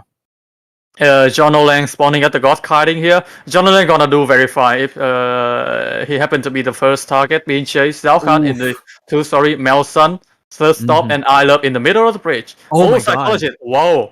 Yeah, able to get a hit on here. Again, this is actually a good spot to kite in, but a hard spot to transition from. So John Oling has to buy so much time here. Luckily, he is the psychologist, so the psychologist has to be able to utilize that that extra hits unless Sneaky can just pile on the damage and goes for the basic hit. But now John Oling trying to make his way towards the stop. No! He's able to flywheel, but unfortunate there. Can he make it in time? It seems like he's going to be able to go for a ride. Sneaky just waiting down here, trying to sneak some statue onto John Oling. Is in the stalemate situation. Oh, she was waiting for the blink to happen, but yeah, John Oling. Did they push all the way? No, and it they seems didn't. like John Oling, has to transfer on over to the other side, dropping down the steps here. Yeah, can Zhao Khan provide some support? There we go, allowing for him to get transition and another hit. Beautiful. Yeah, beautiful hits on both batter swings, and it seems like Sneaky's had enough of the sneaky batter. Seems like she'll be focusing on the batter. Wow! Oh my God, the birthday boy in Zhao Khan's hand, giving Galatia so much present. Yeah, just now focusing on another hit. 3 strikes and you're out. All 3 batter hits, and now he's picking up his cricket bats. And now the psychologist has definitely lost sight of the sculptor, able to bait out a hit, not at full presence yet. We do have a blink. He will be able to get the roll castle once again. Now losing sight of the batter. Yeah, but now let's see if Sneaky will try and go and see if anyone is here. Oh my god, spots out John Oling. John Oling still hanging out in this area. Might be really bad for the survivors. Sneaky planning to go inside. So sorry here. John Oling already transitioned out. I believe it's I Love is the first stop right now. John Oling should have get healed up earlier. It's gonna be a very tough situation for the psychologist to transition here. But whoa. Yeah. Well, let's see how it happens now. Oh, throws the chisel just to check if anyone is coming in from the 2-story. Now, Sneaky, Mercenary is I think Mercenary did heal up someone, or it was the batter. But now it's Psychologist. It's the batter being healed up by the Toy Merchant. Toy Merchant, gotcha. And now it is the Mercenary that is already here. And it seems like Sneaky's just going to focus her attention on this Mercenary. Yeah, forcing all the elbow path from I Love here. But I don't think this is going to be a great first chase. A great first chair for the Sneaky inside here, because Mercenary a long chair time, delay effect for that health, and also 2 elbow pads hasn't been fought yet. Yeah, and Psychologist already healed up, so it's looking pretty good for NM here. 3 ciphers still remaining, everyone's still intact, and all the survivors still have some resources to utilize. Able to get a chip damage onto I Love. 2 chip damage, mind you. Oh my gosh. Okay, now Love has to be very careful. Oh my god, spotting him out! And now Love will be falling down. Sneaky has her first target down and out, so it seems like someone has to come in for this rescue if they want to be able to at least push for 4 people out. Yeah, the closest survivor near Mercenary here is Zhao Khan, the batter. Also, Psychologist near the facility of that cipher here. Sculptor. Still trying to get a chip damage onto a batter. Another one? No, not yet. Watch out, has the sidestep here. Zhao Khan has to eat that hit. And now we see that John Oling is trying to make his way towards Love, trying to make his way towards that cipher. I think Sneaky's just trying to injure as much survivors as possible. Now getting some perfect statues, unable to get John Oling though. Batter still gotta come back. I think gotta heal up either the Mercenary or focusing on decoding that cipher at the second stop. Psychologist got a normal hit right away, but staying very far away from the decoding cipher. And Sneaky coming right back to the decoding cipher, immediately not allowing the survivor side to prime, to force the game into the prime situation. Because all survivors still around, 1 cipher remaining. It's not looking good for Sneaky right now. Yeah, it's not. Sneaky has to get some survivors. No one has sat on a chair just yet, so they can actually go for a rescue if ever anyone is down. And Love already she didn't use her self heal, so it's still gonna be really tough here. Now Zhao Khan again has been 3 for 3 when it comes to hits, but now it is Zhao Khan that does go down. We do see that the Love is here, as well as the Psychologist. Toy Merchant also just prepping for the end game.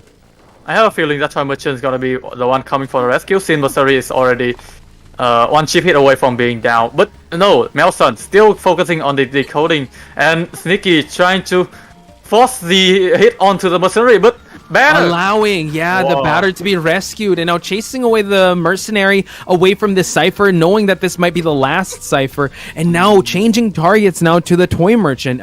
Meow Suns now has to eat a regular hit to transition away while everyone is still healing up. Batter is all healed up. He's the only one that touched the rocket chair, so this is great defense on the side of the survivors. It's like playing capture the flag here for the survivor side. Able to get a syringe from I Love here. Will be trying to self-heal himself. And Toy Merchant is also here. So I think they're gonna be healing themselves. Meanwhile, Batter and Psychologist is very near the vicinity of that sneaky Galatea. Yeah, so now Sneaky seems to be kind of in a tough spot here, trying to just camp out the cipher, but knowing that there's going to be another cipher ready. I don't know if she's I didn't see the build. Did she bring detention? She might be actually waiting for detention to come up just to at least down some survivors. We don't know. She's keeping the persona build a secret here for us, but I believe it's gonna be a conventional 3-6 build for Sneaky here. Now everyone is healed up. The life is looking pretty good. The resources as well. John Oling now the first one to take a chase. can't eat that hit, but these survivors are doing everything they can to mitigate the damage. Already prime. They primed it up. Now detention is in the air. She's got to whack as much survivors as possible here. And now it seems to be 3 lined up here while everyone else is going for that other X gate, which is one Cypher. And now Mercenary eating a barrage of statues. Mercenary has one more elbow pad to utilize, but no, gets cancelled out. And that blink is still available. She can use Trump card and chain to teleport in any moment just to cam though gate. But again, this is the first time the Mercenary is going to be charged. Dropping the Mercenary though. Yeah, and now spotting out the Toy Merchant. Wow, Toy Merchant now. Oh my god, once she touches the ground, she's definitely going to get hit by detention. And now we see another survivor probably on the way to help the Mercenary off that rocket. Well, at least heal the Mercenary. Meow Sons has to be very careful here, vaulting this pallet, and now Speed Boost able to carry her away. And now if Meow Sons can kite for a long time, the dungeon is here. If the Zhao Khan and Mercenary Isla is able to transition far away, it will be a win for the survivor side. But able to bring down Melson. But mind you, 50 seconds until detention ran out, and Mercenary still have that Yeah, Tide Turner. Yeah, Tide Turner. And Psychologist just healed up the Mercenary, and now Sneaky trying to just bring him away from the Mercenary as possible. And we see that this is the first time the Toy Merchant does see that rocket chair. This is going to be a little tough because Toy Merchant doesn't have any skills to utilize anymore. Doesn't have any more catapults. We do see Zhao Khan trying to use the catapult just to move on along. I think the best case scenario is for them to just go for a 3-person escape and not really tempt anything here, because Sneaky, that's what Sneaky wants. But NM Love is on his way for the rescue here. This is a little overextension. Oh my god, this is so scary. Statue. 3 statue juke from I Love here. 5 seconds. The tension is gonna be up. The tension is up for the survivor side. It's gonna be a barrage of rescue for the survivor. Titan is available. They're gonna make a mad dash toward the gate. Yes, and now Tide Turner is definitely gonna play effect. I think they just have to run a beeline while the batter able to hit Sneaky once again. Love needs to be able to cover the ground here. Toy Merchant can't afford another hit. Actually, Toy Merchant will be falling down. And now we see the pocket watch being used by the Mercenary. Toy Merchant has fallen down. Mercenary, one more hit, will be falling down. Sneaky trying to get more survivors down. Can she get the Mercenary? No! The pallet stun was able to connect. And now we are seeing the battle focusing on protecting Melson. He are able to juke one statue hit there. Probably gonna be preventing Sneaky from ballooning the Toy Merchant here. Yeah, that's true. I wasn't able to see, was it before or after half? We do see that the Toy Merchant does get picked up, and now we see that him on the rocket chair, Zhao Khan has to make a mad dash for the exit gate. This is going to be a little tough if he's able to get Zhao Khan down. A bat hit, and now Sculpt, we see statues going to be raining down. Zhao Khan cannot afford. Oh, goes for the basic hit. We're going to overtime. Oh my god, what a match. What a match from the survivors of NM. Yeah, Nell, NTT, talk me through what you're thinking right now. A lot of things going through my head. What a great rescue. If they wasn't affected by Titaner, they would have gone to the roller coaster right at the 3rd stop, and they could go to the 4th stop immediately, or at least some catapult just to help them with the transition into the gate. But again, 3 people out with Sneaky inside Sculptor for a very formidable hunter in a very big map. They were able to keep Sneaky at bay. Yeah, again, it was just, we know what Sneaky is capable of, and I think the way they I think they were able to distract her enough to really keep the attention away. Look, everyone above 60 seconds, the Toy Merchant just 67, but everyone else at triple digits, almost at 200, was the Mercenary, and also 132, 133 on the batter, as well as the Psychologist. So it was really just, they were really able to employ their game plan. I think once he lost sight of the Psychologist, that was a really tough start. And we did see a lot of, I think, split decision making by Sneaky that it didn't really pay off so well, because there were a lot of moments where she was in between ciphers, and she didn't know where to commit to, and it's just all the survivors just getting up, getting healed up, constant pressure from the survivors, leading us to the final game here in round number 4. 13-13. One has to give, ladies and gentlemen. We're going to head to overtime, but for now, we will take a short break. When we return, more of this amazing match.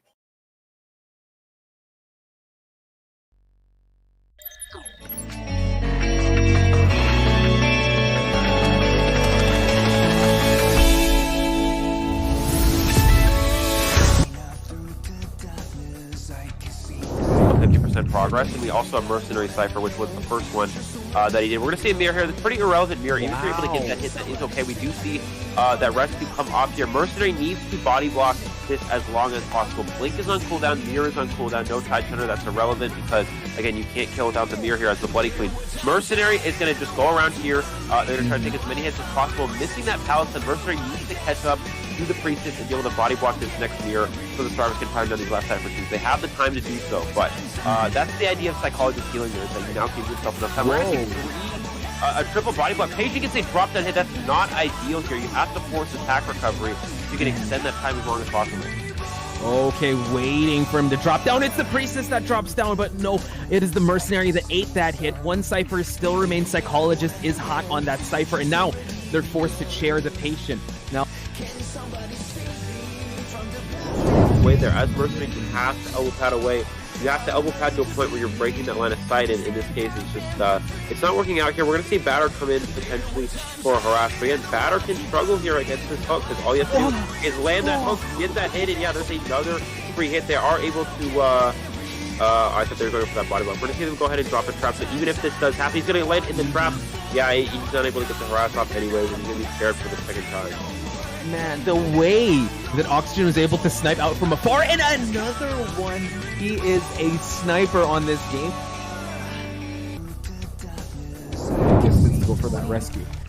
Yeah, with Mercenary getting cut off this far, they may not even go for it at all. He takes the hit there, and he's going to push the save. I think Sculptor might have full presence now because of that insolence. Let's see, actually. Going to go in for that rescue. We're going to see full presence actually getting that hit there. One chip. They were able to get the save, though. Can he get the double hit on Mercenary as well? He is able to get the double hit on Mercenary. Acrobat has a few bumps to work with here, but it's going to be difficult. This is not a great area to kite, especially against a Sculptor with full presence. Tries over that mind game, gets to the vault into him, and he should still be able to get that hit there. There's that first chip, and I don't think there's any chance of making it to a window there before you. Wow. Yeah, I mean, I think, yeah, great job hiding the red light, just forcing him to make that jump, and this will be the first down and out. The delayed effect on his passive there is definitely going to be hard. Now we see him, yeah, he has to utilize that elbow pad just to get out of dodge, but now the webs are able to, catch up, and he's able to utilize the blink to get the Mercenary. Now the Mercenary has no more skills, no more items to utilize. But it seems like the closest one is the Embalmer. He will have to be very careful. The Mercenary already making his rotation towards this rescue. 2 Cyphers remaining. We do note that I think they're priming 2 Cyphers at once, and the one's at 71%. He's just being very careful. Now the rescue needs to happen. Tide Turner will be in effect, trying to light up the floor. Mercenary eats 1 chip bomb. Will eat another one. Oh my god. He's waiting for the last possible second, and now stuffs the rescue. This has turned around. Crocoduck now just needs 3 survivors to get the victory here. Yeah, Mercenary actually could have just waited for that bomb to blow up before going for the chair save there. But instead, yeah, getting a little too greedy there, and this is probably going to be a drawn position. The question is, does this Bonbon have the trump card? Which the Acrobat coming for this rescue is able to get that first. And he pushes the Acrobat back. The Cypher Machine is prime. Can he potentially go for the blink to get it on the Acrobat? He's going around the chair to try to bait out the blink, but he didn't fall for it. And now all he's doing, there's the blink, and there's the down. Again, he only needs 3 survivors eliminated, and with the tension, that may be enough there. Again, you saw the Acrobat. He knew blink was coming.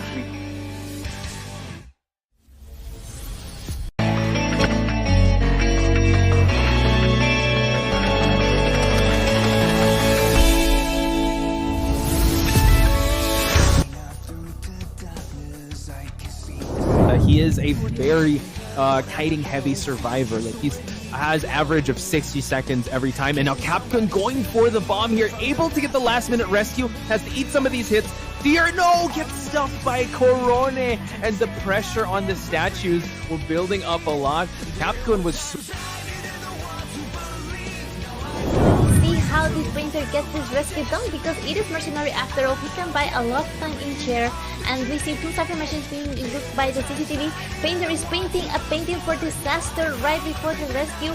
Will he able to finish it? He's going to try to avoid all this. Ooh, that's really close. I think he finished it. Excitement from Messiah. Oh god, yeah, he was trying to bait for that terror shock, but yeah, Painter was the brighter one. Wow! It is going to be a double down for the survivor side, and now the painter dies right next to the chair, and we see the forward and the embalmer automatically apply to the nearest survivor. So yeah, every time that he is done. So you have to be very beware. Yeah! He gets such a top tier play, such a top able to predict where the patient was, but yeah, he is now found and is being sprayed by wax over here, just throwing the character. An immediate hit onto the patient, and of course, follow up by a normal hit. Patient is immediately down. Right. Wow. Going for that cipher, that run has been decoding. I think they're gonna, force heal. No. There is going to be excitement coming into place to no one will try to get this present. Last minute stun. Incredible, yeah. Incredible stun coming from that forward. And the sniper has been stopped. All the survivors are scattered away. Yeah, that's nice. Yeah. That can rescue and can give that support of a rebound kite, since he does have the tide turner. Now we see that the portal was placed.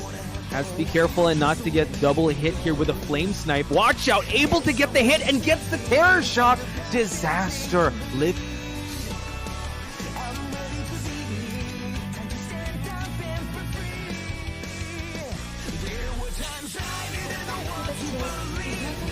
Wow!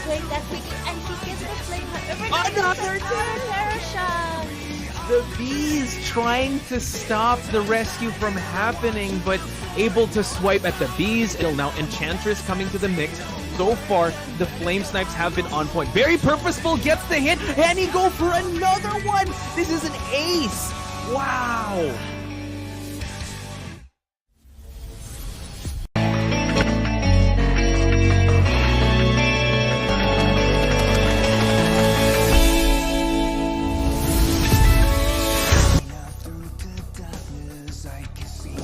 A little bit longer. Wow. We're going to see Blake get utilized here from Spy. He's trying to scare the down. Elbow pad to try to body block in time, and he does not hit the body block. Mercury looks like he's pushing towards the dungeon. It's open.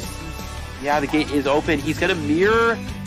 Oh, holy key, yeah. With it. There's the holy key. Can he get one time? He gets the hit just in time. What a perfectly timed mirror. A little bit late there, it looks like, and he's going to be a missed. He's going to get that first trip here, though. We should maybe see Cyril come down, drops 3 bombs, gets the hit, and gets the down. And so that's going to be kind of an issue here. We see that first hit on the barmaid here. Can he get a second one? And he does, and he gets another instant. And probably knows that Sky is back there, already forcing him to utilize the elbow pad, and now the terror shock, Eli. Naru has one book available to utilize, and now constantly always looking behind him.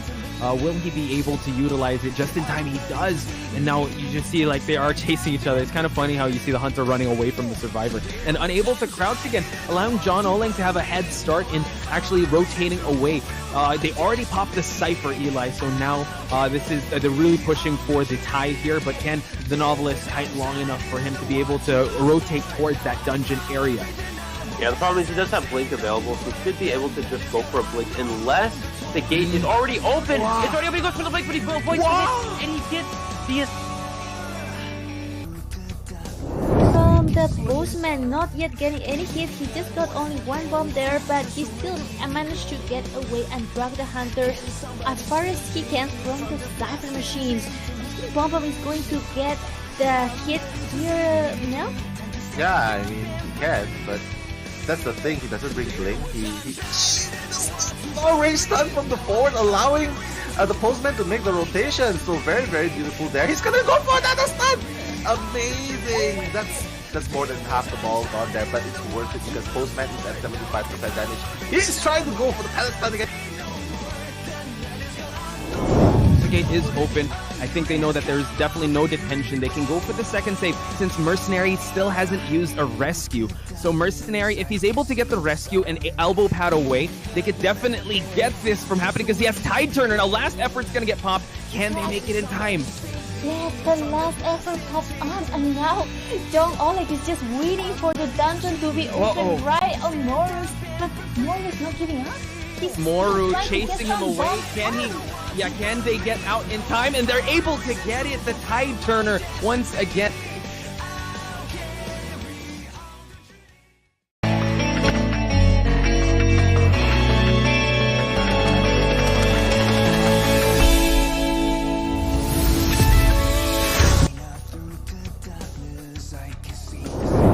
Progress, and we also have Mercenary Cypher, which was the first one that he did. We're going to see a mirror here. That's pretty irrelevant mirror. Even if you're able to get that hit, that is okay. We do see that rescue come off here. Mercenary needs to body block this as long as possible. Blink is on cooldown, mirror is on cooldown, no Tide Turner. That's irrelevant because, again, you can't kill without the mirror here as the Bloody Queen.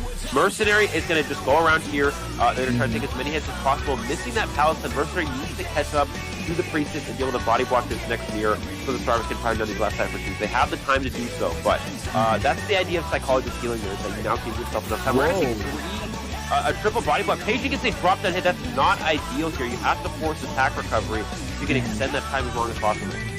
Okay, waiting for him to drop down. It's the Priestess that drops down, but no, it is the Mercenary that ate that hit. One Cypher still remains. Psychologist is hot on that Cypher, and now they're forced to chair the Patient. Now,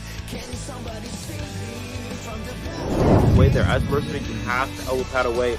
You have to elbow pad to a point where you're breaking that line of sight, and in this case, it's just, it's not working out here. We're going to see Batter come in potentially for a harass, but again, Batter can struggle here against this hook, because all you have to do is land that hook, get that hit, and yeah, there's another free hit. They are able to, I thought they were going for that body block. We're going to see them go ahead and drop a trap, so even if this does happen, he's going to land in the trap. Yeah, he's not able to get the harass off anyways, and he's going to be scared for the second time. man, the way that Oxygen was able to snipe out from afar, and another one. He is a sniper on this game. Distance to go for that rescue. Yeah, with Mercenary getting cut off this far, they may not even go for it at all. He takes the hit there, and he's going to push the save. I think Sculptor might have full presence now because of that influence. Let's see, actually. Going to go for that rescue. We're going to see full presence actually getting that hit there. One chip. They were able to get the save, though. Can he get the double hit on Mercenary as well? He is able to get the double hit on Mercenary. Acrobat has a few bombs to work with here, but it's going to be difficult. This is not a great area to kite, especially against a Sculptor with full presence. Whoa! Right over that mind game, gets to the vault into him, and he should still be able to get that hit there. There's that first chip, and I don't think there's any chance of making it to the window there before you. Wow. Yeah, I mean, I think, yeah, great job hiding the red light, just forcing him to make that jump, and this will be the first down and out. The delayed effect on his passive there is definitely going to be hard. Now we see him, yeah, he has to utilize that elbow pad just to get out of dodge, but now the webs are able to, you know, catch up, and he's able to utilize the blink to get the Mercenary. Now the Mercenary has no more skills, no more items to utilize. But it seems like the closest one is the Embalmer. He will have to be very careful. The Mercenary already making his rotation towards this rescue. 2 ciphers remaining. We do note that I think they're priming 2 ciphers at once, and the one's at 71%. He's just being very careful. Now the rescue needs to happen. Tide Turner will be in effect, trying to light up the floor. Mercenary eats 1 chip bomb. Will eat another one. Oh my god. He's waiting for the last possible second, and now stuffs the rescue. This has turned around. Crocoduck now just needs 3 survivors to get the victory here. Yeah, Mercenary actually could have just waited for that bomb to blow up before going for the spare save there. But instead, yeah, getting a little too greedy there, and This is probably going to be a drawn position. The question is, does this Bonbon have the trump card? Which the Acrobat comes to this rescue, is able to get that first. And he pushes the Acrobat back. The Cypher Machine is primed. Can he potentially go for the Blink to get it on the Acrobat? He's going around the chair to try to bait off the Blink, but he didn't fall for it. And now all he's doing, there's the Blink, and there's the down. Again, he only needs 3 survivors eliminated, and with the tension, that may be enough there. Again, you saw the Acrobat. He knew Blink was coming.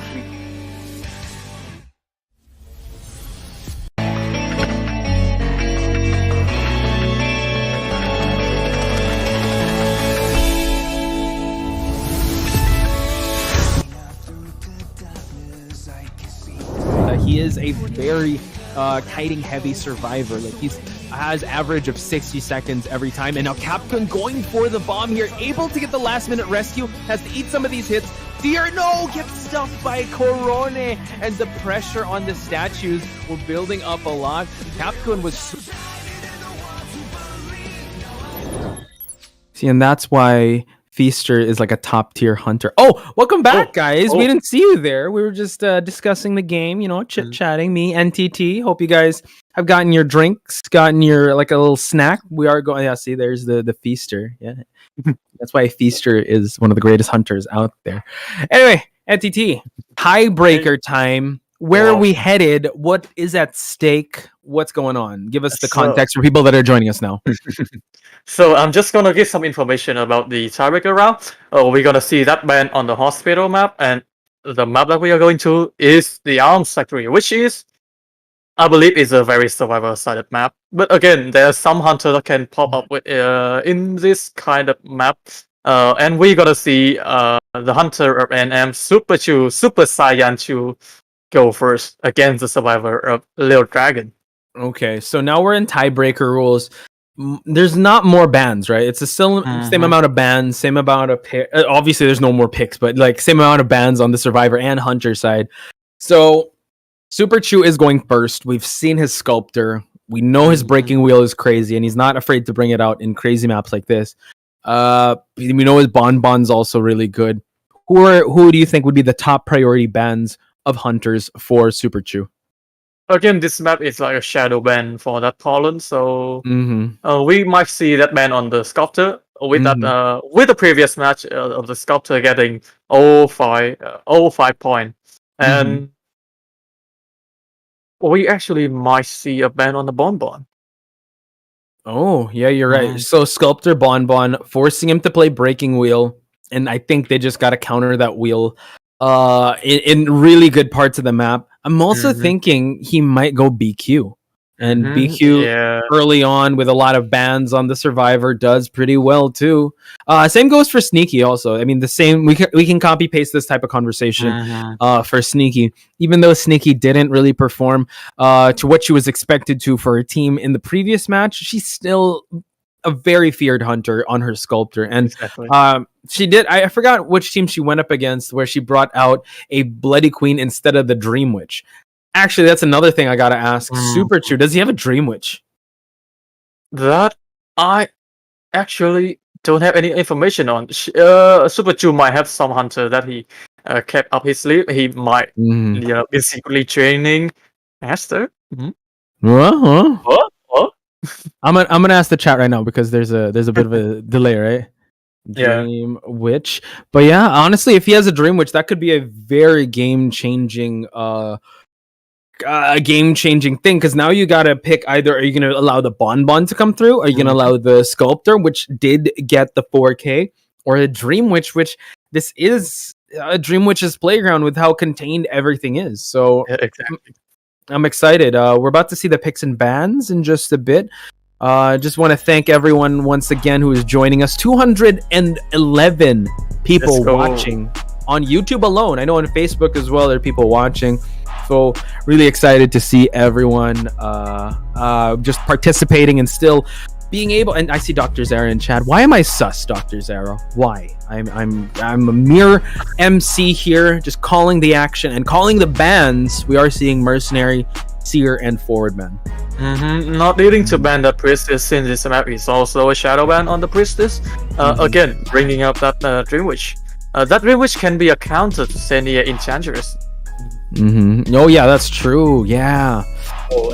Yeah, we just see that ban on the Sculptor and Bonbon, so they are not dealing with the chip damage hunter ever again. Oh yeah, 100%. Yeah, honestly, in a close quarter situation like this, Enchantress can come through again, even though Enchantress didn't really pay off in the previous match. I'm excited to see how they're gonna try and mitigate the survivors here, because obviously top tier survivors have been banned. I mean, there was a priestess that did come out, but depending on how Little Dragons are feeling, you know what? Yep, Psychologist would come in. The mechanic is what I wanted to bring up. They're gonna go for another mechanic pick here. In a small map like this, it's a little risky, I would have to say. I don't know. No rescue at the moment, as we're seeing here. The 2 picks, again, look like they are preparing for a damage. True. Interesting that if Super Chew, no one in chat is actually telling if Super Chew does have a dream, which they're saying I'm sus. I have no reason why. How dare they? Why am I sus? Enchantress ban, how dare you take out the Enchantress of Seni. Okay. Seni gonna go full on rage mode towards Super Chew now. Yeah. I think this was just more of a contingency, because so you saw how Seni was able in round number 2 with how well she was able to use that Enchantress. And even in round number 1. Seni does have a Psychologist, so I think they might give the Psychologist to Seni. So if that's the case, and we might see some rescue. No, it's actually the Perfumer and Gravekeeper. Interesting. I thought they might prioritize an entomologist, but it was Cat Meow that did bring out that did bring out the entomologist before, but it seems like they might prioritize going for a Perfumer. So I think they're really hard countering a Dream Witch here. And a Bloody Queen, DQ. Yeah, that's very true. Interesting. Okay. So, yeah, I can see that they really prepared for it. But no, surprise. We're going for a Breaking Wheel. As the Shadow Ban doesn't prevent Super Chew from picking that Pollen, and he's gonna utilize this Pollen in Arms Factory. Again, this map is not necessarily very good for the Pollen. We have seen some Pollen doing very well with their ability to maneuver through the area in this map. So, I mean, we still got some pretty good picks, I would have to say, especially Gravekeeper. Gravekeeper just countered the wheel going underground and not being a part of, not playing his game at all. So, it's still looking pretty okay. I'm actually a little concerned because, like you said, Arms Factory technically shadow bans the Breaking Wheel. And as of today, we did see Breaking Wheels come out in unconventional maps like Red Church. So I'm a little concerned with how Super Chew is going to handle this type of situation, because once they know it's a Breaking Wheel, they're just going to run towards a window. They're going to run to the factory. They're going to run towards sandbag windows. There's so much places to kite this Breaking Wheel. And actually, it's not the Psychologist on Seni end. It's actually the Perfumer, as Seni got a 4th badge on that Perfumer. Whoa. Wow, so this is the 4D chess that she was playing. Yeah, ban the Enchantress. This is my real final form, or the Perfumer. So, yeah. Let's see how this one's going to pan out. Super Chew not following the conventional shadow ban of the Arms Factory, still sticking with the Breaking Wheel. Probably doesn't want to go BQ, probably doesn't want to go Dream Witch here. So, let's see if Little Dragons can maintain or get back the momentum that they had in the previous rounds. We are seeing the Pollen spawning at the jacket actually, and immediately changing into wheel form, going to the factory. So he's probably gonna spot out the Perfumer here. Also, is the Gravekeeper. And Gravekeeper, yeah, you can just use the shovel, just keep on trucking down, and now, yeah, this is exactly what we're talking about. Yeah, he can tank 2 hits, gets that one, and now can transition towards a windowed side. It seems like he's gonna try to go into regular form, avoiding the trap here. Again, just establishing that distance. Again, Breaking Wheel in regular human form isn't the most isn't the best or optimal hunter when it comes to mobility. And now we see that the Gravekeeper, eating 2 spikes, will just try to starve this Breaking Wheel of presence, and now going back and using the shovel once again. Wait, the present counter is almost up. Super Chew does have insolence, so with a snap, he can bring him back on the ground. Whoa. Yeah, so at least he's able. Available. Yeah, let's see if the Gravekeeper can try to kite. Now, Blink is probably going to happen already, or not quite. He's still trying to close out the distance. Here we go, waiting for anything to happen. And Gravekeeper does fall down.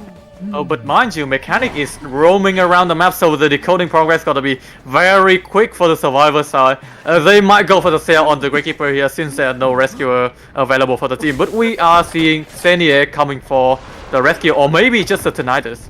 Yeah, but and Psychologist also has that wanted order. Let's see if S3rd will actually commit for this rescue. It seems like she's going to get spotted out early on here, so now she's kind of forced to make a mad dash towards this rescue. Nice utilization. Yeah, beautiful. Avoiding that spike. So at least she can take a basic hit.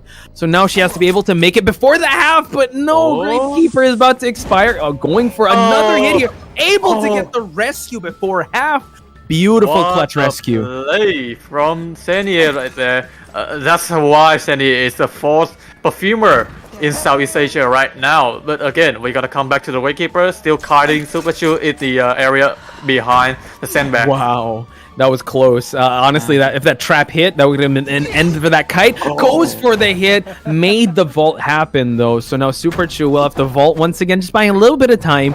And now Gravekeeper has the second time on this rocket chair, allowing the Psychologist or the Mechanic to go for the second rescue.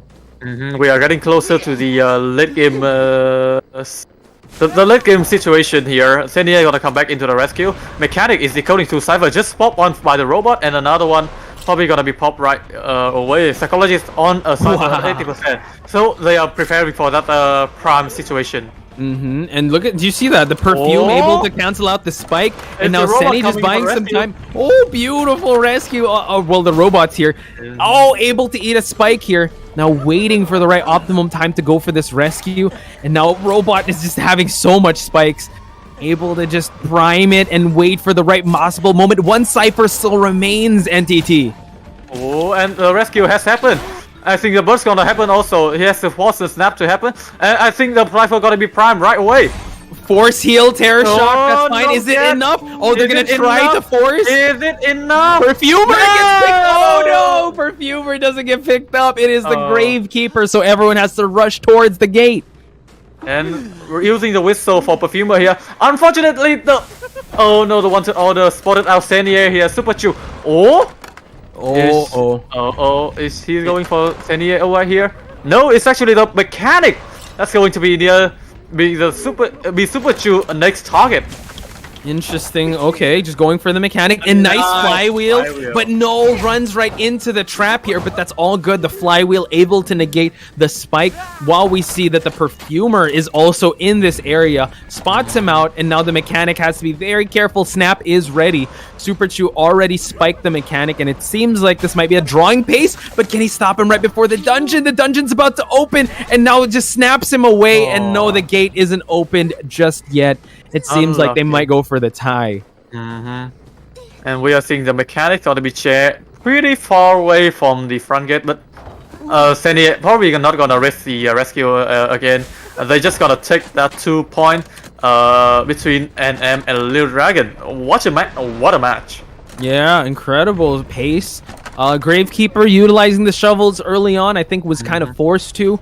Still bought enough time for the Perfumer to get double rescue, and we saw like highlights in every part of this team, right? The Psychologist going for the Wi-Fi heal, even though the Perfumer wasn't the main target.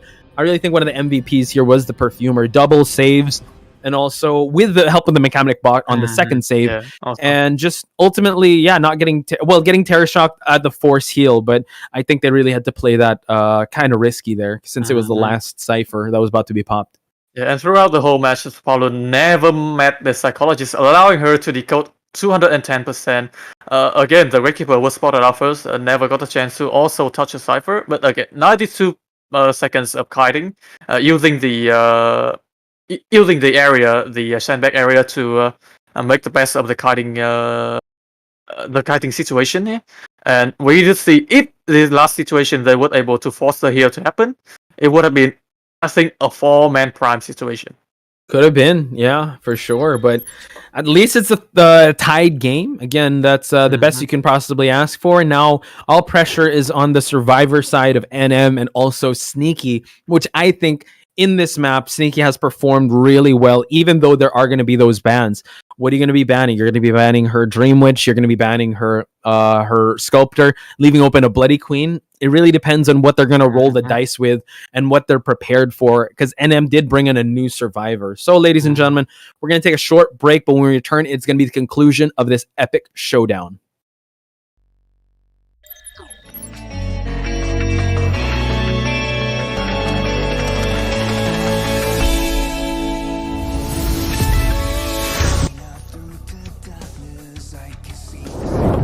Progress, and we also have Mercenary Cypher, which was the first one that he did. We're going to see a mirror here. That's pretty irrelevant mirror. Even if you're able to get that hit, that is okay. We do see that rescue come off here. Mercenary needs to body block this as long as possible. Blink is on cooldown, mirror is on cooldown, no Tide Turner. That's irrelevant because, again, you can't kill without the mirror here as the Bloody Queen. Mercenary is going to just go around here. They're going to try to take as many hits as possible. Missing that palace, and Mercenary needs to catch up to the Priestess and be able to body block this next mirror so the survivors can find down these last Cypher teams. They have the time to do so, but that's the idea of psychologist healing there, is that you now give yourself enough time. We're going to see a triple body block. Patient gets a drop that hit. That's not ideal here. You have to force attack recovery so you can extend that time as long as possible. Okay, waiting for him to drop down. It's the Priestess that drops down, but no, it is the Mercenary that ate that hit. One Cypher still remains. Psychologist is hot on that Cypher, and now they're forced to chair the Patient. Now, way there, as Mercenary, you have to elbow pad away.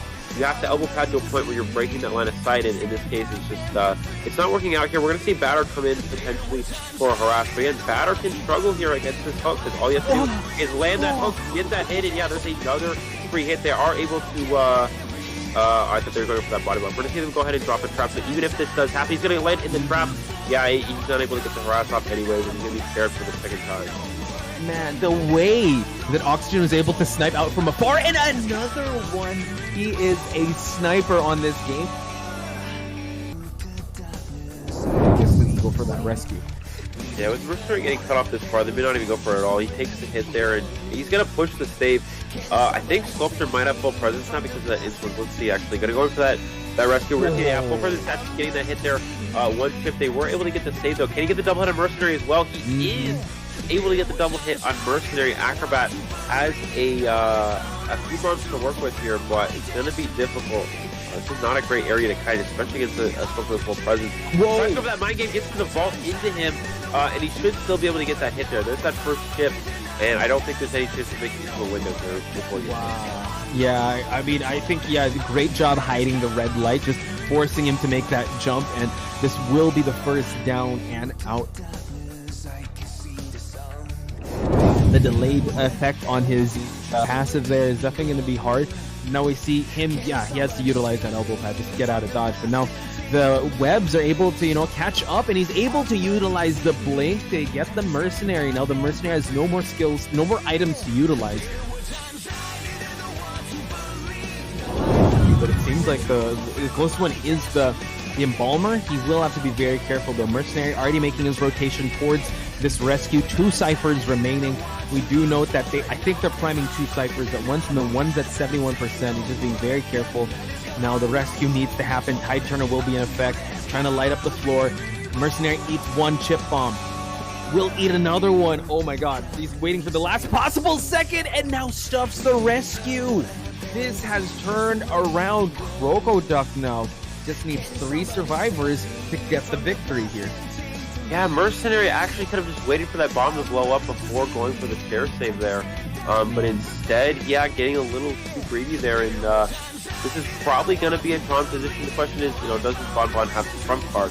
We see Acrobat coming for this rescue, is he able to get that first? And he pushes the Acrobat back. The Cypher Machine is primed. Can he potentially go for the blink to get it on the Acrobat? He's going around the chair to try to bait off the blink, but he didn't fall for it. And now all he's doing, there's the blink, and there's the down. Again, he only needs 3 survivors eliminated, and with the tension, that may be enough there. Again, you saw the Acrobat. He knew blink was coming.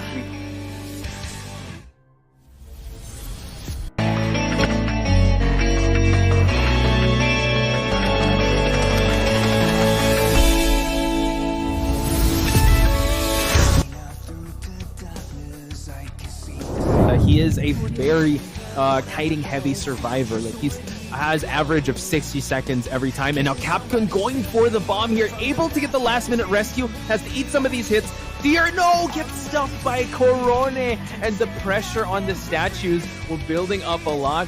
Capcom was See how the painter gets this rescue done, because it is mercenary after all. He can buy a lot of time in chair, and we see 2 cypher machines being looked by the CCTV. Painter is painting a painting for disaster right before the rescue. Will he able to finish it? He's going to try. Welcome back, ladies and gentlemen. It's the last day of IVA May edition 2022, and we just witnessed a match between the Hunter side of NM Super Chu against Little Dragon Survivor. Both had a very enormous fight, and both got 2 points for their team. Posh, any feeling about the last match?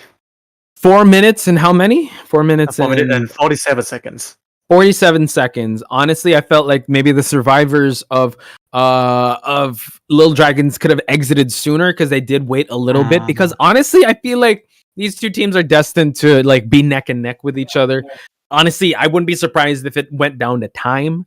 We haven't decided that just yet, so I have a feeling that might happen, but I know Sneaky won't allow that. She wants to be able to get that 4K, and she has hunters that are capable of doing that. She has a Bloody Queen. She has a Sculptor.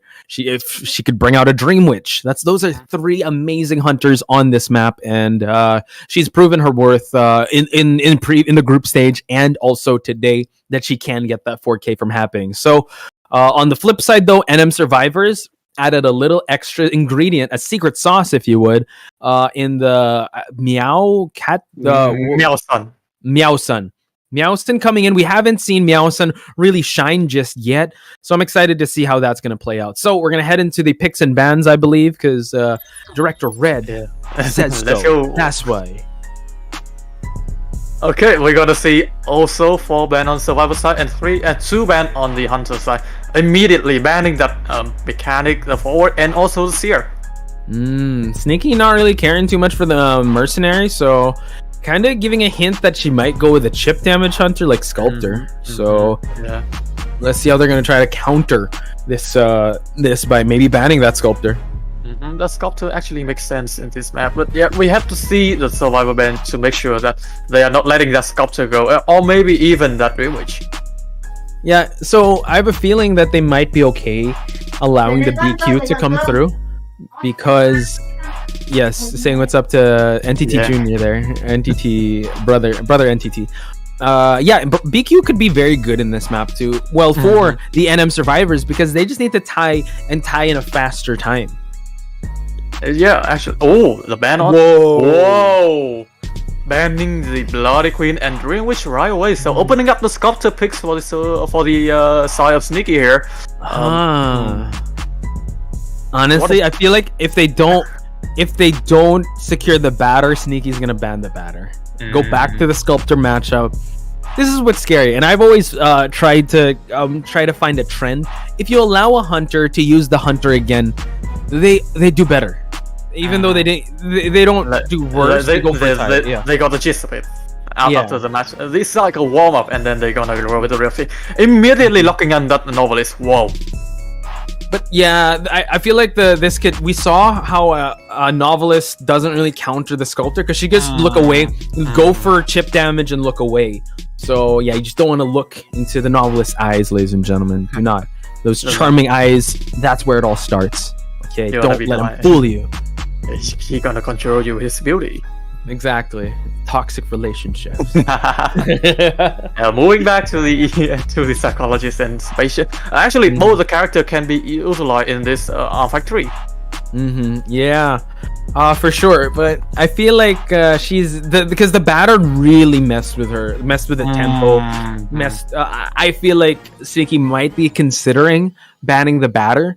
Because the track record of Zhao Khan, he loves his stuns. I feel like, I don't know, I know Zhao Khan since the 2020. He's always a forward main, like going for the stuns, but we've seen in God J that like he's a hunter that went Survivors and he likes stunning too. So who knows? Maybe Zhao Khan could also play hunter.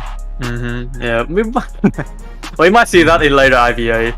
And seeing the chat here, I think we're gonna change the format from IVA to IVE. Identify emojis. Emojis. I knew it. The zoo of emojis are coming out.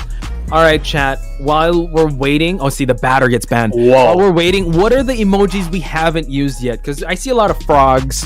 I see a scorpion king. I see some bees. But what are the emojis we don't use? I want to see those unappreciated emojis. Like, look, there's a Superman emoji. I've never seen that before. Is there? Wait.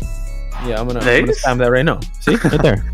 Oh, and Anyway. we just see the pic on the acrobat, and whoa, showing Senia how to play the Enchantress. How dare they? How dare they? I mean, taste of their own medicine. Sneaky probably does scrims with little dragons, and she knows what's up with the Enchantress. And I think this is opting for the Sculptor pick because, yeah, chip damage more than welcome. You still get some stacks. So, oh my God, the change up here going for the Disciple pick. Oh, but the Disciple. We usually see the Disciple in tournament to go for the immediate draw or just on kill. Here, Sneaky bringing that and here probably going for the tie game and forcing the Survivor to go out to the gate probably slower than 4 minutes and 47 seconds because we want to go to that time deficit if the result managed to be 2-2 again.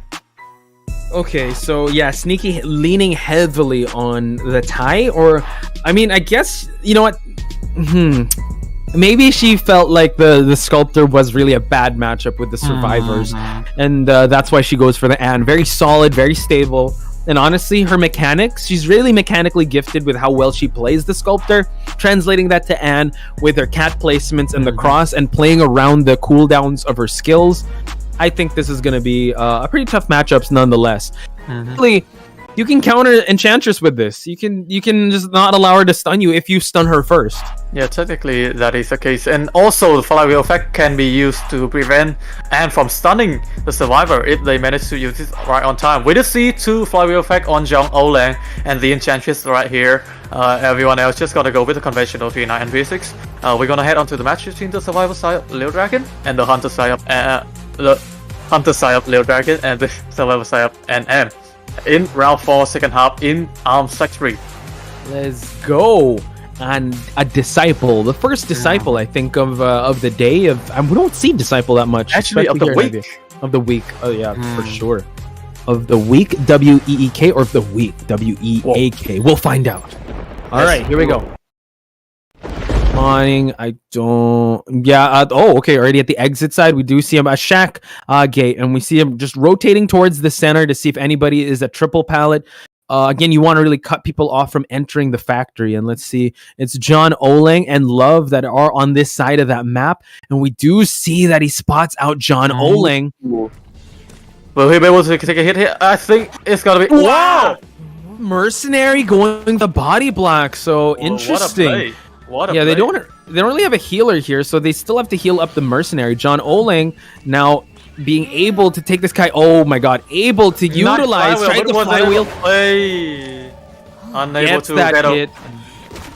Now he's able to utilize the book. He's able to get it, and now he's just waiting for the right time to pop open that book. But now the cat is about to be ready on cooldown, and Sneaky could just wait on to the possible moment there to cat. Let's see. He's trying to wait for him coming back in, but no. Oh, controlling John Olang going into the cat area. I think it's gonna be a very advantageous situation for Anne here. Oh, but yes, not full presence. Yeah, unable to get the double, but now the blink is online. Oh, okay, interesting. Like, kind of losing her footing here. Just trying to find where John Olang is at, and now just dropping down the cat once again. And we see that the cat does spot him out. The cross is well utilized. What a play. What a play. We usually see Anne in tournament bringing 6-12 with teleport. But now, Sneaky going with that blink. It's actually quite exciting to go for this blink right here. And very able aggressive. To bring John Olang down. And also, that aggressive play for the Mercenary also. Body blocking for Professor.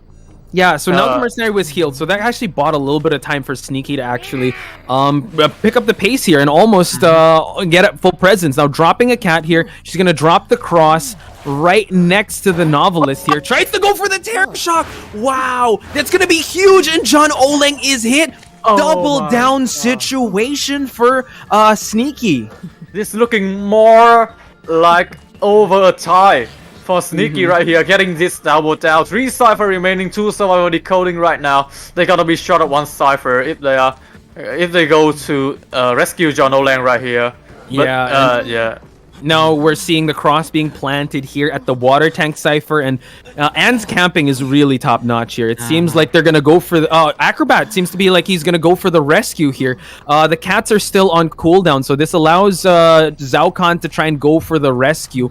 But now, I mean, the time's a ticking here. He does have the bombs to utilize. He can drop the cats and easily drop the cross here just to make sure this Acrobat gets stunned. Oh my god, he's gonna go towards another one, but no, goes for the skill. Excellent, but now Zhao Khan, now about to be chased. He's not going to go for that same type of scenario. It seems like John O'Lang now is the same target that Sneaky will go after. And we are seeing that Sneaky was trying to stay away from John O'Lang, not allowing him to watch his face, to record his face right now. Dropping the pallet here. Blink is available in 50 seconds. John O'Lang trying to transition out of this shack area. And also there's the basement right here. Yeah, there we go. Oh my god, gets the hit. What 2 Cyphers still remain. Again, that stuffing of the rescue, even though the mercenary was able to still make that happen, he still needed to get that. You still need to heal that mercenary. Now, you're going to go for the chair. Can go for another one, and note that there is detention on this end, so the tie is still going to be really tough because we're going to go with survivor escape time. We are getting closer and closer to that 4-minute and 47 deficit. Again, I love is being interfered by the cat here. Get the cat onto him. Will Anne go for the explosion, or will she commit it to Zhao Khan here? NTT, it's about to be ready, but now slow. That's totally fine. Here we go. Is she going to utilize it? We do see that Zhao Khan's trying to buy some time. Here goes for the blanket. There we go. Right on the money, and Sneaky now. This disciple pick really took everyone off guard, and honestly, Sneaky, one of the best hunters to play the pick and ban game. Playing trick with our mind. We were not expecting the Catwoman at all. A disciple being used in this map, such a menace. Able to get a terror shock on Mercenary, and I think it's the Mercenary going for the rescue once again. I think so. Now we see that the Enchantress does get a little bit of the attention away. Love now kind of rotating towards the rescue. I think he has to go for that full blood rescue. He cannot afford to get another terror shock here. No more tide, and we see he's just tiptoeing around the corner here. Sneaky just making sure and spots out the mercenary here. Goes for the hit. And now I believe the cats are ready. And now he's going to try to stuff this rebound kite. But the Cypher machine is already at 90%. If I Love is able to body block for Zhao Khan here, we're going to see a Cypher Prime situation. And it seems like Zhao Khan now goes for the terror shock, but then they just pop the Cypher. Yeah, they just go for it. And now, Love overextending here. And now it seems like he's going to set his sights on just going for Love. Remember, the tie situation is possible, but the time, that's what they have to beat. I know there's a timer here, but we have to go to the in-game time. Trying to go for it. Oh my god, Love able to get another elbow pad in there.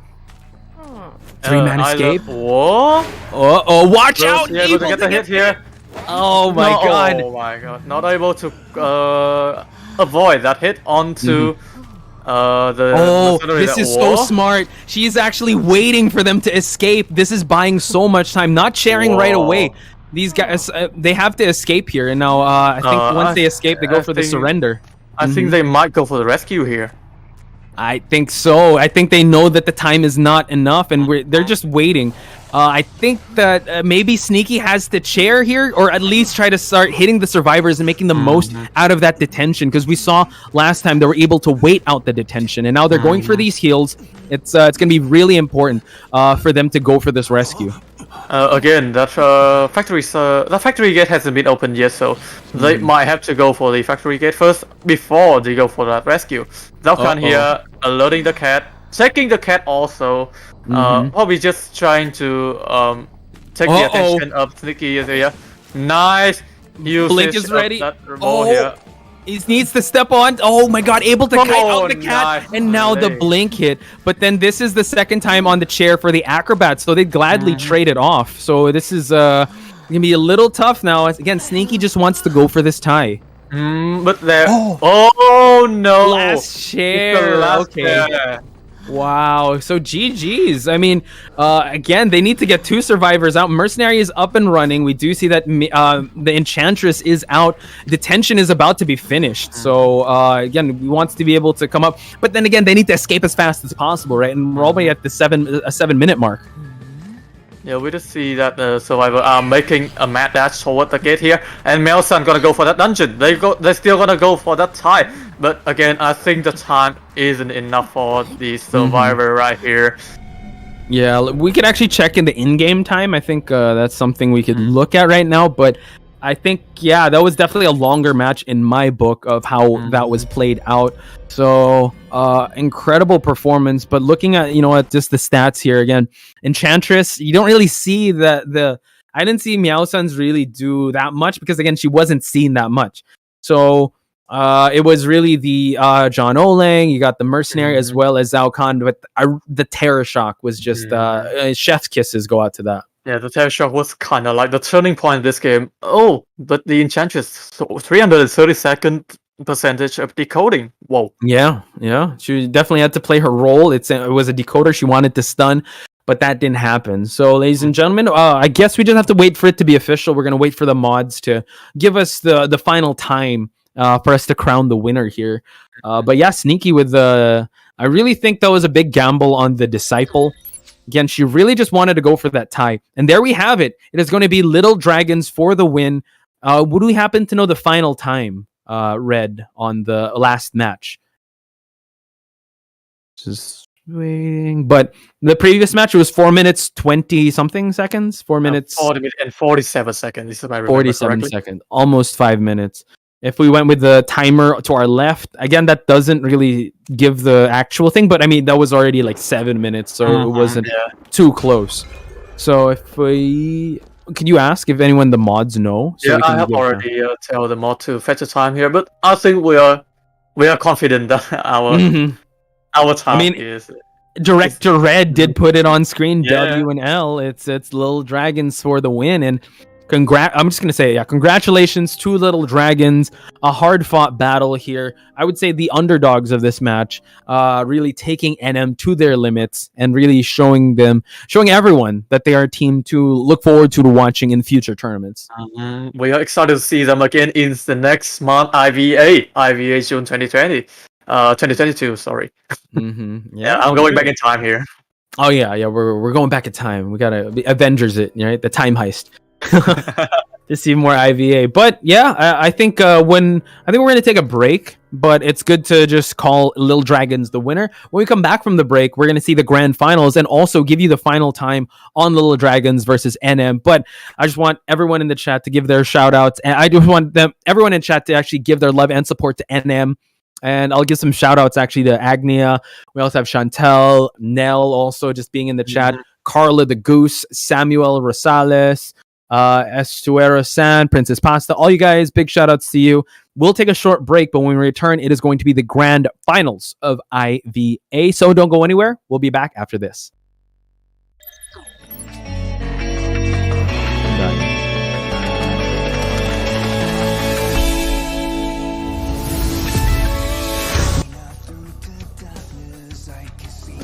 50% progress, and we also have Mercenary Cypher, which was the first one that he did. We're going to see a mirror here. That's pretty irrelevant mirror. Even if you're able to get that hit, that is okay. We do see that rescue come off here. Mercenary needs to body block this as long as possible. Blink is on cooldown, mirror is on cooldown, no Tide Shunner. That's irrelevant because, again, you can't kill without the mirror here as the Bloody Queen.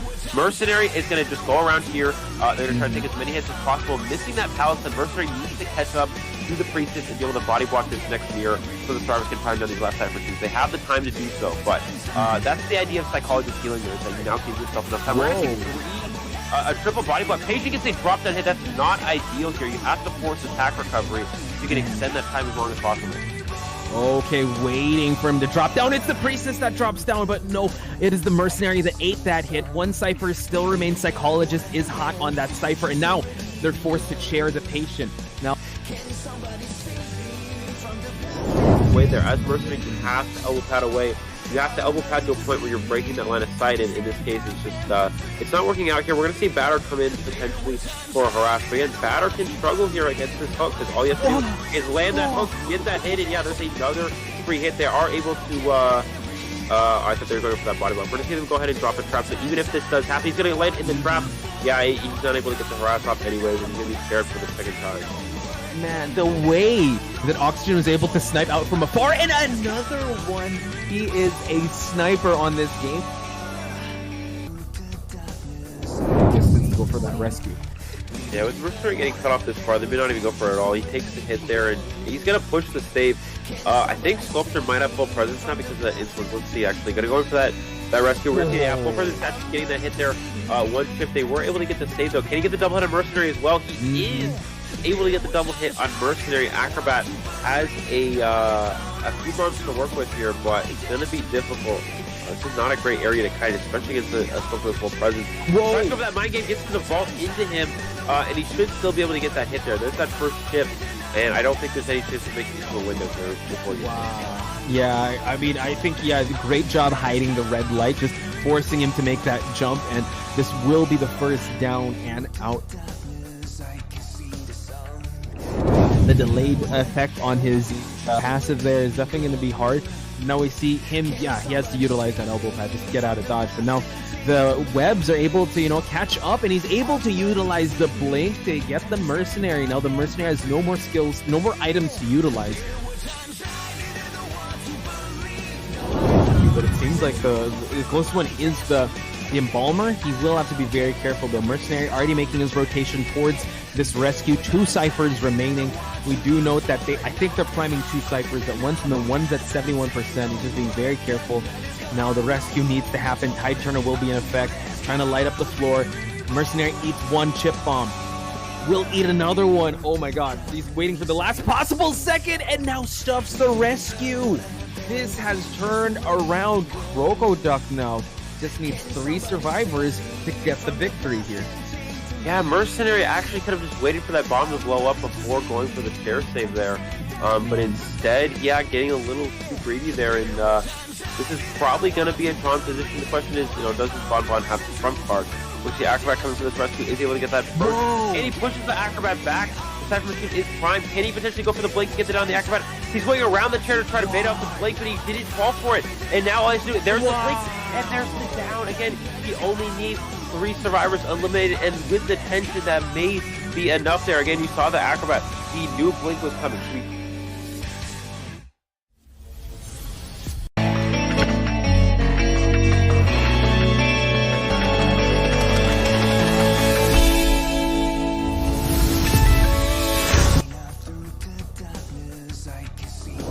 He is a very kiting heavy survivor. Like, he's has average of 60 seconds every time, and now Capcom going for the bomb here, able to get the last minute rescue, has to eat some of these hits. Deer, no, gets stuffed by Corone, and the pressure on the statues were building up a lot. Capcom was how the painter gets this rescue done, because it is Mercenary after all. He can buy a lot of time in chair, and we see 2 Cypher machines being looked by the CCTV. Painter is painting a painting for disaster right before the rescue. Will he able to finish it? He's going to try to avoid all this. Ooh, that's really close. I think he finished it. Excitement from Messiah. Oh god, yeah, he was trying to bait for that terror shock, but yeah, Painter was the brighter one. Wow! It is going to be a double down for the survivor side, and now the Painter dies right next to the chair, and we see the forward and the Embalmer automatically apply to the nearest survivor. So yeah, every time that he is done. So you have to be very beware. Yeah! He gets all such a top tier play, such a top able to predict where the patient was, but yeah, he is now found and is being sprayed by wax over here, just throwing the character an immediate hit onto the patient, and of course, follow up by a normal hit. Patient is immediately down. Right. Wow. Going for that cipher, that run has been decoding. I think they're gonna, force heal. No. There is going to be excitement coming into place to no one will try to get this person. Last minute stun! Incredible! Yeah. incredible stun coming from that forward. And the sniper the was just sniper has off. been off. All the survivors just scattered away. Yeah, that's nice. detention. Yeah. That can rescue and can give that support of a rebound kite since he does have the tide turner. Now we see that the portal was placed. Has to be careful and not to get double hit here with a flame snipe. Watch out, able to get the hit and gets the terror shot. Disaster. Live.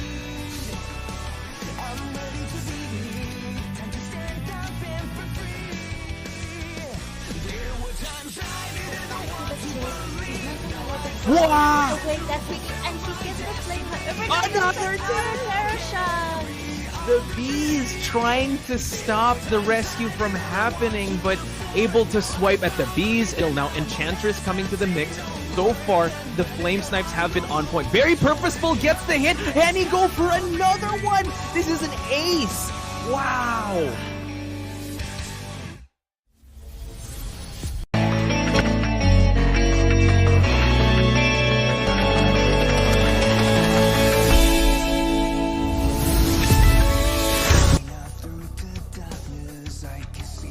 Cross is a little bit longer. Wow. We're gonna see Blake get utilized here from Spy. He's trying to steer that down. Elbow pad to try to body block in time, and he does not hit the body block. Mercenary looks like he's pushing towards the dungeon. It's open. Yeah, the gate is open. He's gonna mirror. Oh, does he Holy see key, the yeah. freezes with it? There's the holy key. Can he get it one time? He gets the hit just in time. What a perfectly timed mirror. A little bit late there, it looks like, and he's going to be a mistime. He's able to get that first trip here, though. We should maybe see Cyril come down, drops 3 bombs, gets the hit, and gets it down. And so that's going to be kind of an issue here. As we see that first hit on the barmaid here. Can he get a second one? And he does, and he gets another instant. And probably knows that Sky is back there, already forcing him to utilize the elbow pad, and now the terror shock. Eli. Naru has one book available to utilize, and now constantly always looking behind him. Will he be able to utilize it just in time? He does, and now you just see like they are chasing each other. It's kind of funny how you see the hunter running away from the survivor and unable to crouch again, allowing John Oling to have a head start in actually rotating away. They already popped the Cypher, Eli, so now this is they're really pushing for the tie here, but can the Novelist kite long enough for him to be able to rotate towards that dungeon area? Yeah, the problem is he does have Blink available, so he should be able to just go for a Blink unless the gate is already open. Wow. It's already open. He goes for the Blink, but he avoids the hit, and he gets the.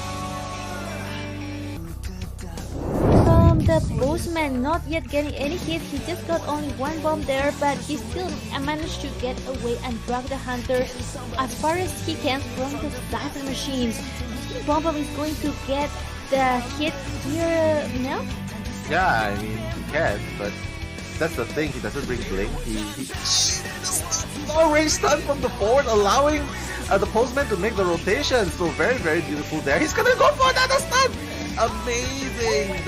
That's more than half the ball gone there, but it's worth it because Postman is at 75% damage. He's trying to go for the pallet stun again. It's grand finals time, ladies and gentlemen. Me and the NTT that actually turned into the Feaster are going to be giving you the Identity 5 action. NTT summon. There he is. Boom, ladies and gentlemen. NTT, I heard you had some information for us because the last match ended in a tie. I have information right here. Open it up. Open it up. It's how to kite a disciple. Yeah. Okay, so here's some info about the last match between Little Dragon and NM. So according to the letter that I got, the survivor side of Little Dragon got 4 minutes and 52 seconds after the last survivor escape. And for the side of NM, it's going to be 7 minutes and 42 seconds. So congratulations to Little Dragon. Round of applause. I want everyone to flood the chat with a round of applause and hearts for Little Dragon and NM taking everything to overtime. I'm not going to say that Red is a happy camper with that, but honestly, I think everyone has made the most of that amazing match. I can't wait to see more of NM. I can't wait to see more of Little Dragons. So it's NM that got the 4th place spot. Little Dragons got the 3rd place spot, and now NTT, we're finally here, the grandest of the grand finals. We got grand finals between Good Luck and 0-2. I think the picks and bans are ready. Let's head on over to it because I want to talk about the match that we're about to see because it's going to be in one of our favorite maps here. NTT. It's what's this? This is where I rent my house. It's Ever Sleeping Town. But first, we're gonna go to the tournament bracket. We are seeing Good Luck and ZT fighting for the final for that IVA champion title. Yeah, and I think bragging rights and also a pretty generous prize pool. So now we're heading to Good Luck versus 0-2. Honestly, this is 0-2 is a team that has been really making a lot of waves not in like IVC or anything, but mostly in the NM FAM tournaments. Now they're of legal age. Now they have been a menace in this tournament. You see Miko and Kuga, Miko being the secret boss here. You have Yash, MX, Run, Shadow, and Zushuan. Can't wait to see this lineup. But NTT, I want you to be able to introduce Good Luck. And for Good Luck, we got to see Crocodile and Gotjay for the side of the Hunter. We did see Gotjay being the survivor yesterday, but now he's gonna return to being the Hunter. And I believe he's gonna be the Hunter for the next match between Good Luck and 0-2. Also on the side of Good Luck, it's gonna be Survivor, Capcom, Hatari, Naimamo, Skyfall, and Little Boy. Yeah, it's honestly looking like that L should be an H, and that's GH. I don't know if they want to change their logo to the 4-leaf clover. So, in the chat, I want to see some zeros. I want to see ZT02 and also some 4-leaf clover emojis. We'll see what happens. But we have Gotjay hunting first. Let's see how this is going to pan out. We immediately see that man on the forward. Gotjay probably gonna go for the Holland on Ever Sleeping Town here. Anyways, opening up the picks for the Seer and the Priestess there also.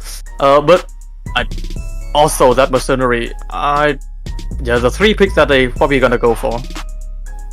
Oh yeah, I think he's totally fine allowing this Priestess and Mercenary, Priestess and not going for Priestess, going for very unconventional, but I have a feeling that's definitely a counter on the side of Gotjay's Breaking Wheel. But this allows them to actually just ban the Priestess, so this is actually gonna help. This is gonna help out Gotjay a lot because these survivors aren't gonna have that mobility. Exactly. We do see that. We do see that ban on the Priestess again. Batter having a lot of ability. We have seen on the previous match and also the day before. The Batter is a very hard counter to that pollen, to that Breaking Wheel. So Gotjay gonna be sacrificing the ban on the forward just to face the Batter here, and also that ban on the Priestess can be a hit on the survivor lineup. Again, we are seeing Run, MX, Shadow, and Yash. MX with us here, a very good Seer player, and entomologist right away. A good substitute for Priestess, right? Can go for kiting, can go for rescuing. One thing I also got to bring up with Batter is that the Batter has the birthday buff, and we clearly saw that with Zalcon. MX, I'm pretty sure, is on that Batter. Not really sure, very cheeky survivor player, really wants to go for stuns. Can't wait to see who's gonna. I thought that was. We had a bit of a flash game there going on. We had a bit of a pop-up of an but I think we might actually see a Breaking Wheel. Again, the Breaking Wheel in Ever Sleeping Town. It's gonna be a very common theme today to see the Breaking Wheels. If he is not banned, we're gonna see Gotjay Breaking Wheel, how he's gonna maneuver against the side of the survivor of ZT, a very formidable survivor side, and we are seeing the survivor picking up on that flywheel effect just to counter pollen right here. Yeah, there's a very few survivors that they have 4-man escape Gotjay's Breaking Wheel. Most of them are actually China-based hunters or hunters that are China-based survivors, China-based teams, or COA-based teams. So will ZT actually be one of them?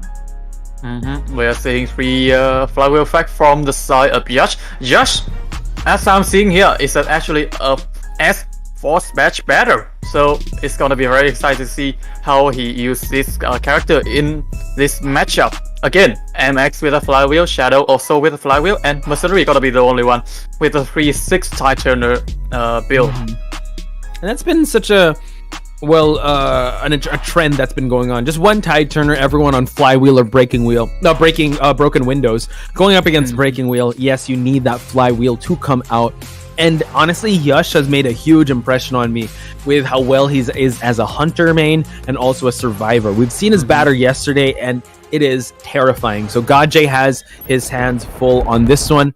So let's head into Ever Sleeping Town. NTT, there's your house. Whoa. Okay. We are actually, if see closely, we're gonna see me sitting right there with the mic. There we go. With the chicken. Oh my god, the breaking wheel zipping past me. Oh no. Oh no. And going for a 9-12 build for Gotcha here. Hey man, I want to move next to you. Is anyone renting out the corner house? We can be neighbors. I'm afraid Gotcha is already taking that corner house. Here. Dang it. Okay, so now he spots out MX, a really good spot here of this Seer. Doesn't really care nice for the owl, but it seems like, spotting out to wheel form. And now excellent support here, trying to drop a trap here, but allowing MX to transition. Godjay going away from the bees, getting the hit and not the stun here. So Godjay, off to a great start, now just transfers back to wheel form, and now he's going to try to hit this, this Seer. Nice shoot from the Seer here. Again, MX was able to kite and force Gotcha out of the wheel form right there in the corner house. But Gotcha able to get a hit right away. About to get another owl from the side of MX here. Wow. Able to use that owl though. Yeah, just to counter the extended spikes, but he's still on this wheel form. So MX trying to play the drop down game and now just forcing him out, waiting for him just to he's gonna hold the window, but the blink. Wow, too fast to call there, NTT. How about that? Luckily, there's no basement in this area, and again, the survivor are very fast on that decoding progress with entomologist 51% batter about to finish after, and I believe Mercenary is going for the rescue here. Mercenary did go at the second story there, waiting for the drop down to happen. Godjay just making sure he's gonna exit wheel form, and it seems like Mercenary's gonna buy a little bit more time here, just taking his time to go for this rescue. No pallet there, and we see that the bees are actually in place. Just goes for the regular hit, and now the push on the bees. MX now trying to just establish that distance, but once you're in wheel form, just like that, gets spiked. Again, another owl is available for Seer here. With no priestess, he's unable to transition far away, as he said. But able to use you that said owl, the though. owl was available. Yeah, just to block out that spike. But Godjay has been so good so far with those extended spikes. Now has to wait for it to come back online. MX doing a great job. Look at the there vector. We go. Whoa. In the flywheel just to add a little more distance. Drops the trap at the second floor, but luckily the Seer's able to juke it. And now MX moving on towards that drop down. Can he get it? He's able to. Whoa!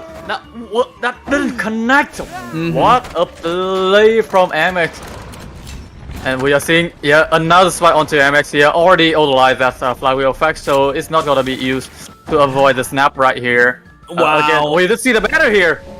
Just goes for the snap instantly. Oh, Yush! About to hit the trap there, but now moving on away, we do see that Godjay is focusing on this batter, but Yush, amazing side steps. Now realizing that the tram might cover, we see that Yush is still here loading it up. Oh, look at the entomologist. The bees. Oh my god. The survivors are so coordinated here. Godjay having a pretty hard time trying to go for this chair. All the support in the world just for MX and able to drop that Seer. The trap also. Whoa! Ooh, the bees, eating that hit, allowing every MX animal. Just all the zoo, the entire chat zoo is here. And now Godjay with the drop down hit. Yush is still trying to harass Godjay, not allowing him to even chair peacefully here. Trying to go for a drop down here. Oh, trying to go for another hit, but no. Not quite there yet. And I think Godjay is actually avoiding chairing MX right here, just proving to be such a difficult task to go up against, and gonna move to Shadow right here, away from the Cypher, away from the survivor support. Shadow trying to maneuver through the wheel in this area. Yeah, it seems ZT survivors have definitely done their homework. Now we see that the entomologist gets the blink hit away from the batter hits. Batter has 2 balls, by the way, picked up the balls, and now it seems like Seer will get healed up. Does have that wanted order. No one's on a cipher right now, so it seems like they are rotating. It seems like Gaje might actually just focus on going back to that Seer. And this opening up the route for Yash to just rescue right here. Oh, coming back for the chair. I don't think that was quite late for Gaje right here. Yash able to sneak in a rescue, and Shadow still kiting Gaje very nicely in this area. 2 hits and now goes for another one, but Yash has to be very careful. Can go for that hit. Is the Cypher Prime? Not quite yet. Not quite there. And it seems like he's just gonna make him stay down here while he tries to camp out that Cypher that's about to be primed. 85% already. I believe it's also at 90%. Seer gonna come back to the Cypher. 2 people on the Cypher right here. Mercenary trying just to dodge. Oh, the trap is a whoa. What an elbow pad. Yeah, back and forth. Able to get the trap, and now we see that the Cypher has been primed. No detention here. MX trying to farm another owl, getting the attention. Okay. But it seems like he's going to focus his attention on going away here. This allows the opening for Seer and Mercenary to open this exit gate. Again, probably trying to find the entomologist here. He probably knew that Seer has an owl right now, and Mercenary still has 2 elbow pads to utilize, better 2 balls, and entomologist. Only a little bit of that piece is available for the entomologist. Now leaving the entomologist though, so coming back to the school gate here. Wow, okay, so now the Mercenary does have 2 elbow pads to utilize, but they really want to open up that gate. We do see that the Seer is still in this area. Yash just staying in the middle just because like he doesn't want to overextend himself since he's one of the most injured survivors out there. Now MX running around here, one of the poles of Ever Sleeping Town. And we see that MX already has farmed an owl and utilizes it once again. Nice. I think the dungeon is right at the middle. Yeah, true. Can they open it up? Oh my god. Wow. They're able to get a 4-man escape against Gaje's breaking wheel. Oh my Words god. I would never thought I'd say. I would never either. Oh my god. Whoa. What a match. Yeah, that match got me a little lightheaded. We got 210 seconds on the Seer.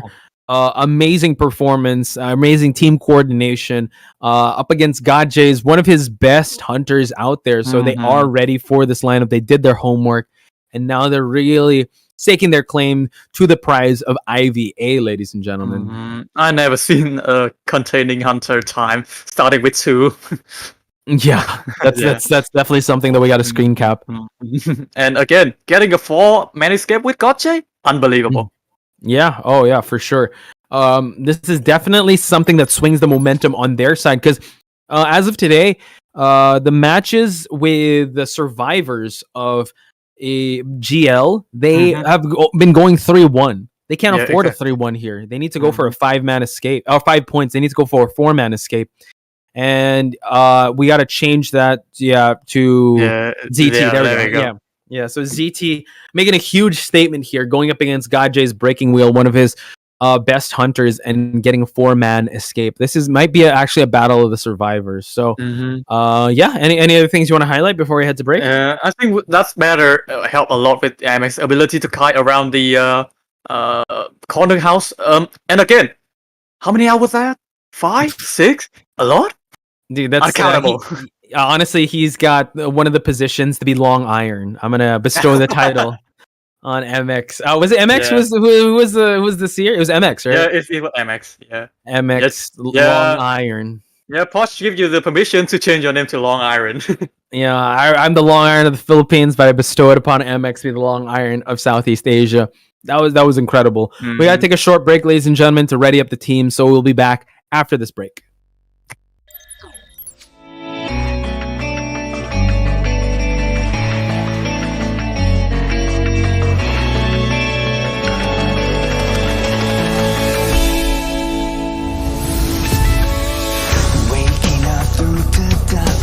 I can see the sun leaving behind what I have done. Future's already begun. Can somebody save me from the past and take the lead. I'm ready to be and to stand up and for free. There were times I didn't know what to believe. Now I found a reason to fulfill my destiny. I'll carry on the journey. There were times I didn't know what to look for. Now I found my faith and I won't hesitate no more. The night is gone, I'm no longer torn. A new day has come, I'll be reborn.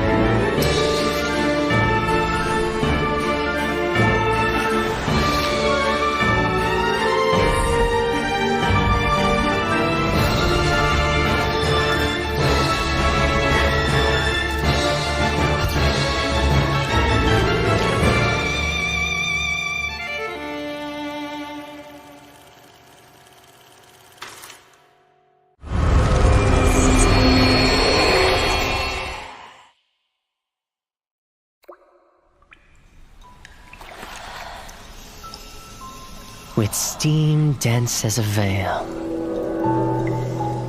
and wine sweet as honey, one can't help but relax at the hot spring. Return to basics. Surrender restraints.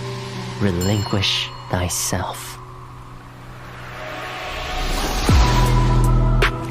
Like the eagle plummeting straight down, lusting for lambs, hating all lamb souls. Bathe in the spring, we drink, we worship, we indulge.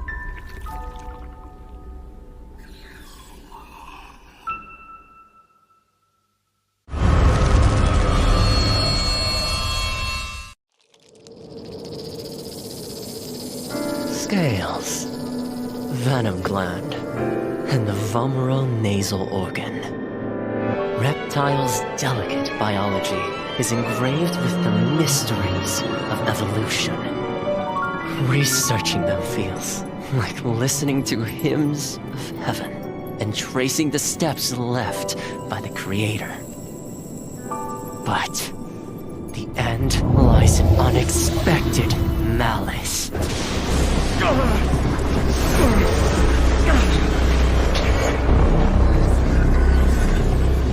Is this a cruel joke from the Creator? Or the inconvenient truth of evolution?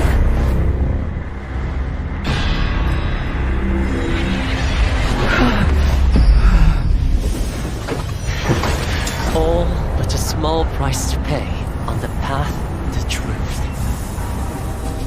And as the scales shed, I shall step over the last of my boundaries.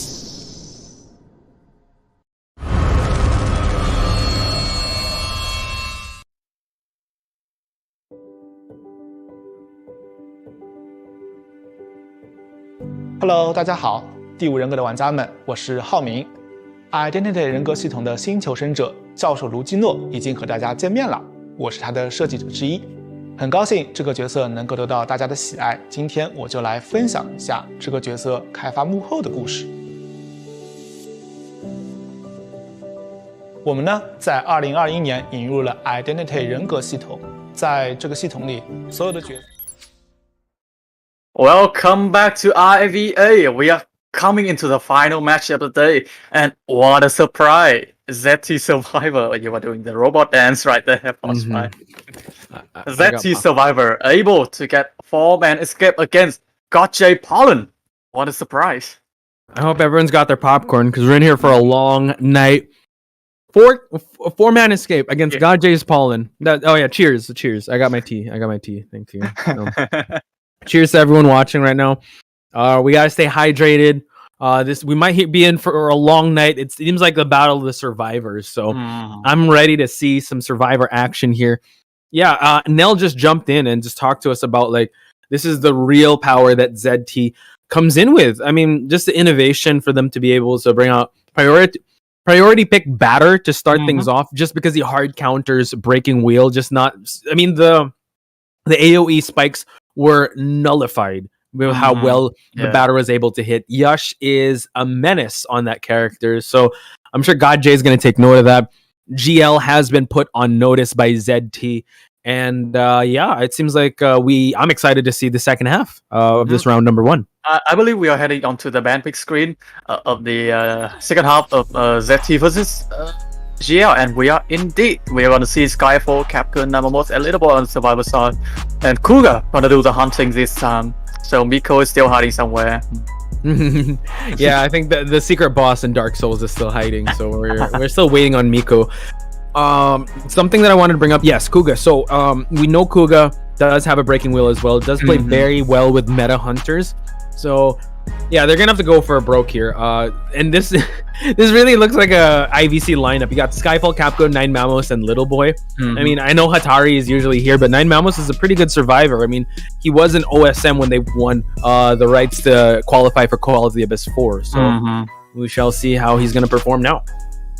We just see that man on the Priestess and immediately picking that forward and Seer onto the survivor side. So actually interesting to see the ban on Priestess here.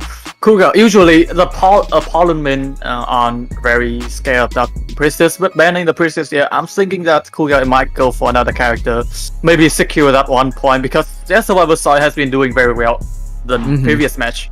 And banning the Masuri also, wow.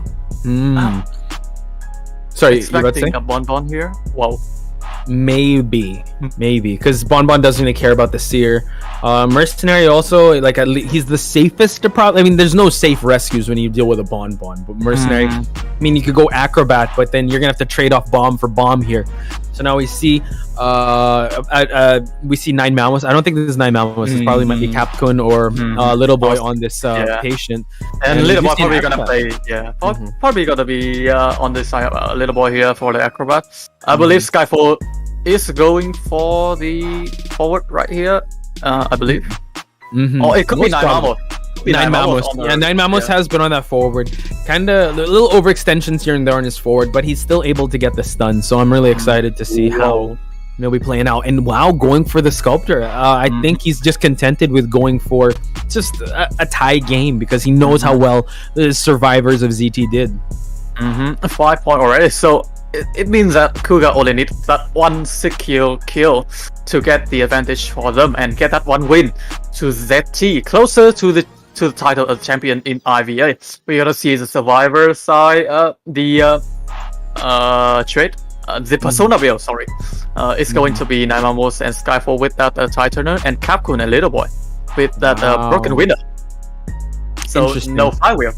Yeah, because again with Sculptor, I think it benefits more if you do bring the broken wheels, because like just transition kiting, can't really. It's really hard to estimate like when the statues are gonna hit you. So with flywheel, it's like you really need to be so precise on the timing. So it seems like they're gonna go back to the the regular bread and butter of these survivors. Yeah, I mean, I think GL was taken on for a ride here because they will have to get 4 survivors out of the game for them to just stay in toe-to-toe with a ZT. So we're gonna find out Kuga, ladies and gentlemen, on the Sculptor, not bring out the breaking wheel, saving it for later. So let's see how this will play out. We are seeing the Sculptor spawning at the S palette. You probably call that the No Man's Land, but we want to call that the S palette. Transitioning to the middle, Skyfall, Naramot, Little Boy, and Capcom spawning very close to each other, actually, in the middle Geisha area and the graveyard area. Little Boy transitioning right away. Kuga having the conventional 3-6 build right here, and going for 9Mamos, which is going for the corner house.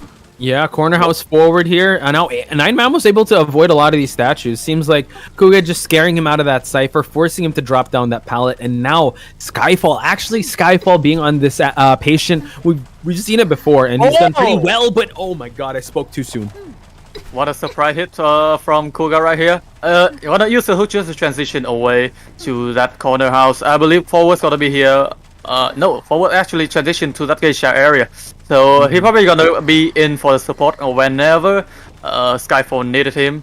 But again, Skyfall still on the 2-story right here. Kuga gonna chase him right down. Blink is available for Sculptor right here, and a statue has been placed.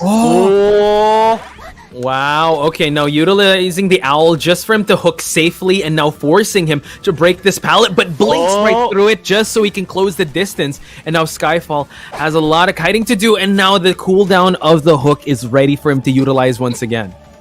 Exactly. Skyfall actually gonna try to fly far away from this 2-story. 9man was going for the sun! And able to get that stun!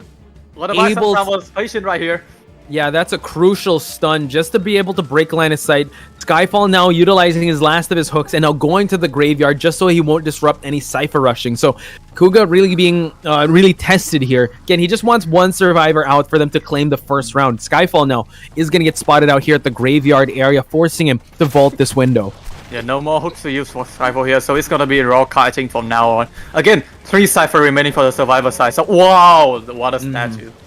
Yeah, just a blind statue, right? And just knew where he was going to go, place the statue down, and now we'll be cheering him right outside a graveyard. And we do know that 9man does have the wanted order, has a little bit of that football to utilize, but still, it's all good. Now let's see how Capcom will be able to manage these statues. Excellent. You know what? Not really forcing anything to happen there. Just wants to play it safe.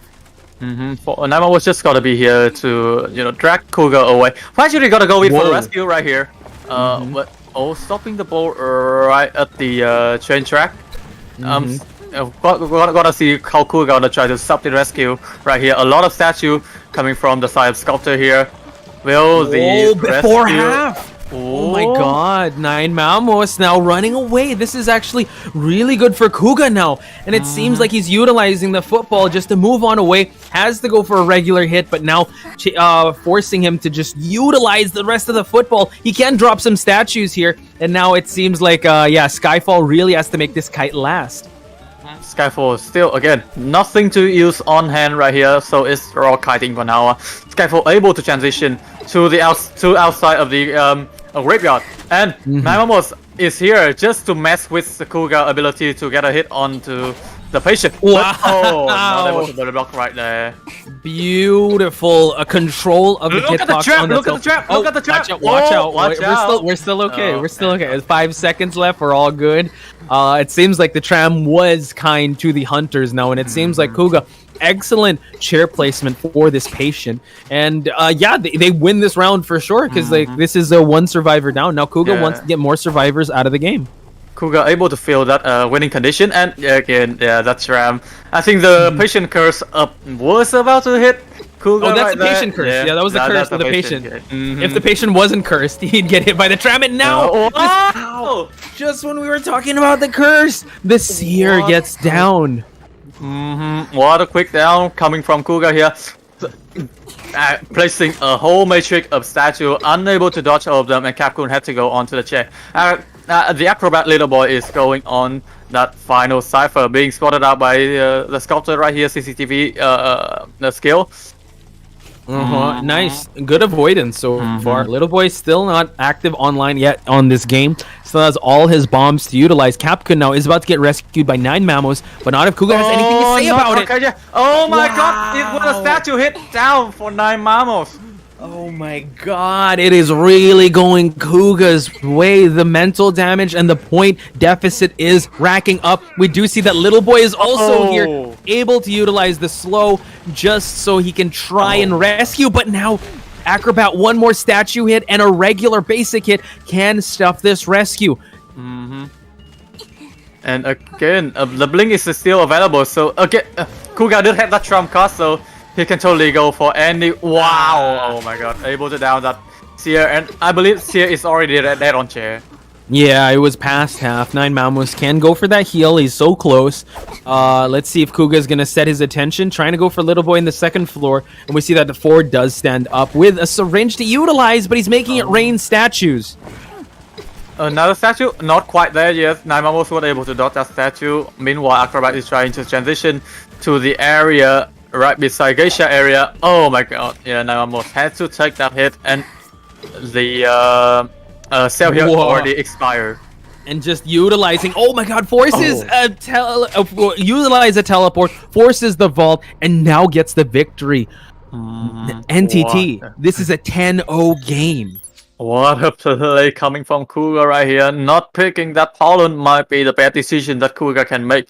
Because, yeah, as we said earlier, the winning condition for Kuga to get that round 1 win, just to get 1 kill. But he goes way beyond that, getting a 4 kill, 5 point to 0 to 10 to 0 right in round 1. What a surprise.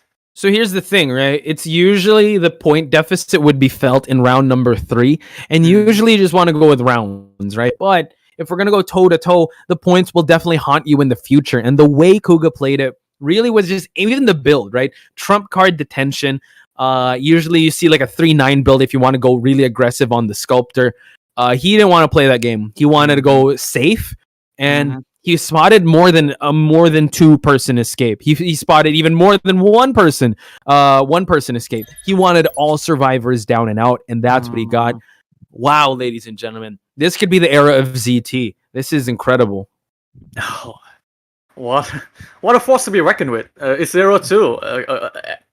Yeah, we did see them winning an M-Fam tournament a few years ago, and back to back. And in IVA, they did join, but now they are in full force. Every member are now available to play for 0-2, and they are showing their power in this year IVA. And I believe in IVA June we're gonna see them again.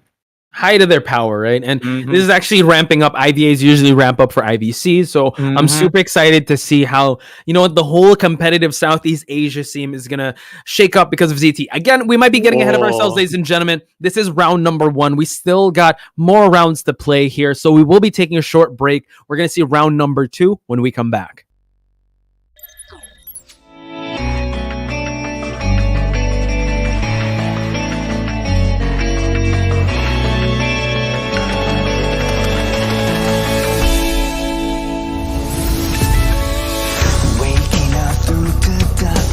I can see the sun leaving behind what I have done. Future's already begun. Can somebody save me from the past and take the lead? I'm ready to leave. Time to stand up and be free.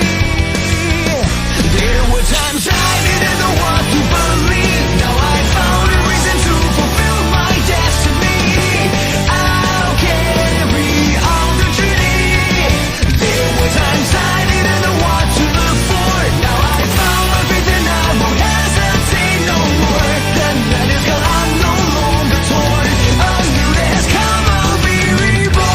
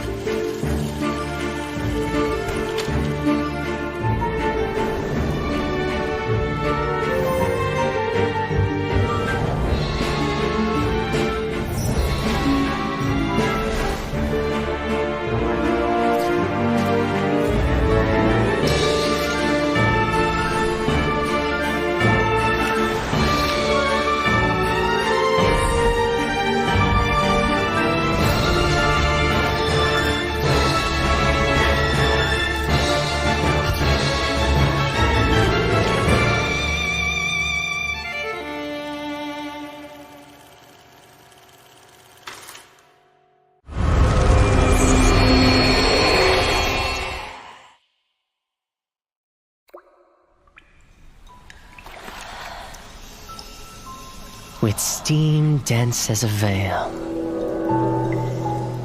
and wine sweet as honey, one can't help but relax at the hot spring. Return to basics. Surrender restraints. Relinquish thyself.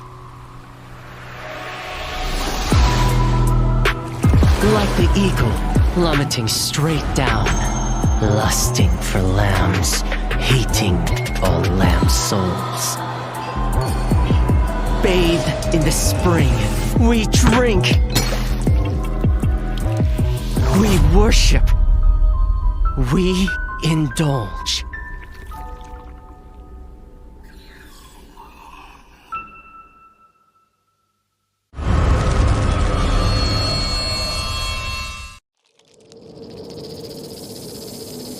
Scales, venom gland, and the vomeronasal organ. Reptiles' delicate biology is engraved with the mysteries of evolution. Researching them feels like listening to hymns of heaven and tracing the steps left by the Creator. But the end lies in unexpected malice.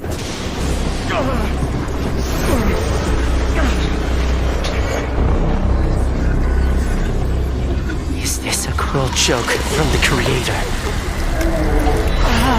Or the inconvenient truth of evolution?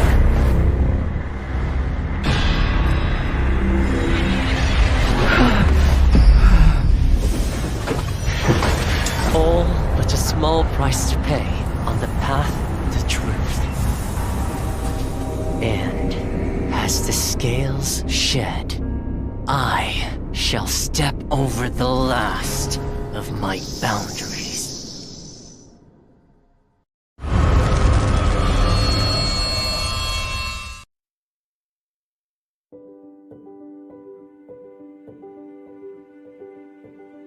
Hello， 大家好，第五人格的玩家们，我是浩明。Identity 人格系统的新求生者教授卢基诺已经和大家见面了，我是他的设计者之一，很高兴这个角色能够得到大家的喜爱。今天我就来分享一下这个角色开发幕后的故事。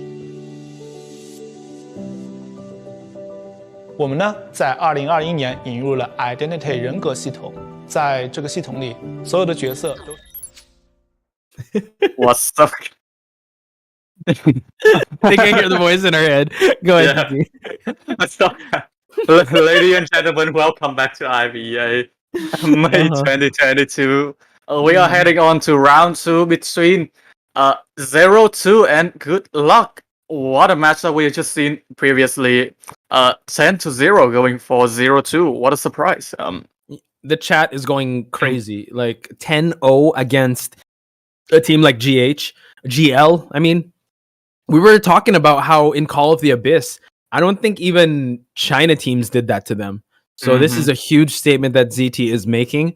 Again, you know what? This is IVA, and you know what? I think GH coming into this kind of experimenting, but you saw that GodJ is not a survivor now. They're not pulling their punches in this match, and ZT definitely got them noticed. Definitely got their notice, or like are noticing them now. So I'm excited to see how GL will adjust to the battle lines that have been drawn. 10-0, ladies and gentlemen. What a surprise they have brought us here. And I believe that we got to move on to the next map, which is going to be Arms Factory. So this map, again, I did say earlier that it's like a shadow ban onto the Poland. But we saw that Kuga is able to use that sculptor. And even the Bloody Queen, the Dream Witch, the Bonbon is under his sleeve also. And GodJ also. GodJ can go for... Funny that you mentioned that, because all those hunters GodJ can use as well, with the addition of the spider. So I think he has that one up, but it's still gonna be round number 2. So I don't think he should bring out the spider just yet. So we'll find out how this is gonna go, because I'm sure that here's my theory, right? Because 0-2 hasn't really seen the big stage of Call of the Abyss yet.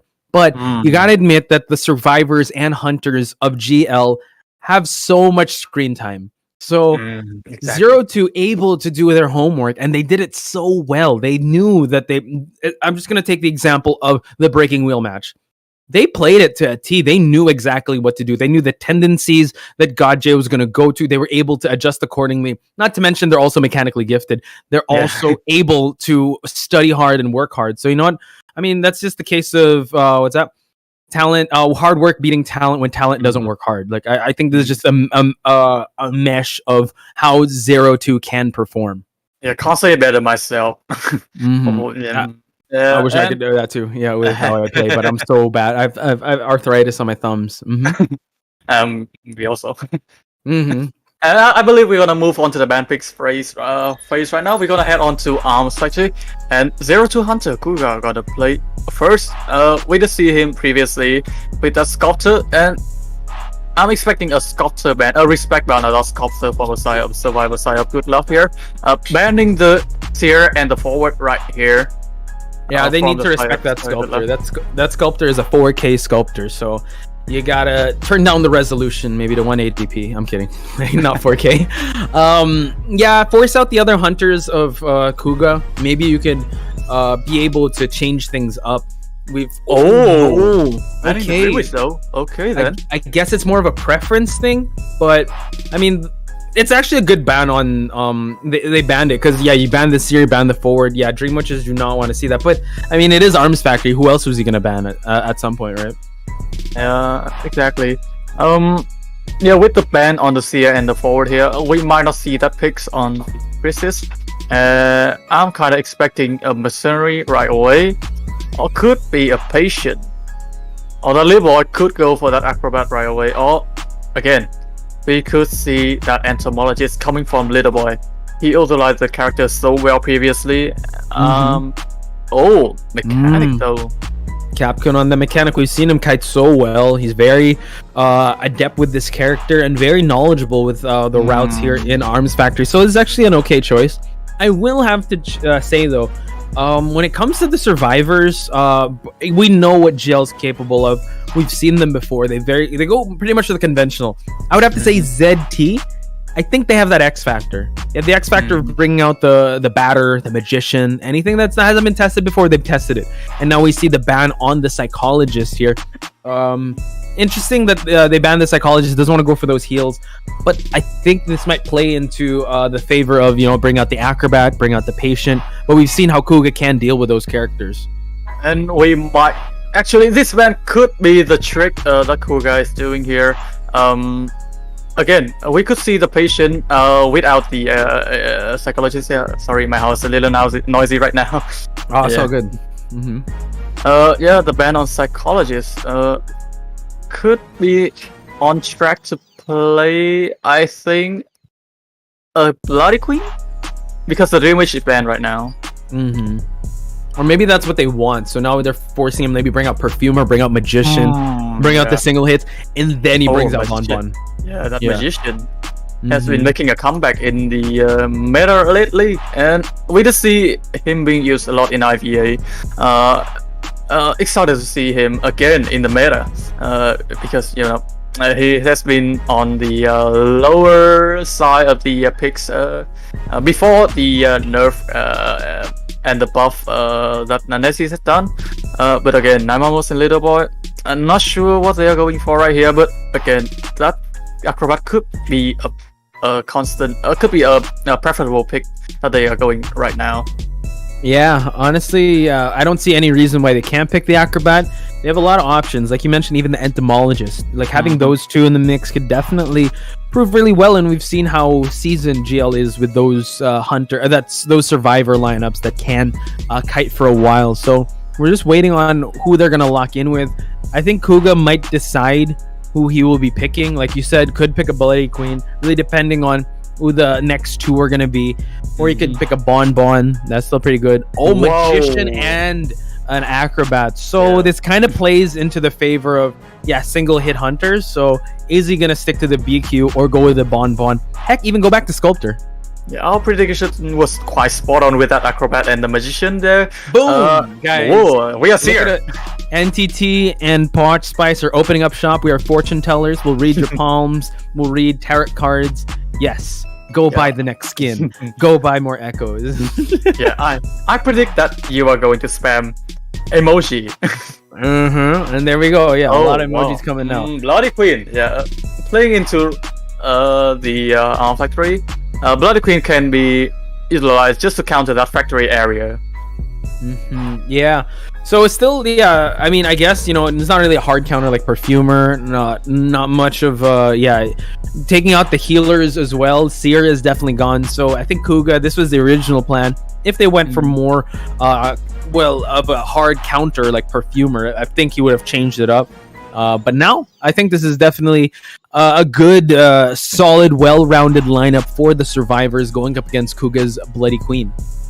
Exactly, and we are seeing two flywheel effects from the side of Survivor, Capcom and Nymamos on that mechanic and the Magician, respectively, having that flywheel effect. Oh, and Little Boy also just changed to the flywheel effect with that Acrobat. Skyfall still gonna be the only rescue. A lot of changes in the lineup right here. Now. Just switch up into Tide Turner again. We'll wait for the check marks, right? We're looking at. I'm watching it too. So it seems like 2 flywheels and 2 tide turners. So we have to. Well, this BQ has to be ready for those flywheels and try to bait it out at the best possible moments. And Kuga has been so on point with his mirrors. So that's something that the survivors have to be very wary of. We want to go straight right into the match between the survivor side of GL and the hunter side of ZT. Bloody Queen spawning at the back of the sandbag, and actually very near Capcom mechanic. Actually, he's gonna run straight towards the bot. So this is actually pretty good on the side of the survivors. Actually, Kuga misses that mod. Capcom was able to avoid losing the robot to Kuga right here. Yeah, but still able to keep him out of the factory. Little Boy now has to be the one to kite. It seems like he's gonna trade out the bot for this Acrobat kite. So again, Kuga just wanting to get down this Acrobat, able to force him to vault, and now trying to cut him off and trying to be able to stop him from going inside the factory. Drops down the pallet and now has the window to utilize. Yeah, dropping down that god pallet. Little Boy now, actually this area is a little bit weaker for Little Boy right here. Mirror is available for Kuga. I think it's gonna be used right here. No, just falling right in. So maybe keeping that mirror to prevent Little Boy from transitioning to another area. Blink is available for Kuga right here. Yeah, still baiting out. A really patient start on Kuga's side. Little Boy still doing an amazing job, but it seems like he wants to go for another target, and Capcom is right there. Capcom forced to exit, and now we see that Capcom also he can't be utilizing his bot now. He has to go for some kites now. He has to go for the kiting now, so it means that the bot is not decoding for the moment. Wow! Now flywheel from Capcom, but we still got the hit right there. Blink is available for Kuga. I think the Blink is gonna be utilized right now, or maybe not even. Still gonna be able to read that the mechanic right here. Best possible scenario. No, Kuga had a bit of a slow start. Acrobat, I guess he was trying to bait out him to use more bombs, but he went straight towards Capcom. So again, he was kind of baiting Capcom for that false sense of security to go and decode, and now spawning out Skyfall actually is able to swat out Skyfall for him to utilize an elbow pad early on. Still able to change up the mirror. He can get an early hit here, but now Skyfall able to utilize another elbow pad. Not quite there yet with a mirror, and now Kuga gonna try to prevent Skyfall from getting the rescue. It's gonna be a very hard start. Just force the Mercenary to rescue the mechanic right here. 2 Cypher remaining for the survivor side. Magician just started on with 2 and Acrobat. Wow! And now that was a very decisive blink. He's gonna have to utilize his mirror just to find Capcom, and it seems like Kuga is ready to do just that. Sees that the blood marks are trailing right behind the shack area. A little too far here, but we're gonna see if Capcom can try to kite it out, and he's able to transition into the mirror. I believe flywheel effect hasn't regenerated for Capcom right here, and he's gonna be brought down by Kuga. Again, 1 Cypher remaining though, so they can totally go for the Cypher Pop for that second rescue. Yeah, but Little Boy, but the basement is here, and Little Boy is also in the area. Seems like, Mercenary is just gonna lie down. He's just gonna chill out while they try and go for this rescue. 9 Mamos on Cypher popping duties. It is almost at 100%. At 70%, I believe. Little Boy forcing Kuga right here to get away from the dungeon, from the basement. But mirror right into Nine Mammoth. Nine Mammoth forced to you a magic wand there, escaping from Nine Mammoth. Wow! Oh my god, able to get a drop down hit. Can Little Boy get the rescue done? Able to get it done, and now Capcom has to be very careful trying to get out of the factory, out of the basement area. And now can he get it done? Flywheel almost done. No, goes for a drop down. No recovery, but oh my god, he's gonna utilize it, but no, unable to. And now Little Boy is able to escape the basement, and we see that he's able to utilize the mirror here. Can Little Boy kite for a long? Can he kite for long here? Trying to go for a hit, and now he's going to reposition the mirror. He will be going back for Capcom. At least secure that 1 point right here. Mechanic is already down. Oh my god. Wait. Oh wow. Skyfall trying to heal up, but he can't. Oh my god, he's going to go for he can go with Skyfall right here. And now the bot is also here. Let's see, he's not. This just shows that the mechanic isn't healing up. So now Skyfall will be falling down in just a bit. Can he force it out though? Oh my god, he goes for Skyfall! Wow, it looks like it might be actually a tie. And oh my god, Nine Mammoth is forced to heal Little Boy right here. They might go back for the rescue. Capcom is yeah, he is about to heal up. Yeah, almost there. There we go. But the mirror is so available.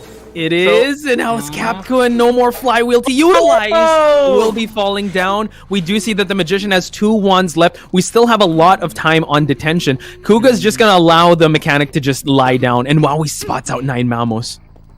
Exactly. Nine Mammoths now gonna be at the side of Madam Red right here. Little Boy sneaking right beside, on the right side, on no man's land actually. Nine Mammoths going through the 3 pallet area. Detention is still in the air. Kuga has to make this mirror count. Little Boy ready with the bomb just in case. We do see that Kuga is trying to defend here. He does know that Mechanic was saved after half. Mechanic's not really going anywhere, but the detention is, if he's able to get this detention, that's going to be huge. Not quite there yet. Nine Mammoth did use a magic wand just to get a speed boot and get away. Mechanic was able to be healed up by Little Boy, and now, you know, just waiting out Skyfall to expire, and now Kuga Mammoth is going in for the rescue. Will it be enough? Not quite there yet. This is actually really big. Capcom is away. Exit gate is already open. Little Boy is about to head towards the exit, actually to the dungeon. Skyfall can actually utilize the mirror, but no, unable to get it. It is going to be a 3-person escape. What a play from Little Boy, going for the dungeon. And wow, incredible teamwork. Able to turn the tie into a win for the survivor side. That was a roller coaster of emotion. That was very nerve-wracking the way that they played that, but honestly, like, I think that's the theme. Just wait out the tension. Who knew that? That's one of the things that that's a theme for today in the finals, not just for the grand finals, but also the battle for 3rd place. Looking at everyone, the triple digits on decoding. So yeah, just allowing the mechanic to just be out there decoding. Also, you know, Capcom utilizing the flywheel to some effect there.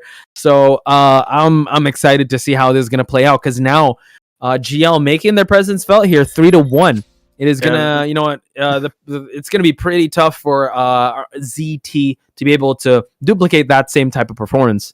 Yeah, this is their response to the first match. Again, 3-1. They were close to getting a 5-0, but Magician wasn't enough for that rescue on the Missouri there. If that was a rescue, I believe it would have been a 5-0.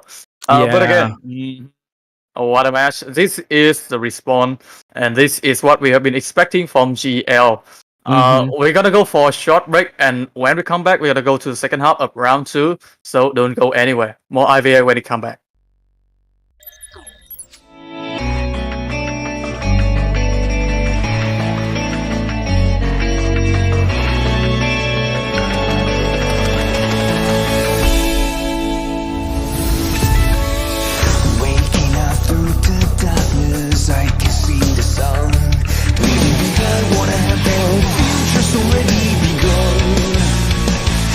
Somebody save me from the past and take the lead. I'm ready to be time to stand up and be free. There were times I didn't know what to believe. Now I found a reason to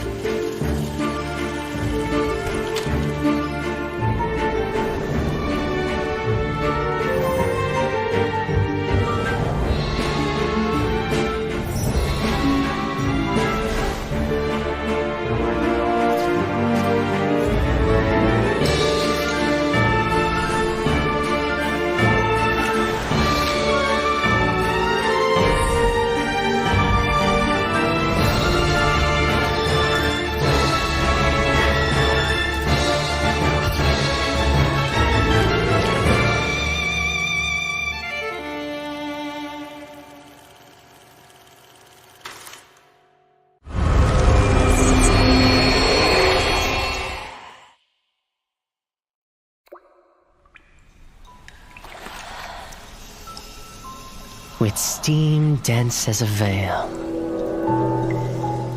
and wine sweet as honey. One can't help but relax at the hot spring.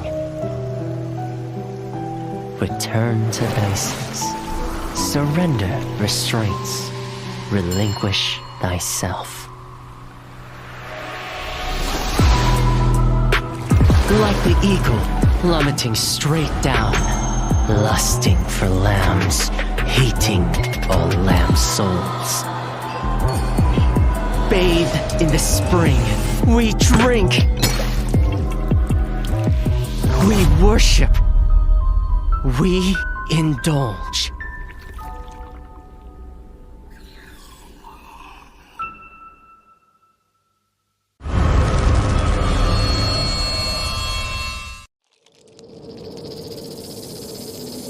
Scales, venom gland, and the vomeral nasal organ.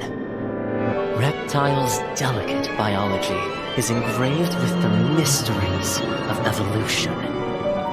Researching them feels like listening to hymns of heaven and tracing the steps left by the Creator. But the end lies in unexpected malice.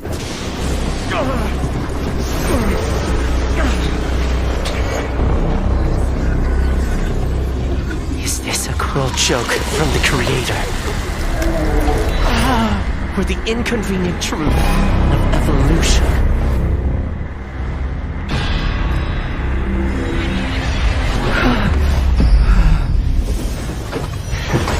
All but a small price to pay on the path to truth.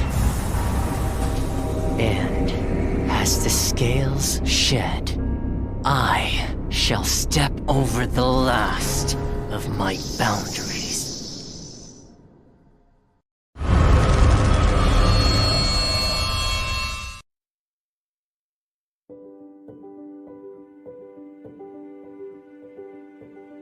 Hello， 大家好，第五人格的玩家们，我是浩明。Identity 人格系统的新求生者教授卢基诺已经和大家见面了，我是他的设计者之一。很高兴这个角色能够得到大家的喜爱，今天我就来分享一下这个角色开发幕后的故事。我们呢，在2021年引入了 Identity 人格系统，在这个系统里，所有的 NTT, can you just tell me what's inside the envelope? Who is going to be winning the grand finals? Oh my god. Who is it? Who is it? Oh, it's Nello Mello. Oh, I knew it. Shout out to Nello Mello for putting this all together. Shout out to everyone that's watching right now. If you're just joining us, Pot Spice and NTT giving you the Identity 5 action here in the grand finals. It is ZT versus GL, round number 2, second half, ladies and gentlemen. 3-1, GL clapping back at ZT. So I'm excited to see what are the adjustments that ZT will be making, because I we were talking up a storm. They said that this is the next coming of this is the new generation, but now they're really going to get tested by the veterans that are known as GL. And this is respawn of the survivor side of good luck, and now it's going to be who's going to be responding is Gotjay, the hunter of good luck, responding to that survivor team of ZT, who have been kiting, maneuvering throughout the previous match in Ever Sipping Town. We're gonna see the same lineup, but in Arms Factory this time around. I believe we're gonna head on to the band picks right away. But again, we might not see that band on the breaking wheel, since the survivor side are learning so much about that breaking wheel from Gotjay. Yeah, and it might actually be a mirror match of sorts, because Gotjay also isn't afraid to bring up BQ in the second round. So yeah, banning the seer, banning the forward. Let's see who the survivors. Banning the BQ. It's not a mirror match after all. Banning the Bloody Queen from ZT right here. This kind of forced Gotjay into playing the Sculptor or Bonbon or even the Three Wish. I'm excited to see who Gotjay is going to be rocking tonight. Well, rocking in this match. He also could go Soul Weaver if ever, but I think he might save that for like down the line, right? Yeah. So now we're going to see. Maybe. Is that a map? That's a map here? Oh, wait. Is it? We are seeing the picks onto that mercenary, and of course the acrobat. Who could have forget about that? The acrobat coming into the lineup here. Technically, they are not picking the mechanic right now. We could see that ban on the mechanic from GodJ, but might not, since the survivor are still having a lot of character. Might see that banner again. Yeah, most probably, because ZT not really known for bringing out the mechanic. Yeah, looking at my notes, they brought out forward, psychologist, seer, priestess, toy merchant, patient. They don't like decoders. They want to be able to kite. I mean, they're you're playing the game, you might as well face the hunter, right? So ban of that mechanic. I think that's a safe ban. I think it is safe, but honestly, if knowing the team of ZT, I don't think they want to prioritize decoding. They want to go for support, go for kites, go for rescues. And we might actually see the return of the batter in this lineup, or we could see an entirely new lineup ready to deal with GodJ right here. Oh, Enchantress in ZT lineup. Wow, low-key Enchantress has been one of those characters that kind of shined here in IVA. Like, oh my god, no way, no, are you serious? Wait a minute, is this for real? Red, are we confirmed? I think it's confirmed. Oh my god, a thief? A thief from MX. Because MX is a top one. Yeah, it used to be top one thief in the Asia server. So they are really bringing their comfort. Yeah. Okay, so this is what I was talking about. With ZT, they're not afraid to experiment and throw out the box, right? You're thinking outside the box, but ZT, they don't even consider there's a box here. Enchantress and Thief, and GodJ gonna go with the conventional sculptor. So I'm really excited to see how MX is gonna make this work, because you know what? Calling a spade, Thief isn't the most tournament viable character, but we're gonna see him, and especially with the sculptor, we know that the sculptor can look away and still go for statue hits. We are seeing that MX is rocking that first match up Thief, and also with flywheel effect. It's gonna be Yash. Wow. Okay. Interesting. Yeah, a thief. I'm actually still wrapping my head around that, but you gotta trust in the badge. You gotta trust in that S badge. Shadow is one of the most slipperiest survivors that could really kite for such a long time. Mercenary, an acrobat, part of the meta. Really, it's the thief kicker that's got me excited for this one. Yeah, the Enchantress has been slowly getting into the meta. Also, I think she is just here to counter that pollen, avoiding pollen from changing form from human to the wheel form. But yeah, it's not the pollen right here, but it's Galatea. Again, the chip damage, giving Enchantress a lot of curse stack to use later on. And we are now moving into the match between the survivor side of ZT against the hunter of Good Luck in Arms Factory. Here we have it, ladies and gentlemen. Spawning immediately at the shack exit. GodJ running his routes, trying to cut everyone off to head towards the factory side. But let's see if he'll catch anyone along the way. Seems like he's trying to look. He does see some trail marks at the center. We do see a top-down build, so he's gonna have to stick to his trait of choice here. MX taking the first kite, by the way. What a first J coming from GodJ. Trying to look away from the flashlight right here. Nice chip damage. Wasn't able to get that. What is happening? Oh my god, that was such a scramble, and now GodJ. He gets blinded by the light. Coming from MX again.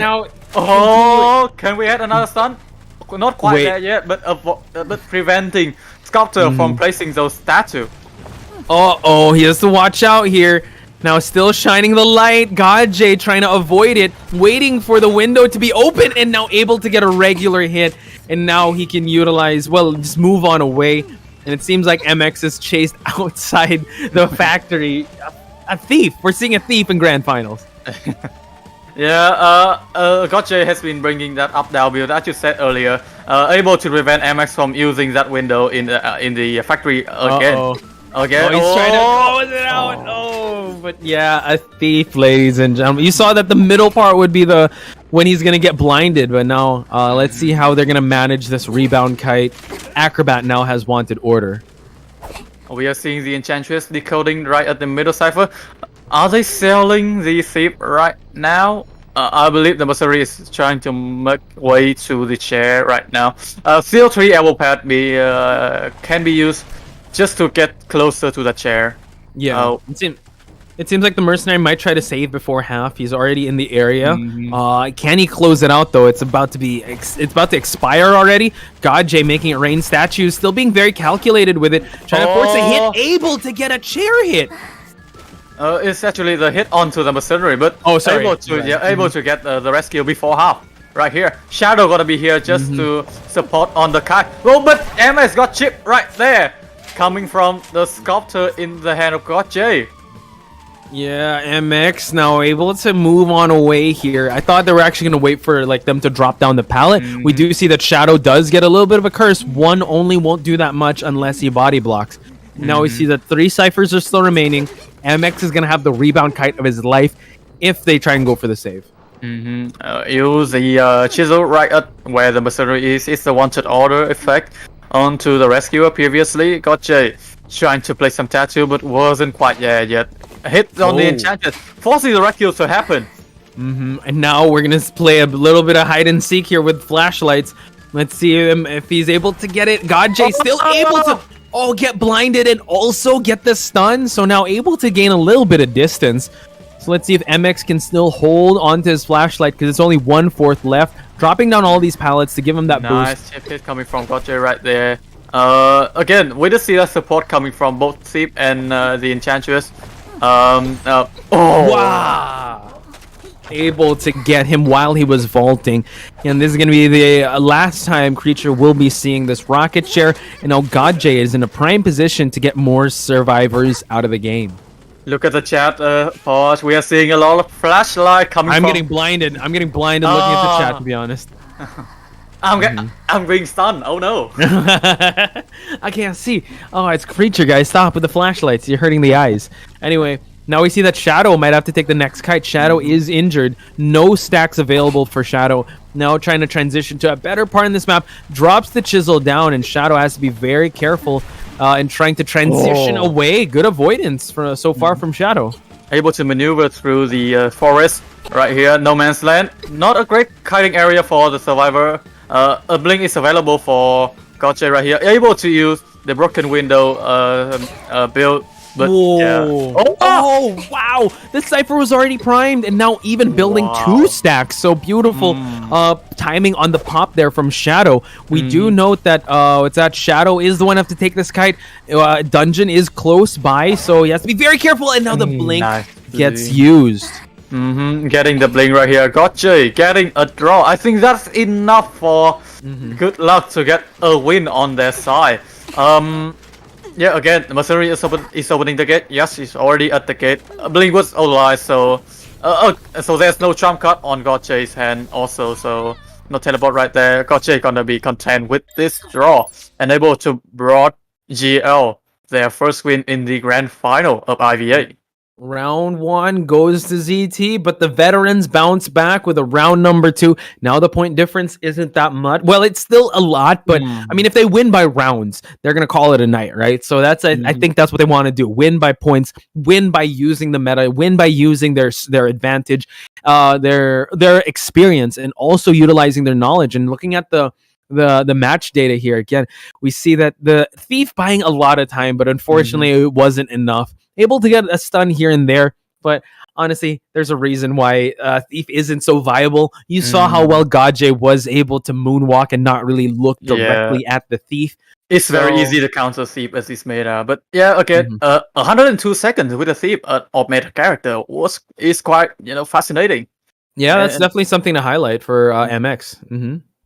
And again, the survivor side decode quite fittingly 151, 150, and 214, just 15% away from that 500% needed to prime the cipher. So a great communication coming from the survivor side of ZT right here. Just a little short of a 3-man escape, but that blink was unavoidable from Godjay. It was an inevitability at that point. Honestly, it was actually pretty good that they were able to pop the cipher in time. I thought that it would take a little longer, or he had the Enchantress had to kite a little longer. But you know, getting a tie is still pretty good. GL is on the board here. First round goes to ZT. Second round goes to GL. We're gonna head to round number 3 after this short break, ladies and gentlemen. Don't go anywhere. More of IVA when we come back.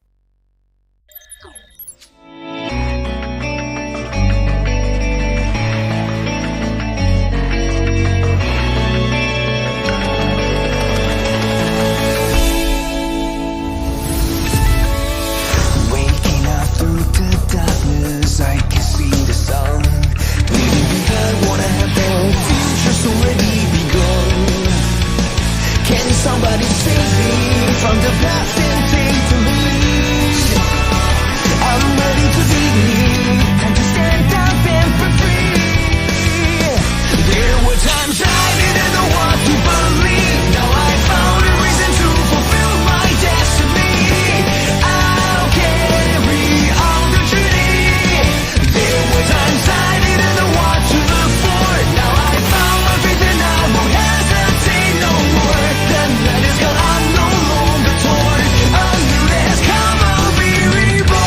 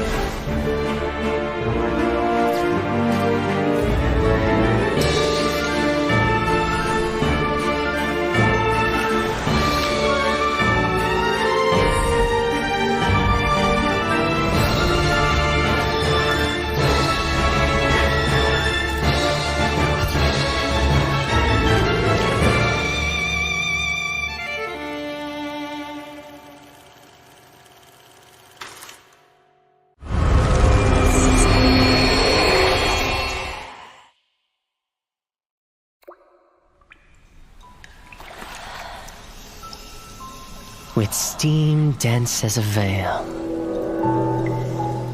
and wine sweet as honey, one can't help but relax at the hot spring. Return to basics. Surrender restraints. Relinquish thyself. Like the eagle plummeting straight down, lusting for lambs, hating all lamb souls. Bathed in the spring, we drink. We worship. We indulge.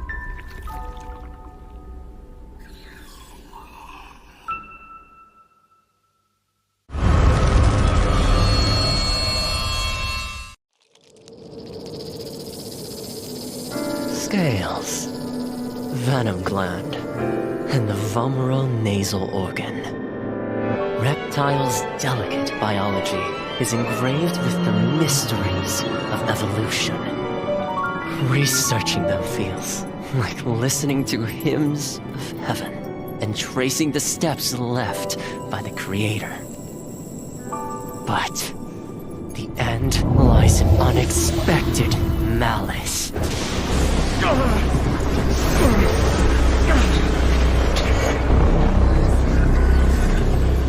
Is this a cruel joke from the Creator? Or the inconvenient truth of evolution?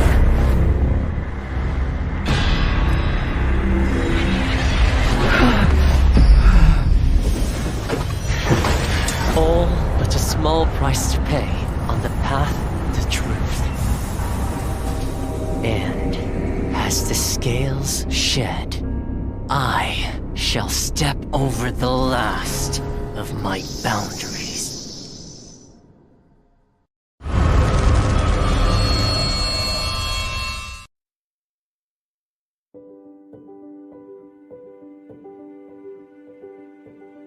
Hello， 大家好，第五人格的玩家们，我是浩明，Identity 人格系统的新求生者，教授卢基诺已经和大家见面了，我是他的设计者之一，很高兴这个角色能够得到大家的喜爱。今天我就来分享一下这个角色开发幕后的故事。我们呢，在2021年引入了 Identity 人格系统，在这个系统里，所有的角色。Welcome back, ladies and gentlemen, to round number 3 of the grand finals of the IVA. NTT and Pot Spice on the mic. You are invited, NTT, by the way. I'm invited to the party. I'm dressing well here. The party's gonna be at Lakeside Village. I think you gotta bring your Speedo, some towels, maybe. I don't know. But so far, it seems like this might be a drawn-out battle. GL, we were saying how they are the veterans. They stick to the meta, and it works out. But the Thief pick, talk me through what you're feeling. How did you feel about the Thief coming out? It was quite unprofessional, but they are testing the water here again. You know, they have a finals. they have a 10-0 lead at the first round, so I mean they can do whatever they want right now. But now, with good luck having that win, schedule, bro. Good luck having that win in round 2. We're gonna settle things up in round 3 and round 4 and round 5, maybe. Yeah, even in tiebreaker. Don't say that. Don't say that. Could happen. It could not. We'll find out, because again, the point difference is still on the side of our friends in 0-2 here. I was trying to compute. That's definitely a 13-5. That's still a lot. So yeah, 7. And as you said, we're gonna head right into Lakeside Village. It's gonna be the map that we have picked. That's the Survivor. That both team have picked for round 3. Oh, this map is it? What? What? A Lakeside Village? What is this? Lac City Village. Lac City Village. That's the new map. I don't know. Any map that's not Ever Sleeping Town, I don't know it. Yeah. Hey, maybe we can move here. I don't know. I think the rent got up. The rent prices went up because there was this breaking wheel. I don't know if you heard of him, God J. He put a huge hole in one of the buildings. So yeah, we gotta move. And we do see that ban on the Priestess, the Seer, and also the Forward. So yeah, very conventional ban in this map. Again, a big map, so we need to get that. We need to get rid of that Priestess right away. Oh, and the ban on Galatea and Pollen. So yeah, kind of opening up for picks onto that Dream Witch. Dream Witch, BQ, really depends on what God J is considering or comfy with. Because again, they win the second round. If they're able to win this next round, that's definitely going to put them in a better spot. Even though maybe the Survivors in a more relaxed spot. But now, I mean, it's crazy how they usually go for unconventional. This Toy Merchant is usually a second round pick, like a second phase Survivor pick, but they're prioritizing the Toy Merchant over Mechanic that you usually want to see in big maps like this, and rightly so. This is really ZT's style. They want to go for more containment, more harassing, more support. Yeah, again, so the Toy Merchant can be used quite efficiently at that big boat area, but without the big boat area, I don't think the Toy Merchant is really that effective in Lakeside Village. We did see that ban on the Patient right here, so Acrobat is still open. We might see the Thief again, but I don't think it's working out for ZT right now, since they are equal in terms of round win at the moment.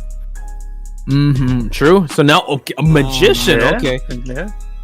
We have seen the Magician in the previous match where our friends over at GL did use him and did pretty well. I think Magician really is going to be part of the meta as even in competitive IVL. Who knows, right? Especially with the new buffs he's received. Acrobat, you know, you don't need to say much about Acrobat. He's been making his presence felt since the qualifiers of COA. Now we're going to see God J on a Bon. Wow! A Bonbon in Lakeside, but yeah, Bonbon able to cam the chair, able to catch a Survivor. But again, this map is so big that it's quite hard for the Bonbon to, you know, cam both the chair and the Cypher. Keep on track, keep pressure on that Survivor decoding progress. So we're gonna see how Gotcha Bonbon deal with Survivor here. We do see again 3 flywheel effect coming from the Survivor side. It's just MX and Shadow. MX gonna be in the hand. Magician gonna be in the hand of MX at the moment. Shadow with the Toy Merchant. Josh with that Acrobat, and I believe that's Run. Run. Yeah, Mercenary. Run with the Mercenary. The only Titaner in the group. Yeah, everyone else on the flywheel, the new toy for the survivors, the new skill. And we've seen how, I believe it was ZT that utilized all flywheel against Bonbon. So this is actually great. Gajay on this Bonbon, we've seen how his Bonbon could be. There's I mean, his bomb hits aren't really connecting that much, but I mean, he still has an amazing hunter presence when he utilizes his hunter. I'm just a little scared because the map is a little big, while the survivors are just so good at countering Bonbon. We've seen it before in the group stage. Now we're gonna see it again in Laka City Village. Yeah, what a map. Gotcha here spawning right at this small boat. I believe he's gonna move right into the middle. 3-6 wheel coming from the Bonbon right here. So I believe the first threat that he brought here is Bling. Or yeah, just wants to go for an early down right away if that's the case. We do see that the mercenary is in the area with this toy merchant. Now Gajay seems like he's gonna commit towards this mercenary. Actually trying to bait out some elbow pad right here. Able to dodge a bomb from the mercenary. Again, this is the only Titaner in the team, so if he managed to got the mercenary, it's gonna be very hard for the survivor side to actually get a rescue onto the survivor side. But they can also have the option of selling their survivor. So we will see. We did see a catapult here coming from Shadow, probably gonna help mercenary with the kiting. Again, one more elbow pad. Ready to be utilized in this area. Yeah, but so far so good on the side of Run. You know what? He's really utilizing it so well, able to get the down. Oh my god, right before he was able to utilize that catapult, he could still use it. The elbow pad was not expended yet, so he's going to save that for that rebound. Now he's going to be falling down here at the big rock. Wow. The way Gajay was able to snipe that one out. Good call on Gajay. Controlled aggression on his side. What a play from Gajay right here, able to bring mercenary onto the chair. As the survivor should think about, just selling the mercenary here since he had a long chair time, and Gajay will most likely go for the camp again. Actually going out to what? Sneak in the rescue? For the rescue, early rescue that is, and now mercenary has one elbow pad to utilize, has to be very careful, and now transitioning away, probably heading on over to another catapult just to extend it, but that was an early rescue. And now the Yash waiting for the oh no, the mercenary is gonna fall down. Yash was getting ready for another bomb, but now we see that the mercenary might expire here close to the basement. The basement is in the shack right here, so I should sell him for now to at least get that tie. But wow, Gotcha not bringing the mercenary to the basement though. Gonna be in the same chair that he had put the he had put Run before. So Acrobat is forced to go to get away from the Cypher over here. Magician being spotted out by that wanted order. Toy merchant still decoding, I believe. No, just transitioning. The Cypher at that corner has just been decoded, and we see that dungeon at the small boat area. I feel like at this point, yeah, it's really risky to go for a rescue because Mercenary doesn't have any skills to utilize. No tide turner in effect. He's the only one with that tide turner. So Gajay really hit the nail on the head going for the Mercenary first, even though it bought some time for the survivors. 2 prime ciphers. Still, Mercenary down and out is going to make it a lot easier for him to down more survivors. And the survivor are rotating, scrambling around the match. Gotcha, it's going to be hard for him to find the next target right here. Heading toward the big boat, I believe. Oh, the shock. Yash wasn't quite prepared for Gotcha there. But MX going to be the target for Bonbon in the hand of Gotcha. Yeah, so let's see some wands be utilized. Watch out. Able to utilize it. Nice side steps, but yeah, the bomb hit and a regular hit as well. 2 ciphers still remaining, so MX has to make this one count. Seems like Gajay will go somewhere else. His blink is already online, but he can always switch it out just in case. Oh, not going for the machine again. Gajay gonna try to harass the cipher progress right here. Josh is pushed out of the cipher at the broken house here. Oh, the Wi-Fi bomb connected on the Acrobat. On point bombs here. Gajay now just just going back and forth here. He's definitely in control of this match. We do see that the Toy Merchant did drop another catapult just in case. And now MX just tiptoeing around the area. No earmark is given as of yet. While Gaje is actually rotating towards the Toy Merchant and the Magician that are healing up. I believe the Gaje is trying to get chip damage onto every survivor, so as to make the next rescue hard for the survivor side. But now going back to Yash here, the acrobat already got a chip damage onto him, so it's gonna be easier for Gaje to get another bomb hit and a normal hit just to bring that acrobat down. But again, acrobat still have a lot of ball to utilize this area. And Yash is actually drawing his attention away from the ciphers that are being primed. We do see that the Magician is already focusing a decisive teleport already next to the Magician that is playing the first officer, NTT. Oh, but got hit by the bomb there. Able to... Oh! He was about to pick up his wand, and Gaje realizing that the Magician... Yeah, that was actually a pretty good play on the Magician side, but Gaje just one step ahead, able to stuff the kite of this Magician. Now, a very quick down to that Magician right there. It's gonna be up to Shadow for the rescue over here. Acrobat, I believe, is hiding away from Gaje's side here. He doesn't want Gaje to mess up with the decoding progress of the survivor side right now. Yeah, it's gonna be hard, especially 2 ciphers remaining and 2 survivors that are up and at him. We do note that 1 survivor has to go for this rescue, maybe go for that full blood rescue, and it seems like it might be the acrobat. The acrobat does have 1 chip damage, so he has to be very careful. Actually, I think they're swapping out ciphers. It does seem like the Toy Merchant is setting up her catapult here. So we're just gonna have to wait and see what the next play of ZT would be. And now it seems like the Toy Merchant is airborne. Yeah, she's up on the air here, trying to maneuver through the bomb, the Matrix bomb that Gaje had placed. Magician almost dead on chair at this very moment. Oh, wow. Not the shot. Beautiful. No, unable to, and an acrobat able to just make sure he gets the bomb on him. Excellent rescue. Wow, flywheel utilized just to avoid the bomb hit, and now it's Yash that's taking this kite.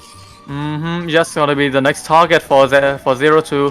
Gaje focusing on this acrobat. There is a catapult that can help with the kiting of the acrobat. Nice job. But again, Gaje knowing where the catapult is going to. Immediately switching target though. Yeah, and Shadow is here at the last cipher. Flywheel just to move on away. Now he's going to decide, is he going to go for the bomb? Oh, they trade, but unfortunate for Shadow. Gets the stun, but in the process, he does get down, and now the acrobat is working on that last cipher. The last cipher, as you said, is already a 70%. Gonna be primed by the time Shadow got to that halfway mark on the chair. I believe Magician gonna be the one trying to go for the rescue here. One magic wand available, but half health, so it's gonna be very risky for MX just to go for this rescue. Able to get 1 chip damage on. Yeah, a flywheel being utilized. He has to be very careful. Time bomb to down him out, and now we see that. Oh, he's gonna go for the rescue, but no, terror shock. Little bit of hesitation there, and Gaje capitalizing on it. Downs the Magician before he can go for that rescue, and it seems like Yash's best strat is to just get out of the game.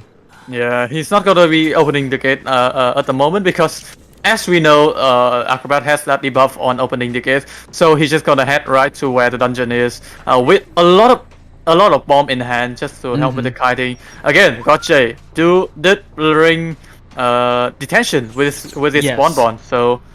But it seems like, yeah, the Toy Merchant, luckily for Yash, is about to expire. Yash is near the dungeon area, and like you said, he does have a slow bomb to utilize. Gaje realizing he's got to go on foot, and it seems like he's already got a win in his belt. He does see that the Acrobat is there, able to get the dungeon. 3-1. I mean, it's starting to happen. The veterans are fighting back. The new breed said that, yeah, we got round number 1, but clapping back is team good luck. Yeah, we just see that kiting time of 77 seconds from the Mercenary. Quite unlucky for the Mercenary. Yeah, got caught out by that blink coming from Gaje. Was unable to use the catapult that Shadow had planted for him before. But again, that was a top tier play coming from Gaje with the bonbon.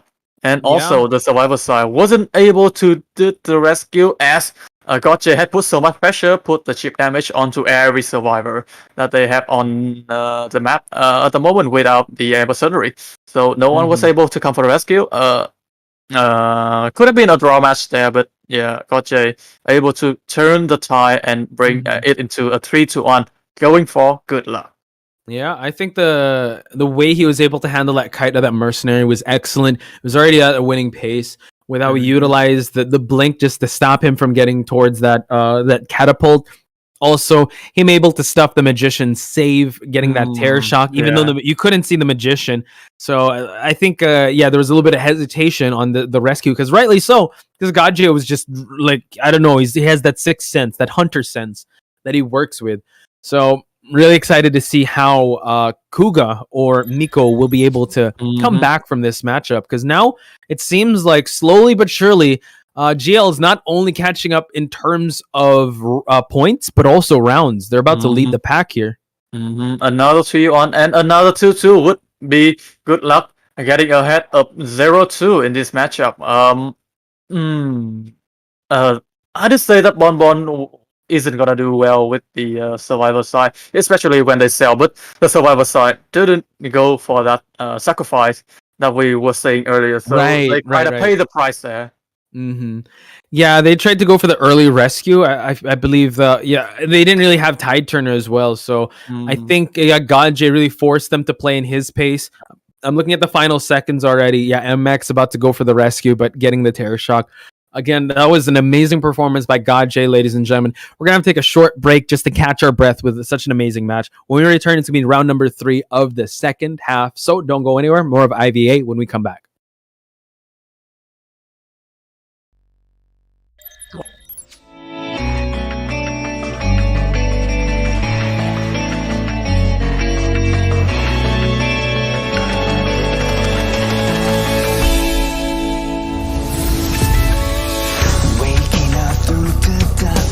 I can see the sun leading behind what I have done. Future's already begun. Can somebody save me from the past and take the lead? I'm ready to lead, time to stand up and be free. There were times I didn't know what to believe. Now I found a reason to fulfill my destiny. I'll carry all the journey. There were times I didn't know what to look for. Now I found my faith and I won't hesitate no more. The night is gone, I'm no longer torn. A new day has come, I'll be reborn.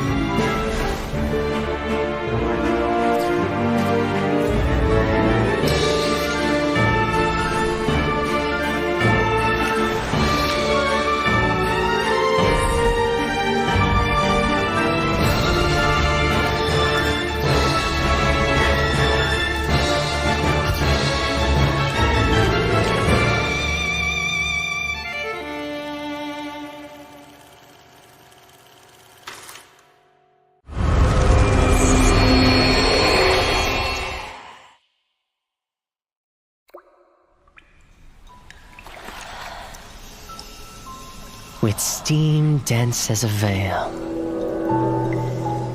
and wine sweet as honey, one can't help but relax at the hot spring. Return to basics. Surrender restraints. Relinquish thyself.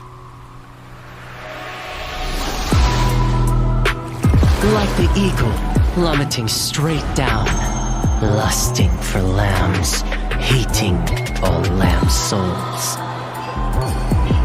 Bathe in the spring, we drink, we worship, we indulge.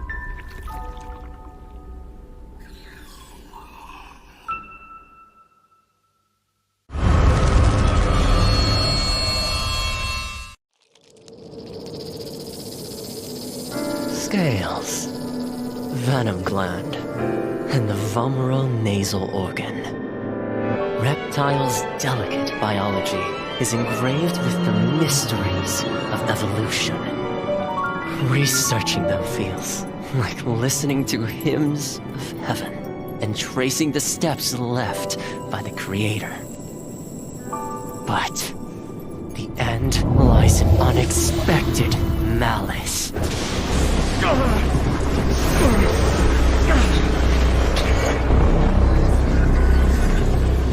Is this a cruel joke from the Creator? Or the inconvenient truth of evolution?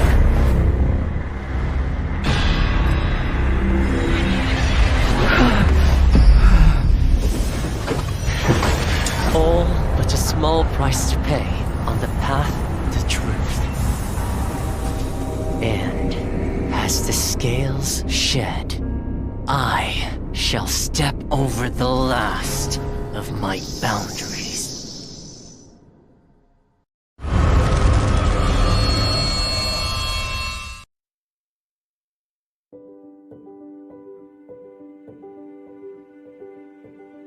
Hello， 大家好，第五人格的玩家们，我是浩明。Identity 人格系统的新求生者教授卢基诺已经和大家见面了，我是他的设计者之一。很高兴这个角色能够得到大家的喜爱，今天我就来分享一下这个角色开发幕后的故事。我们呢，在2021年引入了 Identity 人格系统，在这个系统里，所有的角色。All right, ladies and gentlemen, welcome back to round number 3, second half between ZT versus GL. Godj use Bond and go above beyond tie that we usually Bond players would actually love to go for. And now I feel like I'm about to. I don't feel so well, Mr. Stark. I was getting a little pixelated there. But yeah, NTT, how do you feel so far about this match? Very hungry. Hungry for some wins. Hungry for some wins. I have to quit rank for this entire ordeal, but it's very exciting to see the ability to use other character for both the side of ZT and GL, and all the strategies that they are going to use. I'm going to apply some of them in my rank match also. So we are going to see. I'm gonna use Thief. I'm gonna use Flywheel. What else? What else did I learn? I learned a lot in this IVA. Let's see how that's gonna go. A lot of people are asking, like, Godj is a crocodile rank. I'm like, yeah, dude, because his main account is in China. That's why he's a crocodile in Southeast Asia, and we've seen how dangerous he is. But speaking of dangerous hunters, let's head to the picks and bans because we will have our hunter Kuga. I thought it was gonna be Miko, but Kuga coming in for Lakeside Village. Again, Kuga still have a large field hunter to use here in Lakeside Village, and we just see the bans on the Seer, the Forward, and the Priestess. They're a very conventional ban as usual. The exciting thing is gonna be the ban on the hunter. So, is it gonna be? Go ahead. Yeah, I was gonna just ask, like, are they gonna allow him to use Bonbon? Or are they gonna ban it? Yeah. We can see Bonbon from Godj was able to get a 3k. And we just see that ban on Pollen and the Brewitch also on the side of Good Luck Survivor. So not dealing with the Brewitch otherwise, but opening up Kuga's ability to use a Sculptor. Sculptor, BQ, also Bonbon can come out, but now we're seeing a very defensive start here with the Mechanic and the Mercenary. Pretty strong pick. I mean, we did see how well that Mechanic play in Arms Factory worked in favor of Team Good Luck. So I think, Kuga's definitely gonna have to respect that Mechanic. Now, just opting for the ban of the Psychologist, rightly so. We've seen it also before that in a huge map like this, you can't go across the map and just heal someone. If you're able to get rid of that Psychologist, you're gonna have to force them to go across. And now, Toy Merchant. Toy Merchant coming from Skyfall here, and Capcom it's the survivor side that pick. We haven't known what is going to be the picks for each survivor here, but we just see the choice on that Acrobat and the Toy Merchant. Again, that ban on the Psychologist, avoiding that Wi-Fi here that is so essential for the survivor side to keep the rescuer doing double rescue. So let's see what Kuga will opt for, because they have some mobility with the toy merchant. We did see how Gaja was able to nullify that. Yeah, he's gonna have to with a bonbon. So I wonder if Kuga's gonna do that as well. He's also gonna need now a geisha and Lakeside. Wow. Let's see how the butterfly woman do in the Lakeside village. Actually exciting to see this matchup, because Geisha is a very high mobility very high mobility hunter. Go against a very mobility survival side also, with that Toy Merchant coming from Skyfall and Capcom with that Acrobat. Also Little Boy with the elbow pad, and Naimamo seems to be the Acrobat seems to be the best target for Geisha right here. But again, if he managed to catch only the main body, the robot's still gonna decode and go for that Cypher rush. Yeah, Capcom a big fan of that flywheel. I've seen him in rank utilize that. But it seems like everyone else having the same sort of build, not really going for anything too unconventional. But honestly, this Geisha pick, I was not ready for this. I don't think I've seen Kuga use the Geisha just yet, and we haven't seen a Geisha the whole day, I believe. We haven't seen Geisha the whole day today. Yeah, we're very excited to see Geisha here. Gonna be Maturian's crane skin of Dongshuan favorite skin, if I remember correctly. yeah, true. I mean, Geisha, we deemed her as one of the favorite hunters. Sorry if I burped there. one of the favorite hunters to get amazing skin. So we are gonna see Kuga utilize this Geisha. Gonna head on right to the matchup in Lakeside Village. We just see the Geisha spawning behind the small boat right here. Transitioning, I believe, is going to be right through the shack. Wow. Interesting. So yeah, the dashes have to be on point for Kuga. Eliminated the Seer, eliminated a lot of the single hit survivor counters. Now going for a straight detention trump card build. I'm not sure what the skill in the upper left was, but now we see that someone does have a heartbeat, and it seems like it's the Toy Merchant. Whoa! The Toy Merchant had been found out, but able to use the catapult and get away from that area. Again, Geisha is able to transition from area to area very easily. Able to drop a Cypher here. Little Boy. Whoa! Interesting. Missed, yeah. Going for the 180 here. Now just goes for the drop down game, and now Little Boy paying the price for dropping down that pallet, gaining a little bit of presence here, but Kuga still wants to down this Toy Merchant out before she drops another catapult. And we are seeing an abnormal coming from this Geisha, so very... Oh my god. Very China style Geisha here, coming from the side of Kuga. Able to vault the window here, but also behind is Kuga, trying to get a hit onto Little Boy. Able to get that hit onto Little Boy. And this is going to be the first down coming from the survivor side. Quite a fast down, I believe, but the Cypher has been decoded quite a lot. With one Cypher at already 70% coming from the robot. So yeah, the thing is with this type of build, you have to be ready to actually go towards a Cypher that's already been primed. So let's see if Kuga will try to overextend here, or at least try to utilize this abnormal. Because there's a fine line in using that. Now just goes for a hit, and now Skyfall able to get the rescue done. Now Little Boy back into the kite here. Yeah, Kuga kinda play into Little Boy books here, right here. Little Boy was trying to kite only in the area of that shack, so no ability to affect the Cypher machine right there with abnormal, and able to transition right into the big boat. So now this is actually a little scary, because the Toy Merchant is in an area where there are Cyphers that are moving. So Little Boy has to be very careful not to fall down here. They have to be able to... Well, he can fall down as long as the Cyphers are done. Able to get a stun on Kuga.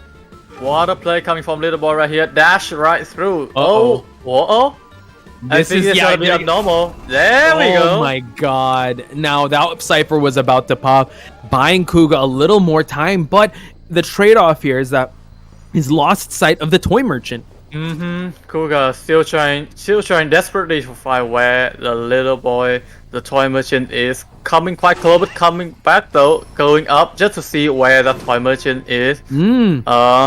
Have he spotted out the Toy Merchant? spotted out Skyfall, the person that did go for that save. He's already used this tide turner, so Skyfall would gladly take this kite if it guarantees the toy merchant to be safe from the clutches of this geisha. And now going for another dash here, Skyfall hugging the pallets here and utilizing the elbow pad just to transition away from a tight kiting spot.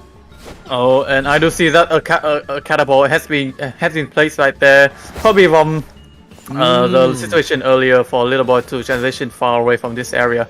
Skyfall had to take that hit right here, but he's gonna be able to announce that the dungeon is at the shack, at the small boat area. Sorry. Yeah. So now we see that he has already changed up his skill, used the abnormal once just to buy a little more time, but in the time he used that abnormal, he lost sight of where the toy merchant was gonna be at. So again, it was a trade-off, but still he's able to at least use that skill at least once. Now we see that Nine Mamos is going for that rescue, and Kuga now trying to move on over. The mechanics bot is still there, and now transitioning back to the mercenary. What a play coming from Nine Mamos right here, able to rescue and teleport right away. Who is it? It's Little Boy. It's the first target. This is actually a great find, and now stuffing him. He can actually chair him outside here just to stuff anyone from popping that cipher. But the last cipher, I believe, is right on top of that boat, so it's gonna be quite hard for Kuga just to keep the cipher at bay.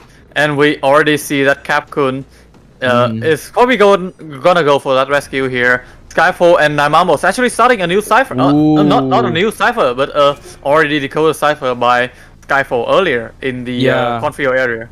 Double decoding that potentially last cipher while Capcom goes for the rescue. He's going towards the beach side now. Has to be very careful. Goes for the rescue. Beautiful timing on Capcom there. And now it seems like Capcom is on body blocking duties. Little Boy has to be very careful. He creates separation here. And now Capcom is going out of here. Little Boy has to be so careful in eating this last hit because that last cipher is already primed.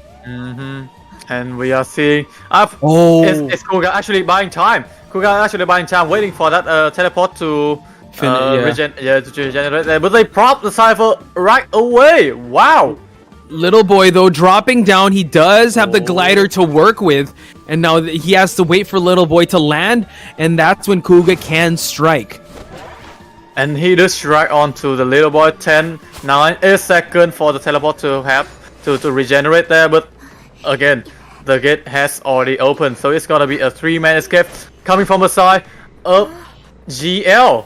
Yeah, I was gonna say GH. Yeah, but GL, amazing performance. They were able to buy so much time, and also, I mean, for the transition from Toy Merchant and Mercenary gets the rescue, the way they're able to cover each other up, able to counter this geisha. I really think when it comes to abnormal, maybe in a smaller map, but in a map like this, we only felt it once, and the mechanics bot was totally fine throughout the match. Yeah, exactly.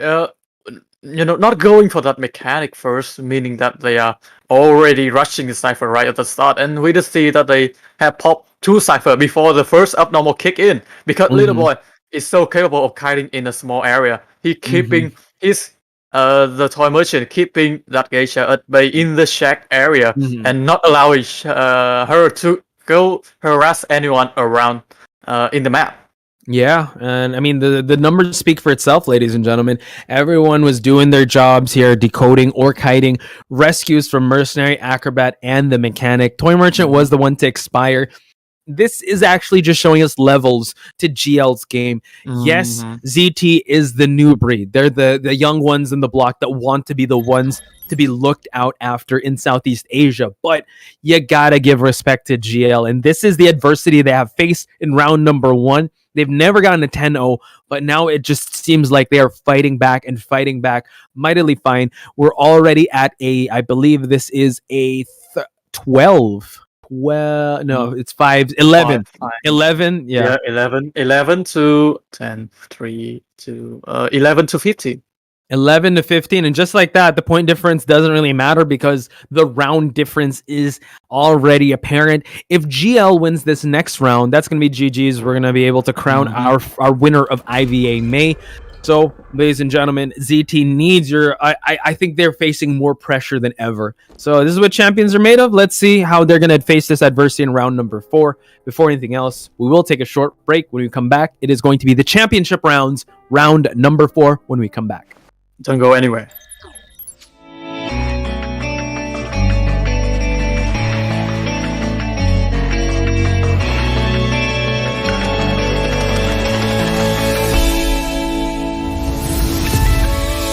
Waking up through the darkness, I can see the sun.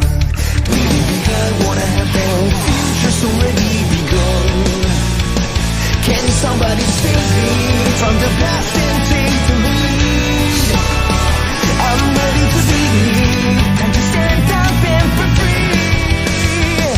There were times I didn't know what to believe. Now I found a reason to fulfill my destiny. I'll carry on the journey. There were times I didn't know what to look for. Now I found my faith and I won't hesitate no more. The night is gone, I'm no longer torn. A new day has come, I'll be reborn.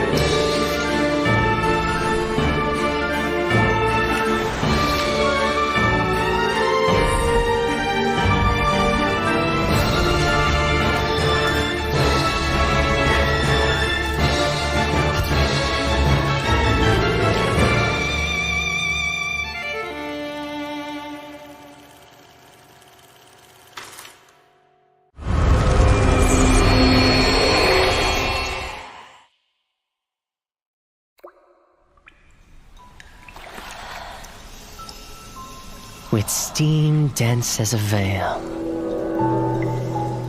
and wine sweet as honey, one can't help but relax at the hot spring. Return to basics. Surrender restraints. Relinquish thyself. Like the eagle plummeting straight down, lusting for lambs, hating all lamb souls. Bathe in the spring, we drink, we worship, we indulge.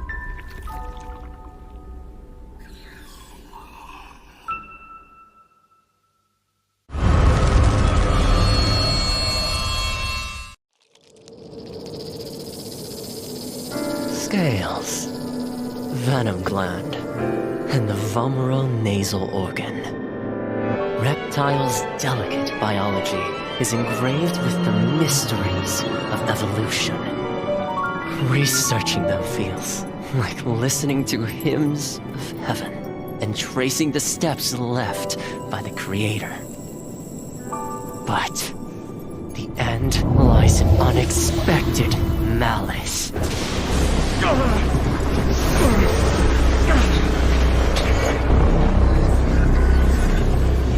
Is this a cruel joke from the Creator? Or the inconvenient truth of evolution?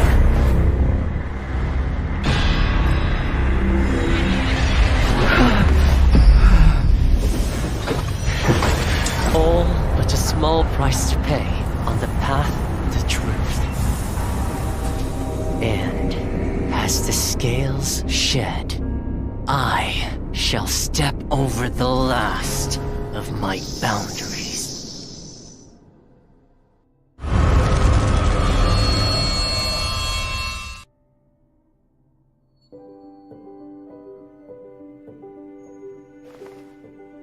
Hello， 大家好，第5人格的玩家们，我是浩明，Identity 人格系统的新求生者，教授卢基诺已经和大家见面了，我是他的设计者之一，很高兴这个角色能够得到大家的喜爱。今天我就来分享一下这个角色开发幕后的故事。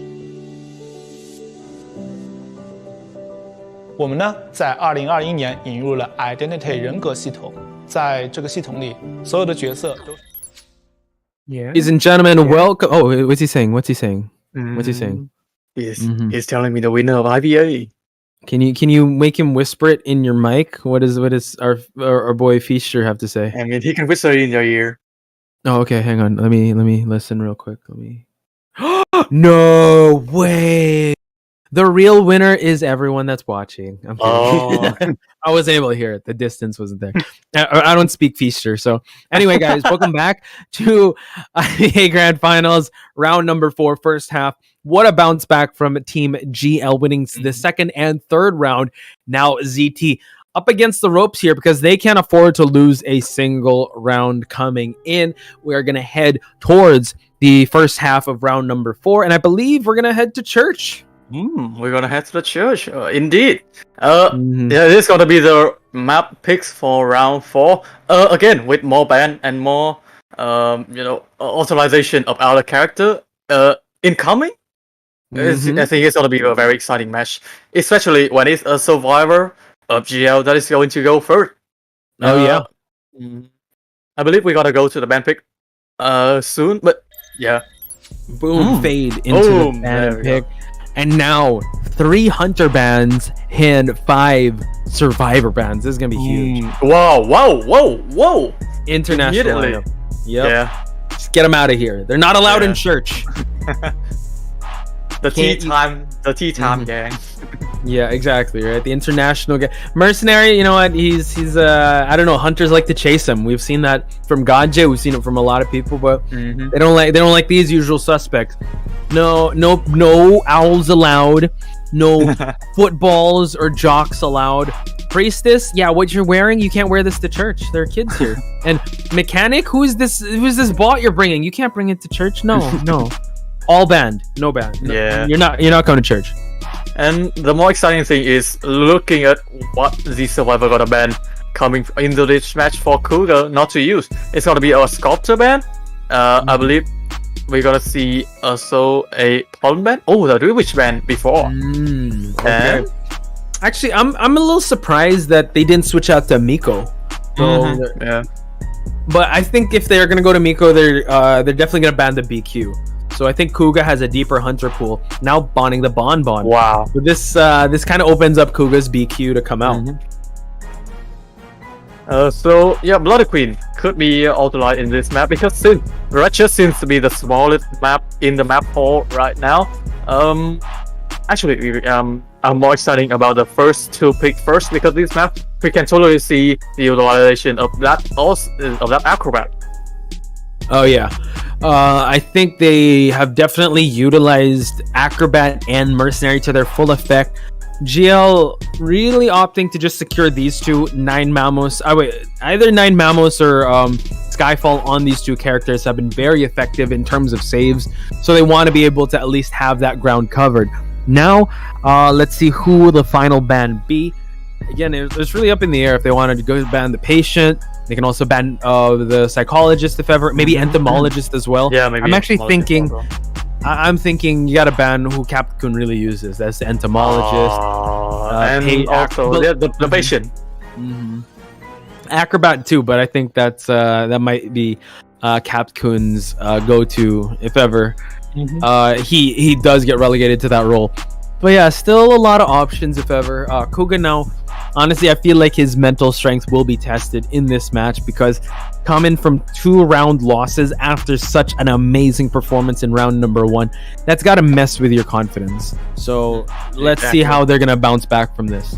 Yeah, thinking for quite a long time for this final ban. Yeah, again, this ban gonna yes. Oh, it's all good. Yeah. It's we've how long have we been talking for? We've been talking for more than 4 or 5. Yeah, it's all good. We're not. We could do this all day. You know, that's Steve Rogers. I could do this all day. Yeah, this man gonna affect their ability to use that character. So Capcoon and Skyfall they could see totally not using that patient or the psychologist being banned. Also in the line that Kuga is going for the Bloody Queen. Yeah, that's definitely something that they can actually opt for, or if they really know that Kuga has no other hunter. I mean, he still has that Geisha if ever, but that's still a single hit hunter. They can even try going Enchantress. They can try going Magician if ever, but still waiting on what Kuga will be banning. The Patient. Interesting. So, I mean, Patient BQ could definitely counter Patient, especially with when she puts up the mirrors. Also, Geisha could just throw the butterflies whenever, but I guess it's more of a preferential thing, and you don't want Patient and Acrobat. So now, let's see who the survivors will be on GL side. You know what I'm excited for in this map? We're gonna see Gotcha next time, and we didn't know that Gotcha has the ability to use that Violetta, the Soul Weaver. Yeah, the spider. He was able to solidify the IVC grand finals using that against BL. So he utilized Spider just to get to grand finals to face the Mad Penguins in the grand finals of IVC 2021. So, and it was this map too that he utilized the Spider. So that's definitely like a little bit of a preview of what Godj can offer. For now, we're still waiting on the survivors that Capcoon and Skyfall would pick. Oh, sorry, what was that? Hello? Wow. Yeah. Oh, hello. Okay, no, we're just checking. Yeah, Corona turning. Yeah, it says Watch turning into an overprotective priest. Hey, this is Red Church. We gotta respect here. Put some respect. We gotta ban the. Look, you're gonna have a person that's admitted into an asylum, and you can't put a patient in church. He's gotta seek out help. Oh, now Gravekeeper and we go with the Magician. Yeah, these are hard counters for BQ and also Geisha. Yeah, the Geisha. We might see the Geisha again from Kuga, but with this team lineup, it's gonna be very tough for Kuga to utilize the Geisha. Okay, but now the map is considerably smaller than Lakeside Village, so him bringing Abnormal might work in this map. It could definitely work actually. If he's able to just chair someone in the center, chair someone next to a Cypher in top broken or bottom broken, you can definitely like roam around a little bit, overextend, and just Abnormal. Let's see if he'll roll the dice once again on that, because first round he used Sculptor, second round BQ, right? Third it was the Geisha. He hasn't repeated a hunter just yet, so maybe this could be the winning formula for him if he's able to go and revisit that Geisha or Bloody Queen. Again, revisiting that Bloody Queen. Bloody Queen just seems to be being considered by the survivor team with that picks on the Waykeeper and the Magician here. Again, the Magician, kind of like a buff version of the Perfumer. And that Waykeeper could use a shovel just to avoid the mirror image getting hit onto him. Yeah, that's definitely something that Kuga can possibly utilize. But I'm also trying to think what else. A lot of people in chat are saying Mad Eyes, but I don't know if he has a Mad Eyes. that would be really dope. That would be dope. Yeah, that would be dope. Yeah. He can also roll the dice on a Breaking Wheel. But I don't know. That's a lot to risk. Quite risky to play Breaking Wheel here. That's one of his effective hunters, so I just have to bring it out there just in case. He hasn't used his Breaking Wheel at all in this this series, so he could bring it out here, but it's definitely a high risk. We've seen the GL really counter the. Okay then. It's a Naiad. Yeah, a Naiad. So we're bringing water and drowning into the Red Church here. Oof. Yeah. We've seen some very good Naiads in the group stage of Call of the Abyss, so I'm excited for this one. Yeah, I do remember that Patroller Naiad going into the match. Yeah. Big yikes. Yeah, that was a good one. And I'm expecting some other meta, or maybe the same Patroller Naiad meta using in this lineup here.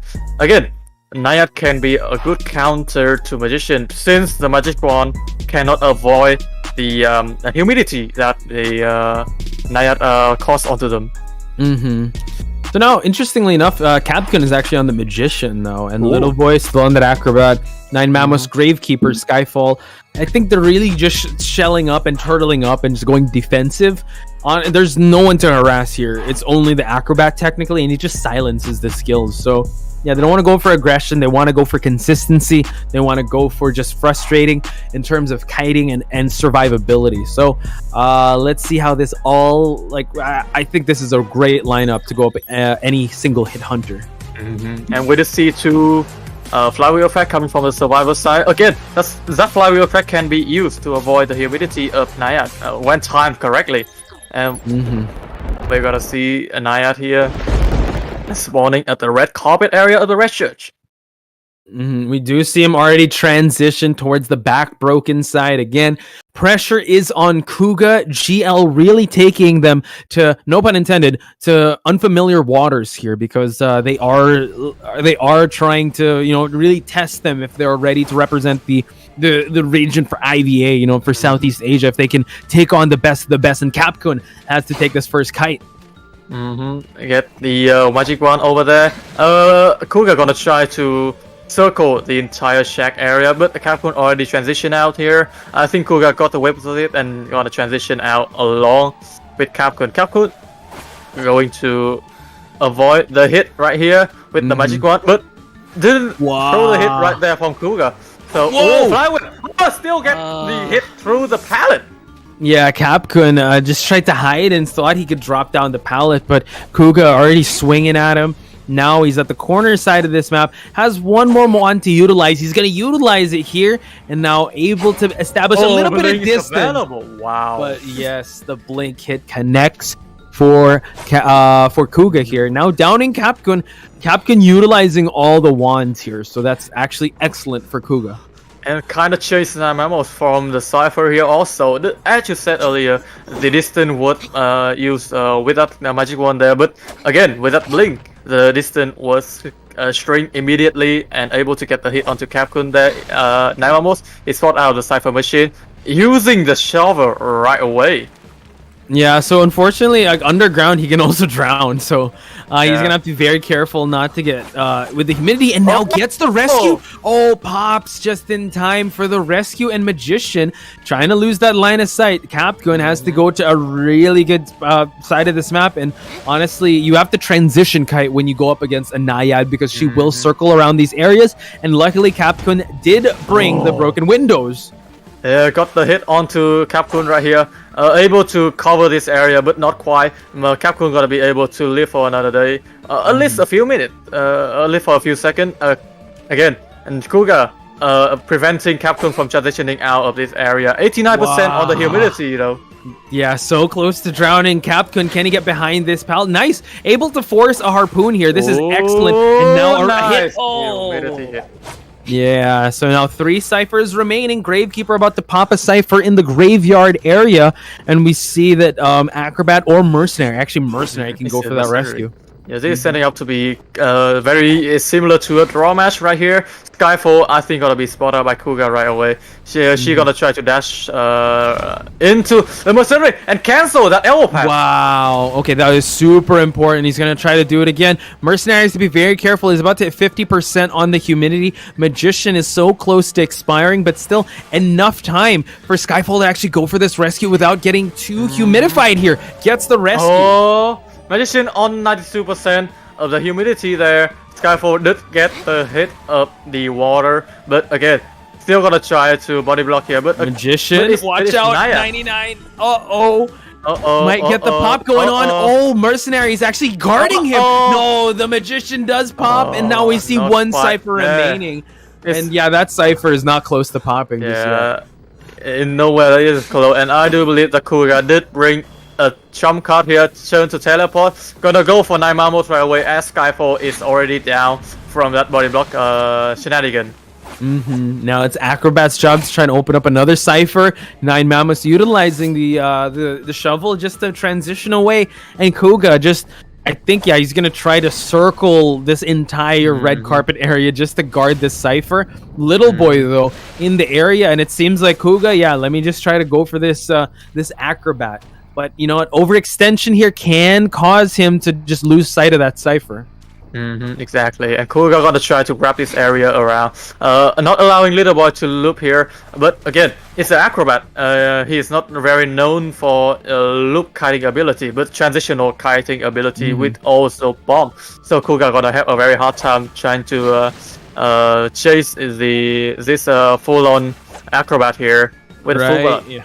Wow, fire against water, man. That's definitely a fire type Pokemon going up against a water type Pokemon. So now Kuga not wanting to deal with that. We do see that the Gravekeeper is back up and in that cipher, trying to get ready to pop it, while Little Boy already transitioning. It's a white bomb, so that's not going to stop him anytime soon. Charged up attack, gonna land its mark. One cipher remaining. It is so close to popping, and let's see if Kuga will start to change targets. And it's already primed for the survivor side. I believe Skyfall is now waiting on the exit gate, and Acrobat has been given the signal to prime. Then Namamo's gonna be the last shade for the Hunter. Teleport is about to regenerate here. Kuga unable to find where Namamo's actually here. And Namamo actually can go for the dungeon. Yeah, true. Kuga. That's where he's going. Oh my god. Oh my god. Can they open the gate in time? Nine Mammoths is going to be in this area. It looks like it's a 3-person escape. What a play on the survivor smokes. side. Oh my god. That was insane, ladies and gentlemen. That looked like it was going to be a tie. And now they were able to... This is GL. This is GL's power, ladies and gentlemen. Able to turn a situation like that. Early chase on the Magician, no wands, able to get the rescue to come out. They were able to turn that around and able to make it a win. And now the pressure is definitely on Survivor side of ZT. Yeah, indeed. The meta is not going toward Nayat right here. The ability to go in for a rescue from Naimamos was able to disrupt the Cypher Machine, but unable to do that quite well, with Gravekeeper doing such a great job in the rescuing department. And Skyfall also unable to body block, but did go for that rescue flawlessly. Yeah, I just love the constant communication that they had. I mean, Little Boy just buying some time, really drawing the attention away from that primed cipher, and Nine Mammoths knowing that, all right, I'm gonna pop it, transition away, kind of give that to Nidus and just bait him into trying to run the route, going to red carpet, and knowing that the dungeon is there. The overextensions really paid off for the survivors here, just splitting the attention of Kuga just all around the red church. I think they were able to keep the Nayat in their favor, in their playstyle, keeping the Nayat away from the decoded machine. We did see that Namo would come back for that Cypher Machine in the red carpet and was able to prime that machine. And the last section where Namo was going around the red carpet and go for that dungeon, it was top tier play, tricking Kuga into thinking that he was hiding somewhere in that red carpet area. Oh yeah, it was really good plays, and just the veteran experience just really paying off. And yeah, honestly, ZT, as much as you want to experiment, you want to do that, I think the Naiad, it's one of those hit or miss hunters. It's not as stable as like the Bloody Queens that we've seen. It was so close to getting that tie, but end game it was a little tough. Her mobility wasn't there. Teleport was there, but he already knew that they were opening up the exit gate, so he didn't want to risk it. And then he saw that the Gravekeeper was already making a dash towards the dungeon. So yeah, an incredible performance once again. Super consistent. You have to give that to GL. They're so consistent when it comes to their performance. Look, 3s all across the board, and now they're finally in the lead here, ladies and gentlemen. In terms of points, rounds, if they're able to win this next one, we're going to call it a day. So for now, we'll take a very short break. When we return, it might be the conclusion. We're going to have to find out in just 5 minutes, so don't go anywhere. More of IVA when we return.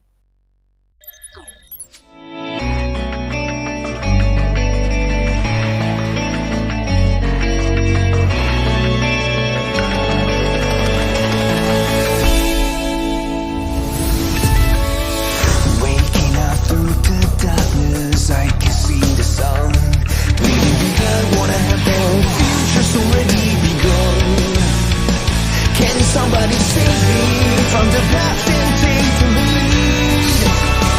I'm ready to be, time to stand up.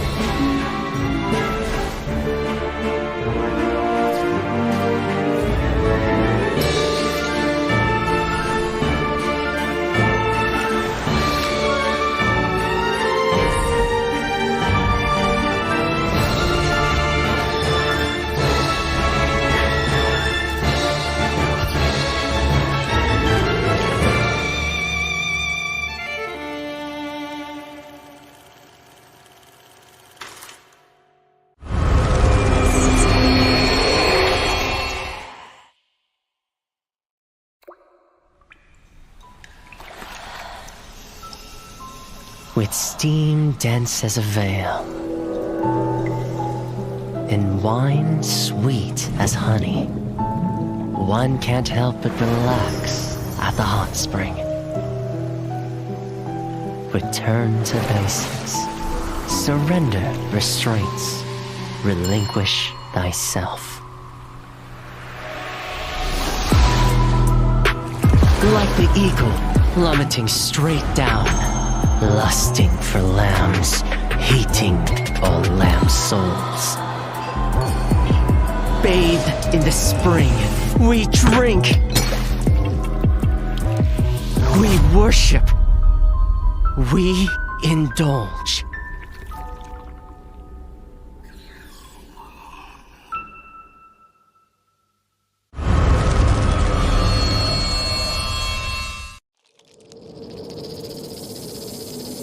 Scales, venom gland, and the vomeronasal organ. Reptiles' delicate biology is engraved with the mysteries of evolution. Researching them feels like listening to hymns of heaven and tracing the steps left by the Creator. But the end lies in unexpected malice.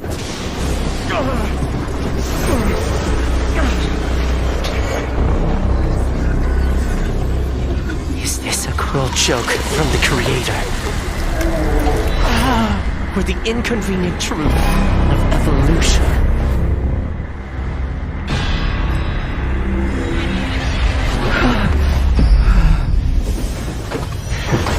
All but a small price to pay on the path to truth. And as the scales shed, I shall step over the last of my boundaries.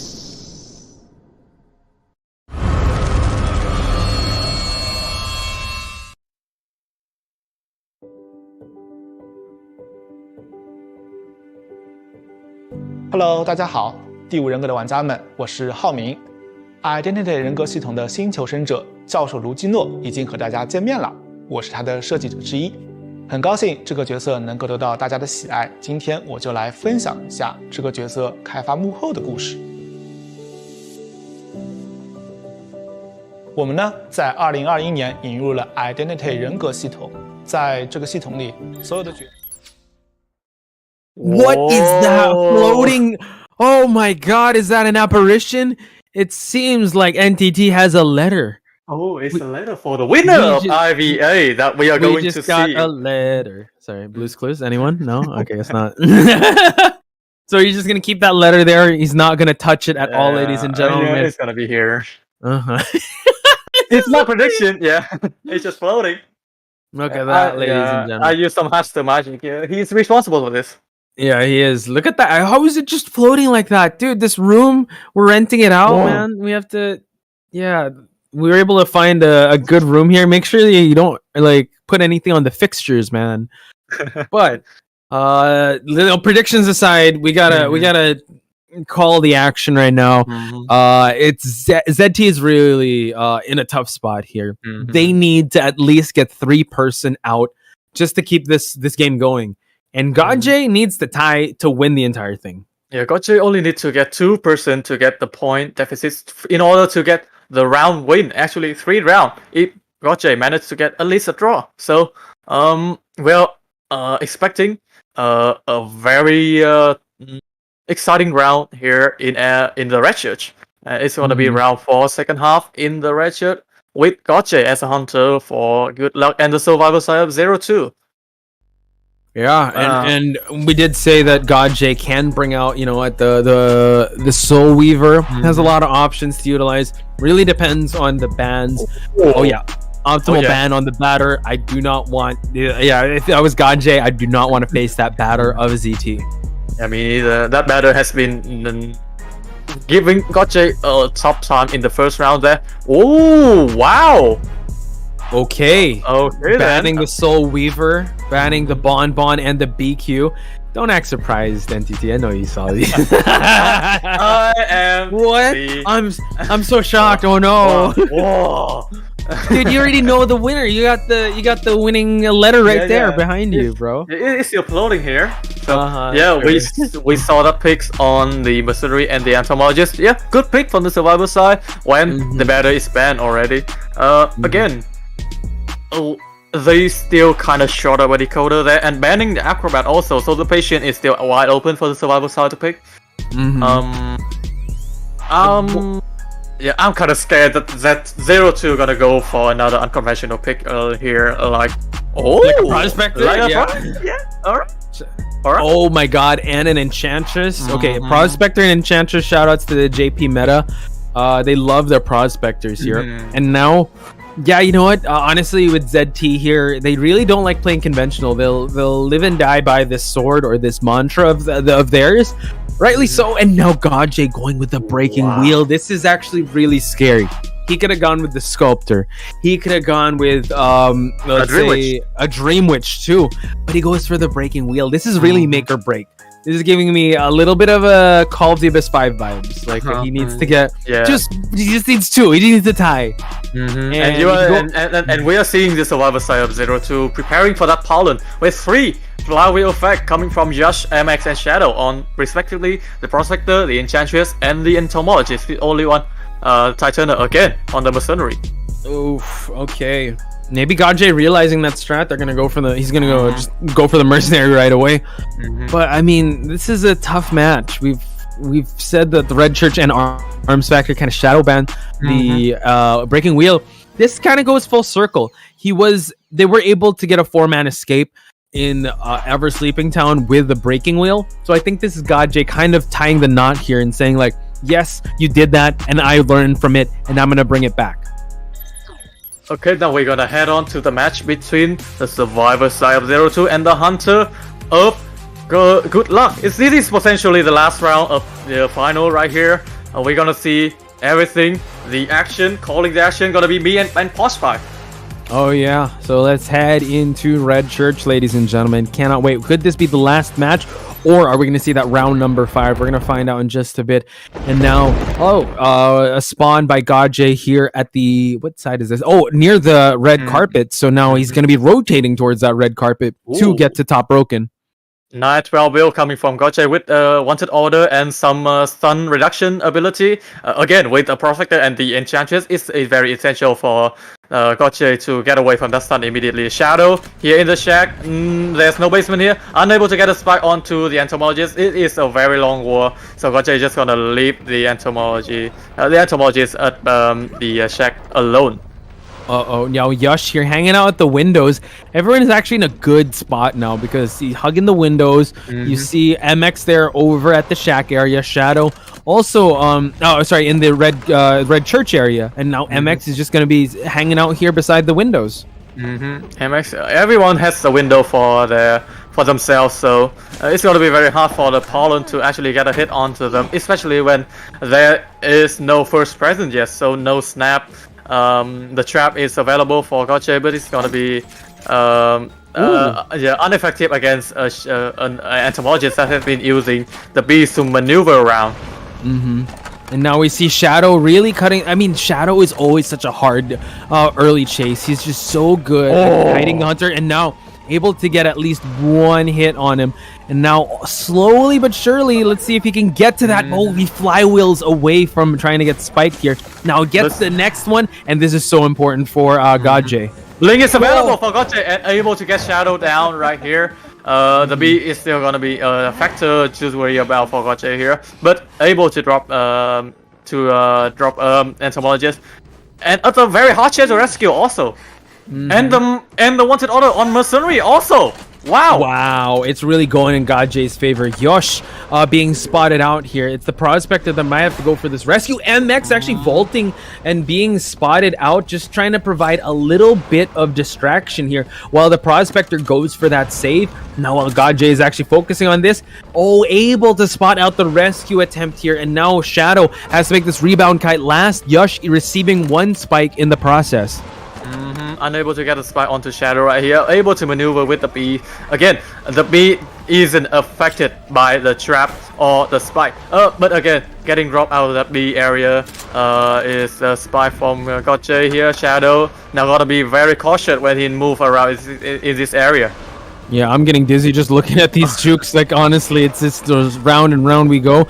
Shadow now still just being on the bees here, while the Prospector is going to be ready for the magnet here. And now we see him able to get a magnet stun just for Shadow to transition. And now it's going to be so hard because, again, when Breaking Wheel is in regular form, it is so hard for him to down this survivor. Is he close enough to get a snap, though? I think he is close enough. He can go for the snap right here.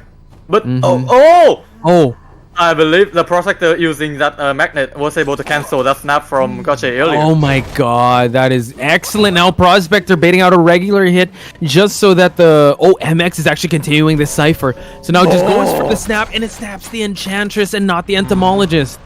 One cipher remaining for the survivor side. I believe it's a mercenary on that last cipher already. 40% coming from the mercenary. Able to get a spy on that mercenary. I believe there's still some elbow pad coming from the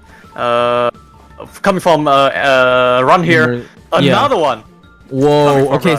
So now Run is actually heading towards where Shadow and Yush are at, I believe. And now this is actually really tough. At least he's able to move on away from the cipher he was working on. That is the last cipher remaining. Gajay cleaning up a little bit here, but honestly, like, a little bit of a delay here in trying to down someone. Entomologist was the only one trying to just bait out a blink hit here, but no. Mercenary has to be very careful. There's still an elbow pad available, and he's gonna use it just to transition to this area, which is notoriously hard for the Pollen to get a spike hit onto the survivor. Able to heal each other up, that is the Entomologist and the Prospector. And I believe they are decoding another cipher here. Yeah. Wow. MX able to dash on away from the extended spikes, and now able to get a burst here. Can he get the hit? No. MX still able to have a little bit of a curse to utilize, going back and forth, going for trying to just cut his route from happening. Goes for the hit through the window here. I believe it's the project they're working on that final cipher. Not sharing Enchantress just yet. He saw that the cipher was shaking, and he gonna make sure that the cipher is gonna be in hit order, which is not shaking at all. So yeah, I think it's the red carpet that he has to prioritize. Prospector just trying to buy as much time as possible. Enchantress doesn't really need to get up anytime soon, and now a flywheel just for him to get away from the spikes, and another stun. Magnet. Oh my god, I'm getting dizzy for all of the maneuvering from the going back and forth. I thought a Dream Witch match would get me dizzy, but no, NTT is also a breaking wheel. Gajay now being very proactive. Again, the win situation for him is to get a 2 survivor down and out, and now Mercenary is up. We are going to see him just kite for as long as he can while they work on that last cipher at the red carpet, but now able to get 3 spikes on this Mercenary. Mercenary doesn't have any elbow pads to utilize anymore. I believe there is Entomologist working on the final cipher. Already at 55%. Mercenary gonna try to keep the Pollen at bay here. Able to drop the pallet in time. Yeah. Oh my gosh. And just goes for the snap here. Now the blink is available. Gajay wants to hold on to it till the very end, dropping another trap here, waiting and baiting for the Mercenary to go for that that vault, and he's able to go to another pallet here. That cipher is close to popping, NTT. And it's already prime for the survivor side. They gotta wait for that signal. Mercenary just got a spy onto him. Maybe just wait for another spy. A snap, Prospector. maybe? A 5 second until the last snap. Probably they're gonna be here just to support because the cipher has already been primed. There's the snap that you called for it. Now we're gonna see the Prospector try to bait out a pair shot, but it's totally fine. Yeah. They were trying to bait that hit over there, able to deliver that from the survivor side from Gotcha. So it's gonna be very easy for the survivor to pop the cipher. Mercenary. Yeah, Mercenary gonna be hugging the walls here, getting ready for another snap. Goes for the blink hit just to deny it, but exit gates are opening. Shadow is opening at the one at the red carpet, leaving the Mercenary down, allowing the Entomologist to actually go for the exit because it's already open. And now they are healing up here. Entomologist still sticking around in this area. This is actually really scary if Entomologist gets caught outside the exit gate. Yeah, she still has some bees here, so she can totally take a risk. But Gotcha is coming back. What is Shadow doing at the moment? Shadow is unspiking just to stay in this area because I think he's the closest to go for a rescue. So this might actually pay off. And now Gaje, realizing that, wants to chair him down here in the basement. But the Prospector able to get Mercenary out. But no, Mercenary still can actually crawl away and try to struggle. And Enchantress is also in this area. I think Gaje, I think the survivor side gonna force Gaje to go for the struggle free. Hit onto MX right here. Hit, and now able to get the bees and the stun as well to push him towards the basement. Oh my god, but no, he's in wheel form. They're already going towards the exit gate, and it seems like they gotta protect everyone at all costs. And now Yash is still able to get the exit gate. They're all gonna escape on the red carpet side. Can they do it? Enchantress with the stun, and now ZT gets 5 points. Oh my god. Oh, they seems to be knowing very well the ability of Gaje Pollen. And we are going to head to round 5. Round 5, ladies and gentlemen. Just when we thought good luck, we'll take this. No, we're going to extend to round number 5. I want to see the points now. I want to be able to tally them because if it goes to tie round 5, I think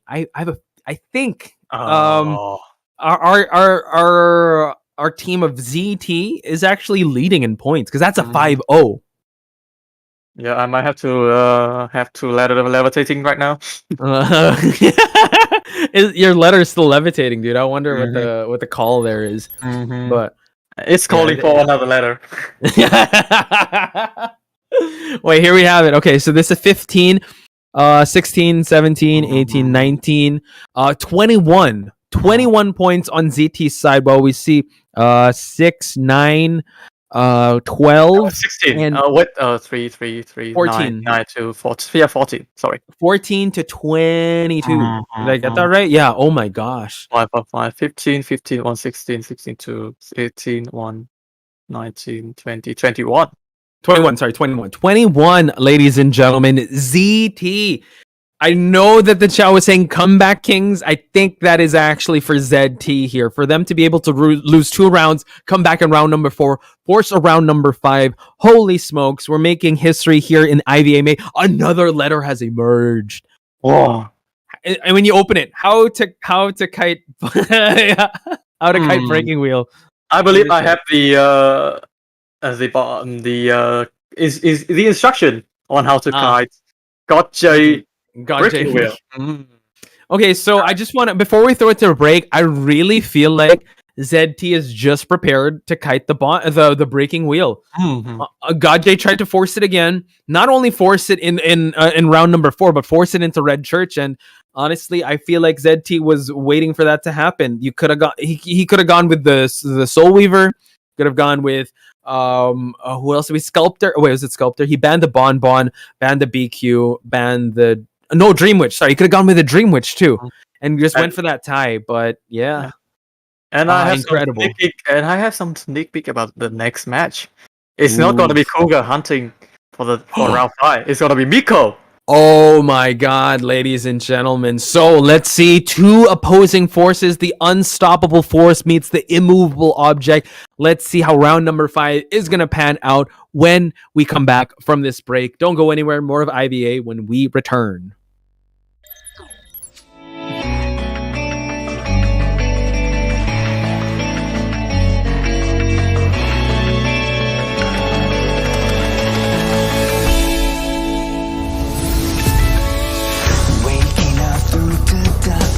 I can see the sun leaving behind what I have their future's already begun.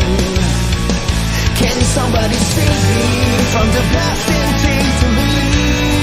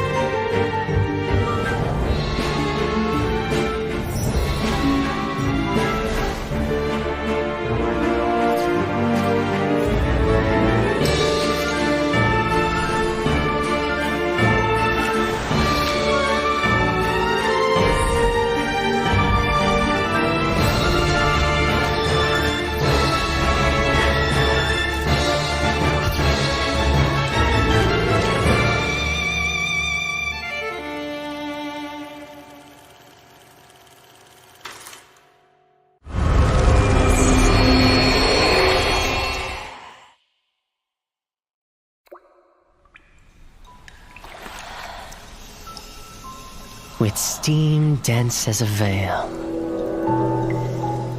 and wine sweet as honey, one can't help but relax at the hot spring. Return to basics. Surrender restraints.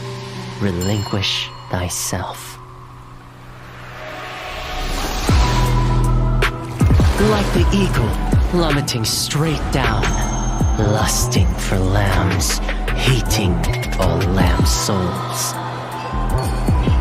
Bathe in the spring, we drink, we worship, we indulge.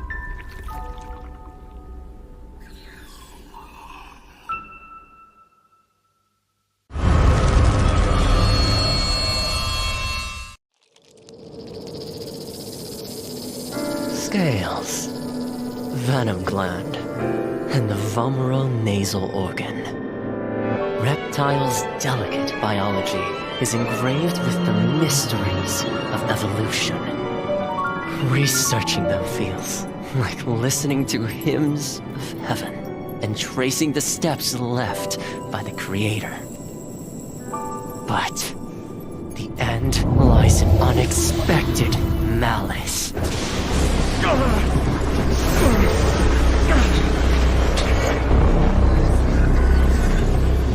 Is this a cruel joke from the Creator? Or the inconvenient truth of evolution?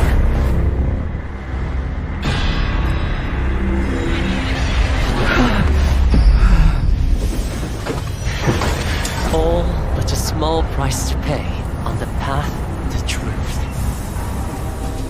And as the scales shed, I shall step over the last of my boundaries.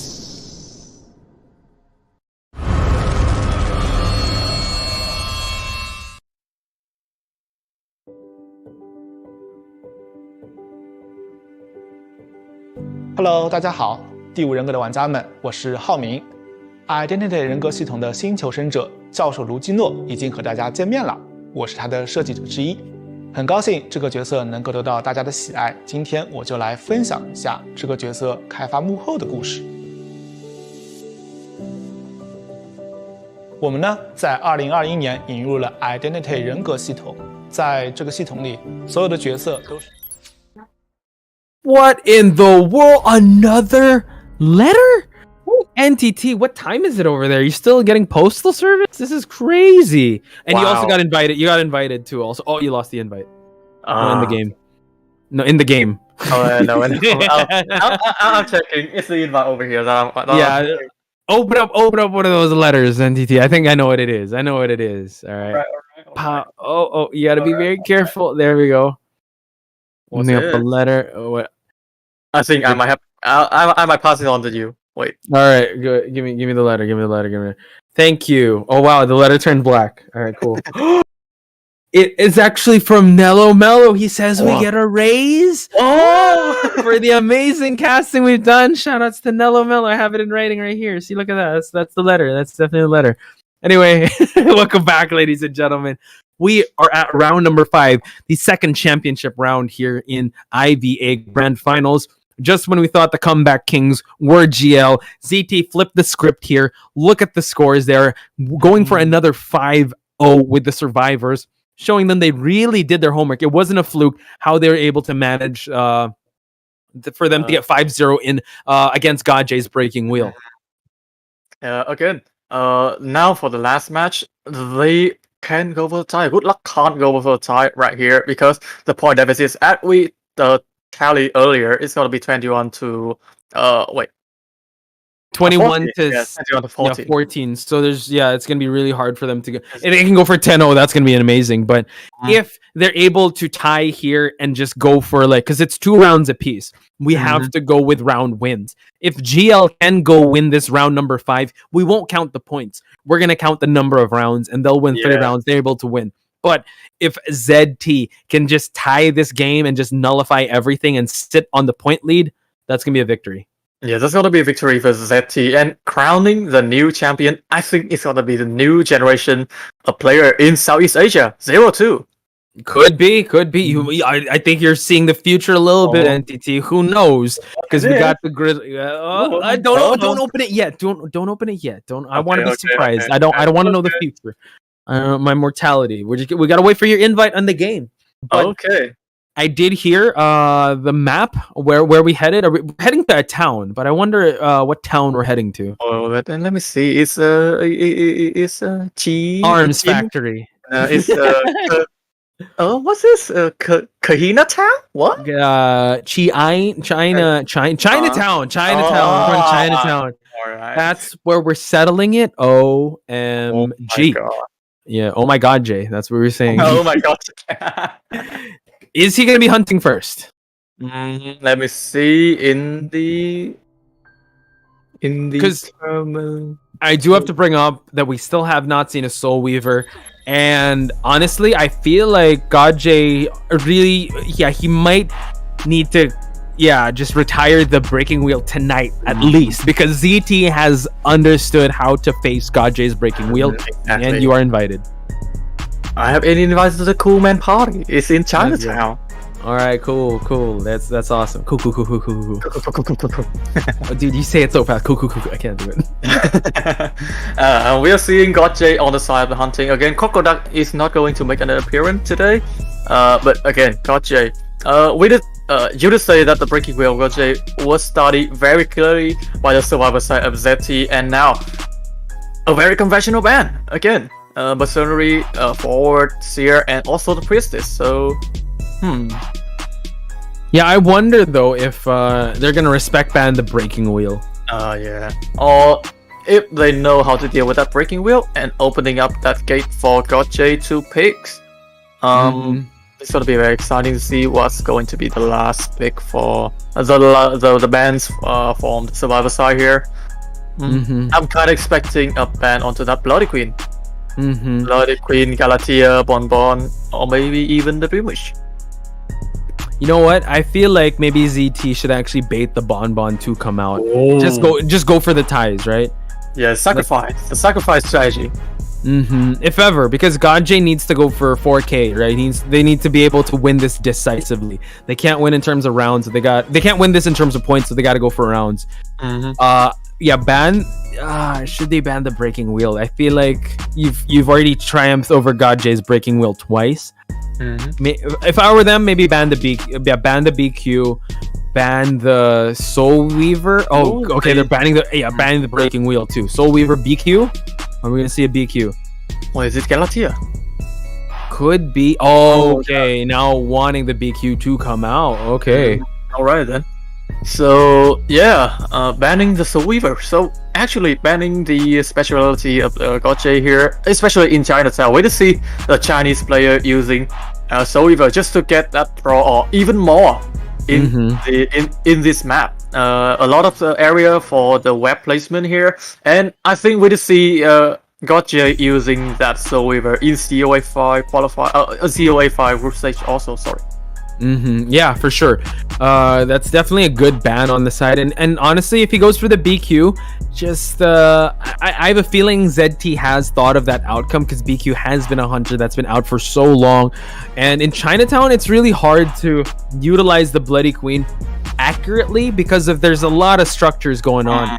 Yes, you can mitigate the distance to where you're traveling to, but you gotta really play with the cooldowns when you use this BQ. I know GodJ is very disciplined, but I think ZT will be able to try to exploit that. So we're just gonna have to find out and see what would be the first two survivors that ZT will be utilizing first. Yeah, they are taking a long time to think about these two picks. Again, this match is going to determine who is going to be crowning the champion of IVA May 2022. So again, it's going to be very vital for them to think this through. Yeah, and I just want to welcome back everyone that's finished their 5v5 rank sessions that's been going on. Kaiser in the chat, I see you. You can give the full focus now because the 5v5 just ended. Want to give a shout out to everyone that's watching in the watch party as well.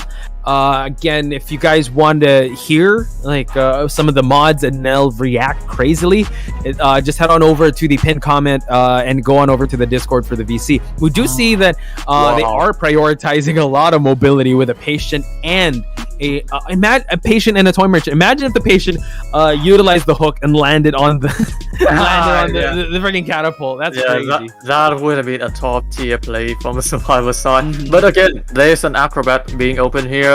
Gotcha can go for that ban, but again, we just see that Prospector giving Gotcha a very hard time in the Wretches, so we can totally see that Prospector making a comeback in this area. But banning the Predator.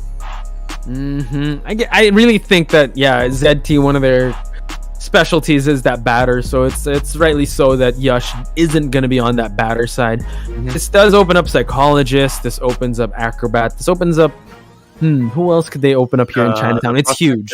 Prospect, there's another one.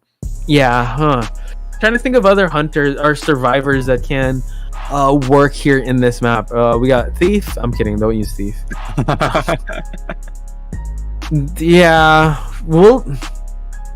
A big switch up here is if they go for a decoder.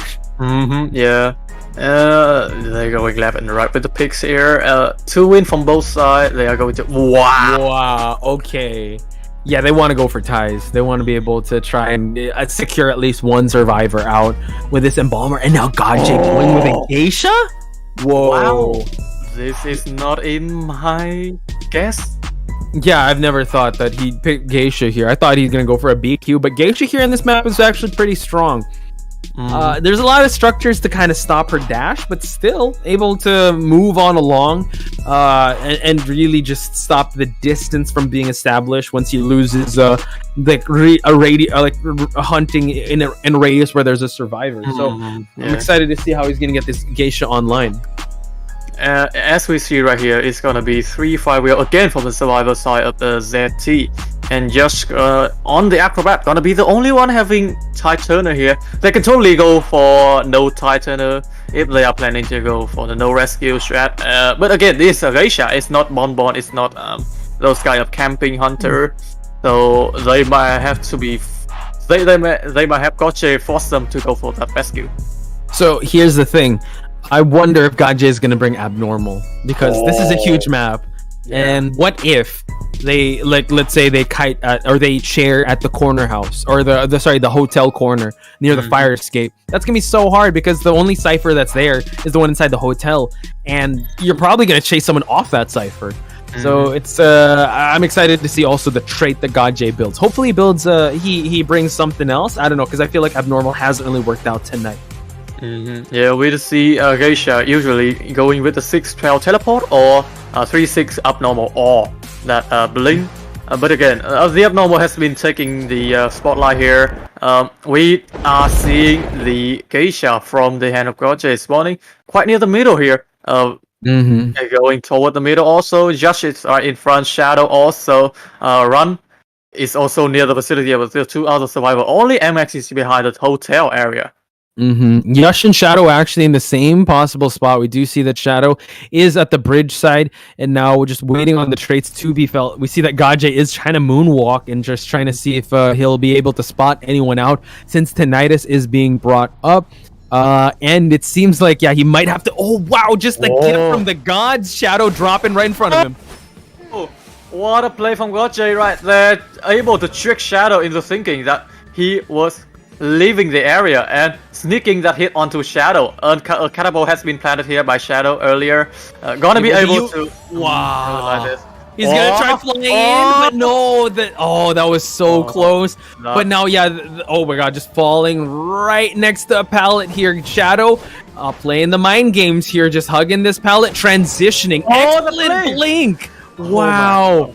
Once it came online, he was able to utilize it, and Gajay now has his first survivor down. The Embalmer has been sorted out here, but the Cypher machine from the Embalmer has already kind of float on over, and now able to be utilize this part of the map. Now we see that he's gonna throw this butterfly, able to get the hit, but like you said, the coffin is ready. The coffin is placed very near the Taylor house. Two decoder, 2 survivors are decoding at this pallet, at this area. About to be 3 Shadow, already resurrecting here and just making sure that he's going to use that same jump spot that he had. Can they pop the Cypher in time before GodJ gets here? It seems like they're going to have to leave it. Oh, whoa!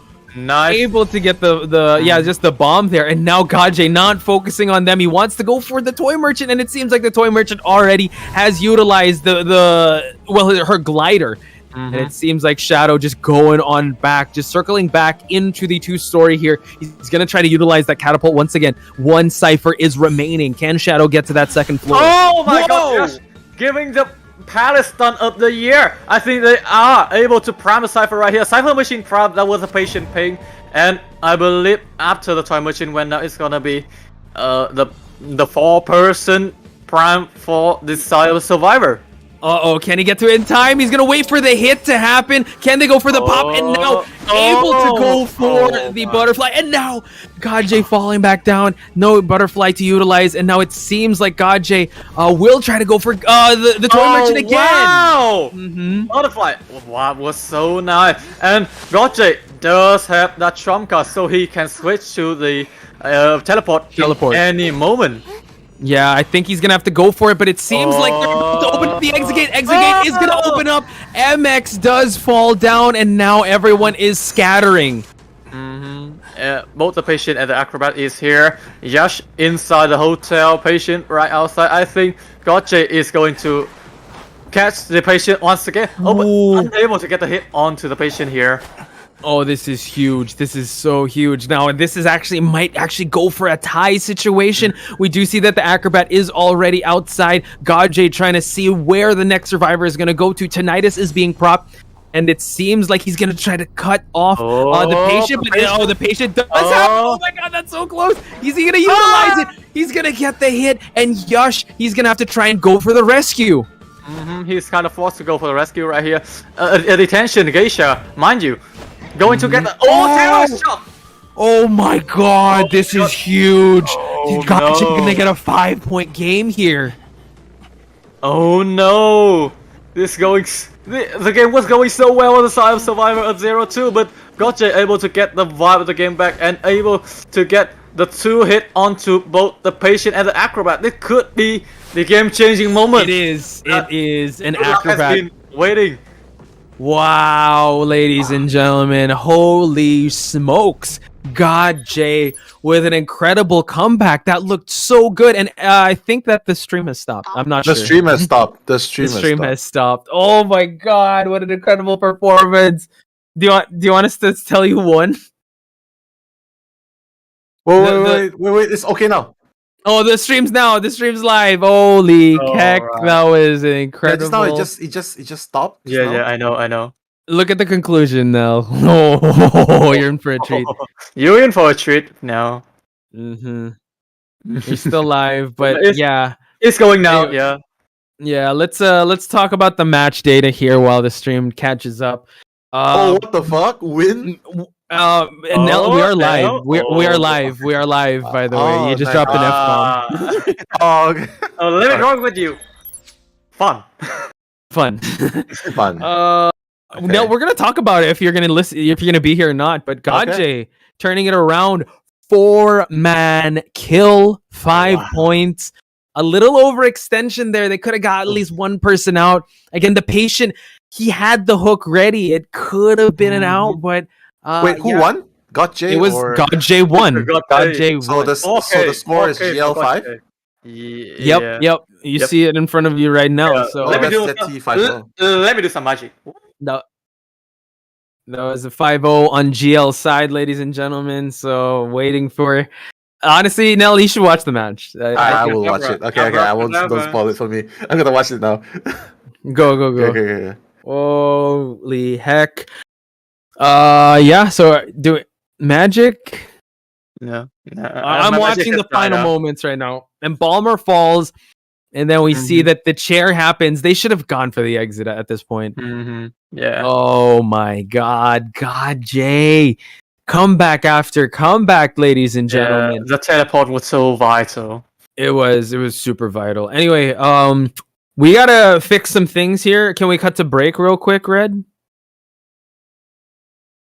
Yeah, I have to fix my yeah. letter. Yeah, we're gonna fix the letter. Don't worry. We're gonna cut the break. We're gonna fix the scoreboard when we return. We're gonna see if Miko will actually do the same, because they just have to tie this one out. If they do, that's gonna be a victory on the side of ZT. So it's still up in the air, ladies and gentlemen. We're gonna take a short break. When we come back, more of this amazing action.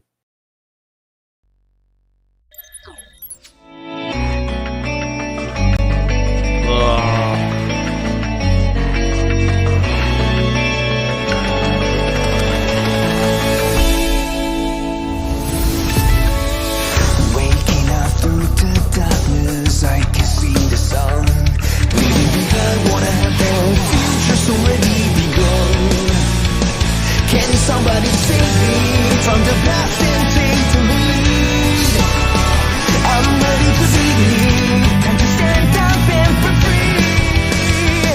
There were times I didn't know what to believe. Now I found a reason to fulfill my destiny. I'll carry on the journey. There were times I didn't know what to look for. Now I found my faith and I won't hesitate no more. The night is gone, I'm no longer torn. A new day has come, I'll be reborn.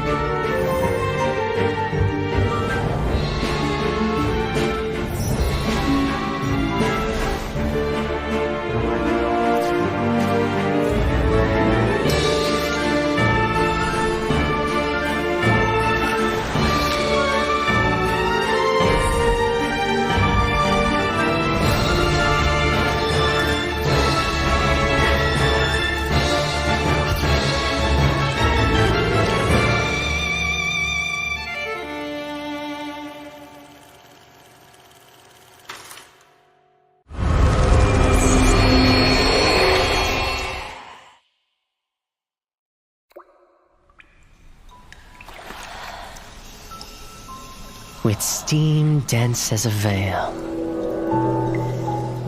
and wine sweet as honey, one can't help but relax at the hot spring. Return to basics. So, is this a cruel joke from the creator? Or the inconvenient truth of evolution?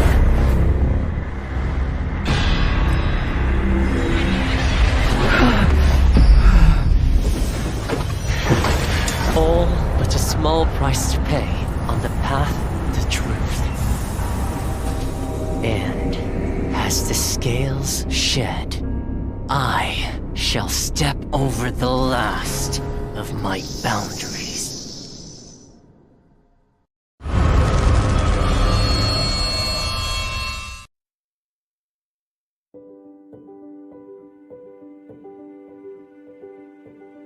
Hello， 大家好，第五人格的玩家们，我是浩明。Identity 人格系统的新求生者教授卢基诺已经和大家见面了，我是他的设计者之一，很高兴这个角色能够得到大家的喜爱。今天我就来分享一下这个角色开发幕后的故事。我们呢，在2021年引入了 Identity 人格系统，在这个系统里，所有的角色都是已有角色的一个新的形态。我们希望一些角色能以一个新的形态突破求生者和监管者之间的阵营隔阂，呈现角色更多的可能性。这次新求生者 Ladies and gentlemen, welcome back to the finale of IVA the grander finals, the grandest of the finals, round number 5. Entity, I saw you kind of change up that letter of yours. No. Are you sure? I didn't. Yeah, I'm sure with that. Sure? Yeah, Sure? Yeah, I'm getting tiring from keeping this letter with my magic loading. Okay, all right. I'm getting out of breath here. All right. Yeah, for those of you joining us now, there was a little bit of a hiccup, and I think there might be a hiccup now. I'm not sure. It seems like it's buffering right now on YouTube, but thank you for still sticking with us in such an intense moment.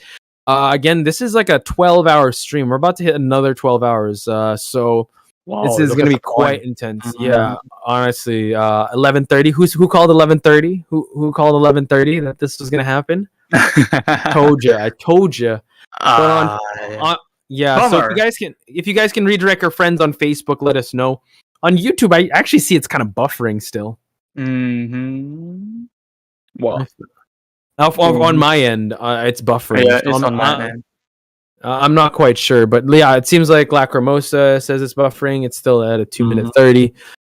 So yeah, let's get some confirmations first on that front.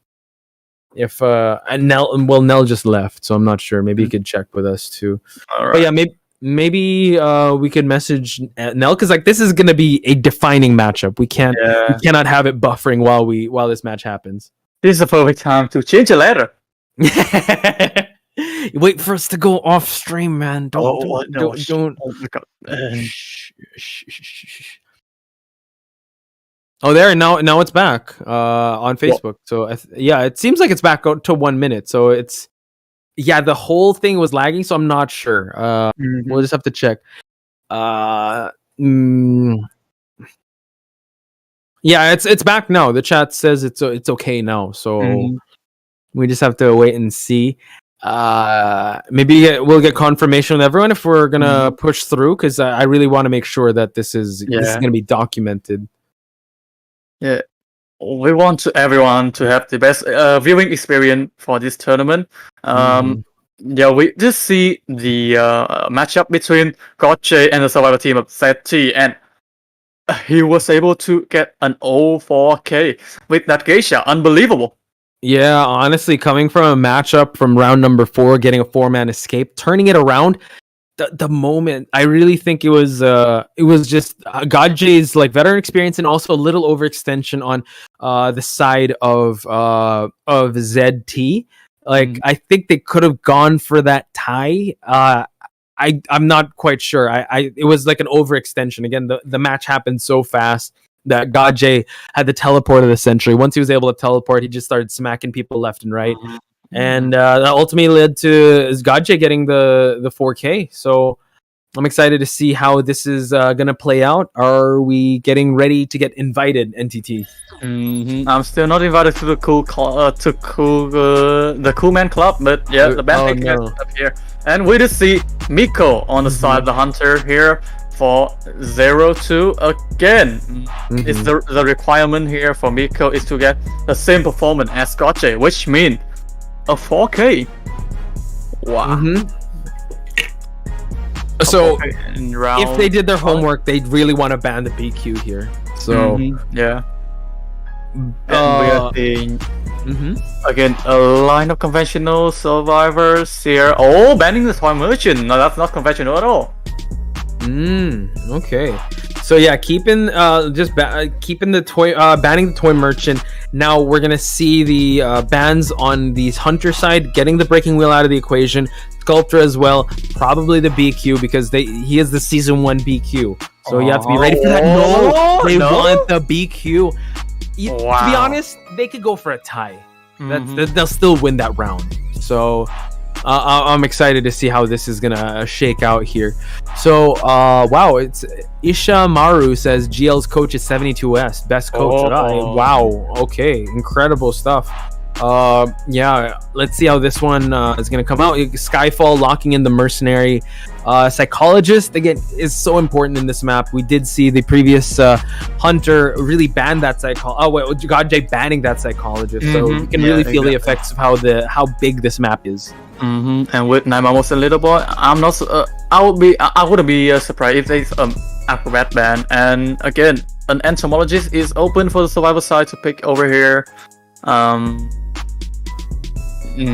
It's kind of hard to predict what they're going to pick, since all the survivor ban are what they were playing before. Oh, a mechanic pick from the side of the survivor, and okay, great. Right then. Yeah, so having a similar lineup to the previous match that did give them that 3-1, this is very optimal. Miko now needs to kind of learn from the hunt that Kuga did. You got to find that mechanic.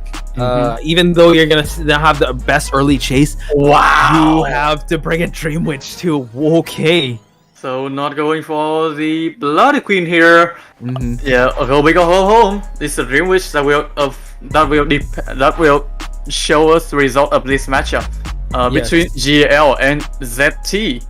Yeah, also, I just want to welcome everyone that came from the Facebook stream to the YouTube channel. Once again, ladies and gentlemen, welcome to the grand finals here, round number 5.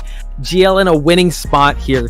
They cannot afford, Miko needs to get all survivor kill here just so that they can claim victory, and they just need one, GL just needs one survivor out. Clearly, that's why they picked the mechanic. We also have some pretty brawny survivors here on the mercenary, psychologist, and the gravekeeper that can tank so much hits.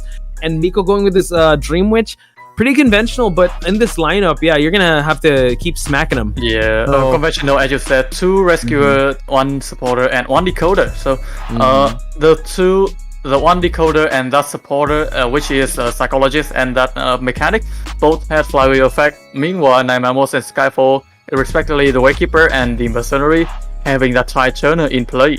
So they're probably gonna go for every rescue possible. Yeah, you know, I think Capcom has only used Flywheel exclusively this entire tournament. He's been really on point with it, so rightly so. We are about to head into the match, ladies and gentlemen. I want the chat to make some noise because this is the last match of the day. Do or die for both these teams. Will Miko get the 4K? Will the team of Good Luck be able to get the victory here? We're going to find out in just a bit as we spawn right into the Chinatown. Yeah, we are seeing the Dream Witch here spawning right behind the Taylor Hound. Gonna transition right into the restaurant. We see Capcom. It's a mechanic here from Capcom being in the side of Miko. Red first time for Dream Witch right here. Going for a 3-6 build with oh my god. Getting a main body hit is huge for the start of this Dream Witch, and now you do see that he knows where the bot is at, cleans up the bot, so this is a big start on Miko's side. Now the leech follower is following Capcom. Capcom has to be very careful. Now Patroller is being dropped to just help him, help this main follower, actually the leech follower, get closer to this mechanic.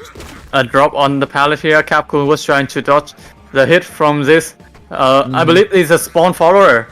Yeah, oh wow, just playing it so well, able to vault in time, and now switching attention over to the main body and just switching constantly back and forth. But Capcom able to kite out this Patroller, but the hit is gonna land. Tried to go for the bot, but unfortunate there, and he's gonna see a cleanup here happen on the bot. Able to get it, and now the decoding has definitely the Cypher Rush is dependent on the rescuers. And we are seeing the Waykeeper and the Mercenary. Both have decoding, the above only have 60% on their Cypher machine. Meanwhile, Psychologist already got a Cypher machine prime.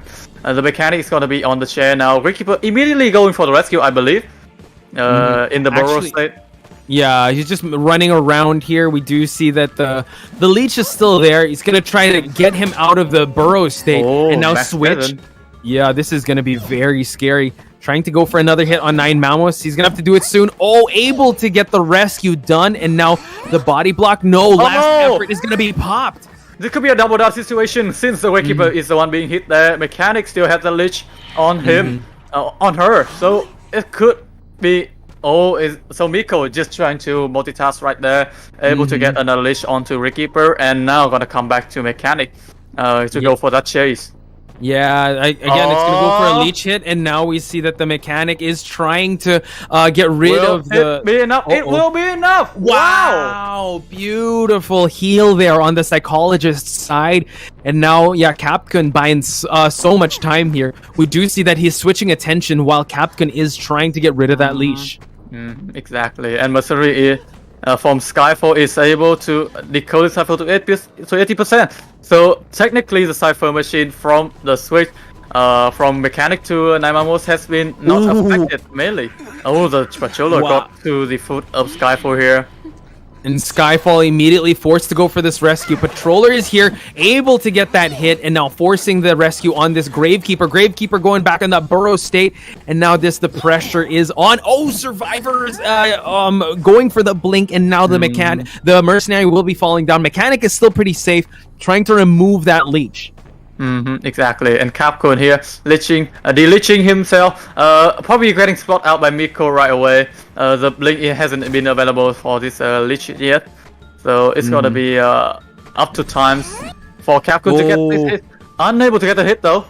Capcom with the pro levels of kiting here. He's gonna try to go for a hit, but nice flywheel. Saving it for that last possible moment, and Capcom just buying so much time, forcing him to switch targets, buying too much time. 2 ciphers still remaining, and all the survivors are still here. Mind you, ladies and gentlemen, the Dream Witch needs all survivors down. Mechanic able to get a hit, though, on the Mechanic, and now we see that the Mechanic is still trying to kite, but able to get it down. And now we see that the pressure is definitely going to be building on the survivors. Indeed, there's a Cypher Machine in the middle, about to be primed at 90%, but there's no more Cypher Machine that had been worked on, so the survivor has to work on a new Cypher Machine right away if they want to take the lead right here, at least on point for the survivor side in order to move on to the next round. Oh yeah, 100%. So now let's see. Psychologist is going for another heal up, and now interrupted, and now Little Boy has to be very careful. Capcom is the only one on the rocket chair. It's gonna be hard to go for the rescue here. Let's see if they're gonna try to do it again. They just need one survivor out. They need to be able to do it. It seems like it is going to be the Gravekeeper. Oh my God, no, the Mercenary! Mercenary tanking the hit. So the Mechanic's gonna be body blocked by Mercenary right at this moment. Skyfall still trying. The blink is available for this. Oh my God, that blink was so precise. Beautiful timing on that blink. Excellent control on that hitbox. Double down situation. Psychologist and Gravekeeper are healing up, and now the pressure is definitely building up. 2 ciphers remaining since this injury fest has been going on. So let's see who Miko will be targeting now. It seems like Skyfall might be the next one, or he's going to try to go for the ones that are healing, and it seems like he's actually going to go for Skyfall. The Skyfall has already been down, and there is also a leech on the Mercenary, so it's gonna be the next target for Miko right here. Psychologist and Gravekeeper healing each other up right beside that 2-story building, the outer building. Namamos and Little Boy have, I believe Gravekeeper have nothing left on his hand right now, and the Psychologist unable to use his flute since no one is available to call for the hero. Yeah, so now something to note is that the Gravekeeper will be going for that rescue. He did get leeched. Mercenary does have an elbow pad to utilize, so the rebound kite can last for a while. 9 Mamos in this area trying to bait out a regular hit. He's going to have to play this one really well, able to get the hit on the Gravekeeper, allowing the Mercenary to save up that elbow pad. We are seeing Little Boy decoding that Cypher Machine right beside the kitchen area, near the restaurant, and the Gravekeeper and the Mercenary is still gonna be the next. Wow, a blink on point, absolutely incredible. And that's the thing, he does have a leech, so the leech can pick him up. That doesn't matter how much distance he's going to establish, allowing Miko to actually go to 9 Mamos, who is trying to de-leech, and I think he's going to do he's going to de-leech in time, but that's all right, because Little Boy will be the one leeched now. Oh my God, Little Boy still trying to decode right here. I believe Little Boy is gonna be affected with the decoding progress at the moment, since the 3 cipher now left is in the Taylor house right near the restaurant, and the cipher near the kitchen, and also the dungeon is also near the cipher the Little Boy has been decoding. You gotta love the proactivity on Miko now, still constantly changing targets, and now it is Little Boy. He does have an anti-curse, so he can just try to prime that leech from being removed, but someone has to go for that rescue. If it's 2 ciphers remaining and 2 survivors, they don't have that much resources to utilize. It seems like, just constantly keeping Little Boy on his toes, and now the Mercenary will be expiring soon enough, and now Miko in a prime position here to go for the all-kill. Ooh, nice. Deleeching from the Psychologist right there, able to prevent. But Skyfall has already flown away, so only 2 people and 2 Cypher Machine left. It's gonna be very hard for the survivor side to actually pull this. Wow! Oh my god, just when you were just recalling the scenario here, now Little Boy gets leeched once again. Gravekeeper is is leeched, well, not leeched, but the main follower is here. If he gets this hit, it's gonna be GG's. Can he get this hit from happening? It seems like just waiting on him to just try to go for a terror shock here, because the psychologist is healed up. 2 ciphers still remaining. Blink hit. And now we see that he is gonna go for a chair on this Gravekeeper. Yeah, exactly. And the psychologist well known where the dungeon is. Naimamos is gonna be put on a chair, I believe. Is it the last chair for Naimamos, or is it the second chair? Second, I believe it's the second. Little Boy now has to be very careful. It's not opening just yet. And now we see that the main follower is gonna be here. Little Boy can't afford a hit. If Little Boy can get this escape, they can be crowned champions. Now, with NTT, this is gonna be so insane. Looking in a bit of a pickle here, Little Boy still trying to wait it out that time that Gravekeeper on the chair. Very near dungeon now. Miko gonna try everything to prevent that from happening. Little Boy making a mad dash. Can he try and get this dungeon from opening up? There's 2 leeches. Oh my god, Little Boy! Oh my god! Eat that hit, and unfortunate there, ladies and gentlemen. Your winners is Team ZT02, able to get the 5 points. That's insane. God. That is so insane. We can now call the champion, crown the champion to ZT. Wow. What an ordeal. And NTT, we got to open up that letter you got there. We're going to open up in just a bit, but congratulations to Team 02. The Comeback Kings coming back, falling in second round and third round, able to take the champs, the IVC champs for a ride. And man, you got to give it up to Team Good Luck. They did so well in this competition, and honestly, it was really going back and forth. They needed at least one survivor out, and it was looking just like that. But Miko coming in clutch, going for the full kill there. Beautiful performance by everyone. Congratulations to Team 02. Oh my gosh, I'm catching my breath here. What a match that Miko had brought us. And also, the survivor side of GL. Great play from both sides there. But again, we have to crown one team for the champion. And it's 02 in this season of IVA. Yeah, again, we're gonna have another one in June, but they are the champs for May, ladies and gentlemen. What a culmination of this. Honestly, like, the competition is getting higher and higher. You know, a rising tide brings up all boats, and I'm sure that this actually made Team GL a lot hungrier coming into June IVA. So also shout outs to 350 viewers. I think we're experiencing an influx from people from Facebook. So welcome, ladies and gentlemen. You have just seen history here with 02 being able to win this ordeal of all the way till round number 5. The new generation of Identity 5 competitive in Southeast Asia is going to be 02 with Yash, MX, Run, Shadow, Zishan, Kuga, and Dreamwitch Miko just brought it the incredible match. Yeah, absolutely astounding from both sides. Yeah, now the confetti is definitely being dropped down. I hope you're feeling it from where you are, NTT. I want to see the letter being open. Can we see the letter from being open? Are we gonna cut back to the casters? Also, ladies and gentlemen, do stick around because we will be interviewing some of the champions. I believe we'll be interviewing ZT. So let's open up that letter. Let's open it up. Let's see what's behind the letter. Boom. What did you predict? What did you predict? He did not touch this, ladies and gentlemen. Oh! NTT, you're blowing my mind here. ZT from the beginning? You knew that? Wow, it's not like I had like 3 other letters, but yeah. Hey. Don't show the other letter. Don't show the other letters. One is for your salary. Oh, thank you. Yay, I got it right here. I need to get a letter too. And this is mine. Nice. And this is for the little prisoner that helped me with the levitating thingy. Yeah. Beautiful. All right. GG's, ladies and gentlemen. So On behalf of everyone, thank you so much for tuning in. We will take a short break. When we come back, I believe we'll be having an interview with the champs, which is ZT. So don't go anywhere. We're going to have that interview in just a bit. Wow.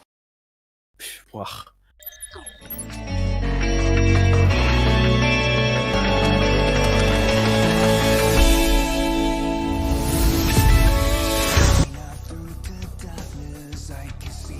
50% progress, and we also have Mercenary Cypher, which was the first one that he did. We're going to see a mirror here. That's pretty irrelevant mirror. Even if you're able to get that hit, that is okay. We do see that rescue come off here. Mercenary needs to body block this as long as possible. Blink is on cooldown, mirror is on cooldown, no Tide Turner. That's irrelevant because, again, you can't kill without the mirror here as the Bloody Queen.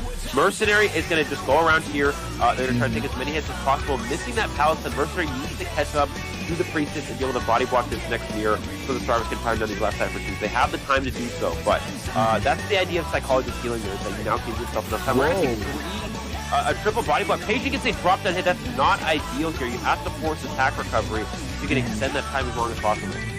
Okay, waiting for him to drop down. It's the Priestess that drops down, but no, it is the Mercenary that ate that hit. One Cypher still remains. Psychologist is hot on that Cypher, and now they're forced to chair the Patient. Now, way there, as Mercenary, you have to elbow pad away. You have to elbow pad to a point where you're breaking that line of sight, and in this case, it's just, it's not working out here. We're going to see Batter come in potentially for a harass, but again, Batter can struggle here against this hook, because all you have to do is land that hook, get that hit, and yeah, there's another free hit. They are able to, I thought they were going for that body block. We're going to see them go ahead and drop a trap, so even if this does happen, he's going to land in the trap. Yeah, he's not able to get the harass off anyways, and he's going to be scared for the second time. man, the way that Oxygen was able to snipe out from afar, and another one. He is a sniper on this game. Distance to go for that rescue. Yeah, with Mercenary getting cut off this far, they may not even go for it at all. He takes the hit there, and he's going to push the save. I think Sculptor might have full presence now because of that insolence. Let's see, actually. Going to go in for that rescue. We're going to see full presence actually getting that hit there. One chip. They were able to get the save, though. Can he get the double hit on Mercenary as well? He is able to get the double hit on Mercenary. Acrobat has a few bumps to work with here, but it's going to be difficult. This is not a great area to kite, especially against a Sculptor with full presence. Trying to go for that mind game, gets to the vault into him, and he should still be able to get that hit there. There's that first chip, and I don't think there's any chance of making it to a window there before you. Wow. Yeah, I mean, I think, yeah, great job hiding the red light, just forcing him to make that jump, and this will be the first down and out. The delayed effect on his passive there is definitely going to be hard. Now we see him, yeah, he has to utilize that elbow pad just to get out of dodge, but now the webs are able to, you know, catch up, and he's able to utilize the blink to get the Mercenary. Now the Mercenary has no more skills, no more items to utilize. But it seems like the closest one is the Embalmer. He will have to be very careful though. Mercenary already making his rotation towards this rescue. 2 ciphers remaining. We do note that I think they're priming 2 ciphers at once, and the one's at 71%. He's just being very careful. Now the rescue needs to happen. Tide Turner will be in effect, trying to light up the floor. Mercenary eats 1 chip bomb. Will eat another one. Oh my god. He's waiting for the last possible second, and now stuffs the rescue. This has turned around. Crocoduck now just needs 3 survivors to get the victory here. Yeah, Mercenary actually could have just waited for that bomb to blow up before going for the stair save there. But instead, yeah, getting a little too greedy there, and this is probably going to be a drawn position. The question is, you know, does this Bonbon have the front card? We see Acrobat coming for this rescue, is he able to get that first? And he pushes the Acrobat back. The Cypher Machine is prime. Can he potentially go for the blink to get it on the Acrobat? He's going around the chair to try to bait off the blink, but he didn't fall for it. And now all he's doing, there's the blink, and there's the down. Again, he only needs 3 survivors eliminated, and with the tension, that may be enough there. Again, you saw the Acrobat. He knew blink was coming.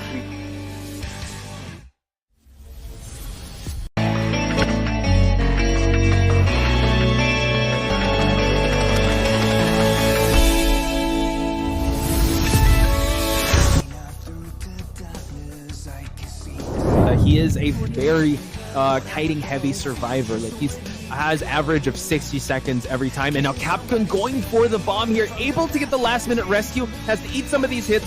Deer, no, gets stuffed by Corone, and the pressure on the statues were building up a lot. Capcom was Wait, let me turn on my video. Am I on the video? Only one with the video on? No, don't worry. I got you, bro. I got you.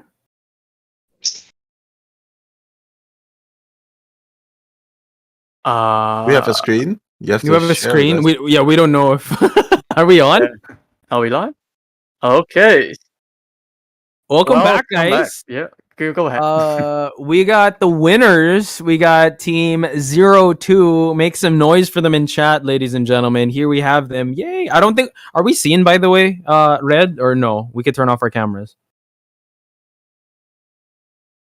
All right, cool. But first, I'm just gonna do a little party dance for team. Oh, maybe not.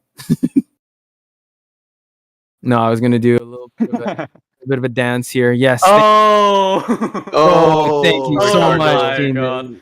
MX, that's for you. MX, that's for you. Yeah, and this is for you, MX. There we go. Dancing. So first of all, how are you guys? Let's talk to Miko.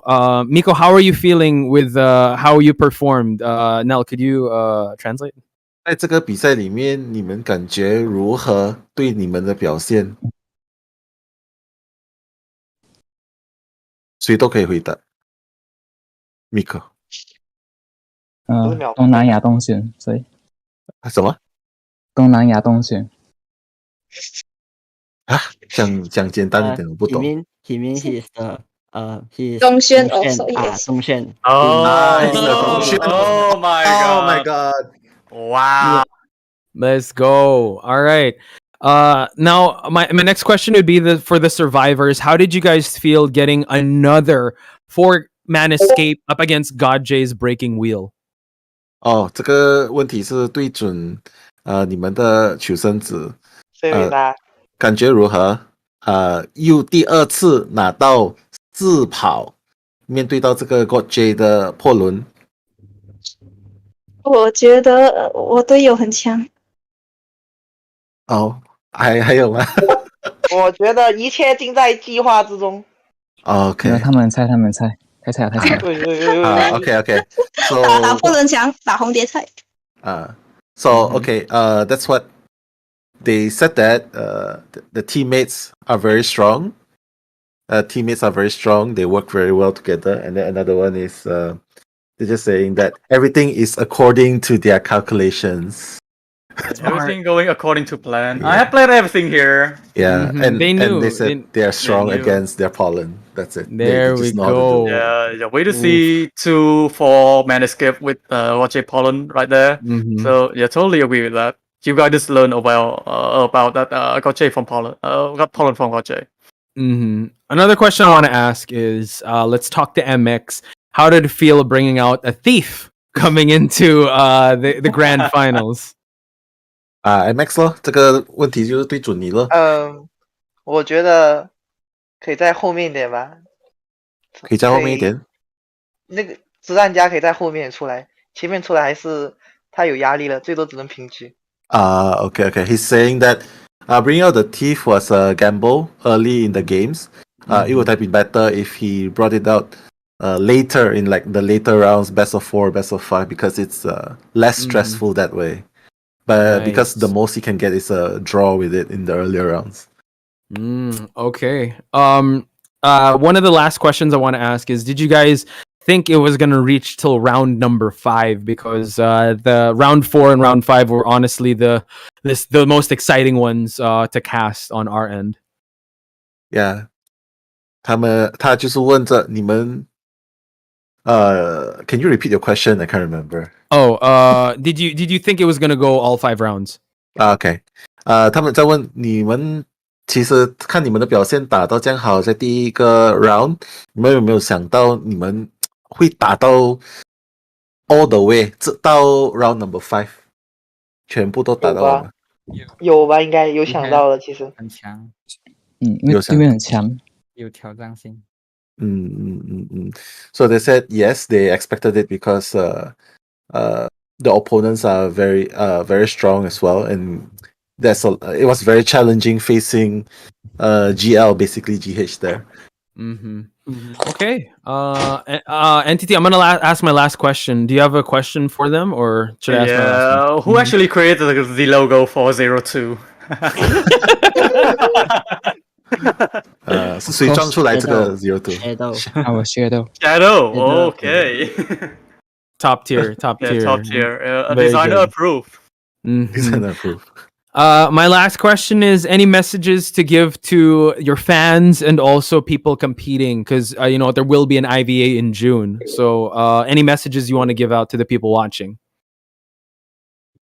他就是问你们已经赢了这个比赛，在5月的，因为等下6月又再有比赛，所以你们有没有什么 message？ 有什么东西要分析吗？跟你们的粉丝在外面这边？我会唱歌。我们会变到求生者不会再出那种低级的事，然后屠夫也会，反正就是会improve 我们自己，然后变到更好。Okay. Basically, what they said is they only want to focus on their own teams. They just want to improve more and more. Just want to focus on how to get better and just take themselves to the next level. Yeah. All right. And Beautifully said. Of course, hope that everyone will be supporting the teams as well. Okay, back to you guys. Okay. Thank you so much. Thank you so much, Nell, for the chance. Thank you so much, ZT. This dancing is for you. This is for you, MX. This is for you, everyone. Wow! Congratulations to everyone. All right, awesome. Thank you. Do we move back to the other chat? Please. All right, we're gonna move back up. Okay, we're gonna move back up. All right.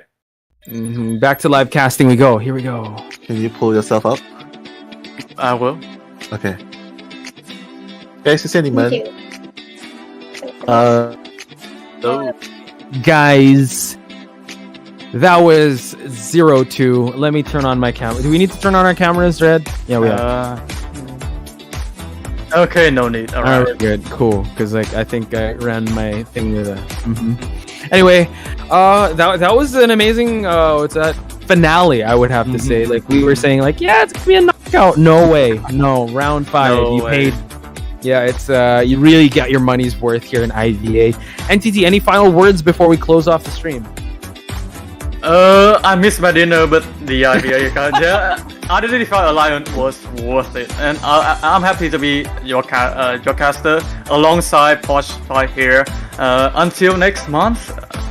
Yes. We're going to definitely get more happening in next month's IVA. Ladies and gentlemen, just want to give a shout out to everyone watching the 200, 300 strong. I'm so excited to, have another IVA in June. And also, Soy is actually here. Any final words you want to give to the fans watching? Hello? Soy? Yes, Soy, are you Hello, can you hear me? Yeah. Any final words? We're about to close off the stream. Oh yes, listening the voice chat, it was so fun. Yeah, I really like you guys interviewed the S02. First time listening to their voices. Congratulations, 02, for you guys being the first time champions of IVA. Really, really excited to see what else you guys can bring to the table, and really excited for IVA June, of course. Yeah. All right, ladies and gentlemen. Congrats to ZT. Congrats to all the teams. Can't wait to see more of them and more of you guys in the chat and more of you guys watching in IVA June. But for now, ladies and gentlemen, we'll bid our adieus. See you in IVA June. Good night and see you in Identity 5.